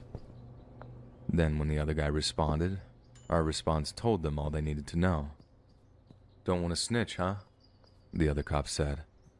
"Well, as long as they can sleep at night, because whoever's kid is burnt to a crisp in that thing isn't going to be sleeping for quite a while." I remember the sinking feeling I felt in that moment, how the color must have drained from my face because I could feel it leave my face. One of Mike's boys had been in that car when it caught fire. The other two just ran when they found that they couldn't pull him out. Then get this. We came to find out that the kid who burned to death in the car was Mike himself. He'd been the driver, and the front end of the car had basically pancaked when he'd apparently deliberately crashed it into a wall. What he did that for, I don't know. Maybe he was high or something, but either way, his legs got trapped. The car caught fire, and he burned to death. I guess his boys were just so scared and shook up that they just ran. And Jesus, thinking about it later, I realized that if he was conscious when they were trying to free him, and he started burning before he passed out from the smoke, those guys would have heard him screaming as he burned. It was a whole thing, man, all up in the news for weeks after. Mike's boys turned themselves in after a while, and I think they were so messed up that they just couldn't live with themselves. Ended up getting suspended sentences when they spilled their guts about how Mike was driving and how he was acting crazy. I don't know how true that is. I mean, it sounds true, but I don't know. I guess I'm just trying to say how Mike didn't deserve to die like that.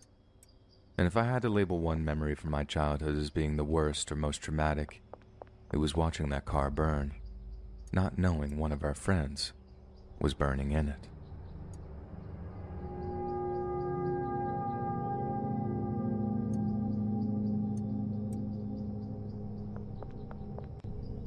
September 2010. My boyfriend Dave, his best friend Tony, and my best friend Liz and I were all coming back to our hometown for our final year of college after spending the summer in London. We had a fantastic time, staying in my uncle's apartment, partying, and exploring such a big city. It was great. We stopped at a bed and breakfast that night about half of the way home, and were planning to get home at about 6 p.m. We all woke up early, about 4, maybe 5, ready to set off again, when we discovered that someone had obviously driven too close to our car and broke the right wing mirror off. Seeing as this was my dad's birthday present to me, and I had it barely 2 months, I was absolutely fuming.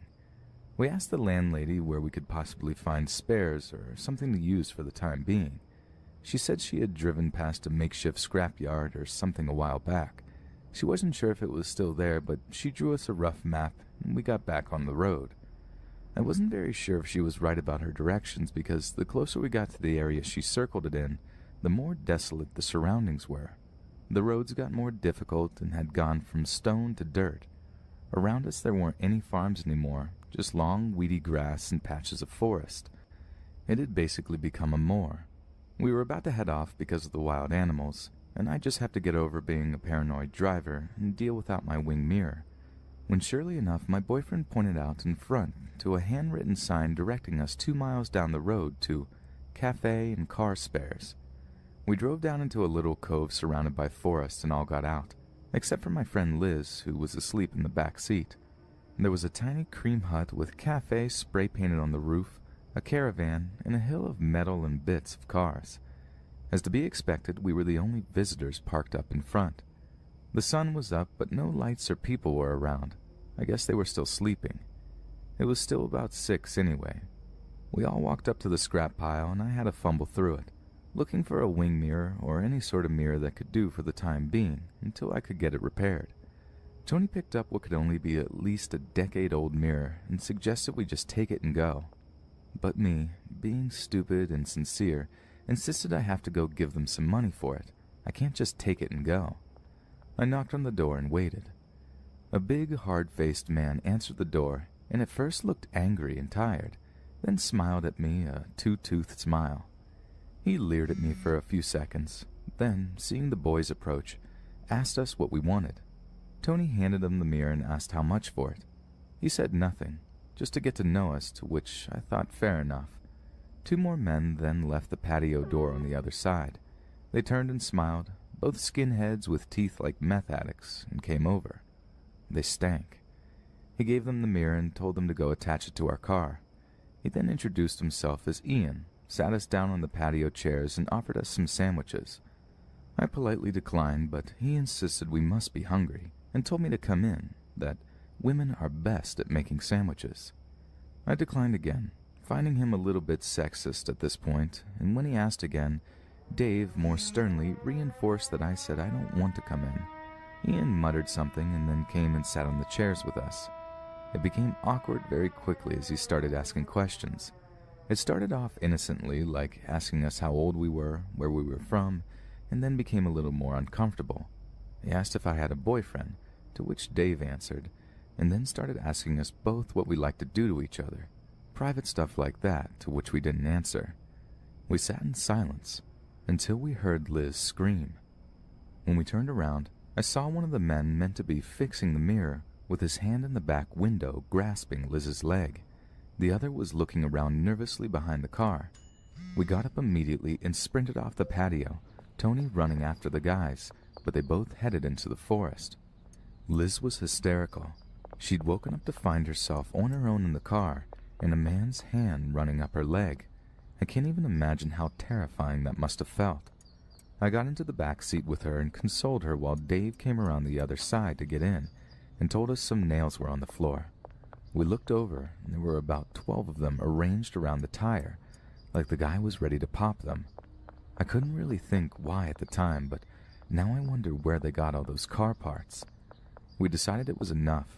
We didn't want to spend any more time there, mirror or no mirror, and were ready to go when Tony was the last to get in the car. He closed the back seat door, and as we looked back and saw Ian re-emerge from the house with something long in his hands, running towards us. My vision adjusted when he got a bit closer, and then I realized he was holding a rifle, a hunting rifle. At that point, I actually burst into tears and hit the engine, slamming on the accelerator as hard as possible. The car started to go, and we got up to about 90, forgetting the dirt roads and just driving over whatever until that scrapyard was out of sight. We didn't stop looking behind us until we were safely on the motorway getting home. To this day, whenever I go to London, I take a train instead. I'm still terrified I'll meet them again.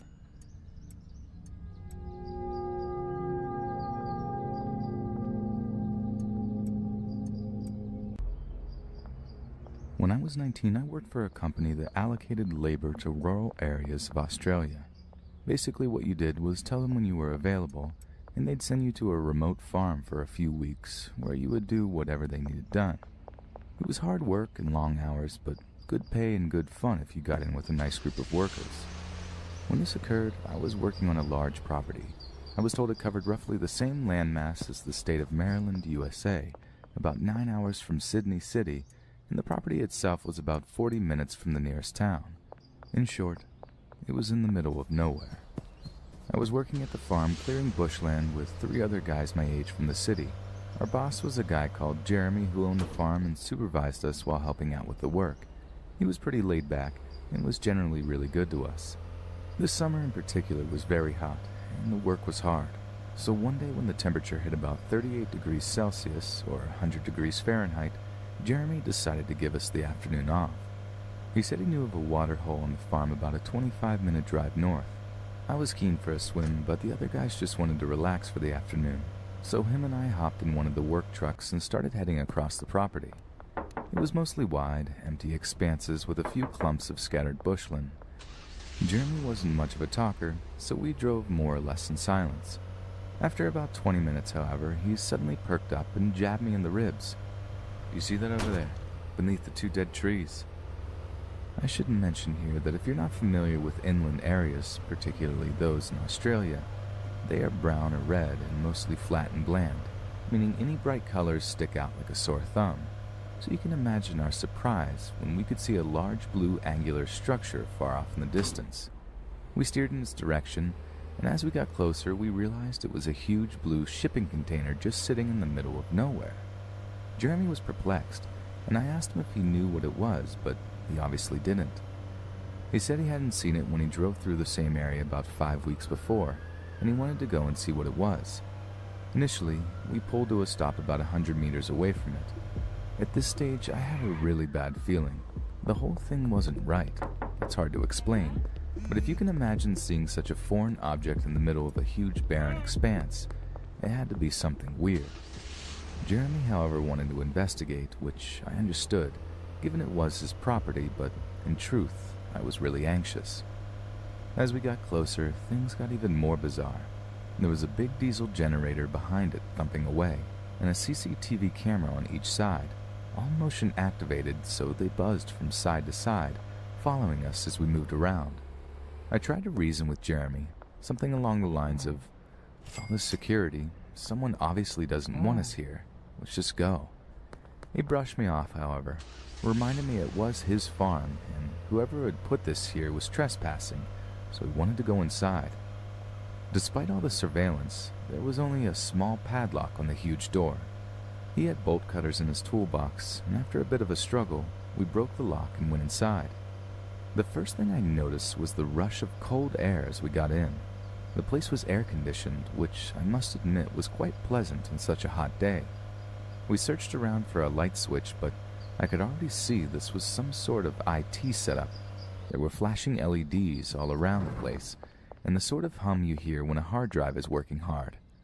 When we finally switched on the lights, we could see a sophisticated, albeit somewhat cluttered, office setup. There were hard drives the size of bar fridges and other computer equipment lining the walls, sometimes piled 2 or 3 high, and plastic storage boxes scattered around the far wall, and several desks with computer monitors arranged in the middle, complete with rolling office chairs. At this stage, I felt like I was in one of those nonsensical dreams. This made absolutely no sense. We wandered to the middle and sat down at the desk to see if the computers could give us any idea of what was going on here. My heart was racing, and I just wanted to bolt. We had been seen by CCTV, so if anyone was monitoring, they already knew we were here. Jeremy, on the other hand, was adamant we had to get to the bottom of this, so I put on a brave face and started looking through the computer. This went on for a while, but in short, neither of us had a very high grasp of technology outside of Facebook and Microsoft Word. And the best I can describe it from my lay position is that it was endless lists of computer talk. It was like how the old Napster or LimeWire download screens look like, just constantly picking up and receiving data, then recording it on several windows. Nogu just took your favorite iridescent jewelry from when you were a kid and gave it the luxury glow-up it's always deserved. Shop Nogu now. I gave up on the computers and walked cautiously over to the far end of the container to the big pile of storage boxes. By then I was pretty sure no one else was there, as there was nowhere to hide really, but I was still incredibly on edge. I decided, against my better judgment, to see what was inside all these boxes. My brief sift through this box still makes me feel sick to my stomach. It didn't take me long to realize that this box was full of posters, DVDs, and photos, all of explicit and hardcore child X-rated material. One thing that still gets to me is that it was all neatly ordered into folders and small boxes. These people were organized. I immediately recoiled, jumped up and ran over to Jeremy. I could hardly string a sentence together. I said something to the effect of, "Mate, get out. Dude, child, what? Just get out of here, dude." I dragged him out, composed myself, and managed to explain what I saw. We jumped back into the truck and sped back to the house. The farm had no mobile phone reception. We hadn't bought the satellite phone, so we had to get back to the landline to call the police. Once we called them, they still had to make it all the way to the farm from the nearest police station, which was in a town about a half hour from the town closest to the farm. As I mentioned, very remote. We waited, talking frantically about what we'd seen, until the cops arrived almost an hour later. They arrived with 2 4-wheel drives, and we jumped in and led them back. This is where it gets worse. By the time we got back, the container door was open, and there was fire inside. We had only 2 small extinguishers in the cars, and they did very little. The fire department took an hour to get there, which, by that stage, most of the damage was already done. An arson report by the federal police found almost no evidence of the computer equipment described, and only traces of paper and cardboard. This means that whoever ran it knew we were there and had time to come and remove most of it and get away. There were various ways to get off the property, and the landmass was huge, and there was no real way to tail them. Since the police hadn't taken us all too seriously in the first instance, probably due to our poor explanation on the phone, aerial surveillance was also impossible by that time we had pieced it all together. I took a keen interest in following it up, but with no real evidence of who might be responsible, the investigation went cold. I've kept in contact with Jeremy, and the shipping container is still there on the farm, as it's too expensive to move. I'll never forget what I saw in those boxes.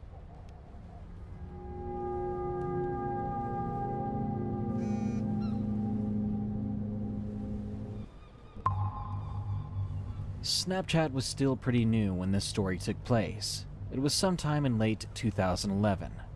During my freshman year of high school, I had one really close friend. Her name was Samantha. Samantha told me one Friday before the weekend that she would ask for a friend request the next day.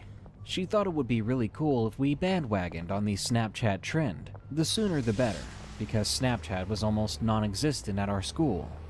And when I got home that day, I got a friend request. The profile picture was of Samantha. This was odd because she told me that she would invite me to her contacts the next day.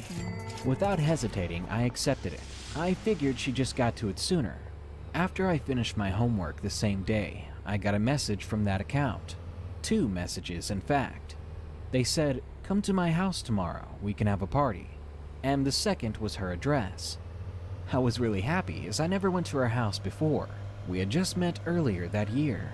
And besides that, I wasn't often invited to parties. The address she gave me was to a house nearby, so I decided to walk over the next day. When I actually saw the house, I checked Google Maps multiple times to make sure I was led to the right destination. Because this place was very messy, and the windows were covered in those thank you bags you get at markets. Something didn't seem right. It was very modest for Samantha's family, yet we attended a private school. I realized the address was correct, so I knocked on the door, although I was a bit hesitant. It opened very quickly, and a man greeted me, almost like he was expecting me. He was about 6'3" with blonde hair. He really didn't look anything like Samantha, who was a short, black-haired girl. I asked if they were related. He simply said, yes. It was in a very plain and odd voice.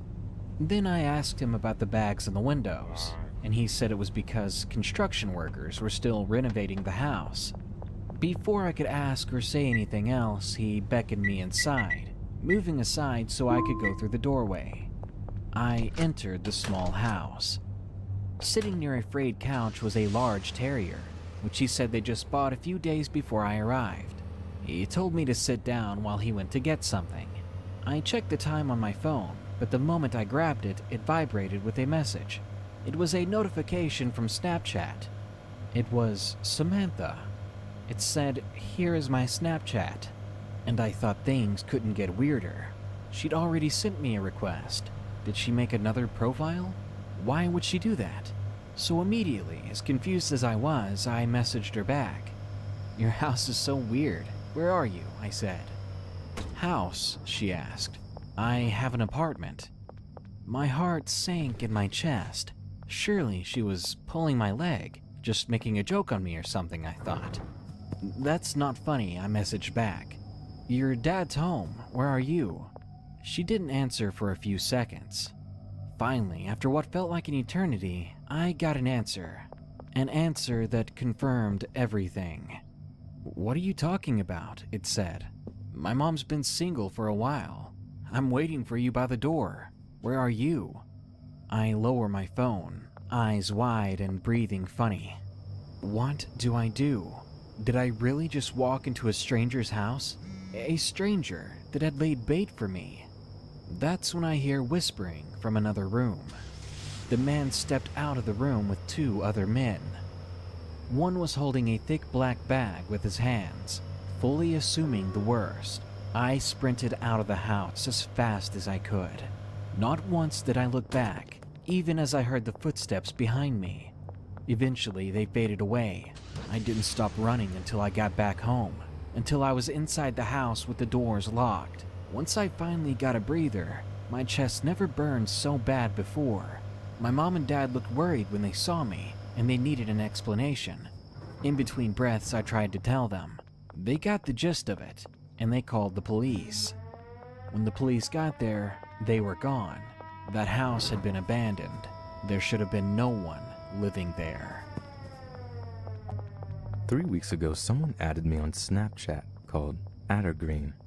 I thought nothing of it at first, but then a few days later I got a bus to the gym since I couldn't be bothered to walk. It's 4 miles away, so it's alright to take the bus. Sitting at the front with my headphones in, listening to music to make the journey that less bit boring. From the bus stop to the gym, I was messing around on my phone when I noticed I had a Snapchat from Addergreen. It was only on for a few seconds, but the Snapchat was a picture of me sitting on the bus. No text, just me. It was taken from a few seats behind and shown the back of my head and some of my hoodie. I instantly knew it was me, and I felt my stomach drop. I bombarded them with Snapchats. They were opening my Snapchats, but not responding. They got more aggressive because I was getting more and more pissed off. For example, "Who is this? Who are you? Answer me. For fuck's sake, just reply."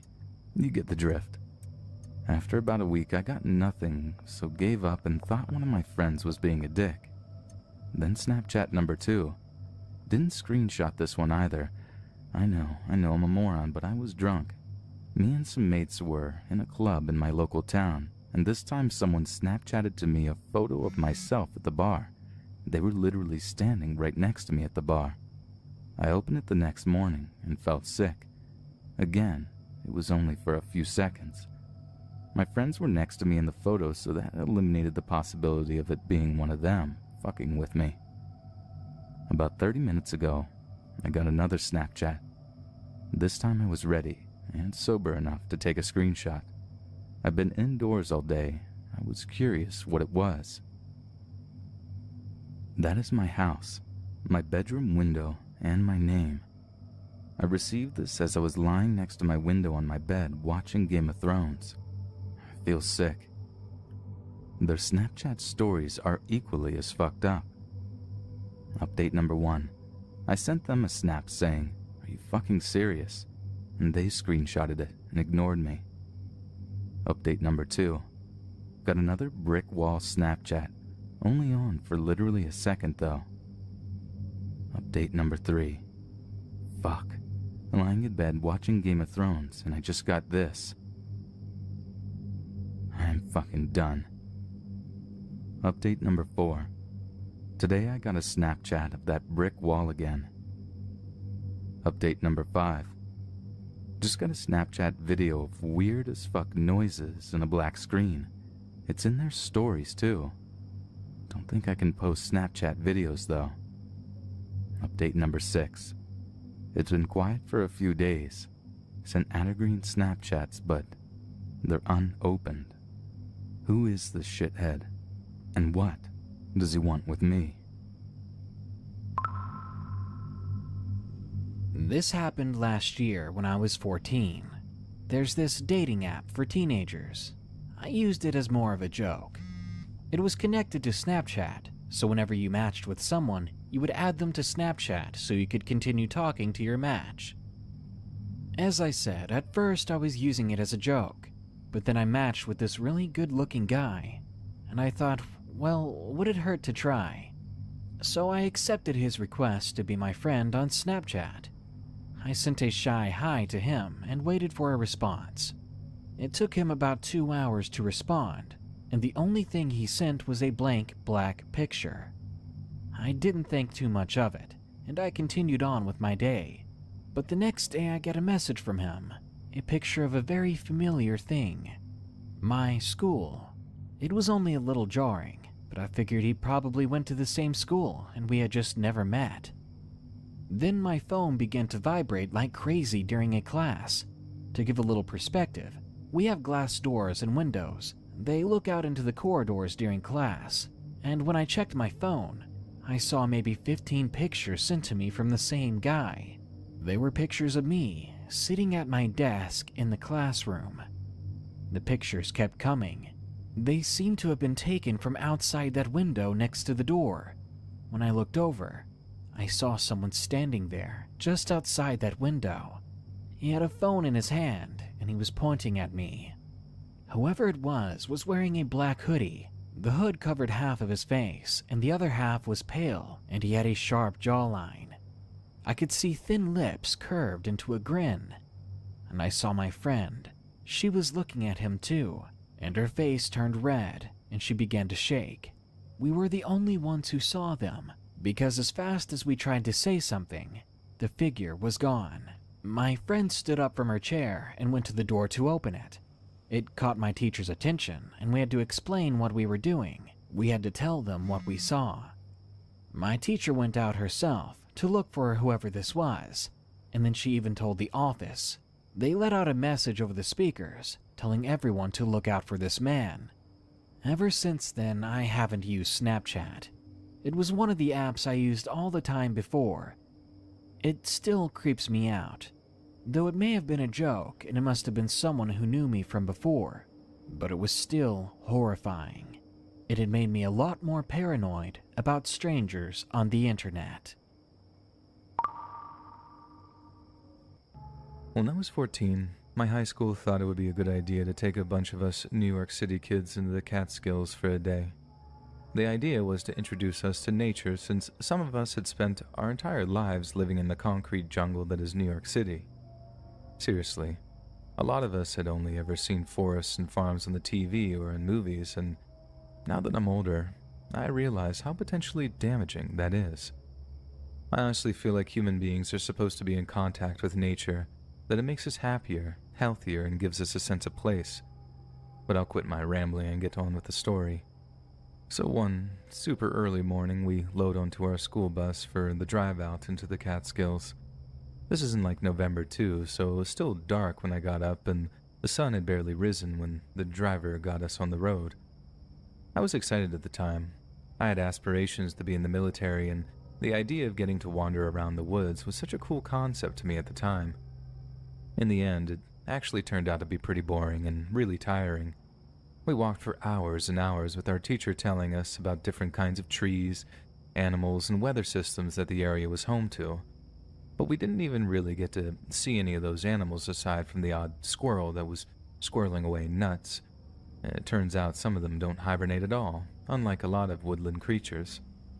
Like I said, it was all much more boring than I first thought. That was right up until I saw something carved into a tree. It was carved in really deep, obviously with some kind of knife or something, right through the bark and into the wood. I'd never seen anything like it before, and it wasn't like I wasn't a smart kid. I used to read about different religions and occult stuff quite a lot, so I was pretty confused as to what it was. To describe it, it looked like a rough figure 8, but with like dots and lines carved around it in certain places, so that it kind of looked like an octopus, only not at all at the same time. I know that makes literally zero sense, and I wish this was when camera phones were a thing, because I'd probably still have the pictures with me to link people to. Out of curiosity, I call my teacher over and ask her if she recognized it. She gives the thing pretty much the same look as I figured I had, just having no idea what she's looking at, then obviously tells me no, that she's never seen anything like it before. But that in all likelihood it's something a hunter carved into the trees so they wouldn't get lost. I'd not really heard of anyone doing that before, but I kind of figured she knew best, so I dropped the whole thing and just followed the group as we walked on. After a little while, we ended up walking right to the edge of a cliff face near a mountain. It was this huge wall of rock that just seemed to rise up out of the earth, covered in moss and stuff. Our teacher starts pointing at the rock and telling us how we can tell how old it is by the different kinds of rock that the thing was made up of, but few of us were really listening. I only really started paying attention myself as we walked along the cliff face, and I saw something familiar on it. Something big, too. It was the same symbol we'd seen carved into the tree, only like I said, this one was much, much bigger. Again, I showed our teacher, only this time, she didn't seem so calmly curious, and she seemed as freaked out as I did. Not only that, but the entire class saw it this time, but with it being the first time seeing it, they weren't nearly as scared, just the same curious I was. I asked the teacher quietly who might carve something like that into the rock, who might have the time or the skills or the equipment. She just told me she didn't know, but not to mention the ones that we'd seen carved into the trees. Plural. She used the plural, and it honestly scared me more than it should have. I'd only seen the one carved into the tree, but she'd obviously seen a lot more than I had. I just found myself hoping we'd be heading back soon. It was early afternoon by that time, and I wondered just how scary the woods would be after dark. Thankfully, I started heading back towards the bus not long after eating lunch. A little while into our walk, one kid stops the teacher and tells her he needs to go to the bathroom. It wasn't an ideal situation by any means, but with the kid being a dude, it was pretty easy to remedy. Teacher just tells him to go into the bushes nearby and deal with it, so he does. A few minutes later, we hear him tearing through the bushes back towards us, panting as he ran. He emerges with this terrified look in his eyes, like I've never seen anyone so scared before, not in real life. The teacher runs over and starts asking him what the deal is, but he can hardly get his words out. He just keeps breathing real fast, in and out, like rocking back and forth on the spot like he was losing his mind. The teacher is telling him to breathe, calm down and focus, and tell us what he saw. What he said shook our group to the core.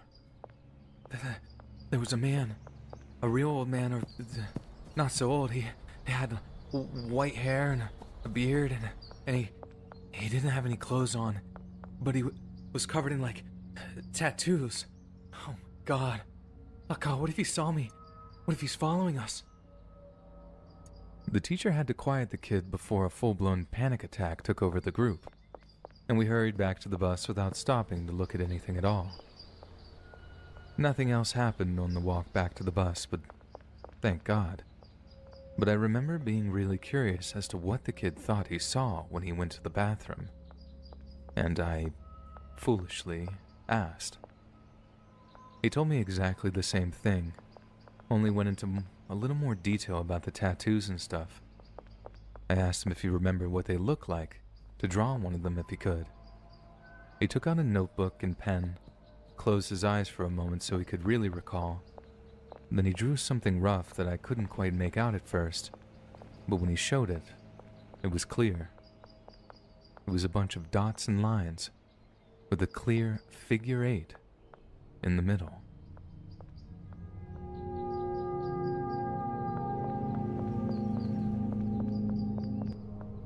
For a good few years, I was a teacher at Lansdowne Middle School in Victoria, British Columbia. I loved my job. Teaching wasn't something I'd ever really seen myself doing. It certainly wasn't a career I'd talked about with high school guidance counselors. I kind of fell into it by accident.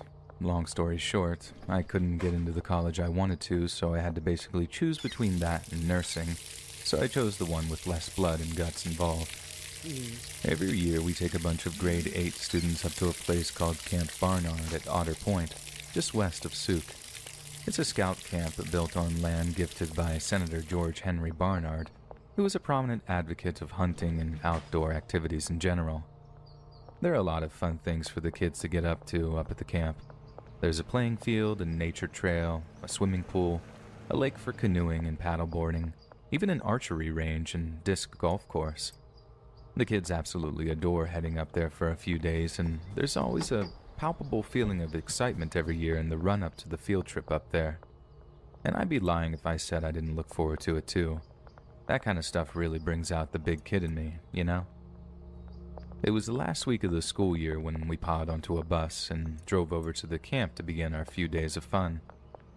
The weather is normally pretty peachy during that time of year, but last year, there were some unusually strong winds blowing through the camp. This was very disappointing, as it meant that some of the activities would be totally out of the question. You can't play disc golf when the winds can effectively blow your disc right off the entire course, and neither can you paddleboard when your board keeps getting flipped over by choppy waters. That only really left a handful of activities open to the kids, one of which was archery, the other was orienteering. I'll be honest, I was excited to try archery again. I'd tried it the year before the first time, and I'd actually fought to get assigned to it again since I'd just found the whole thing so cool. I had my reservations about the wind, but they were purely minor concerns about it affecting the kids' accuracy. It'd really suck if a few of the more talented archers were unable to nail a bullseye or two thanks to the winds. But these were thin, polycarbon projectiles.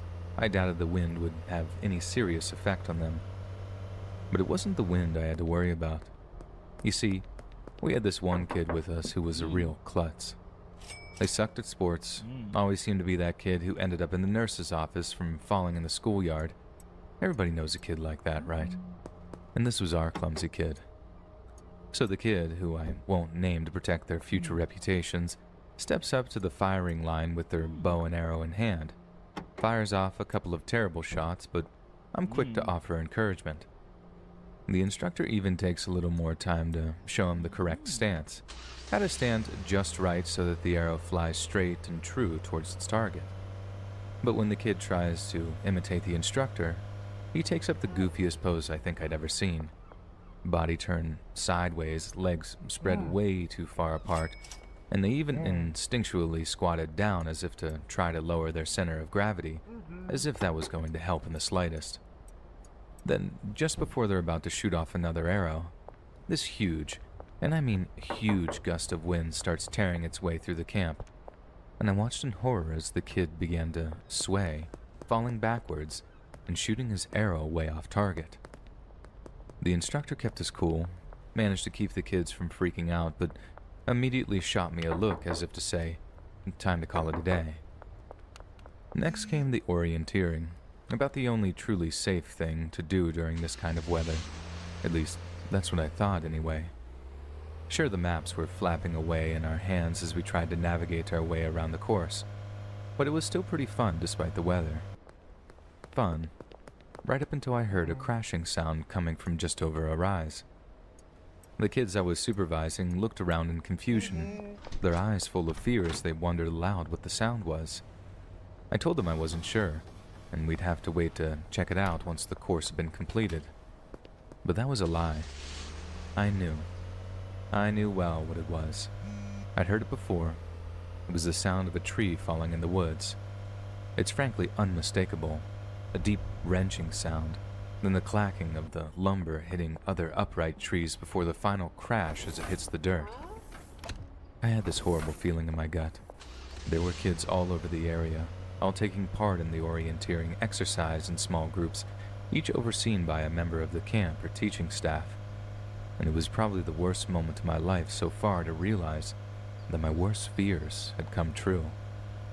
I saw a kid bounding over the rise, his eyes, these big, white circles beaming out from his terrified face.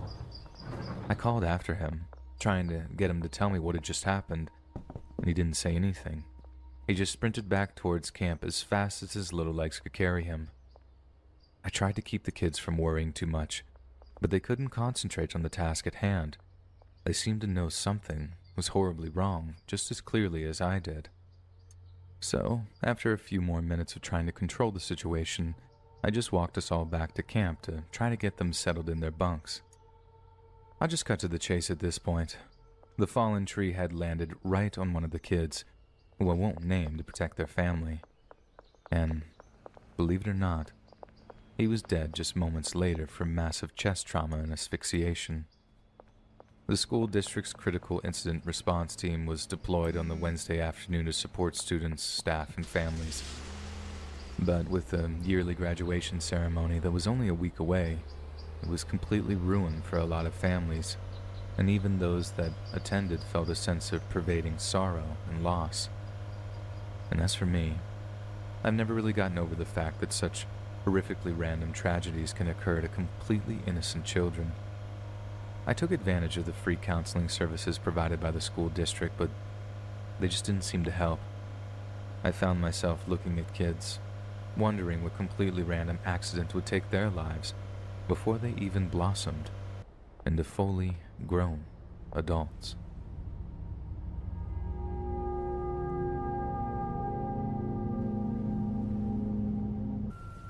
This happened when I was in the 5th grade. I was in a science class, and one day we all took a field trip to a science museum. It had a bunch of exhibits and things like that. I really wasn't much of a science fan, but I will admit that I always liked going to the museum because it was pretty fun.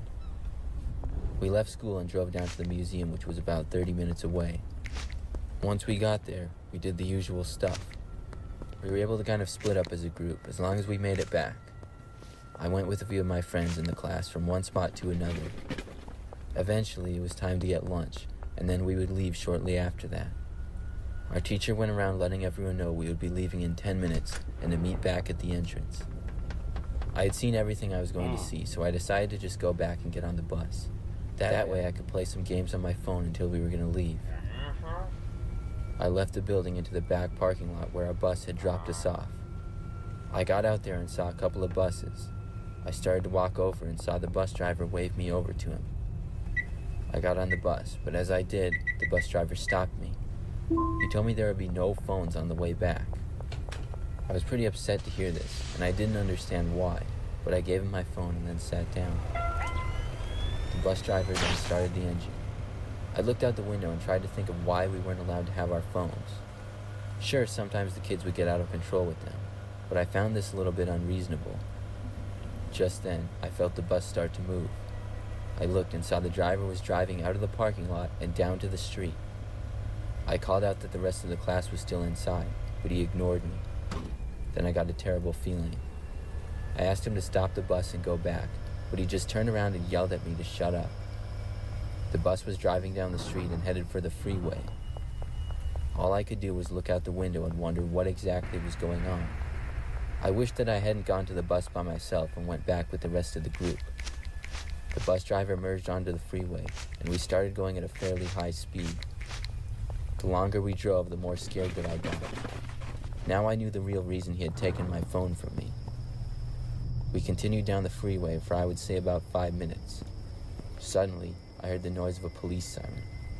I looked behind me and saw a flashing light. The bus started to move to the side of the road, and I saw a police car go with it. That was one of the greatest feelings in my life.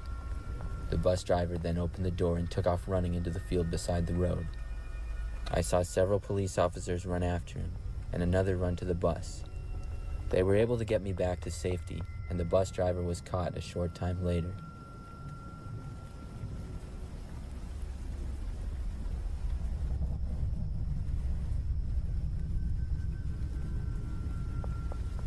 Back when I was a kid, we took a school field trip to the zoo one time.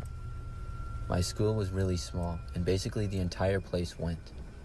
It took us over an hour to get there, but when we were there, it was a day-long event, which was nice for us because we didn't actually have to do any schoolwork. I think I was like 8 years old, and I was one of the younger people there. The first part of the day we spent looking for a bunch of animals, then we got food. After that, we started looking more at plants and things like that. I was more into the animals, so my friend Matt and I went back over to them. We first got back to the exhibit of sea lions, and when we got there, one of the zoo workers asked us if we wanted to help feed the animals. Of course we said yes, because as an 8-year-old kid, it seemed like something super fun to do. He told us to follow him and then led us into a doorway and down a dark and quiet hall. It was really weird to be in the back of an exhibit, but it got me really excited to feed the animals. We followed the guy deeper in, and into a storage type of room that was even darker. He said this is where they kept the food. He told us to wait there for a second and left the room. Then we saw the door shut and heard it lock. We immediately knew something was wrong. I went to the door and tried to open it, but it was in fact locked. It was a really strong and thick door, and neither of us would be able to break it.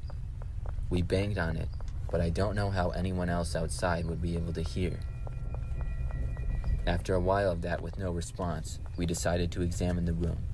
It was very dark with no apparent lights, and we could barely see.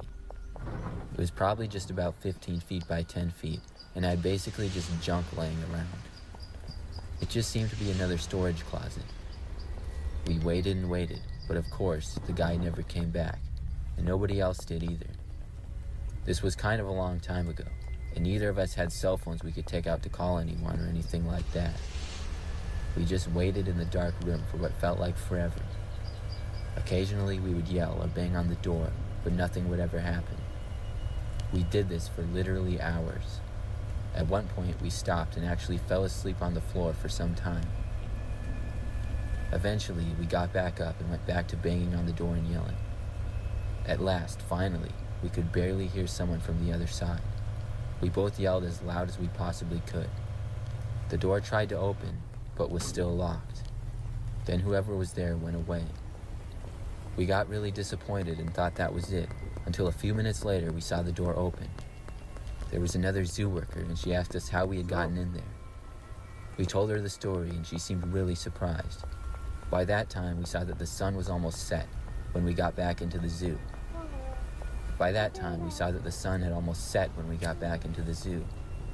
Apparently, everyone had been looking for us for over 2 hours. We were able to get back home later that day, but the guy that worked there and locked us in had left, and nobody could find him. It turns out he was caught a while later, and had been addicted to some drugs or something like that. They said he had been acting really strange lately. I really don't know why he locked us in there, but we were very lucky to get out because that closet wasn't really used by the zoo anymore.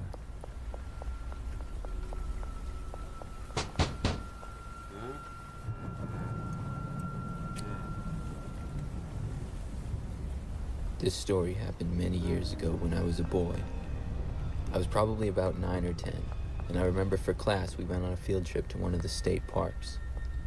It was just a field trip where we were going to walk around and look at the sights and the wildlife. We went on these trips about 4 times a year, and it was always pretty fun. On this day, we went to a park that had a bunch of hills and different types of trees. We were going to walk on a path all around it. There was about 20 of us in the class, and after we all got to the park, our teacher told us to follow him and then led us down the path. I was with my best friend Daryl, and we were talking during the walk. At one point, we saw a cool-looking mushroom a little bit off the path, so we stayed back to look at it. The rest of the class was going uphill, and before we knew it, they were out of sight. We went to run to catch back up with them, but we heard a noise coming from behind a tree off the path. I expected to see an animal, but when we looked, there was a boy there around our age. He had a red shirt and jeans, and he was hiding behind the tree. He wasn't in our class. We asked him who he was, but he didn't answer. We thought maybe he was with another school field trip over here or something like that.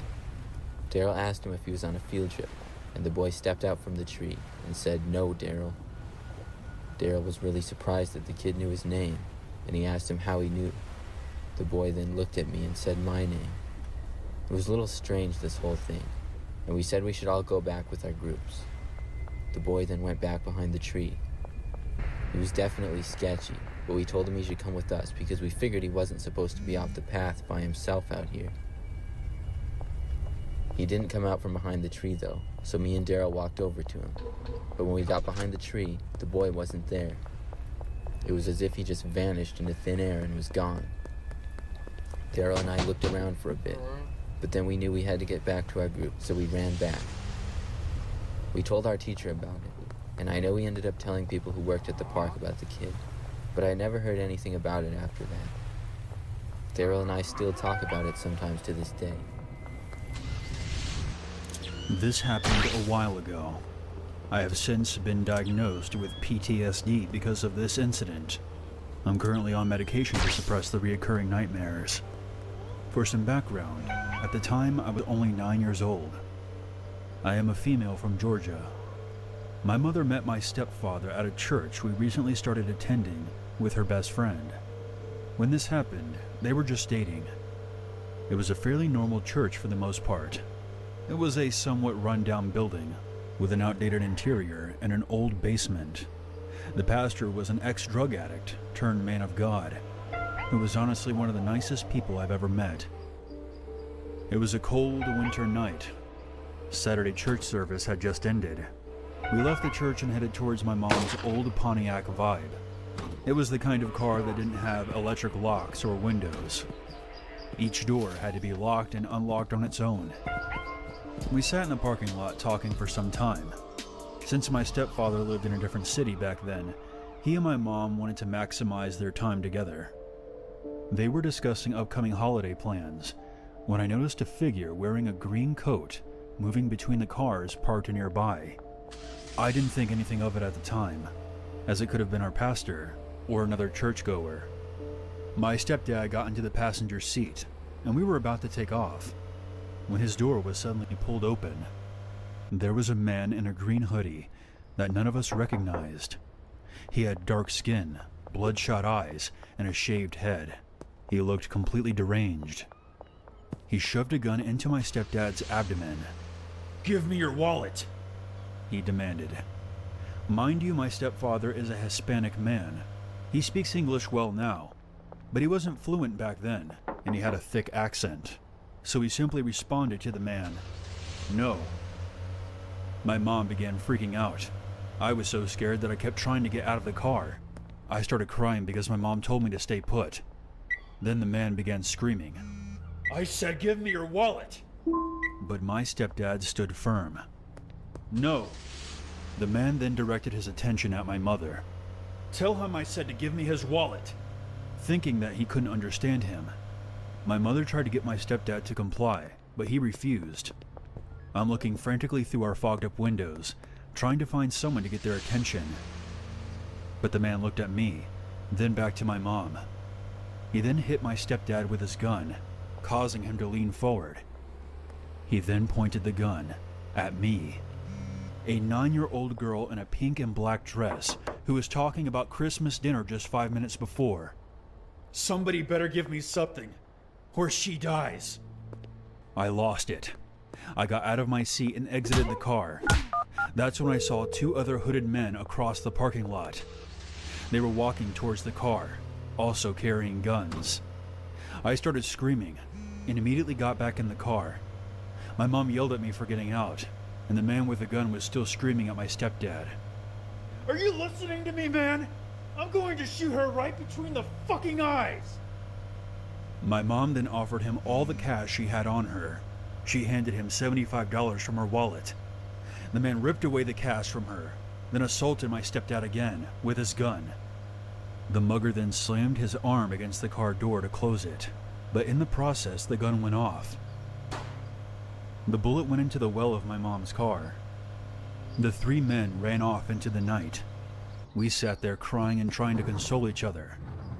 After about 30 minutes, we calmed ourselves down and left. We immediately went to the police station and filed a report. They said it was most likely gang activity, and it would be very difficult to track down the perpetrators. The men could have killed my stepfather right in front of my mother. There was no justice. I was only a child when this happened. It's been 13 years, and I still wake up screaming and sweating from the nightmares. I'm just glad that my mom had her grocery money on her that day. Heaven knows what would have happened if she didn't. So for context, I'm a 22-year-old male, and I live in a large city in the Midwest. Now, I drive for Lyft while putting myself through trade school. I also drive for other similar companies, but that's besides the point. I have many horror stories from those as well, but I'll tell those another time. It was Christmas Eve 2020. I was out driving for Lyft for a few hours before heading to my mom's with my new baby and wife. Nothing really special going on for the night, just the usual. I get a ride request. It happened to be a pickup from this kinda lower income apartment complex. No big deal. I arrive, find my passenger, and he has all of his belongings with him, like several boxes of stuff. Now, my car is a 2006 Chevy Impala, so it's not really too big. We get all of his stuff loaded up, barely, and we're on our way. Now during the ride, the guy was crying and saying that his girlfriend was cheating on him, and he had apparently walked in on them earlier that night. He couldn't stay there because her name was on the lease. So I was taking him to a hotel. Now in my city, we happen to have a street that is pretty well known for having vices. Hookers, drugs, gangs, weapons, and shady motels. You know, the works.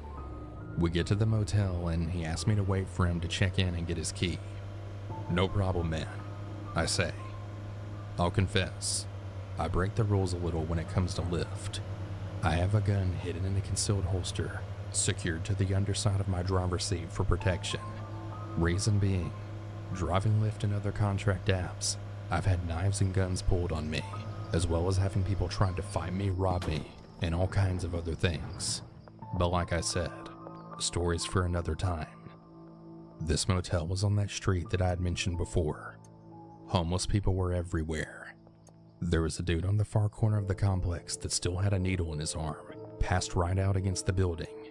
And I'm a pretty big fan of true crime and horror narration, so I'm on edge. He gets his key. The whole motel is ground level, so to help the guy out, I drive to his door.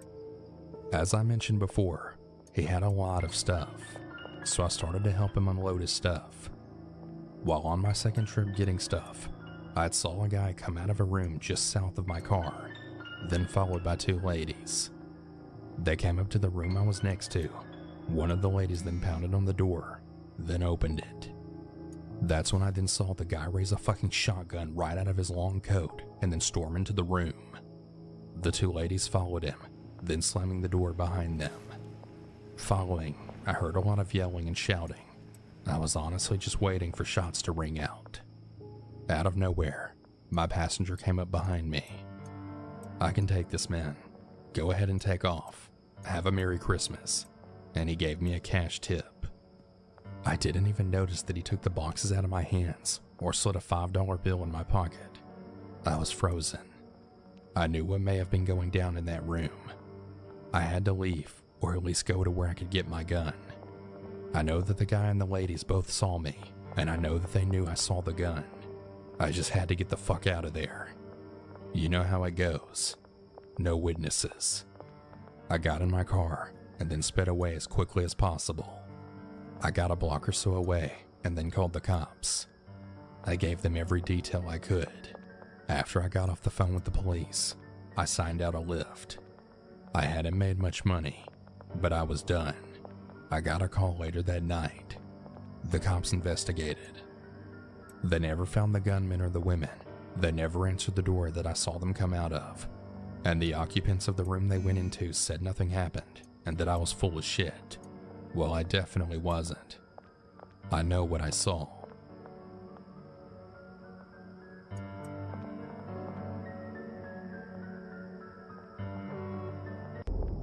I remember walking out of Walmart with a cart full of gardening supplies a few years back. My mom had sprained her wrist and needed stuff picked up for the start of spring, so it was down to me to go grab some stuff for her. I'm loading the stuff into the trunk of my car when I happened to notice someone walking past me out of the corner of my eye. Kinda took me off by surprise, so I turned around out of instinct and ended up making eye contact with this younger looking guy. He looked like 20-something, workout gear, shaved head, totally normal looking guy who looked like he'd been out for a run or something. I didn't want to seem all confrontational or whatever, so I smiled and said, "Hey," and just carried on loading all the stuff into my trunk. Next thing I hear is someone saying, "Was it you?" I turn again, and it's the same guy, smiling back at me, having asked me that question. I'm like, "Was what me?" And the guy responds like, "You know." I sort of chuckle, thinking it was an honest mistake on the guy's part, thinking I was just someone else or whatever, so I tell him I don't know what he's talking about, then just carry on loading the stuff into my trunk. That's when I hear him walking towards me from his footsteps, so I turn around, hoping things aren't about to get confrontational. But those hopes were totally dashed when I saw the look on his face. He looked livid, and as I'm getting ready for the unfortunate event of having to fight a total stranger for no reason, the guy starts screaming at me. "Don't pretend you don't know. You got me transferred. It's because of you I got transferred." He said a bunch of other stuff that might have you censoring this post, so I won't repeat it, but trust me when I say it was language that would have made a stevedore blush. I remember one of the scariest things being how he was still sort of smiling as he started shouting about being transferred. And then as he carried on screaming at me, he went bright red in the face, got this look about him like he was about to murder me, and he actually started spitting as he was screaming due to how out of control he was getting. I'm telling him to calm down, that there's been some kind of mistake, and that's all without even asking what he meant by got me transferred. But then every time I try to reason with the guy, he almost takes it like I'm trying to gaslight him or whatever, and it just makes him angrier. I don't even know how he managed to conceal it on him, but he pulled out this extendable baton from somewhere and whips it open right in front of me before charging at me. I just reacted, running around my car and screaming for other people in the parking lot to call 911. That was the other scary thing, how most people just stood and watched with their mouths open instead of either calling someone or actually getting involved to help. Then the other really scary thing, the guy's screams as he chased me, they went from actual words to just this wild psychobabble. Just stuff that barely made sense and only had an actual understandable word every 3 or 4 screams. He was completely manic, and it really didn't hit me at the time, but I later found out that he was suffering from a complete mental break. He was way faster than me too, so if it wasn't for me being able to duck and dodge around parked cars, he would have caught up with me in seconds. And then because I didn't have anything to defend myself with, just bags of compost and seeds and whatnot, he might have actually been able to bash my head in, and there's not a thing I've been able to do about it too. Eventually, some hero of a security guard from a movie theater of all places, he actually ran over and tried tackling the guy chasing me. But this psycho kid swung at him a few times with his baton, and then the guy was forced to back off and try to tackle him when he had his back turned, which obviously wasn't easy because the kid was in this, like, Super Saiyan manic state. Every time he got close, the kid just clocked him, turned, and started swinging. But then, that gave me a window to put some more distance between us. The guy might have actually saved my life in that way.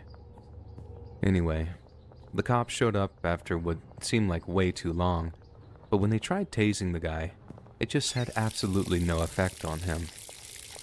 That was the other thing that scared me. I've actually seen a guy getting tased before, it's a long story, and when the wire things hit him, he just seized up and hit the floor like a statue. But this guy, it just had zero effect on him. Maybe it was a broken taser or whatever, but it was still pretty terrifying to see. The cops wouldn't go into too much detail with me, but the kid was known to him as suffering from paranoid schizophrenia, and I went from hating the kid to actually feeling really sorry for him incredibly fast. They'd been getting calls about him for the past 2 days, but he kept on running from the scenes of the calls and getting away before they could actually take him into custody. I don't feel any ill will towards him, and I hope he got the help that he needed. But I'm not kidding when I say he legit could have killed me that day. Easily the scariest thing that's ever happened to me at Walmart.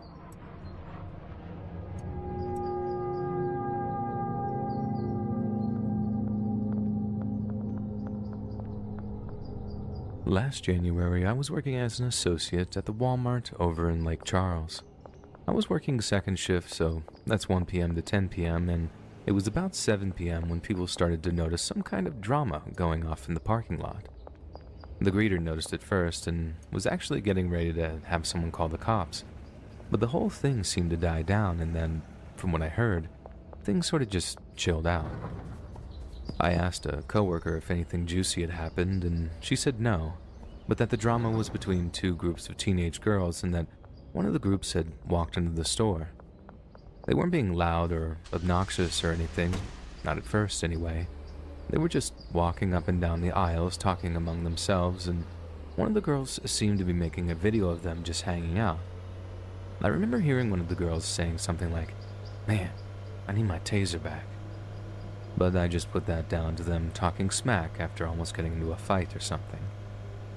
The other thing I know is that loss prevention was watching them after one of them seemed to take something out of the kitchen utensils section, but They were just keeping their distance and observing until they tried to make an exit for the store.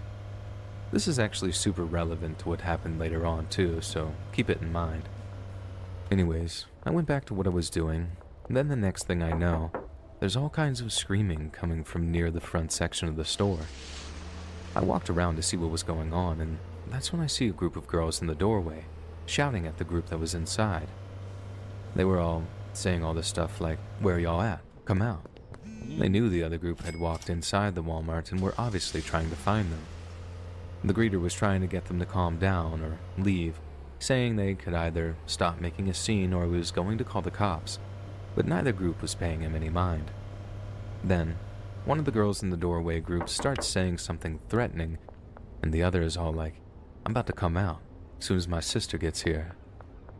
But the other girl didn't want to wait for that. She just walks inside the store and marches straight over to this girl with dyed blonde hair. I'm like, ah, snap. This is about to go off right here. And honestly, just like that, the two girls start throwing hands at one another in that typical girl fight way, just flailing their hands at one another. Then the girl with blonde hair, she reaches for something in her pants, and although I didn't see it clearly, she swings at the other girl's chest, and it looks a lot like she just punched her. But then as soon as the hit connected, the blonde girl, backed up, then ran off while the other girl just sort of staggered back, then looked down at her chest. I didn't see the blood, not right away, I just heard the screams. What I did see was the girl who had been hit stagger a few steps, then just collapse on the floor. Then when her friends dropped down and rolled her over, that's when I saw the blood on the floor. The EMTs were called, the girl was taken away in an ambulance, and we were all basically tasked with comforting the girl's friends as they were absolutely all shooken up that they just watched their girl get stabbed. Then, about 9 p.m., because we had to empty the store out so the cops could do their thing, I was told I could finish early so I could go home and try and get the whole thing out of my head. But then, a half hour after I walked through the front door of my parents' place, I get an Instagram DM from one of the younger coworkers that I was tight with. They ask something like, "You were working second shift tonight, right?" And I respond, "Yeah, some messed up stuff happened." Then the next thing they send me is this long link that had Facebook in there somewhere. I figured it'd just be a sharing of a news story about the whole stabbing thing, but when I opened up the link, it opens up one of those Facebook Live videos, and instantly I knew what I was watching. I knew what I was watching because, 1, I recognized one of the girls from the stabbing at work, and 2, they're saying things like, "That was too much," and "If she killed her, she killed her," and then shrugging it off as if though it was her fault for coming at them and her friend was just defending herself. And then it got way worse. They were literally bragging how they killed someone, and they knew they killed someone too. I mean, I just thought the girl would be taken to the ER or something, but they knew she'd stabbed her in the heart because she aimed to stab her in the heart. We didn't find out until the next day that the girl who got stabbed had died on the way to the hospital. The most effed up thing, though, none of those girls looked older than my little sister, who was a high school freshman at the time. Some of them barely looked like they'd gone through puberty yet. I mean, these were literally kids, literally effing children, and they just killed somebody and were proud of it. I think maybe it was just that they were trying to hide how scared they were, or trying to establish the whole self-defense thing before the cops came looking for them. But my God, seeing that kind of savagery coming out of a kid made my heart break for humanity a little. Those girls had ruined their lives with one little fight, and even worse, they'd literally ended another girl's. Taken her away from her family, friends, all she had going for her in life, all because of one stupid fight.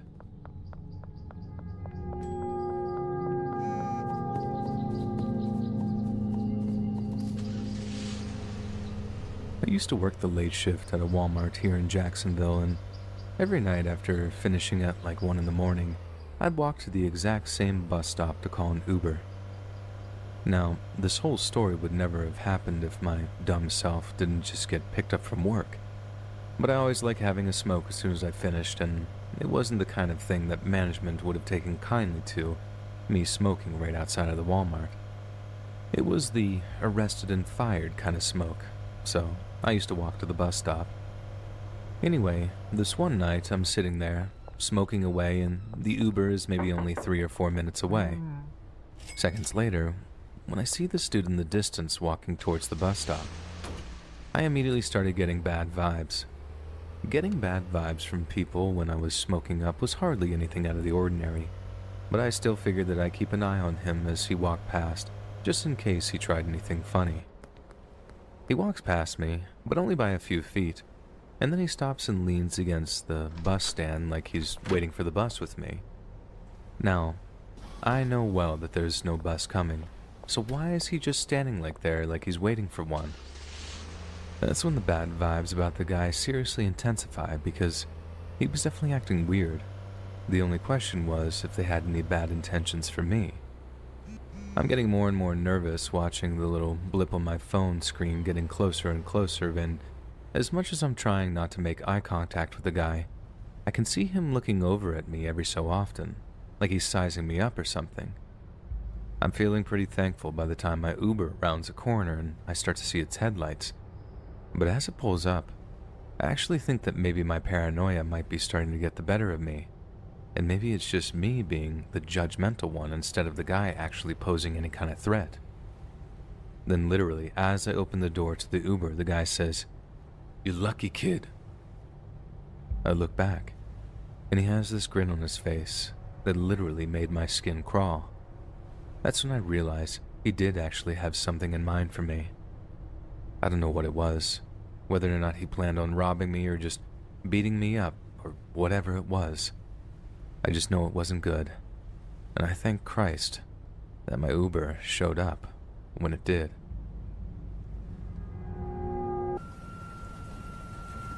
This occurred several years ago. I used to shop at Walmarts quite frequently. They really sold everything I needed and were all over the place, so it was always my first store to go to. At one point, I had to go out of town for a work conference. It lasted about a week and was about a 10-hour drive away. After it was over, I was driving back. I was on the way home about halfway, and it got pretty late at night. I was prepared to drive through the night, but my car got low on gas, so I stopped at the next exit and filled it up. I was pretty hungry, but noticed that the convenience store of the gas station was closed. This town was really small and didn't seem to have much, but they did have a Walmart that was across the street. This Walmart was one of the strangest ones I had ever seen. It just wasn't the typical kind of Walmart building that they usually are in. The building seemed smaller, and more as if it had taken over a building of a previous store that had been there. The parking lot was quiet, only a couple of cars, so I looked it up on Google Maps, and it said sure enough it was open. This seemed kind of surprising to me because it was around midnight, but I pulled my car into the parking lot and went inside. As I slowly walked in, I didn't really know what I was looking for, but I guess just some type of food. As I walked around inside, I didn't notice anybody else. The inside of the Walmart looked for the most part like a regular Walmart, but at the same time, a lot different. It was much smaller inside and arranged differently than most of the ones I had been in. Still, not a big deal though, and I tried to find something I could snack on. As I walked around, I didn't see anybody else in the store at all. It seemed a little bit odd to not even see a worker, but then again, it was midnight in a small town that I had never been in before. I had made it to the back aisle and was looking around when I heard the noise of someone walking. They entered the aisle from the far side from where I was in, and I noticed it was someone wearing one of those horse face masks that covers a person's whole head. I looked and it startled me at first, but then I chuckled. I guess it was some guy pranking people late at night. He stood there looking at me. Then he walked away.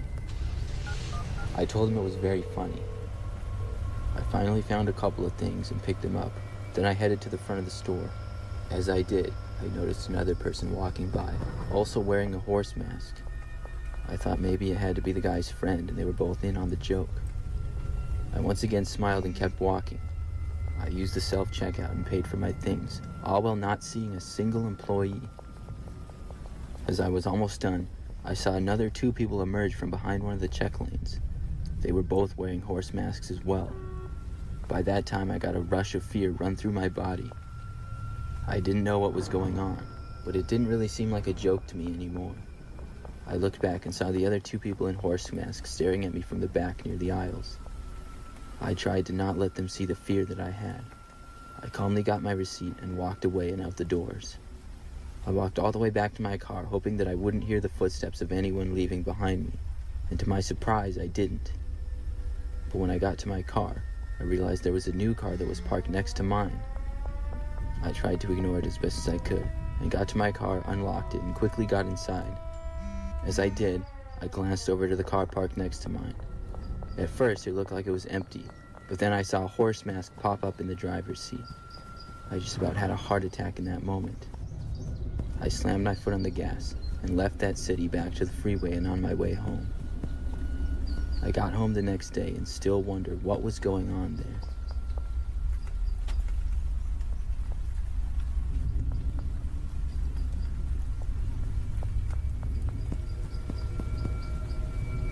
Last summer, I worked at a Walmart, mostly stocking shelves late at night. It was pretty easy and was really the first real job that I had. One night, I happened to be working at around 11 o'clock p.m. We were still open at that time, but we would rarely get many customers then because we closed at midnight. I was in an aisle where we sold pet supplies at the very back end of the store, just stocking a shelf. I heard somebody walking close by and then saw a man enter the aisle and start to approach me. I really didn't like when customers would ask me questions, but I would always do my best to answer them. He came closer to me, and when he did, I noticed that some of his clothes were ripped, and he seemed a little bit off. He said to me that he had a question for me. Then he began to ask something, but never really got to the question. He stopped himself and slowly said to me that he didn't like me. His face changed to an angry look.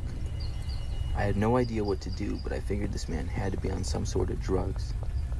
He slowly walked behind the aisle we were in. I just shook my head and went back to work, but I could tell that the man was just standing there, barely around the corner. As I took products out of boxes and placed them on the shelves, I noticed out of the corner of my eye the man stick his head around the corner for a second and then go back. He still had a very angry look on his face. I did my best to ignore him and figured that he would walk away soon enough. About 5 minutes passed by, and as far as I knew, he was still there. Then out of nowhere, several items came flying off the shelf near me as if they had been pushed from the other side. Now this annoyed me. I said in a firm voice to the man that he should just get whatever he came here to get and leave.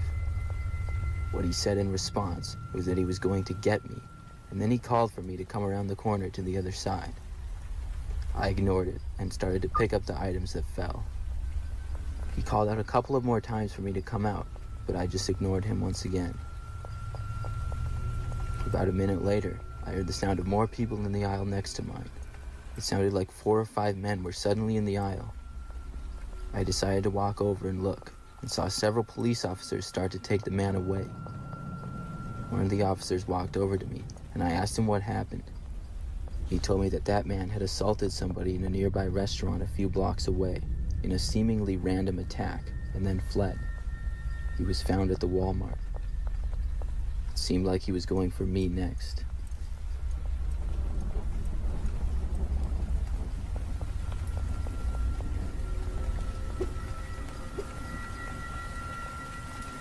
I had a job a few years ago that was pretty tough. I worked some insanely long days and got home very late at night sometimes. One night I was working late and I left work so sleepy that I could barely stay awake. I began driving home, and after about 10 minutes I knew I wouldn't make it all the way back before falling asleep. I pulled into the next exit where there was a 24-hour Walmart that I knew of. It was sometime after 2 in the morning when I got there. My goal was to just walk around a little bit to wake up, and maybe buy an energy drink or something with caffeine in it. I got inside the store and began to walk around. I only saw a few customers at the front end of the store with some employees, but other than that it seemed almost completely empty. I was walking around the back end of the store for a little bit, slowly starting to feel more awake, when I noticed someone walking behind me. They were walking behind me at an extremely close distance that was very uncomfortable. I stopped and looked behind me. There was a man that was no more than 5 feet away. He stopped as well and stared at me with a blank look on his face for a second. He was about 6 feet tall, wearing a brown suit jacket with a brown turtleneck. He then turned and walked away into a nearby aisle. I continued to walk around the store, but it wasn't long until the man was back again. This time, as soon as he got close, I turned to him and said, "Can I help you?" He once again just changed directions and walked away. I decided it would be best for me to just leave at that point. I went and got an energy drink and checked out. I was feeling more awake now though, and also a little bit creeped out by the man. I left the store and walked back to my car. Something about the way the man was staring at me just kind of gave me the creeps. Luckily for me, I was way more awake now, and I was able to drive home without any problems. If that were the full story, it would be bad enough, but sadly it's not. I drove home, and of course when I got there, I fell asleep immediately.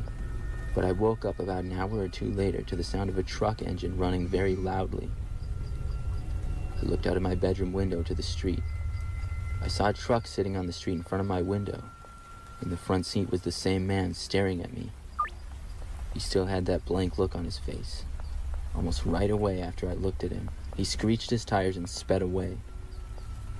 I've never been able to figure out who this man was or what he wanted from me, but I never did see him again. Anyone who's ever worked a night shift job will tell you that it eventually gets old. I remember being really excited about starting my first night shift job. I thought it would be so cool, like that episode of SpongeBob with the hash-slinging slasher or something. It was nothing like that at all. In fact, it got plain old repetitive after a while. I'm a male nurse and I had been working in a hospital nearby. It was a long commute and extremely unbearable. Once I finished my contract with the hospital, which was about a year, I decided to apply for another job, one that was a little less stressful and disorganized than the hospital. I got a job at a child psychiatric unit. Working with children with mental illnesses seemed like a cool job. Maybe cool isn't the right word, but meaningful. The hospital left me with this feeling of trying to save people who were going to die anyway. But with these kids, I could make a real difference that might turn their life around or find a way to let them cope with whatever is wrong with them. I was all around excited about it. The pay was even higher, which had me really excited too. The only problem was that the only shift available was the night shift. The hiring manager told me that there might be a day shift position available within a couple of months, and I would be the first one to get consideration if it opened. But that was about it. So there I was helping kids, at night. The only issue with that is that they were all asleep for the most part. The only time I got to do anything was when one of them woke up or started misbehaving.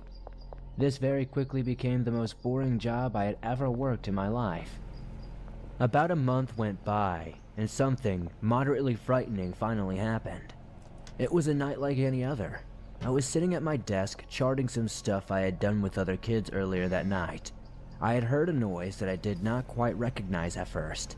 It sounded like some of the kids were wrestling or something, but on the bed.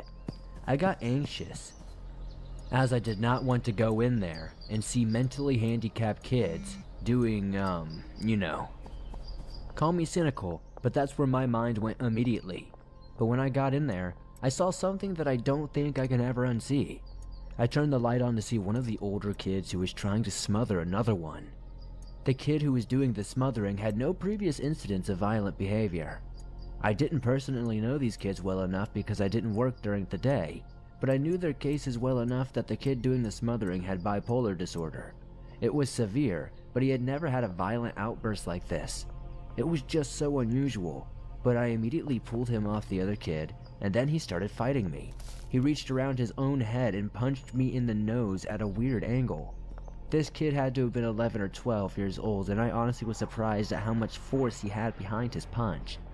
He didn't break my nose or anything, but he bloodied it up. My adrenaline kicked in after that, and I was able to restrain him without a problem. I called for a nurse from another unit in the building to come over and help me. I felt like this took forever, but was probably only just a few minutes. The entire time I was waiting, though, I couldn't help but look at this little kid who had nearly murdered another kid. When the nurse got over, we gave him some medication that would knock him out and sedate him and put him to sleep.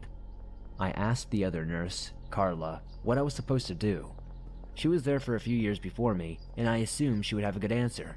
We just did everything you can do, kid. Violent outbursts don't get kids thrown out of here very often. I was a little shocked. I argued with her a little, but that was that. I tried talking to the kid that was being smothered, but he didn't really have a whole lot to say about it. He said that he didn't really know the other kid that well, but they never had any negative incidents up until this night. This was a few years back, and I will never forget how I almost watched that kid die. If I had just been there a few minutes later, he could have been dead right now. It wasn't long after that experience that I started looking for another job. I got one a few weeks later, and I did my best to explain the situation to my case manager. She didn't seem to understand or care, and that's not my problem anymore. One day like any other, I was sitting in my room doing whatever when I got a notification from Instagram that I got a new follower. It seemed to be one of those random spam-like accounts. The username was Ty13053, and there were 5 pictures on the profile, all of different typical suburban houses. The profile had 2 followers, was following 3 people including me, and none of the pictures had any likes. Comments seemed to be disabled on all of the pictures. I didn't bother blocking or removing the account from my followers, as I had my profile set to public anyway at the time. A couple nights later, I got a notification that the random Ty13053 account liked my most recent picture. Just being curious, I click on the notification and then pull up the profile again. This time there was a new picture on the profile, and I instantly recognized it as a picture of my house. I DM'd the profile asking who it was, saying it was very funny. Of course, it had to be one of my friends messing with me. When the person running the account left my DMs on scene and didn't reply, I followed up with, "This is harassment and a threat," and that I would have the police follow up on this. I ran to my parents' room to wake them up, as it was past 12 at that point. I showed them the picture of our house, and said someone was messing with me who knew where we lived. They tried to rationalize and said the same thing I thought, that it was someone from my school messing with me. My dad and I both went outside regardless to have a look around the property and on the street. It was a ghost town out there, as it should be past 12 o'clock. We went back inside into our respective bedrooms. I wasn't actually going to pursue it with the police at that exact moment. It was obvious to me, at least in the moment, that someone who knew me was pranking me. I stayed up for a few more hours, and around the time I was about to go to bed, I got a DM from the account. It was an image, another image of my house. It was on the side this time. As I had the chat opened, he sent another, this time a picture of my window, with the glare from the TV in my room visible in the picture. I didn't dare get up and look out the window. Wouldn't you guess it, the next DM for the account was, "Look out your window." I turned off the TV to allow total darkness in the room. I didn't want to be seen by whoever was at my window. I quietly crawled off my bed onto the floor in the dark. As I was crawling on the carpet towards the door, pounding on the window started. I don't want to say knocking, because these bangs on the glass sounded loud enough to shatter it. Inevitably, I turned, and of course, saw a person at the window. Facial features, though, impossible to make out. I got up and ran out of my room and to my parents' room once again. I pulled my dad out of the bed and led him to my room. He heard the end of the bangs on my window, but by the time we got to my room, the guy at the window was gone. The banging was all my dad needed to believe me and take this seriously, though. We called the cops that second and talked to the officers who came. They said the good news was since the person was contacting me through Instagram, they could track the person after putting a legal request into Instagram. So that same night, we followed the cop car to the nearest precinct, where we went through this long process. They took the account name and my details of the story, and literally the next day, we found out who it was. It was this kid named Luke who went to my high school. As much as I want to give the last name, that could lead to issues. Luke was a very, very weird kid that didn't talk to many people. He was just a very mean, unpleasant, and scary dude. Not scary like tough. Scary like some would even fear he'd do something crazy that would harm students or staff. I don't know why he targeted me. I never even spoke to the kid. But this really proved how dangerous he was. He hit my window so hard we found small cracks on it in the daylight. He was arrested, and we got him for a harassment charge, an attempted breaking and entering charge, and I think a couple others. This happened back in the summer of 2018. At that time, I used to work out with my two friends, Jared and Spencer. We had just graduated high school and would go to the gym every morning together and work out. Sometimes we would hang out afterwards or get food. I remember that Jared kept saying he really liked Costco's pizza and he wanted us to try it. Personally, I didn't think it would be all that great, and I didn't even have a Costco membership, but I was willing to try it. One day after the gym, Jared convinced us to go. Spencer and I were both hesitant, but we figured why not go with. As it turns out, when we got there, Jared didn't have a Costco membership either. He told us that all the times he had gone before, he had been able to sneak in without anybody stopping him and asking him for a membership card. The store looked pretty busy, so we all decided to try to walk in behind somebody else and hope that nobody would notice or care. We went inside behind several people and were able to make it in okay. We walked over towards the food area where they sold the pizza and other food like ice cream and hot dogs. But before we could get in line to order, a man approached us. He was a younger looking man who worked at Costco and asked to see our membership cards. At that point, we all came clean and told the man that none of us had memberships, but were just hoping to get a pizza. The man told us that we couldn't do that without a membership, but said he could offer us a daily pass to each of us that we could use. I wanted to just leave, but we all decided to follow the man to get our passes. He led us towards the side of the store and through a doorway leading to the back room. There was a hallway that we walked down from there, and then he led us into this weird type of back room. The lights were off inside the room, but the man told us to go inside. As we did, the man turned the lights on, and when the lights came on, it revealed about 5 large, scary-looking men inside the room, all staring at us with ski masks covering their heads. They were not wearing Costco clothes or even any type of work clothes. We all turned to the door, but the original man stood there with his arms out as if he was going to block us. One of the men told us to do as they say. Jared turned and ran at the man blocking the doorway immediately, and actually knocked him down. I followed, and then Spencer ran behind me. We all ran past the man and back out the hallway. Finally, we made it inside Costco again, where there were other shoppers and we felt more safe. We then looked back, but didn't see any of the men, so we decided to just leave without getting a Costco pizza or anything. It was just so weird what had happened, and I have no idea what those men wanted from us. We never reported it or anything like that either.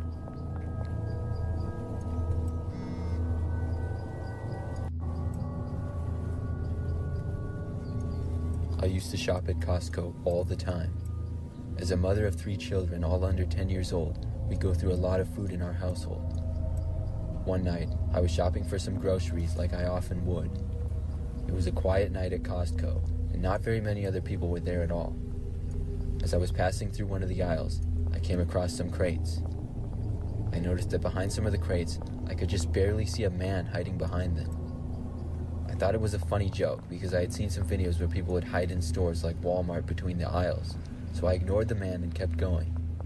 I was in the store for quite a while longer, and as I was on the opposite end of the store, I just barely noticed the man again. He was once again hiding behind some crates, and this time, I caught him staring right at me. I ignored it again and kept on going, but I suddenly felt a little bit creeped out. I didn't really get a look at the man at all because he was hunched over and hiding behind crates, but he seemed pretty average. As I finished up getting things, I couldn't help but start looking over my shoulder a little bit. It was just really strange to see a man hiding and looking at me 2 different times. I got the last of my several items on my list and then started towards the front of the store to check out. As I did, I glanced behind me and noticed the man was there once again. He and I were the only people in the aisle, and the man appeared to be walking right behind me about 10 feet back. He was also just staring right at me, and when I looked at him, he didn't even pretend to be looking at something else. He just remained staring at me. I was about to ask the man why he had been following me, when he suddenly turned and ran in the opposite direction and out of the aisle that we were in. At that point, I was just so happy that he left me alone that I began to walk quickly to the checkout to leave Costco. It took me maybe 30 seconds to get to the check lanes, but as soon as I got there, I heard a commotion and some noise coming from about 30 feet away near one of the aisles. I saw the man who had been following me literally fighting with another man and throwing him to the ground. I watched as the man then got up after wrestling with the other man and ran away once again. He got out of sight, and there wasn't many people in the store at all, but I heard somebody in the distance yell to call the police. I got out my phone and then ran outside, leaving my cart full of groceries. It didn't take long at all for the police to arrive, and I waited outside as they got the man out of the store.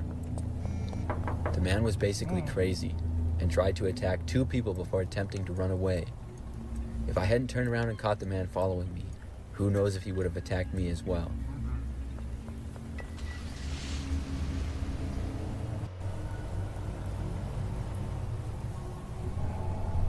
This story happened a few years ago. I was on my way home when my friend John called me and asked if I could pick him up some food from Chipotle. John lived in my same apartment building, so we would occasionally get food for each other and stuff. We also happened to be pretty good friends. I said sure because it was on my way home, but when I got to Chipotle, I realized that it was closed. The Chipotle was very close to a Costco and was sort of in the same parking lot. I drove into the Costco parking lot, which was also empty, and checked on my phone. Both places were closed, so I texted John to tell him that they were closed and asked him if he wanted me to pick him up something else. As I sat in the empty Costco parking lot waiting for a response, I noticed another car driving into the parking lot and pulling up next to me. I looked over, wondering why in the whole entire empty parking lot someone would park right next to me. I didn't recognize the car, and it didn't look like a police car or anything like that. When I looked over, the windows were tinted so I couldn't see inside. Then another car pulled in shortly after, followed by several more. The cars all parked next to me or very close to me, and in total there had to be close to 10 of them. At this point, I was feeling really confused and even slightly concerned. All the cars remained running, and finally, I saw a door open up. I noticed a man get out. He had on a cap and sunglasses. He walked right up to the passenger side of my car, and then I noticed another man get out of his car and aggressively walk towards my driver's side. The man at the passenger's window knocked on my door, and I slightly rolled down the window, just a crack. As soon as it was open, the man reached his hand in as far as he could, and then tried to push the window down the rest of the way. I knew at this point that I was in trouble, and clicked to roll it back up. That's when the man quickly reached his hand out of the window and banged it on it really hard. I had enough at this point, and put my car into reverse and started to back away. When this happened, the men raced back to their cars, but at the same time, I noticed another car start to drive towards the parking lot. All within about 10 seconds, all of the men had returned to their cars, and all of the cars drove off out of the parking lot in all different directions, leaving me alone. Just like that, they were all gone, and I was just sitting there in the middle of the Costco parking lot, all by myself. I was pretty freaked out, and decided just to drive home. Luckily, I wasn't followed or anything like that, but I don't understand who those people were, or what they wanted from me.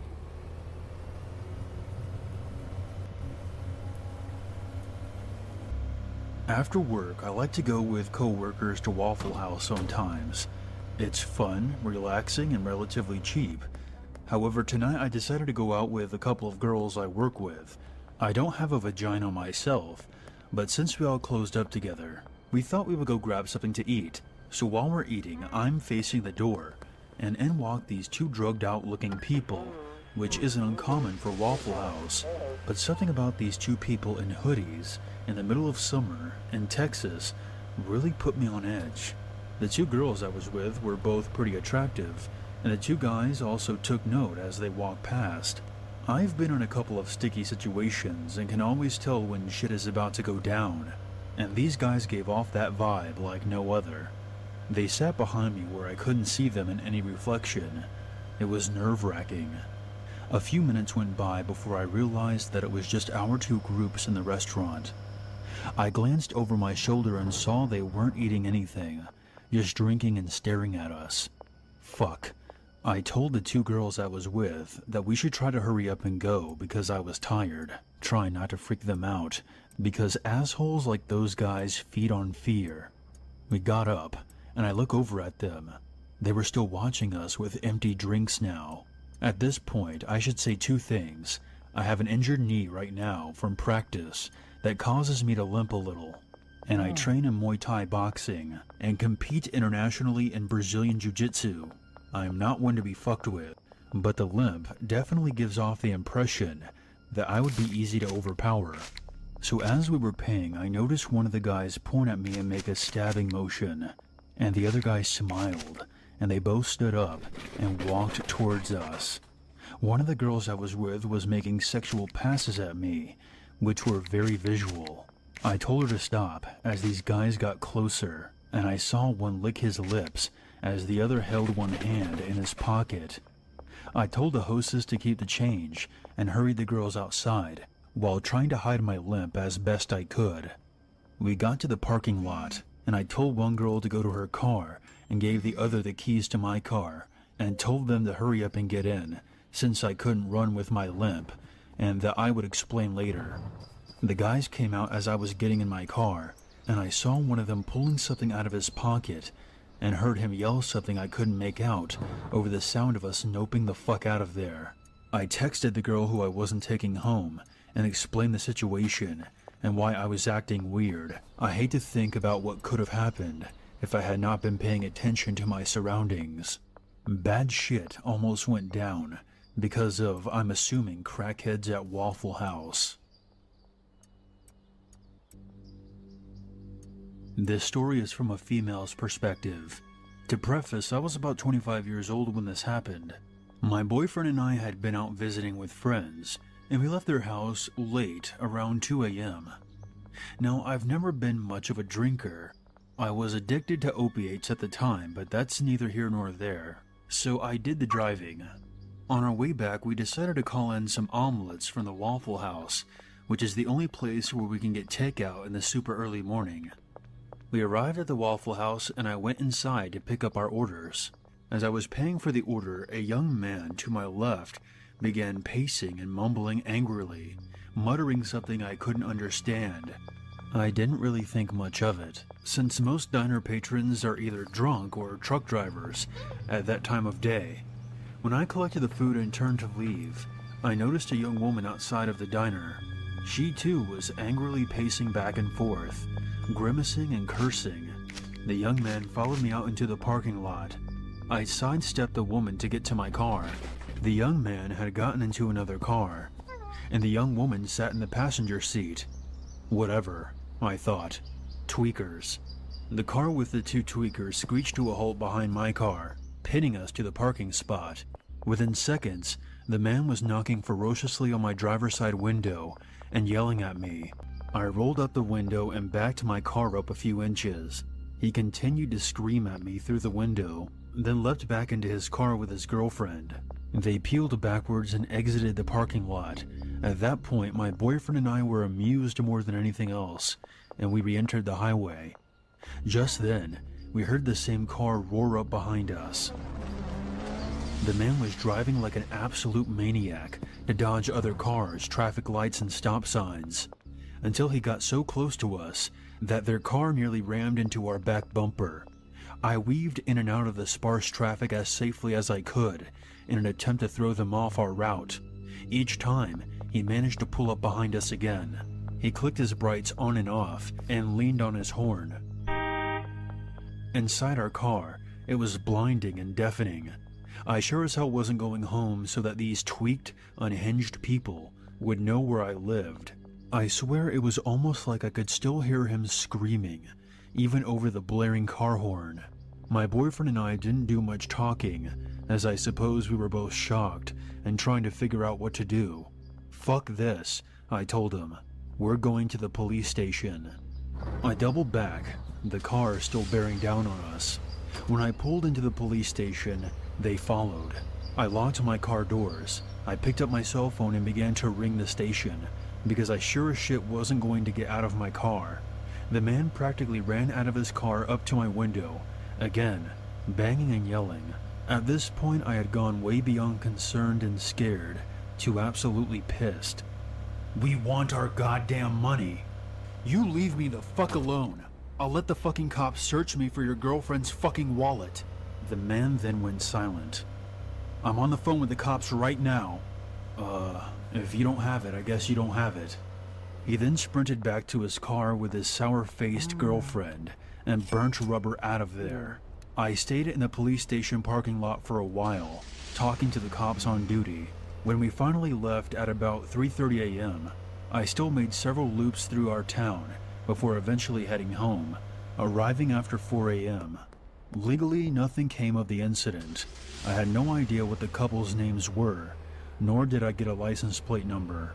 We gave the cops descriptions of their physical appearances and vehicle, but they seemed far more interested in making sure I wasn't drunk. Thanks, fellas. I'm fairly certain that the maniac couple was pulling a strong-armed con job, or they were actually convinced that I'd mysteriously and magically stolen the girl's wallet, even though they were pacing and muttering as soon as I'd entered the diner, and even before I paid for the takeout, and that methamphetamine psychosis was responsible for the bizarre severity of their behavior. Anyway, fuck those assholes. My omelets were cold and rubbery by the time I got home. So a few years ago, I used to work at the Waffle House in a college town, so weird people aren't really that unusual. To start off, there are only 2 24-hour restaurants there, and I used to work third shift at the Waffle House. Sometimes, when a person's car would break down, the police would drop them off at one of these 2 places. They weren't supposed to, so they would drop them off within walking distance, but not actually outside, like some shitty loophole. So one night I was working with a cook and another waitress. We'll call them Mark and Cassie. Around 11 p.m., this old guy wanders into the lobby with a little bag. First off, we usually don't get older people after around 8 or so at the latest. Second off, this dude is creepy as fuck.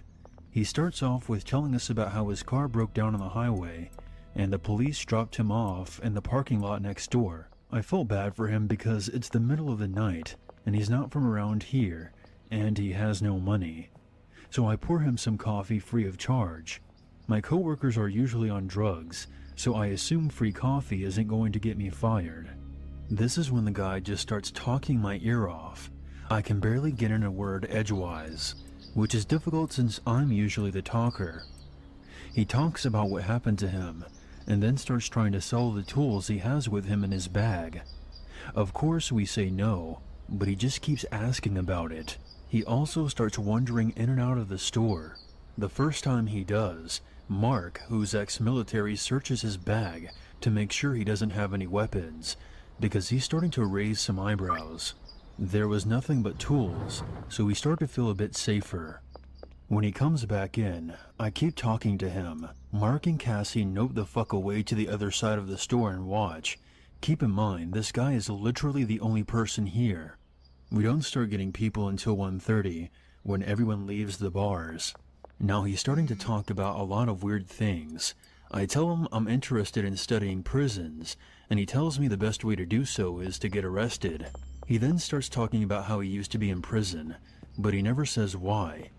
He starts to make us really nervous, so I start to draw him in case the dude decides to murder us.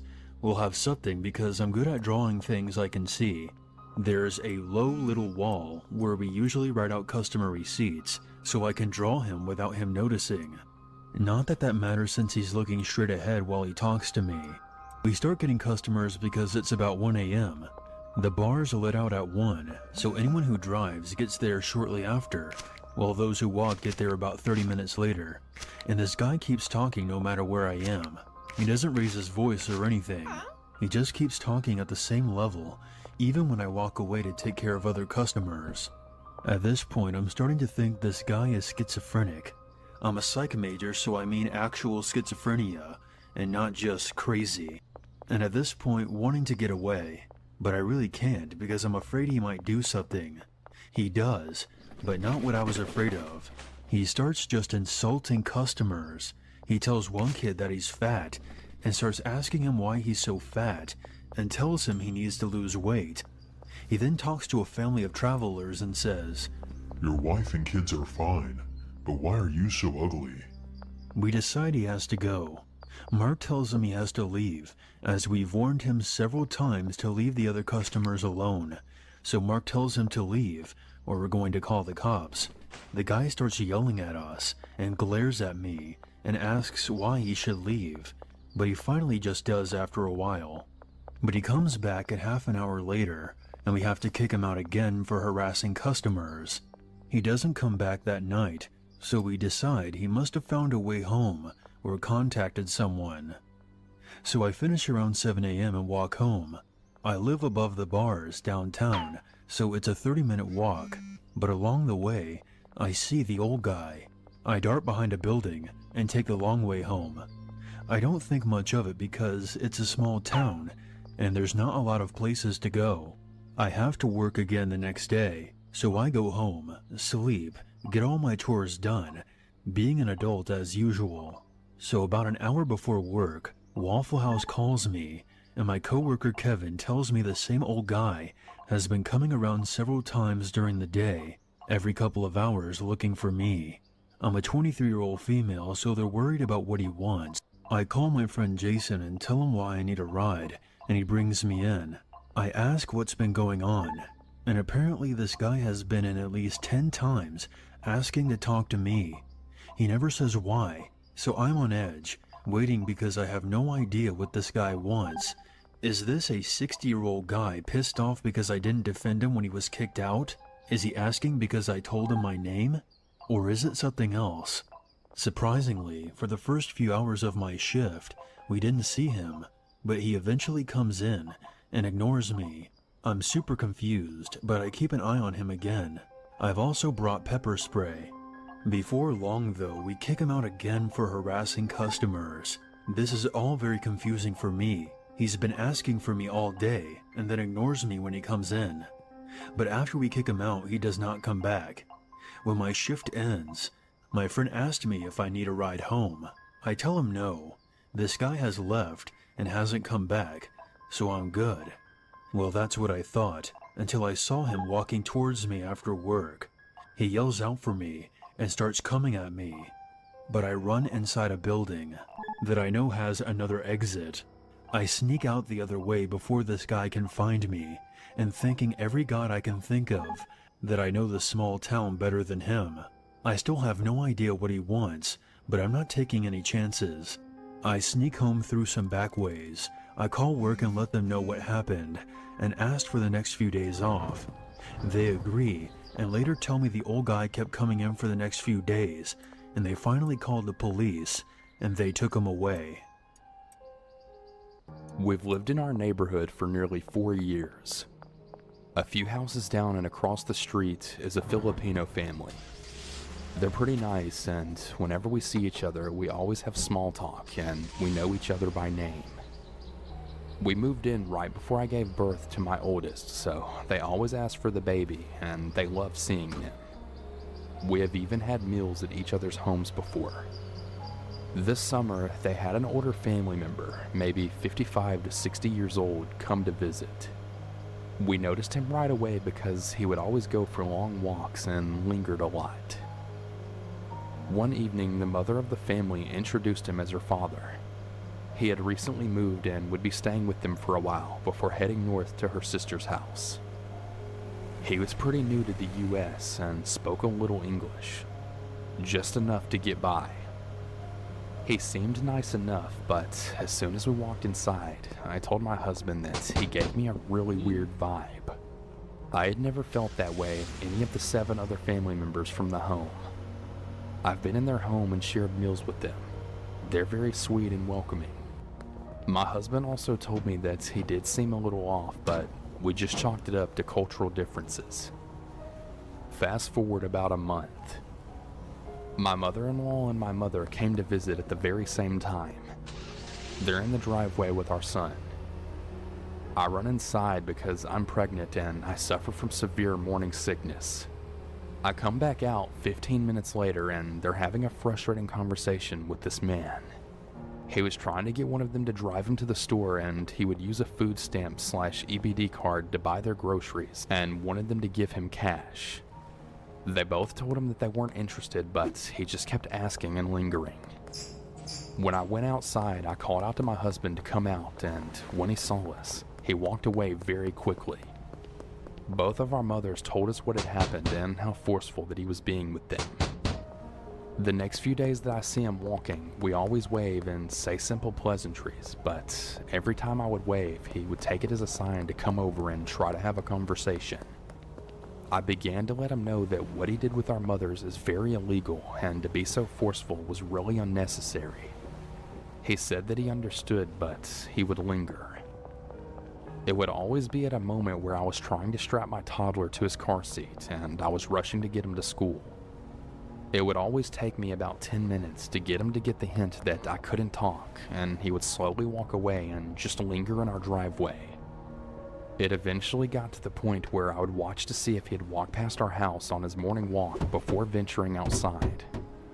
I really just hated the awkward conversation. He would always seem to round the corner just as I finished strapping my son in the car and I was getting in. I would wave and then jump in quickly and drive off. It just felt really off, like he was waiting for me. One of our neighbors across the street one night told me that she got a weird vibe from him as well. And again, he always lingered. She told me that he did similar things with her when they were outside as well. They were opting to hang in the backyard with the kids just to avoid it altogether. Now, I usually work from home, but one day I went into the office and I was then alerted by the Ring camera. This man was standing and looking in through our kitchen window, just peering, and I could hear our pit bull barking at him. When he saw our dog, he jumped back and I used the microphone to say, "Can I help you? What do you want?" He looked absolutely shocked and then scurried away. I called my husband and I told him to play the video. We both thought it was really creepy. Whenever we saw the family walking that evening, we decided to bring it up to his daughter. She spoke to her father and he claimed that it never happened. We then showed her the video on her phone and he said that he must have gotten lost. The daughter seemed pretty annoyed by him and the entire situation. So him being weird kind of calmed down a bit. After that I could see that his daughter was really annoyed by his behavior, and as they were walking there was a really heated conversation. She later told me that he tends to be overly friendly and he really means no harm, but she talked to him and he would leave us alone. I asked if he had some kind of mental issue or maybe Alzheimer's since he was always getting lost. She told me no, and that he had always acted like that, and that she couldn't wait until his sister was ready for him to be sent up north to her. There were a few other neighbors that had also complained to her and the homeowners association as well. Well, about 2 months later, I dropped my son off to preschool. I get home and I have to rush in because I feel really sick. Usually I leave my car door open, but something told me to lock it as soon as I got out. I did so as I was rushing inside. I would also normally leave the door unlocked if I was just going for a quick throw-up session, but again, my instincts told me to lock the bottom and top lock. When I was in the bathroom, right by the front door, throwing up my life, I then hear a rattling at the front door. Someone is turning the lock back and forth. Of course, my ring chimes and I then look at it in between heaves. What do you know? It's the old man and he's trying to get into our home. I go over to the microphone and then say, "You're at the wrong house." To which he responds with, "Let me in, now. I want to tell you something."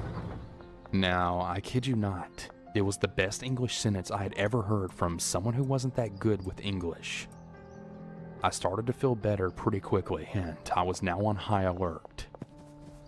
I responded with, "What do you want to tell me?" He looked right at the camera.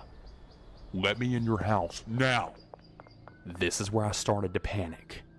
He knew he was at the wrong house, but still he was continuing to try and break in. I respond, "Please get off my property. I don't feel comfortable with you here and I'm not letting you in my house." He then starts rattling at the door again really hard and tries to pull it open and then starts knocking on the bathroom window. This is where I get pissed. Get the hell off my damn property right now. I'm not gonna let you in. If you don't get the hell out of here right now, I'm calling the cops. He then steps back, gives the camera the middle finger, and scurries off. He disappears and I run upstairs and see that he's simply walking back to his house. I let our pit bull out of our bedroom as he had been going crazy during this whole ordeal. I call my husband and he tells me to call the daughter and tell her what happened. I call her and I tell her what happened and she told me not to let him in, ever. She began to warn me that he's been very inappropriate and forceful with all of the women in her family, and she didn't want me to get hurt, especially being pregnant. She eventually comes over about an hour later and I show her the video. She's absolutely fuming over this and very apologetic, and she begs me not to call the cops. She promises me he'll be gone within the next day. The next day, he eventually flies out and his daughter told him that he's no longer welcome in her home. He now lives up north somewhere in Maryland with his other daughter and probably harassing other people as well. I honestly really don't know what would have happened if I didn't follow my instincts that day. I'm just really glad I'm okay. This story happened to me when I was in 3rd grade. I was about 8 years old at the time. My regular babysitter was ill, so my mom asked one of our neighbors who had kids and babysit a lot of the neighborhood kids if she would watch my brother and I for a few hours. We were having so much fun at Brandy's house when my mom came to pick us up. I asked if I could stay a little bit longer and finish Madagascar, as we had just started watching it. She said that it was fine, but I was to walk straight home right after. It was like maybe half a block, so not that far at all. So as the movie finishes, Brandy said that I needed to get home really fast because it was dark out. As I'm walking home, this other neighbor, Dennis, is just standing outside in his front yard. Now, I had seen Dennis around the neighborhood because his wife was very unforgettable looking. They have a daughter that was like maybe 4-ish at the time, so I didn't ever play with her or know her family outside of seeing them around the neighborhood. Dennis starts calling out to me, saying, "Hey, what are you doing?" "I'm just going to my parents." "Do you want to come inside for a little bit?" "No, that's okay. My mom told me to come straight home." "Aw, come on. I'm sure she wouldn't mind." No thanks." "Come on. I have a daughter who would absolutely love to play with you. We can even make snacks." At this point, I was just like, red flag, abort mission, and I started booking it home really fast. Then he starts following me. Not quickly, just kind of walking like Michael Myers. It was creepy.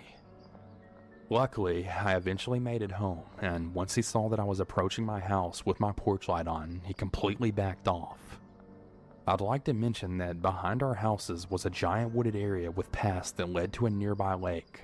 So, I mean, this dude could have caught me and dragged me into the woods or something. I try not to think like that, but like, what other motives could he have had, you know? Fast forward until I'm in high school and working at a restaurant in town. I see creepy Dennis and his wife all the time. As it turns out, they were secret shoppers at our restaurant. I don't think he really recognized me working there though. Anyways, I know this isn't your typical horror story of someone getting dragged into the woods, but still, as a child, this was a very creepy experience to go through. If you're a young child walking home alone, always watch your surroundings. You just never know.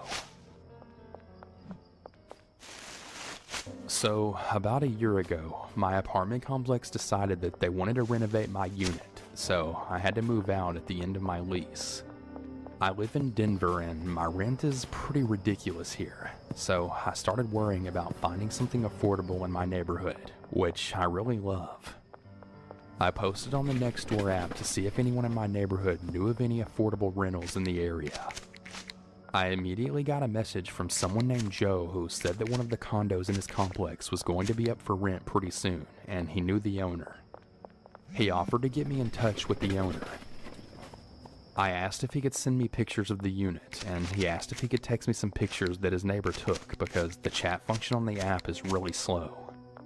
I now feel really stupid for doing this, but eventually gave him my phone number. I kid you not, I received a phone call from an unknown number within seconds. Now, I normally don't answer calls from unknown numbers, but I was expecting a call from a number that wasn't saved in my phone, so I answered it. I was completely bewildered when the person then said, "Hi, it's Joe. How's your day going?" Huh? It really took me by surprise, and I didn't really know what to say. He started to just shoot the crap on the phone, talking about how he works nights and how tired he is and how he takes care of his daughter while his girlfriend works during the day. I finally interrupted and then said, "So, about the condo?" He pretty much completely disregarded that and then said, "I really don't think that my girlfriend would appreciate me talking to you, but I don't have to tell her, right?"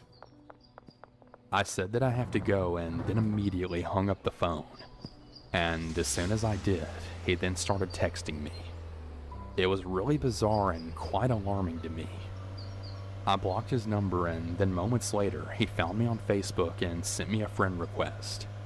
Now, I'm 32 years old, but it was really creepy to me, and I even called my parents to tell them about it and just how unnerved that it made me. And the worst part about it is that on Nextdoor, even if your exact address isn't listed, your complex is. So, I was pretty certain that I didn't have my address visible in my profile, but I checked, and sure enough, my address and unit number were totally public. Unable to really contact me in any other way, he started messaging me again on Nextdoor, asking me if I wanted to go on a walk with him. You can't really block or report people on the app, so I just decided to delete it. So one night about a month or so later, I had a knock on my door at around 10 p.m. on a weeknight. I looked out my peephole but couldn't really get a good look. I saw that it was a man who slightly had his head down. Either way, I don't answer the door for anyone that I'm not expecting, especially not a random guy at 10 o'clock at night. Feeling panicked, I decided to call my neighbor across the hall. She's an older woman and we always look out for each other since we both live alone. I asked her if it looked like he was some kind of delivery guy at the wrong door. She opened her door to try and get a good look at the guy, and that spooked him because he literally ran away. I honestly have no idea if this was the Nextdoor guy or not, but my gut tells me that it was. This was a big wake-up call. I always felt that I practiced good online safety, but I didn't even know that my address was visible on Nextdoor. I'll never be that casual or lazy about privacy settings like that ever again. I'm 28 years old, but when I was about 5 years old, my mom and I lived in this duplex that was off a main road and kind of in a wooded area. We lived on one side and the other was a woman and her son. He was studying to be a teacher. My mother had me pretty young, so she was about 25 years old and the guy was in his early 20s. He would often come and talk to my mom. My mother said that he would ask a lot of questions about me and asked my mother if it would be alright for him to take me for walks in the woods. Of course, my mother always declined. My mother worked in the operating room at the local hospital and was on call a lot, so most of the weekends I stayed at my grandma's house. One night while I was at my grandma's house, my mom was home alone, sleeping. She woke in the middle of the night and said she doesn't remember if she heard something or felt someone in the room, but she woke up. She could see feet wearing socks that were sticking out from the end of her bed. She grabbed her bedside lamp and was about to hit the intruder when our neighbor then yelled her name and then said his name. He couldn't really explain why he was naked and only wearing socks, but he begged my mother not to tell his mother about it. My mother, of course, called the cops. She ended up going to court and making a victim impact statement against this guy because she was absolutely terrified that he'd become a teacher and be around children. She says that she's pretty sure that he was there for me that night and was so happy that I wasn't there. We ended up moving pretty much immediately after that happened, She just couldn't stay another night in that house. I'm just really glad that nothing happened to me or my mother. Who really knows what would have happened if he would have succeeded in whatever he was trying to do that night.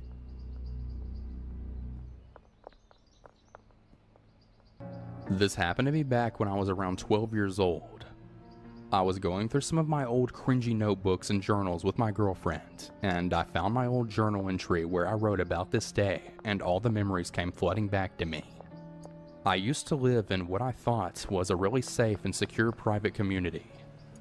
I wasn't allowed to just wander around too far from home without supervision, but because our neighborhood was a gated community, my parents would let me walk around within the gates anytime that I wanted, even if they weren't home.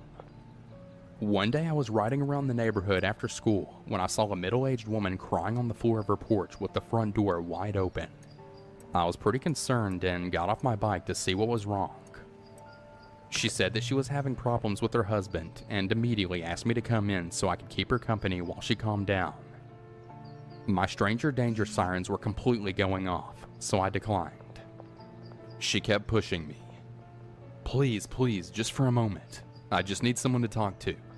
Now, I was raised to always respect elders and to be a good person, but I was also raised to know about stranger danger.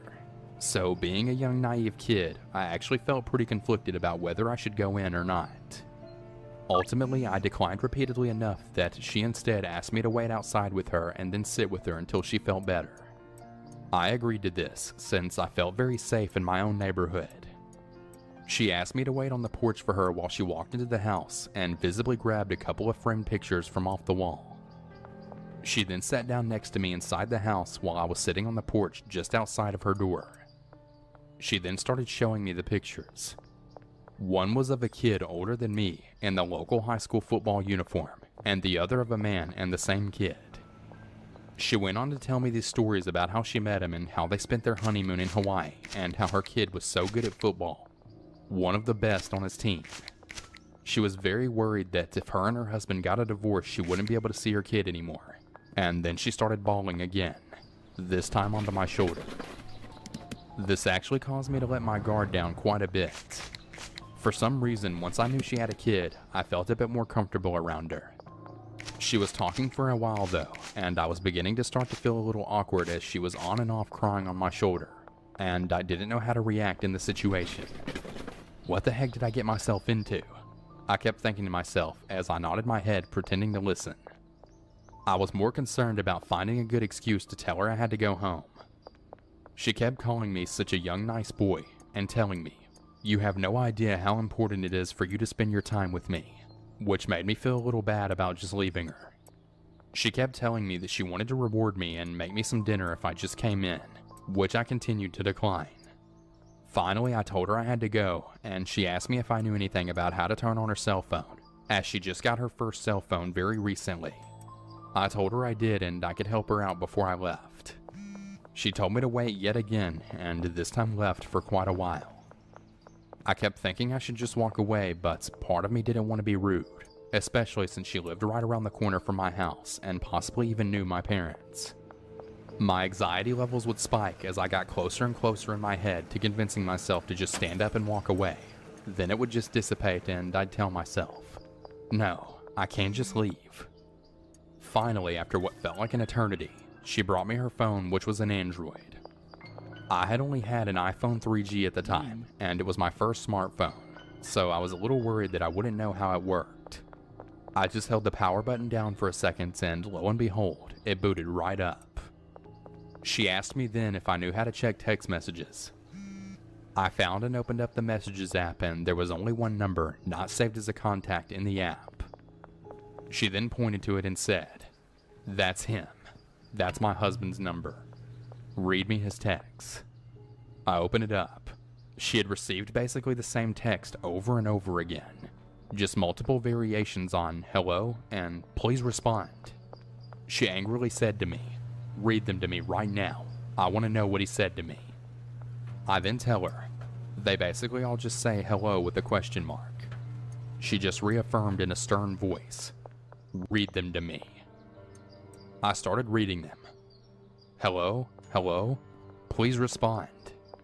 She just has her eyes closed and she's nodding sometimes, commenting with things along the lines of, "That jerk, he does miss me. Well, screw him. He had his chance." She then turned quickly from this crying, distraught woman who was worried about her husband leaving her into an angry and spiteful person who felt like she was in the right. There was a couple of times when I stopped reading and I would ask if she wanted me to stop, and she would just snap at me, "Keep reading." Then I would continue.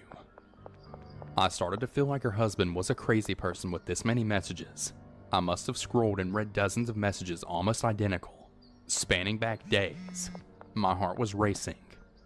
I felt like I was involved in something I shouldn't be involved in. I really wanted to go home, but every time I stopped, she would get really angry and tell me to keep going. That's when I came across the very first message that wasn't hello. "Stop messaging me, you crazy woman. Leave me alone. I've reported you to the police and got a restraining order. If you come anywhere near my family, you will be arrested." My heart sank. That's when I realized all the messages I had been reading so far were being sent from her phone. I paused in shock, and she again snapped at me, "Keep reading." I told her I couldn't because it was getting very late and my parents had dinner for me. She again just said, "Why don't you just come in for dinner? I'll make you something. You can let them know later you are helping your neighbor. They won't be mad, I promise." Only this time she was a mixture of angry and desperate. I told her they would be worried and wonder why I was gone for so long. She pleaded a couple more times for me to not leave her, and she started crying as I stood up. Honestly, I felt really bad about it at the time. I rode my bike home as quickly as I could. My parents had just gotten home from work a little while ago and asked me where I was. I didn't tell them the truth because honestly I was a little worried that they wouldn't let me hang around the neighborhood when they weren't home anymore. A few days later I came home and there were 3 police cars out in front of her house. My heart sank. I asked my parents later that night if they knew what had happened. My dad just said, "Oh, there was just a break-in or something." I later asked one of my neighbors to see if I could get some more information about what happened. Apparently one of my neighbors fell in love with a homeless woman after inviting her in for a shower and a place to stay. He got her some new clothes and a phone and was trying to help her get a job. Turns out the reason she was homeless was because she suffered from mental illness. He then kicked her out when she started having delusions of his kid from a previous marriage being her kid as well. Honestly, he sounds like a really crappy person.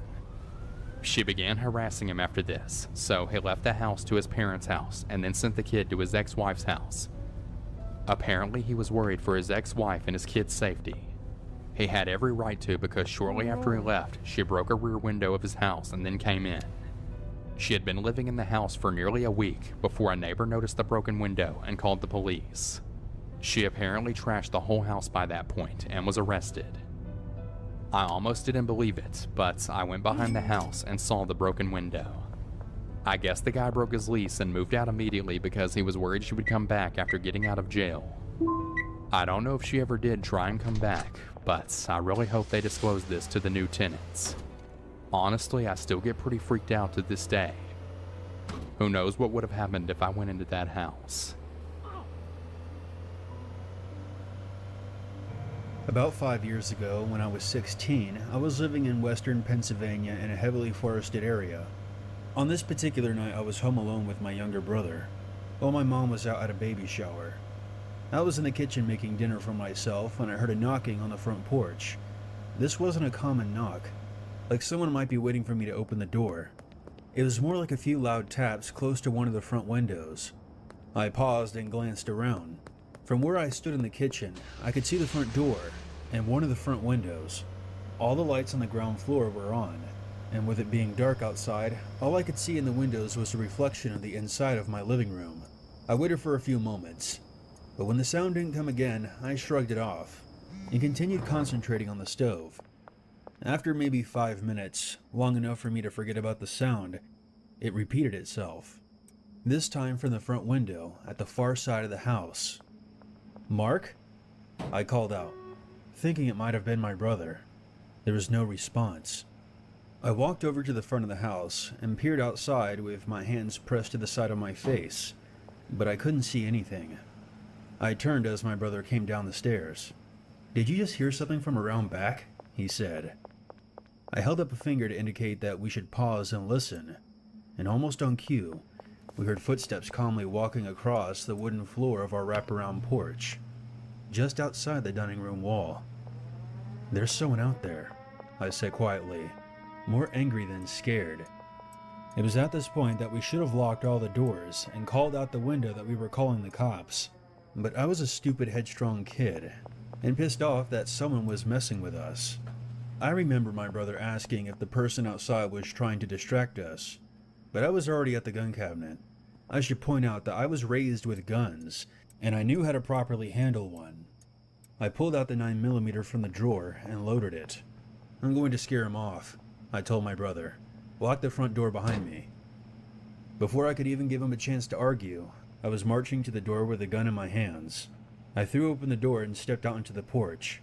My brother then flicked on the outside lights, and right there, about 8 feet in front of me, was a sickly thin guy wearing a hoodie with light blue eyes and a soul patch on his chin. He had been in the process of stepping onto the porch, but the moment he saw me, he spun around and ran like a bat out of hell. I took off running a few yards after him, then stopped, pointed my gun in the air, and fired off a shot. "That's right, fuck off!" I cried out. I waited until he disappeared into the trees before turning around to face the house. I don't think I'm exaggerating when I say that for a few moments my heart stopped. I felt that momentary wave of ice water through my veins, and the painful thudding of my heart in my chest as it tried to correct its rhythm. There was at least 8 other people standing around my porch, and a handful more scattered around the yard. They were mostly men, but there was also at least 2 women, all dressed in dark jackets and hoodies, looking mostly like they were in their early 20s. None of them said anything. Instead, they all just stared at me, their hands mostly in their pockets, and I couldn't tell if any of them had weapons. Then they all just scattered. Some jogged away, but most of them just walked off in different directions out into the woods. I legitimately forgot for a handful of seconds that I was holding a gun, until I raised my hands to my face and felt its weight. I sprinted back to the front door and pounded on it until my brother let me back in. I had no idea what to tell him. I had just fired a gun up into the air, and none of them had cried out or made any sound whatsoever. Had they had been drunk or something and were trying to pull a prank, they would have said something. They would have been like, "Whoa, sorry man, wrong house, put down the gun." But all they did was just look at me, like I had just ruined their surprise attack, and more disappointed than scared, they all just wandered off. I had no idea what to make of it. My brother turned on all the lights in the house and called the cops, who to their credit arrived within 10 minutes and swept the perimeter. There were footprints everywhere, and they asked my brother and I numerous times if we had just had a party. I kept telling them a dozen or more people had just been loitering around our house in the darkness, but the cops didn't seem to take it that seriously. They asked if the strangers had threatened us, and I had to admit that they didn't in any direct way. They confiscated the handgun after I told them that I fired off a round, but they eventually returned it. I have no idea to this day what those people were doing that night outside of our house. My brother suspects that they were part of some kind of cult, and maybe have been setting up to perform some kind of ritual, and maybe that we were set to be human sacrifices. I thought it more likely they intended to break in and rob us, but saw the gun and bailed. That doesn't explain the silence though. None of them uttered so much as a sound as they looked at me and just, as if instructed by some signal, scattered all at once. I've read that during alleged UFO sightings, people can become hypnotized by lights that appear above them, and they wake up hours later in entirely new locations having no idea what happened or how they got there. I can't dismiss that kind of possibility. They all seem to be hypnotized. That group of people has never returned, and I haven't even caught a glimpse of anyone I recognized from that night in town.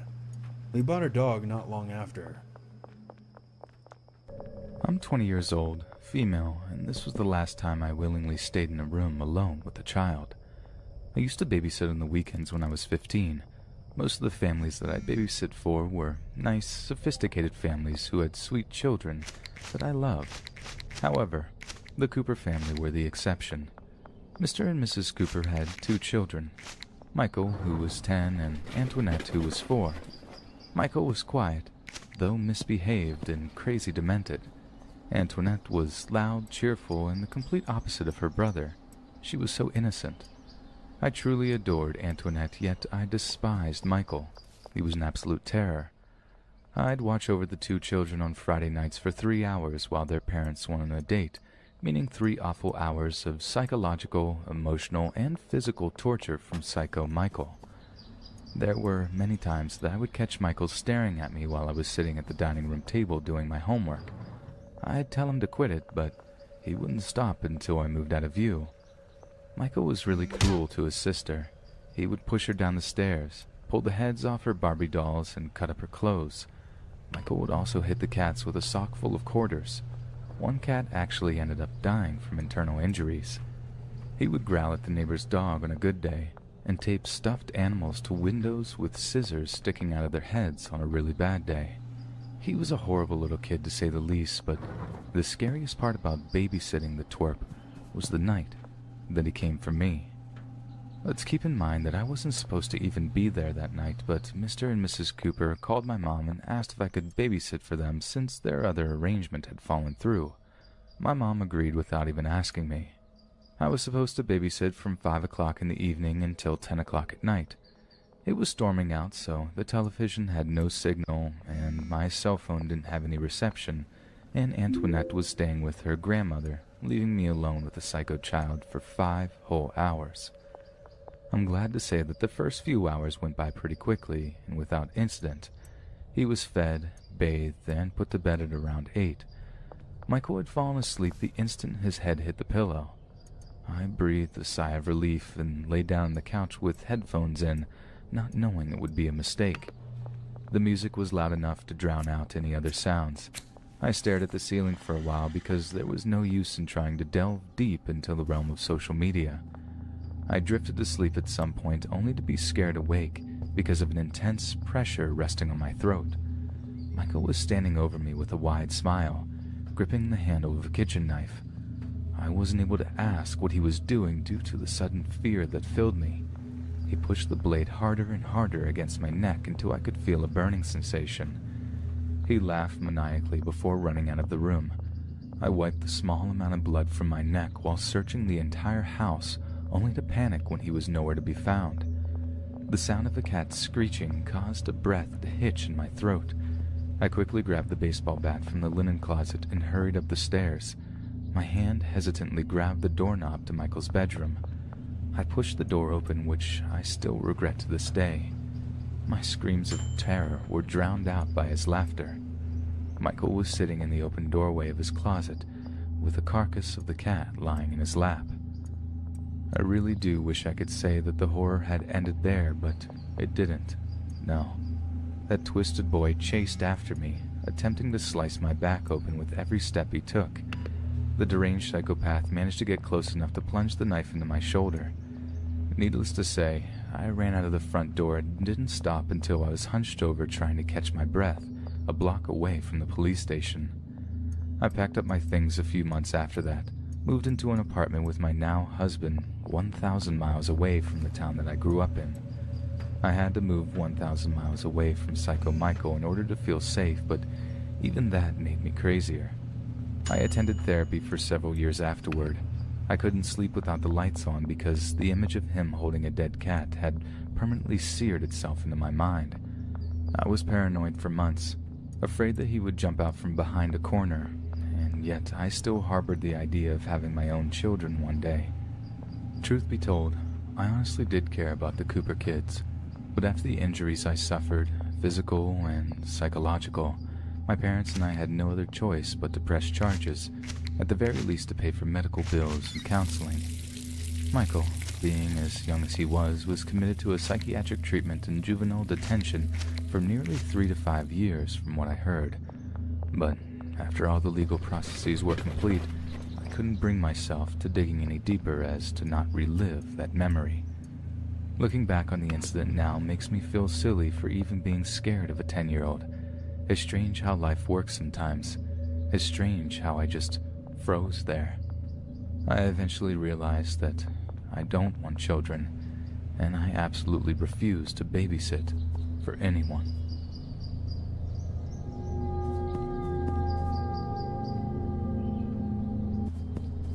Babysitting wasn't the job that I had imagined having while I was a senior in high school. I was paid a decent rate by the hour for watching kids that only needed to have an adult around while their parents were out. I know exactly what you're thinking. Why would you willingly waste your time watching children when you could have been working retail or some other halfway decent job? Am I close? Well, as you can imagine, the majority of kids I've looked after were happy, normal children, but my sister's children, let me get to that. Here's a little background just to help you better understand why I don't foresee myself having children anytime soon, if ever. I'm a male and a social outcast at that. I was 16 when my mom told me that I'd be babysitting for my older sister. Naturally, I shrugged it off as it were no big deal because, what's the worst that could happen, right? My sister needed to go out of town on a business trip for 2 days, which then caused my mom to decide that I was the right candidate for the job. I learned very quickly that kids are hungry literally every 5 minutes, and they have no respect for the babysitter, and they are totally out of control without their parents around. That was a bummer. Kids are perceived as sweet, innocent, and all-around pure, yet I have first-hand experience on just how truly creepy some kids can be. I have been around my nieces and nephews dozens of times before, so there wasn't any reason for me to think that they were a bit peculiar, aside from the fact that I walked in on Nat, short for Natalie, attempting to sacrifice her sister to the devil in order to bargain for immortality by shoving Lux's hand into a blender. Luckily, I was able to pry her away from the blender before she could turn it on. I had been watching them for less than 20 minutes when that incident occurred. Fast forward to this first afternoon, the kids were playing in the toy room, so I decided to watch television before doing my homework. I was in the middle of a funny movie when Mike cut the side of my neck with scissors. He drew a pentagram on the floor with ketchup, chanted something in a language that I didn't recognize, they probably made it up, and locked Jay in the basement. Tony was the good kid who explained that Mike was trying to summon a demon, someone that is close to the devil so that he could bargain Jay's soul for immortality. Mike angrily hissed at me when the plan didn't work. I swear to God, those freaking creepypastas they watch really don't help them. It was then that I learned that they had a crazy obsession with vampires. The need to be immortal and trying to draw blood from people is their way to fulfill the desire to be like the people in movies or books. These kids were actually trying to figure out ways that they could become immortal without having to stay so small for all of eternity.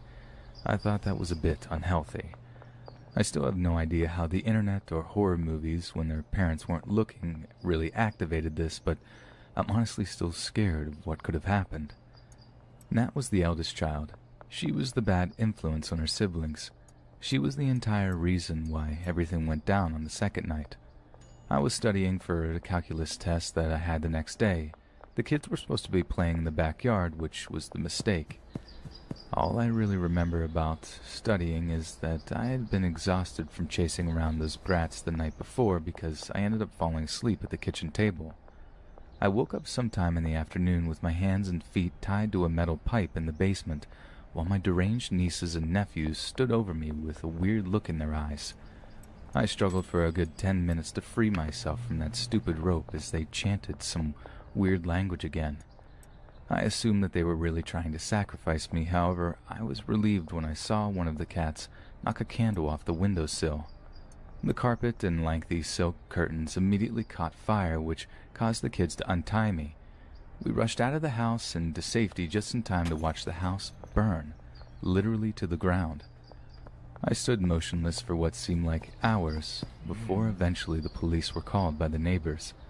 I called my mom to come get the kids before being questioned by police for over 3 hours. The detective that was interrogating me surely was about to arrest me, but the fire department later ruled that the fire was an accident. My sister angrily barged into my room once she arrived home and informed me that I was no longer allowed to babysit her kids again, and literally almost beat me senseless if it wasn't for my parents stopping her fury. I cried tears of joy at the news and never babysat again. I tried to explain the story to both the detectives and my family, though my nieces and nephews' stories all apparently corroborated against my own, and there was nothing I could do. Needless to say, I never visited their family again, both by being shunned and by choice. Natalie and the other kids all grew out of the vampire phase from what I heard once they hit junior high and acquired less creepy, less dangerous interests. I'm 28 years old now, incredibly far away from my family, married to the most amazing woman, yet I still refuse to think about having children. You never know what they're gonna get into. I've had a lot of scary experiences, but I really think this one's the scariest. It was October 2015, and my sister was giving birth, and I was babysitting her son, who was 9 at the time. The second night I was there, this happened. I'd put my nephew to bed in his room, and then the dog in his cage in my sister's room, which I have to get past to get to his room. I then go downstairs and I get on YouTube on my computer. Well, about an hour later, I hear a door slam. I just assume it's my nephew going to the bathroom. I then hear another slam. I assume it's just him wanting privacy, and I then hear a third door slam yet again. I don't know how to explain it, but I kinda just knew that it wasn't my nephew. I kept hearing things being moved around, kinda like a dresser being moved across the floor. I then start to remember that this house was built not as a regular house back in the day. The attic is apparently connected to the house next door. All you have to do is go up the attic, walk a little, then lift the top and climb down the ladder. I had no choice but to go check on my nephew. I'm still hearing noises as I go up. I hear the dog in his cage going absolutely crazy, like he was trying to get out or something. I walk halfway up the stairs, then all of the noise just stops. I look in his room and he's sleeping with his door open. There was no way in hell I was going to walk past that pitch black room. In my mind, as long as he was safe, that's all that mattered. I then walked back downstairs. As soon as I walked back downstairs, I then hear footsteps running, followed by a door slam. Well, the next day I decided to tell my sister and brother-in-law. After I told them, what they said next to me chilled me to my core. Without any concern in the world, they went on to tell me that it was the spirit of our dead neighbor. Now, you're probably thinking, why didn't I just call the cops already? Well, I wasn't really thinking straight at the time.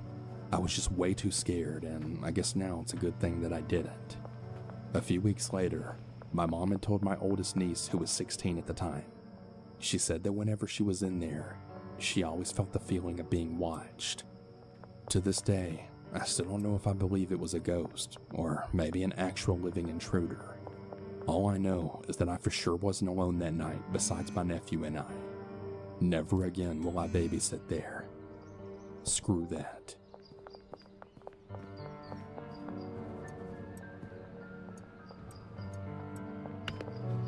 I think I was only 13 years old when this happened. I would be paid extra since I was going to be babysitting so many kids.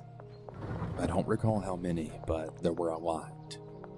The reason why I was trusted with so many was because I knew them since my parents and their parents were all friends growing up, making us kind of form into a group. Now, I was the oldest out of every single kid, which was the reason I was in charge. Of course, it was going to be a long night, knowing that our parents would be at some bar far away until like around 2 in the morning, and then stay at a hotel. For some background, I knew the kids, and they knew me. I being the oldest, 13 at the time, and the youngest being around 4. There was definitely a little bit of an age gap. The majority of the kids were around 9 to 10. Anyway, the parents left, and when they did, it was already around 4 in the afternoon. About 2.5 hours later, I made dinner for them. We sat down, and everyone ate their pasta. Because all the kids were together and they all knew each other, things got pretty crazy. I won't go into detail on exactly what went down, but some of the kids were just totally wild. I didn't really mind it though. It was pretty funny at the same time, but that's besides the point. So after a couple more hours, it was getting pretty late. I recall it being around 11:30 when kids were starting to settle down.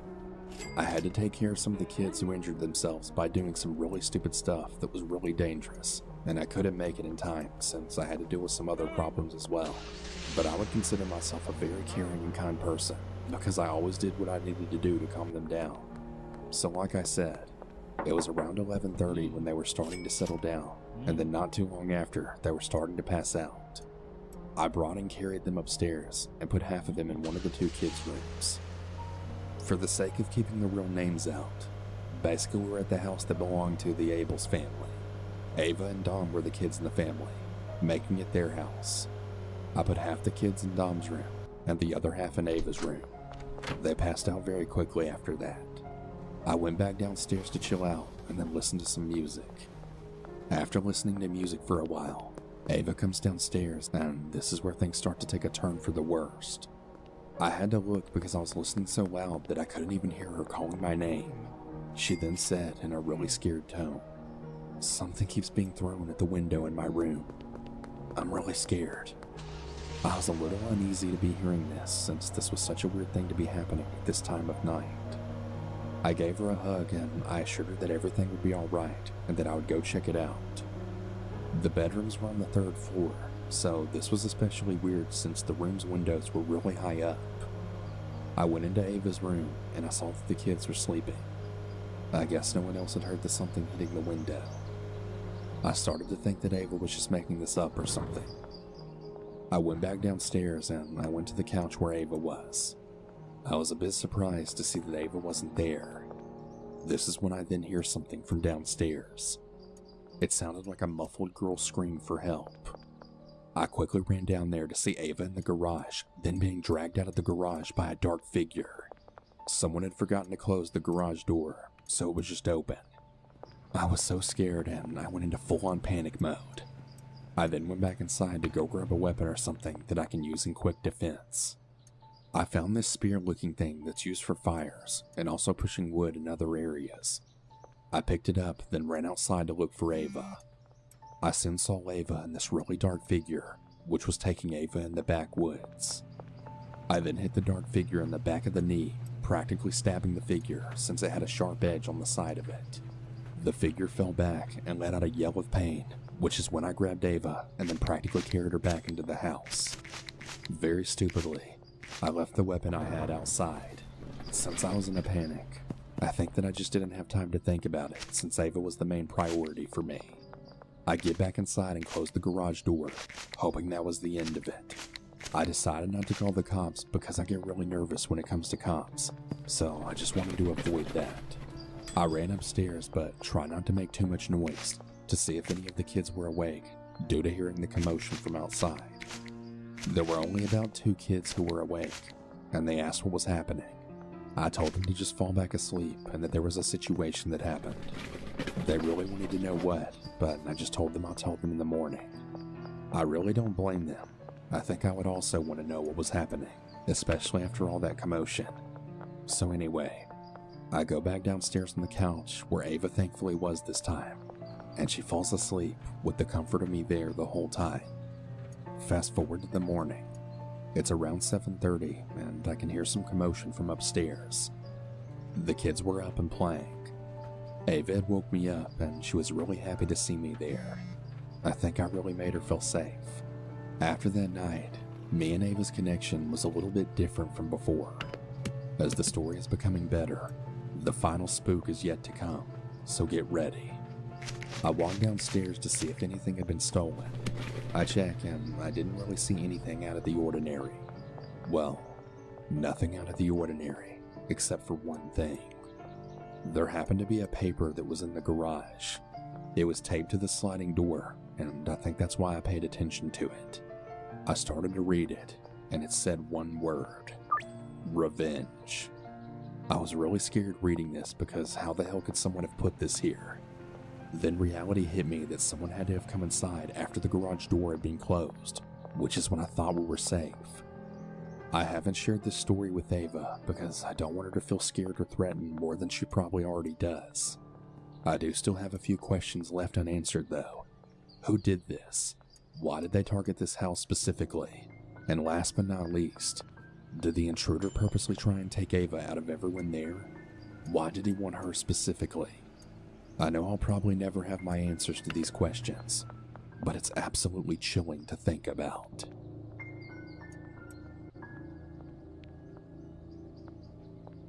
I'm a female, and I'm 15 years old.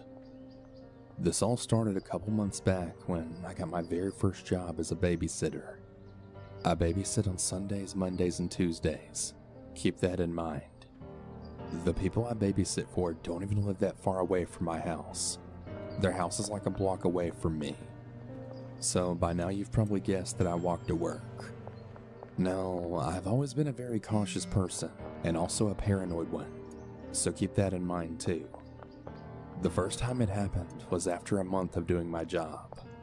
One day I got done babysitting and I just walked to my friend's house that's a couple of blocks away from their house.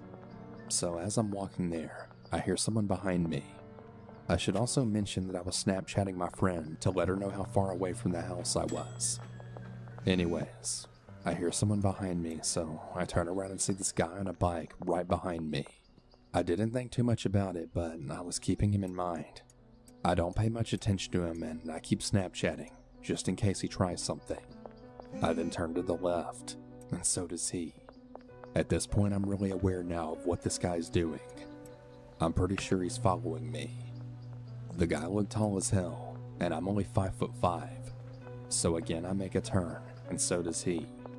By now, I'm getting pretty panicked, and I'm very much aware that this guy is following me. Anytime I slowed down, so would he. If I sped up, again, so did he. My friend's house comes into view, and I speed walk over there with him telling me. I reach her front door, and I start knocking, and then I hear someone say, "Hey, you better watch out.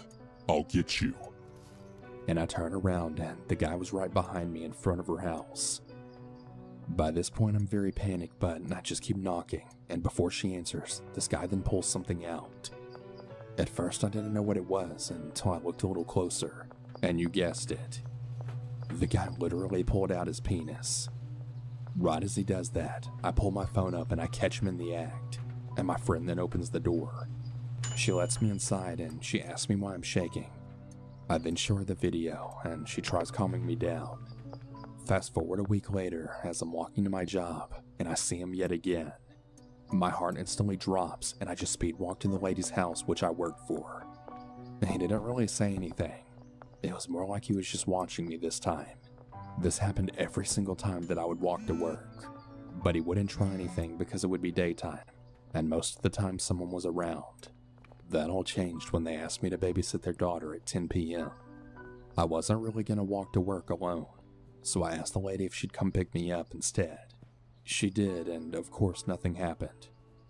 We then started doing that until I was calm enough to walk by myself to work.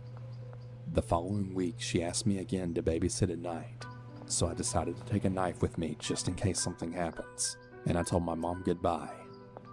I walked out in the really dark street, and the lights in that area weren't really good, which is why I was so scared to walk there in the first place. But anyways, I was walking to work, and I then hear a crunch behind me.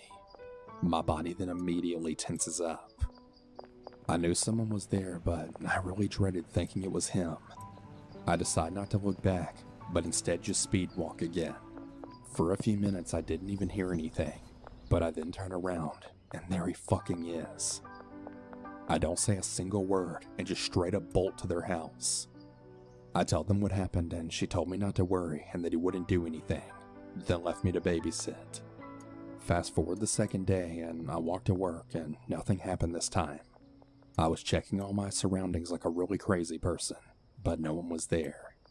I then turn and knock on their door, and from the corner of my eye, I see movement. I look and this guy's leaning out from behind trash cans, and I barely caught him. My heart started going crazy. I then knocked harder on the door, and I saw him from the corner of my eyes just looking at me. He probably didn't even know I saw him, but I did. Fast forward the next day, and the walk to work wasn't really that much. I didn't see him, but the walk back, that's a different story. I was walking back, and I think it was about 12 a.m. I texted my mom that I was on my way home, and she told me to stop by the store. Now, this store is like right across from our house, so it wasn't really a big deal. This weird creep follows me, all the while making kids noises and saying really weird things like I love you over and over again. I just walk to the store and this guy literally stands right in front of the store. I get very angry at this point and I tell the cashier what's going on. He then looks at the guy for a minute and then tells him to leave. He says he wants to buy something, but the guy just tells him to leave. Well, he doesn't leave and he just keeps on standing there. So I then say to him, "Why are you following me?" He then says back, "I'm not following you." And I said, "Yeah, sure you're not." And I just stand in line and get my stuff and then walk out the door. The guy has the audacity to continue following me, all while making kissing sounds and then repeatedly saying, "I love you. I die for you." I was just so fucking mad at this point that I snapped back and said, "It wasn't really a big deal." This weird creep follows me, all the while making kids noises and saying really weird things like "I love you" over and over again. I just walk to the store and this guy literally stands right in front of the store. I get very angry at this point and I tell the cashier what's going on. He then looks at the guy for a minute and then tells him to leave. He says he wants to buy something, but the guy just tells him to leave. Well, he doesn't leave and he just keeps on standing there. So I then say to him, "Why are you following me?" He then says back, "I'm not following you." And I said, "Yeah, sure you're not." And I just stand in line and get my stuff and then walk out the door. The guy has the audacity to continue following me, all while making kissing sounds and then repeatedly saying, "I love you. I die for you." I was just so fucking mad at this point that I snap back and say, "Look, fuck off, you creep. Leave me the fuck alone already," with a very angry tone. This doesn't even have an effect on this guy, and he just keeps repeating the same shit. I then tell him, "Look, I know where you live, and I'll tell your mom about this, because I've actually seen him leave the apartments that are near the store." Anyways, he doesn't even care what I'm saying, and he's making eye contact with me the entire time. I just walk to my house and I finally get there, but right before I get inside and slam the door, I then say to him, "If you ever follow me again, you're gonna fucking regret it." He responds to this by laughing, then saying, "Oh yeah? What the hell are you gonna do?" and proceeds to blow me a kiss. I then just walk inside, feeling very numb. I had just finally got home and I just started sobbing. My sister asked what was happening, and I told her everything. She's extremely overprotective with me, and she got really pissed off after I told her. She tells me that she's gonna walk me to work and that if we see him, she's gonna kill the guy. Obviously, I know that's not true, but it really made me feel better. All of this happened last week, and today in a couple of hours, I have to babysit again. I know it doesn't seem like much, but I'm still really scared of what will happen to me in the future. I really don't even know what to do at this point. If any of you guys that are listening have some advice, please tell me what to do. I appreciate you taking the time to listen, and if anything else happens, I'll definitely give you guys an update. Be safe out there.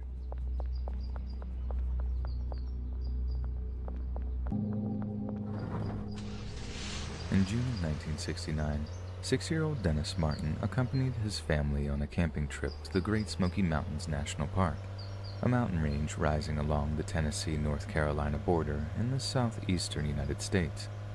The name Great Smoky Mountains comes from the natural fog that often hangs over the range, appearing as large smoke plumes from a distance. Interestingly, this fog is caused by chemicals emitted from the local flora, chemicals that have a high vapor pressure and easily form vapors at normal temperature and pressures. Yet even having heard the scientific explanation behind the phenomenon, seeing all that fog clinging to the hilltops is a very eerie sight indeed. Hailing from nearby Knoxville, Tennessee, the Martin family had a long-running tradition of celebrating Father's Day by taking camping trips to the Great Smoky Mountains. And 1969 would mark young Dennis's first trip into the woods, in the company of his father, older brother, and grandpa. The group drove out to Cades Cove, an isolated valley located in the Tennessee section of the park, then hiked out towards Russell Field, where they set up camping and began preparing for their first night under the stars. The following morning, they set off for a place known as Spencefield, a picturesque highland meadow and popular camping spot, which was bisected by the rolling hills and jagged mountain peaks of the Appalachian Trail. When the group arrived at Spencefield, Dennis and his older brother set off to explore the campsite, and reportedly talked to many of the other campers who had pitched their tents nearby. This is how they got talking to a ragtag group made up of other campers' children who made fast friends with the Martin boys. Dennis' father was pleased to see his son getting along so well with the other kids, and having his sons occupied meant the adults could get on with the important task of assembling their 4-man tent. Once the task was completed, Dennis was still playing with a group of other kids, and his father says he watched as the group gleefully took up hiding positions from which to playfully ambush a group of approaching adults. When the grown-ups entered the kids' make-believe kill zone, they all jumped out, growling and roaring like wild animals as they set upon their laughing parents. All but one. All but little Dennis. His father watched with growing concern as the seconds ticked by, and Dennis had yet to emerge from his hiding spot. Eventually he couldn't bear it anymore, and after rising from his camping chair, Dennis's father marched off the spot where he had last seen his 6-year-old son and began calling out his name. But what started out as stern fatherly commands soon degenerated into terrified pleas, and as he continued to call out in desperation, the other families began to realize that something was terribly wrong. Once Dennis's grandpa knew he was missing, he set the group into action, sending one group 2 miles up the Appalachian Trail with his son, while he led another group back towards the Cades Cove Ranger Station, arriving there around 8:30 p.m. that night. Thus began an extensive, well-publicized search and rescue operation, in which National Park Service personnel was supplemented by National Guard soldiers, and even a unit of Green Berets. At the peak of the search operation, more than 1,400 people were operating in the few square miles around Spencefield, but not a single one found anything that could lead them to the missing boy. However, in the aftermath of the operation, the search efforts drew a great deal of criticism from search and rescue experts far and wide, who said the large number of personnel involved potentially obscuring tracks in ground that was already difficult to track over due to heavy rain. Shockingly, a shoe print belonging to that of a child was actually found at one point, but the track was dismissed as belonging to one of the Boy Scouts that was helping with the search. Later, however, investigators kicked themselves when they found that the tracks were determined to have come from a child who was missing one shoe, which disappeared on the banks of a stream. Some suggesting it was possible that the tracks belonged to Martin, and this theory was supported when a discarded child-sized shoe and sock were found just 3 days later.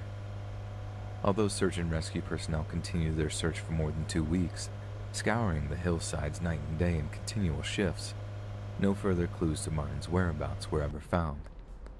The Martin family was so understandably desperate for answers that they offered a $5,000 reward for any information that would reunite them with their beloved Dennis. This got the attention of a handful of so-called psychics, who some might argue sought to exploit the Martin family's grief, and maybe cashing in if they guessed the right area of the Smokies to search. Surprisingly, none of these psychics ever proved to be of any help. Many years later, in 1985, a man who had apparently been illegally collecting American ginseng in the park claimed to have come across the skeletal remains of a child while exploring the woods. The man said he should have reported the find, but was terrified of being prosecuted for his prohibited herbal hobby. Not only that, but he was also unable to point investigators in the direction of the site he'd found the bones in the first place. There have been many theories that have attempted to explain what happened to young Dennis Martin that day. Most detectives, both amateur and professional, believe that Dennis became disoriented whilst looking for a hiding place, maybe even forgetting his way back to camp when he emerged from it. Either way, Dennis then strayed further from the camp and could easily have fallen down one of the many steep slopes and ravines that dotted the area surrounding Spencefield. However, Dennis was wearing a bright red t-shirt when he went missing, not something that would be easy for search and rescue teams to miss. Dennis would have to be completely covered in foliage to remain undetected with that color of shirt, and despite it being feasible due to his small size, the likelihood of that is extremely low. Others are quick to remind us of the presence of black bears in the area, as well as copperhead vipers and feral pigs, all of which would have posed a considerable threat to 6-year-old Martin. Park rangers told investigating police that an underweight bear had been caught in a boar trap in the Spencefield area just 2 weeks earlier. Although the bear was released safely, the incident suggested that it may have been struggling to find enough food, prompting to turn to a less familiar source of food. Yet, however tragic and brutal the aforementioned theories are, Dennis's father believes something considerably more sinister. Based on the eyewitness account of one Harold Key, who says he heard a loud scream on the very same afternoon that Dennis disappeared, Dennis's dad firmly believed that his son was kidnapped by an opportunistic predator. Shortly after he heard the scream, Harold Key claimed to have seen a disheveled, bearded man with wild, unkempt hair fleeing through the woods in an apparent bid to remain undetected by the nearby campers. Harold's family went on to explain that they saw a flash of red on the figure's shoulders, which some believe was actually Dennis himself, slung over the shoulder of this mysterious figure as they carried him away. Harold later speculated that the man may have been a moonshiner, explaining his reluctance to be seen. Despite the report, FBI investigators ultimately dismissed it, saying that as much as Harold meant well, his account was frankly unreliable as his timeline of events were off. But one retired park ranger lamented the failure to properly follow up either the footprints or the sighting of the rough-looking man, arguing that as the location of the sighting was downhill from where Dennis disappeared, it was possible to cover that distance in the time frame, even carrying a child, but that the individual in question would have some impressive strength, stealth, and endurance. So if this is the case, who is this hairy mystery man? This bearded vagrant who was apparently capable of such an impressive physical feat, even if it was in the context of the despicable abduction of a child. Given the lack of investigation into his sighting or his tracks, it seems we might never know. But even if we did get to the bottom of the mystery of a man living in the Appalachian Mountains with a penchant for kidnapping children, I don't think the answers would bring us any solace.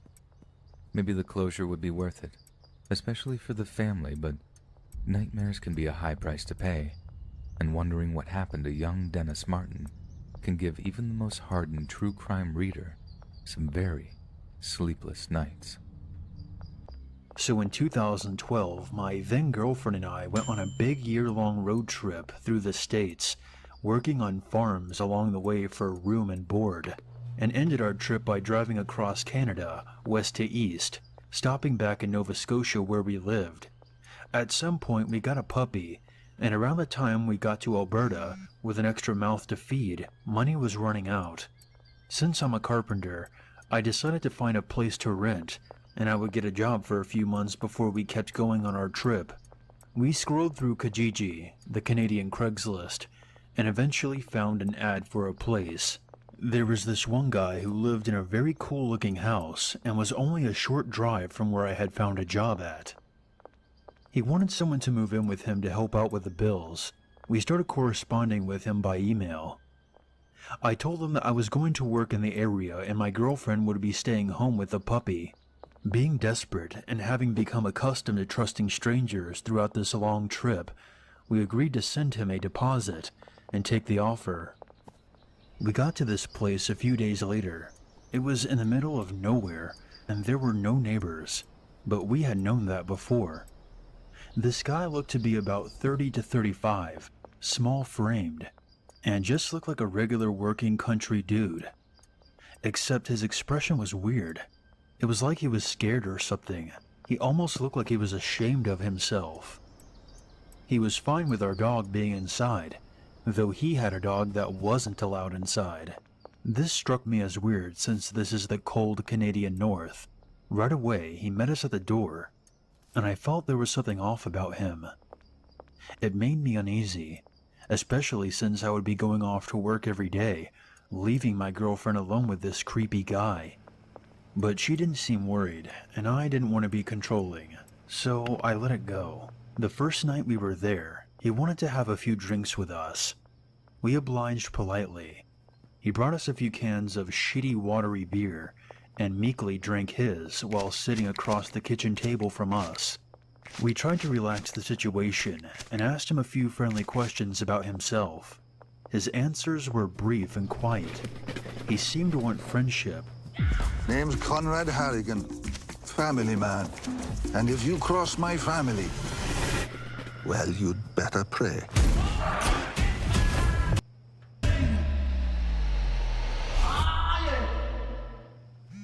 But also seemed completely unsure of how to get it. He went over a few rules he had. Number 1 was to stay out of his room, which was obviously fine. Number 2 was that we were not allowed to go into the basement. Kind of weird. And number 3 was to stay away from the barn. By this point, I could imagine the headlines. Nova Scotian couple found murdered, bound in barn.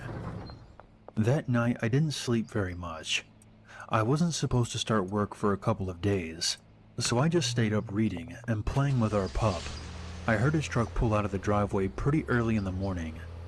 I headed for the basement, because I just had to know what was down there. It was pretty bare. Just a few washing and drying machines, and some lawn chairs. But I opened a closet door and found a weird nurse costume that looked like it was for sexual purposes. A roll of duct tape, a set of handcuffs, a shotgun, and a box of shells, all sitting together on the same shelf. I woke up my girlfriend and explained that she no longer had any say in the matter, and that we were leaving before he got home. We sent him a message after we left, lying, saying that one of our family members had gotten sick and we were moving back home. He never offered to return our money, and we had no more contact with him. I'm still waiting to see him in the news. My ex thinks that I worry too much, but her parents thanked me profusely. And I still wonder, what was inside that barn? Number 2. The following story is told from a female's point of view, narrated by special guest Darkness Prevails. I got married when I was 19, and my husband and I had no clue what to do with our new life together. We dropped out of college, and our studio apartment was too expensive. We thought it was the ideal time to travel and have adventures before settling down. We came across a post on the internet from a man who was looking for workers on his horse ranch. He would provide all meals and lodging in exchange for labor around the ranch. It looked like just the solution for us. He claimed to be very knowledgeable in trades and would teach us to build machinery, woodworking, welding. We actually did learn to weld, which is pretty cool, etc. The pictures were beautiful. The log cabin he built was spacious, and we would have a nice big bedroom. There were lots of other people in the photos, and in our correspondence with him, he always mentioned other people and referred to himself as we. He advertises on multiple platforms, and everything looked really legit. We booked our flight. There was nobody else there. He was in his 60s, but mentally and physically very fit. One of the first things he said to us was, "I never judge people based on their past. Do you believe people can change? I sure do." It seemed harmless enough. He took us grocery shopping and told us to pick whatever we wanted. We immediately got the vibe that his kindness was forced and that he was being over-generous. I'm going to get right into listing the weird stuff we noticed. He built the house himself, and his bedroom had a door to the only upstairs bathroom, which he didn't lock from the inside. He would invite us into his room, and on his table was an old video camera, with about 30 little tapes strewn about. He would always talk about how much he loved the Japanese, how he specifically marketed toward them, and had a few Japanese ladies in the past. He often brought up people who had stayed with him before, and all of them had left suddenly, and maybe unexpectedly. One day he told us to get in the truck, because we were going into the city. We were way out in the country, so it was a long ride, but he was really excited about going. He asked us to walk around and ask young people to come with us and work on the ranch. This made us super uncomfortable. We are introverts, and it just felt very odd to approach people and ask them to get in the truck. He got upset by our disapproval, so we got out and pretended to look for people to talk to. He went to talk to people on his own. As the days went on, his welcoming nature began to give way to a very temperamental and aggressive one. I didn't really find him creepy, but intolerable. I didn't like him at all. He seemed extremely socially inept and said inappropriate things. It was also extremely apparent that he did not view women as equal, or anywhere near equal, to men. He had had military training and was a big, strong man. Cunning. Always thinking. Now, our parents never wanted us to go. They realized it to be a potentially dangerous situation, but we thought we had done our due diligence. However, we never even thought to Google this guy's name. I get an email from my mom one day freaking out and telling me to do a Google search, then get on the next plane home. A quick search showed us his arrest record: strangling and sexually assaulting a young woman, followed by headlines reading, "Do not go to this horse ranch. This man is dangerous." We were thoroughly creeped out and booked a flight home. We were then presented with the dilemma of how to tell a potentially dangerous man that we wanted to leave. I forgot to mention that he would tell us daily about how we could live there permanently and start a family. He would fantasize about Christmases with our future children and raising them on the ranch. We thought it was established that this was a very temporary thing, and we had families back home who missed us. This is the weirdest part for me. I made up a lie about an emergency back home, and when I told him, it was like he could see right through me. I'm convinced that he not only knew I was lying, but he knew I was going to lie about needing to leave before I ever opened my mouth. This look came over him that I have never seen on a person before. He was angry, but hiding it. He was hiding so many thoughts and emotions that I couldn't tell if I should be frightened or relieved. Before I finished my sentence, he said, "When do you need to go to the airport?" Monotone. I told him right now. He took us and put on his friendliest personality and told us that if we ever wanted to come back, he would buy our tickets. We said we'd be in touch. Just recently, I Googled his name again and discovered a page, a forum, for people who had gone to his ranch, mostly couples like us with eerily similar experiences. They spoke about how he says not to judge people on their past, the grocery store, the bathroom, and how they heard him listening behind his door during their midnight bathroom trips, the videotapes, and how they watched them and saw young Japanese girls flexing their arms. Looking through his search history and seeing nothing but Japanese pornography, they talk about how he would make rude remarks to the girlfriends and about creepy rituals in the woods, which we experienced. It was like a full moon ritual inside a circle drawn on the ground. They spoke about being driven to the city and asked to jump out when thin young ladies walked by and tell them to come back to the ranch. I could go on and on. He is still operational. This forum I found was aimed at gathering stories and preventing future visitors to the ranch. The police do not have enough evidence to convict him of anything. I know I left a lot of creepy deeds out. I didn't want this to be too long, and I'm not a great storyteller. I'm unsure whether it'd be appropriate to name the man or the ranch, but the blog where all the others have written about their encounters is probably much creepier than my story. We got away with much less weirdness because I don't believe I was his type, and he may have feared my husband. If anyone is interested, I may be able to give a few hints so it can be found. Number 1.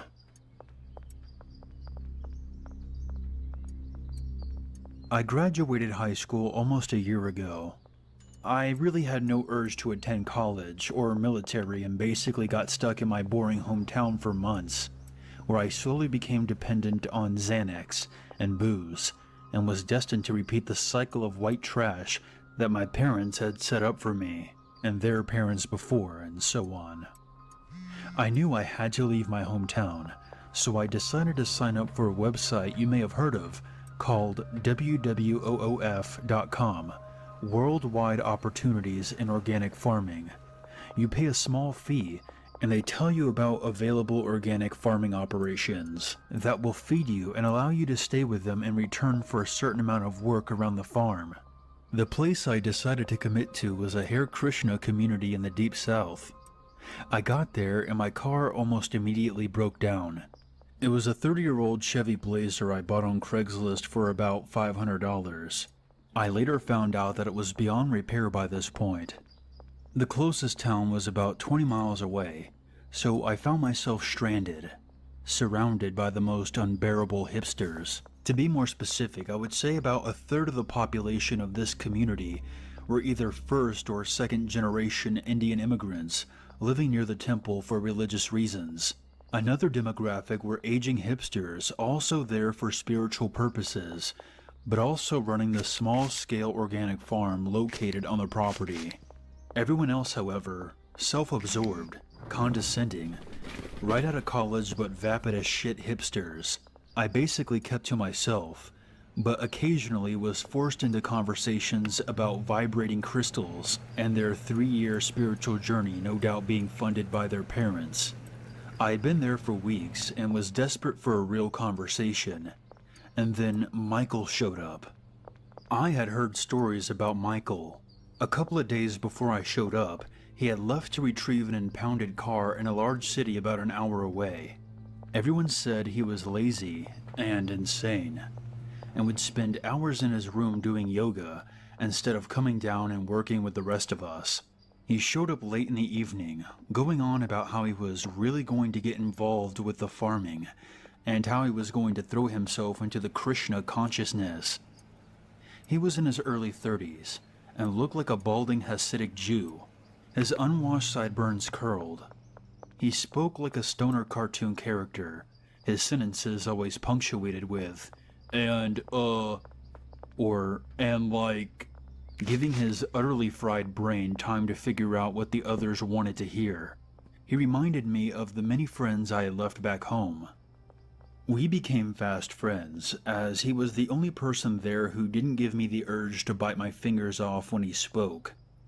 We were both from Texas, so we talked about the loony conservative teachers we had in high school, football, and of course, drugs. Every now and then he would bring up subjects that really threw me off. He wasn't able to get his car out of the impound garage, so he schemed the best way to break it out. These plans involved firearms, pipe bombs, and telepathy. He told me he came to the Hare Krishna temple to befriend some of the gurus and learn Reiki meditation, a form of meditation used to control the minds and bodies of other people. He told me he believed he had used Reiki once to seduce a woman at a party. This is when I understood his reputation. I simply nodded and laughed occasionally when he went off on these rants. I knew that one day I would reach a saturation point for his absurdity, but I could probably endure it for a week more. A couple of days later, we were eating lunch with one of the gurus. I was telling Michael about my trip to the giant field where the Branch Davidian used to be. He wasn't sure what the Branch Davidian was, so I explained to him about Waco, David Koresh, and the botched siege operation by the FBI and ATF that led to the death of 76 Davidians and 4 ATF agents. He was enraged upon hearing this. Like, the government is always trying to silence people preaching the truth, man. Like, that's so fucked up. I wanted to explain to him that David Koresh was a sociopathic cult leader, interested in power and nothing else, but he wasn't having it. Now I was getting angry. He was throwing a tantrum about a subject I had just explained to him, and now he was telling me that I'm wrong, and that Koresh was a martyr. That's when I saw the truly insane Michael. He was spitting, red as a beet, pacing back and forth. I left the table and got back to work, but he followed me.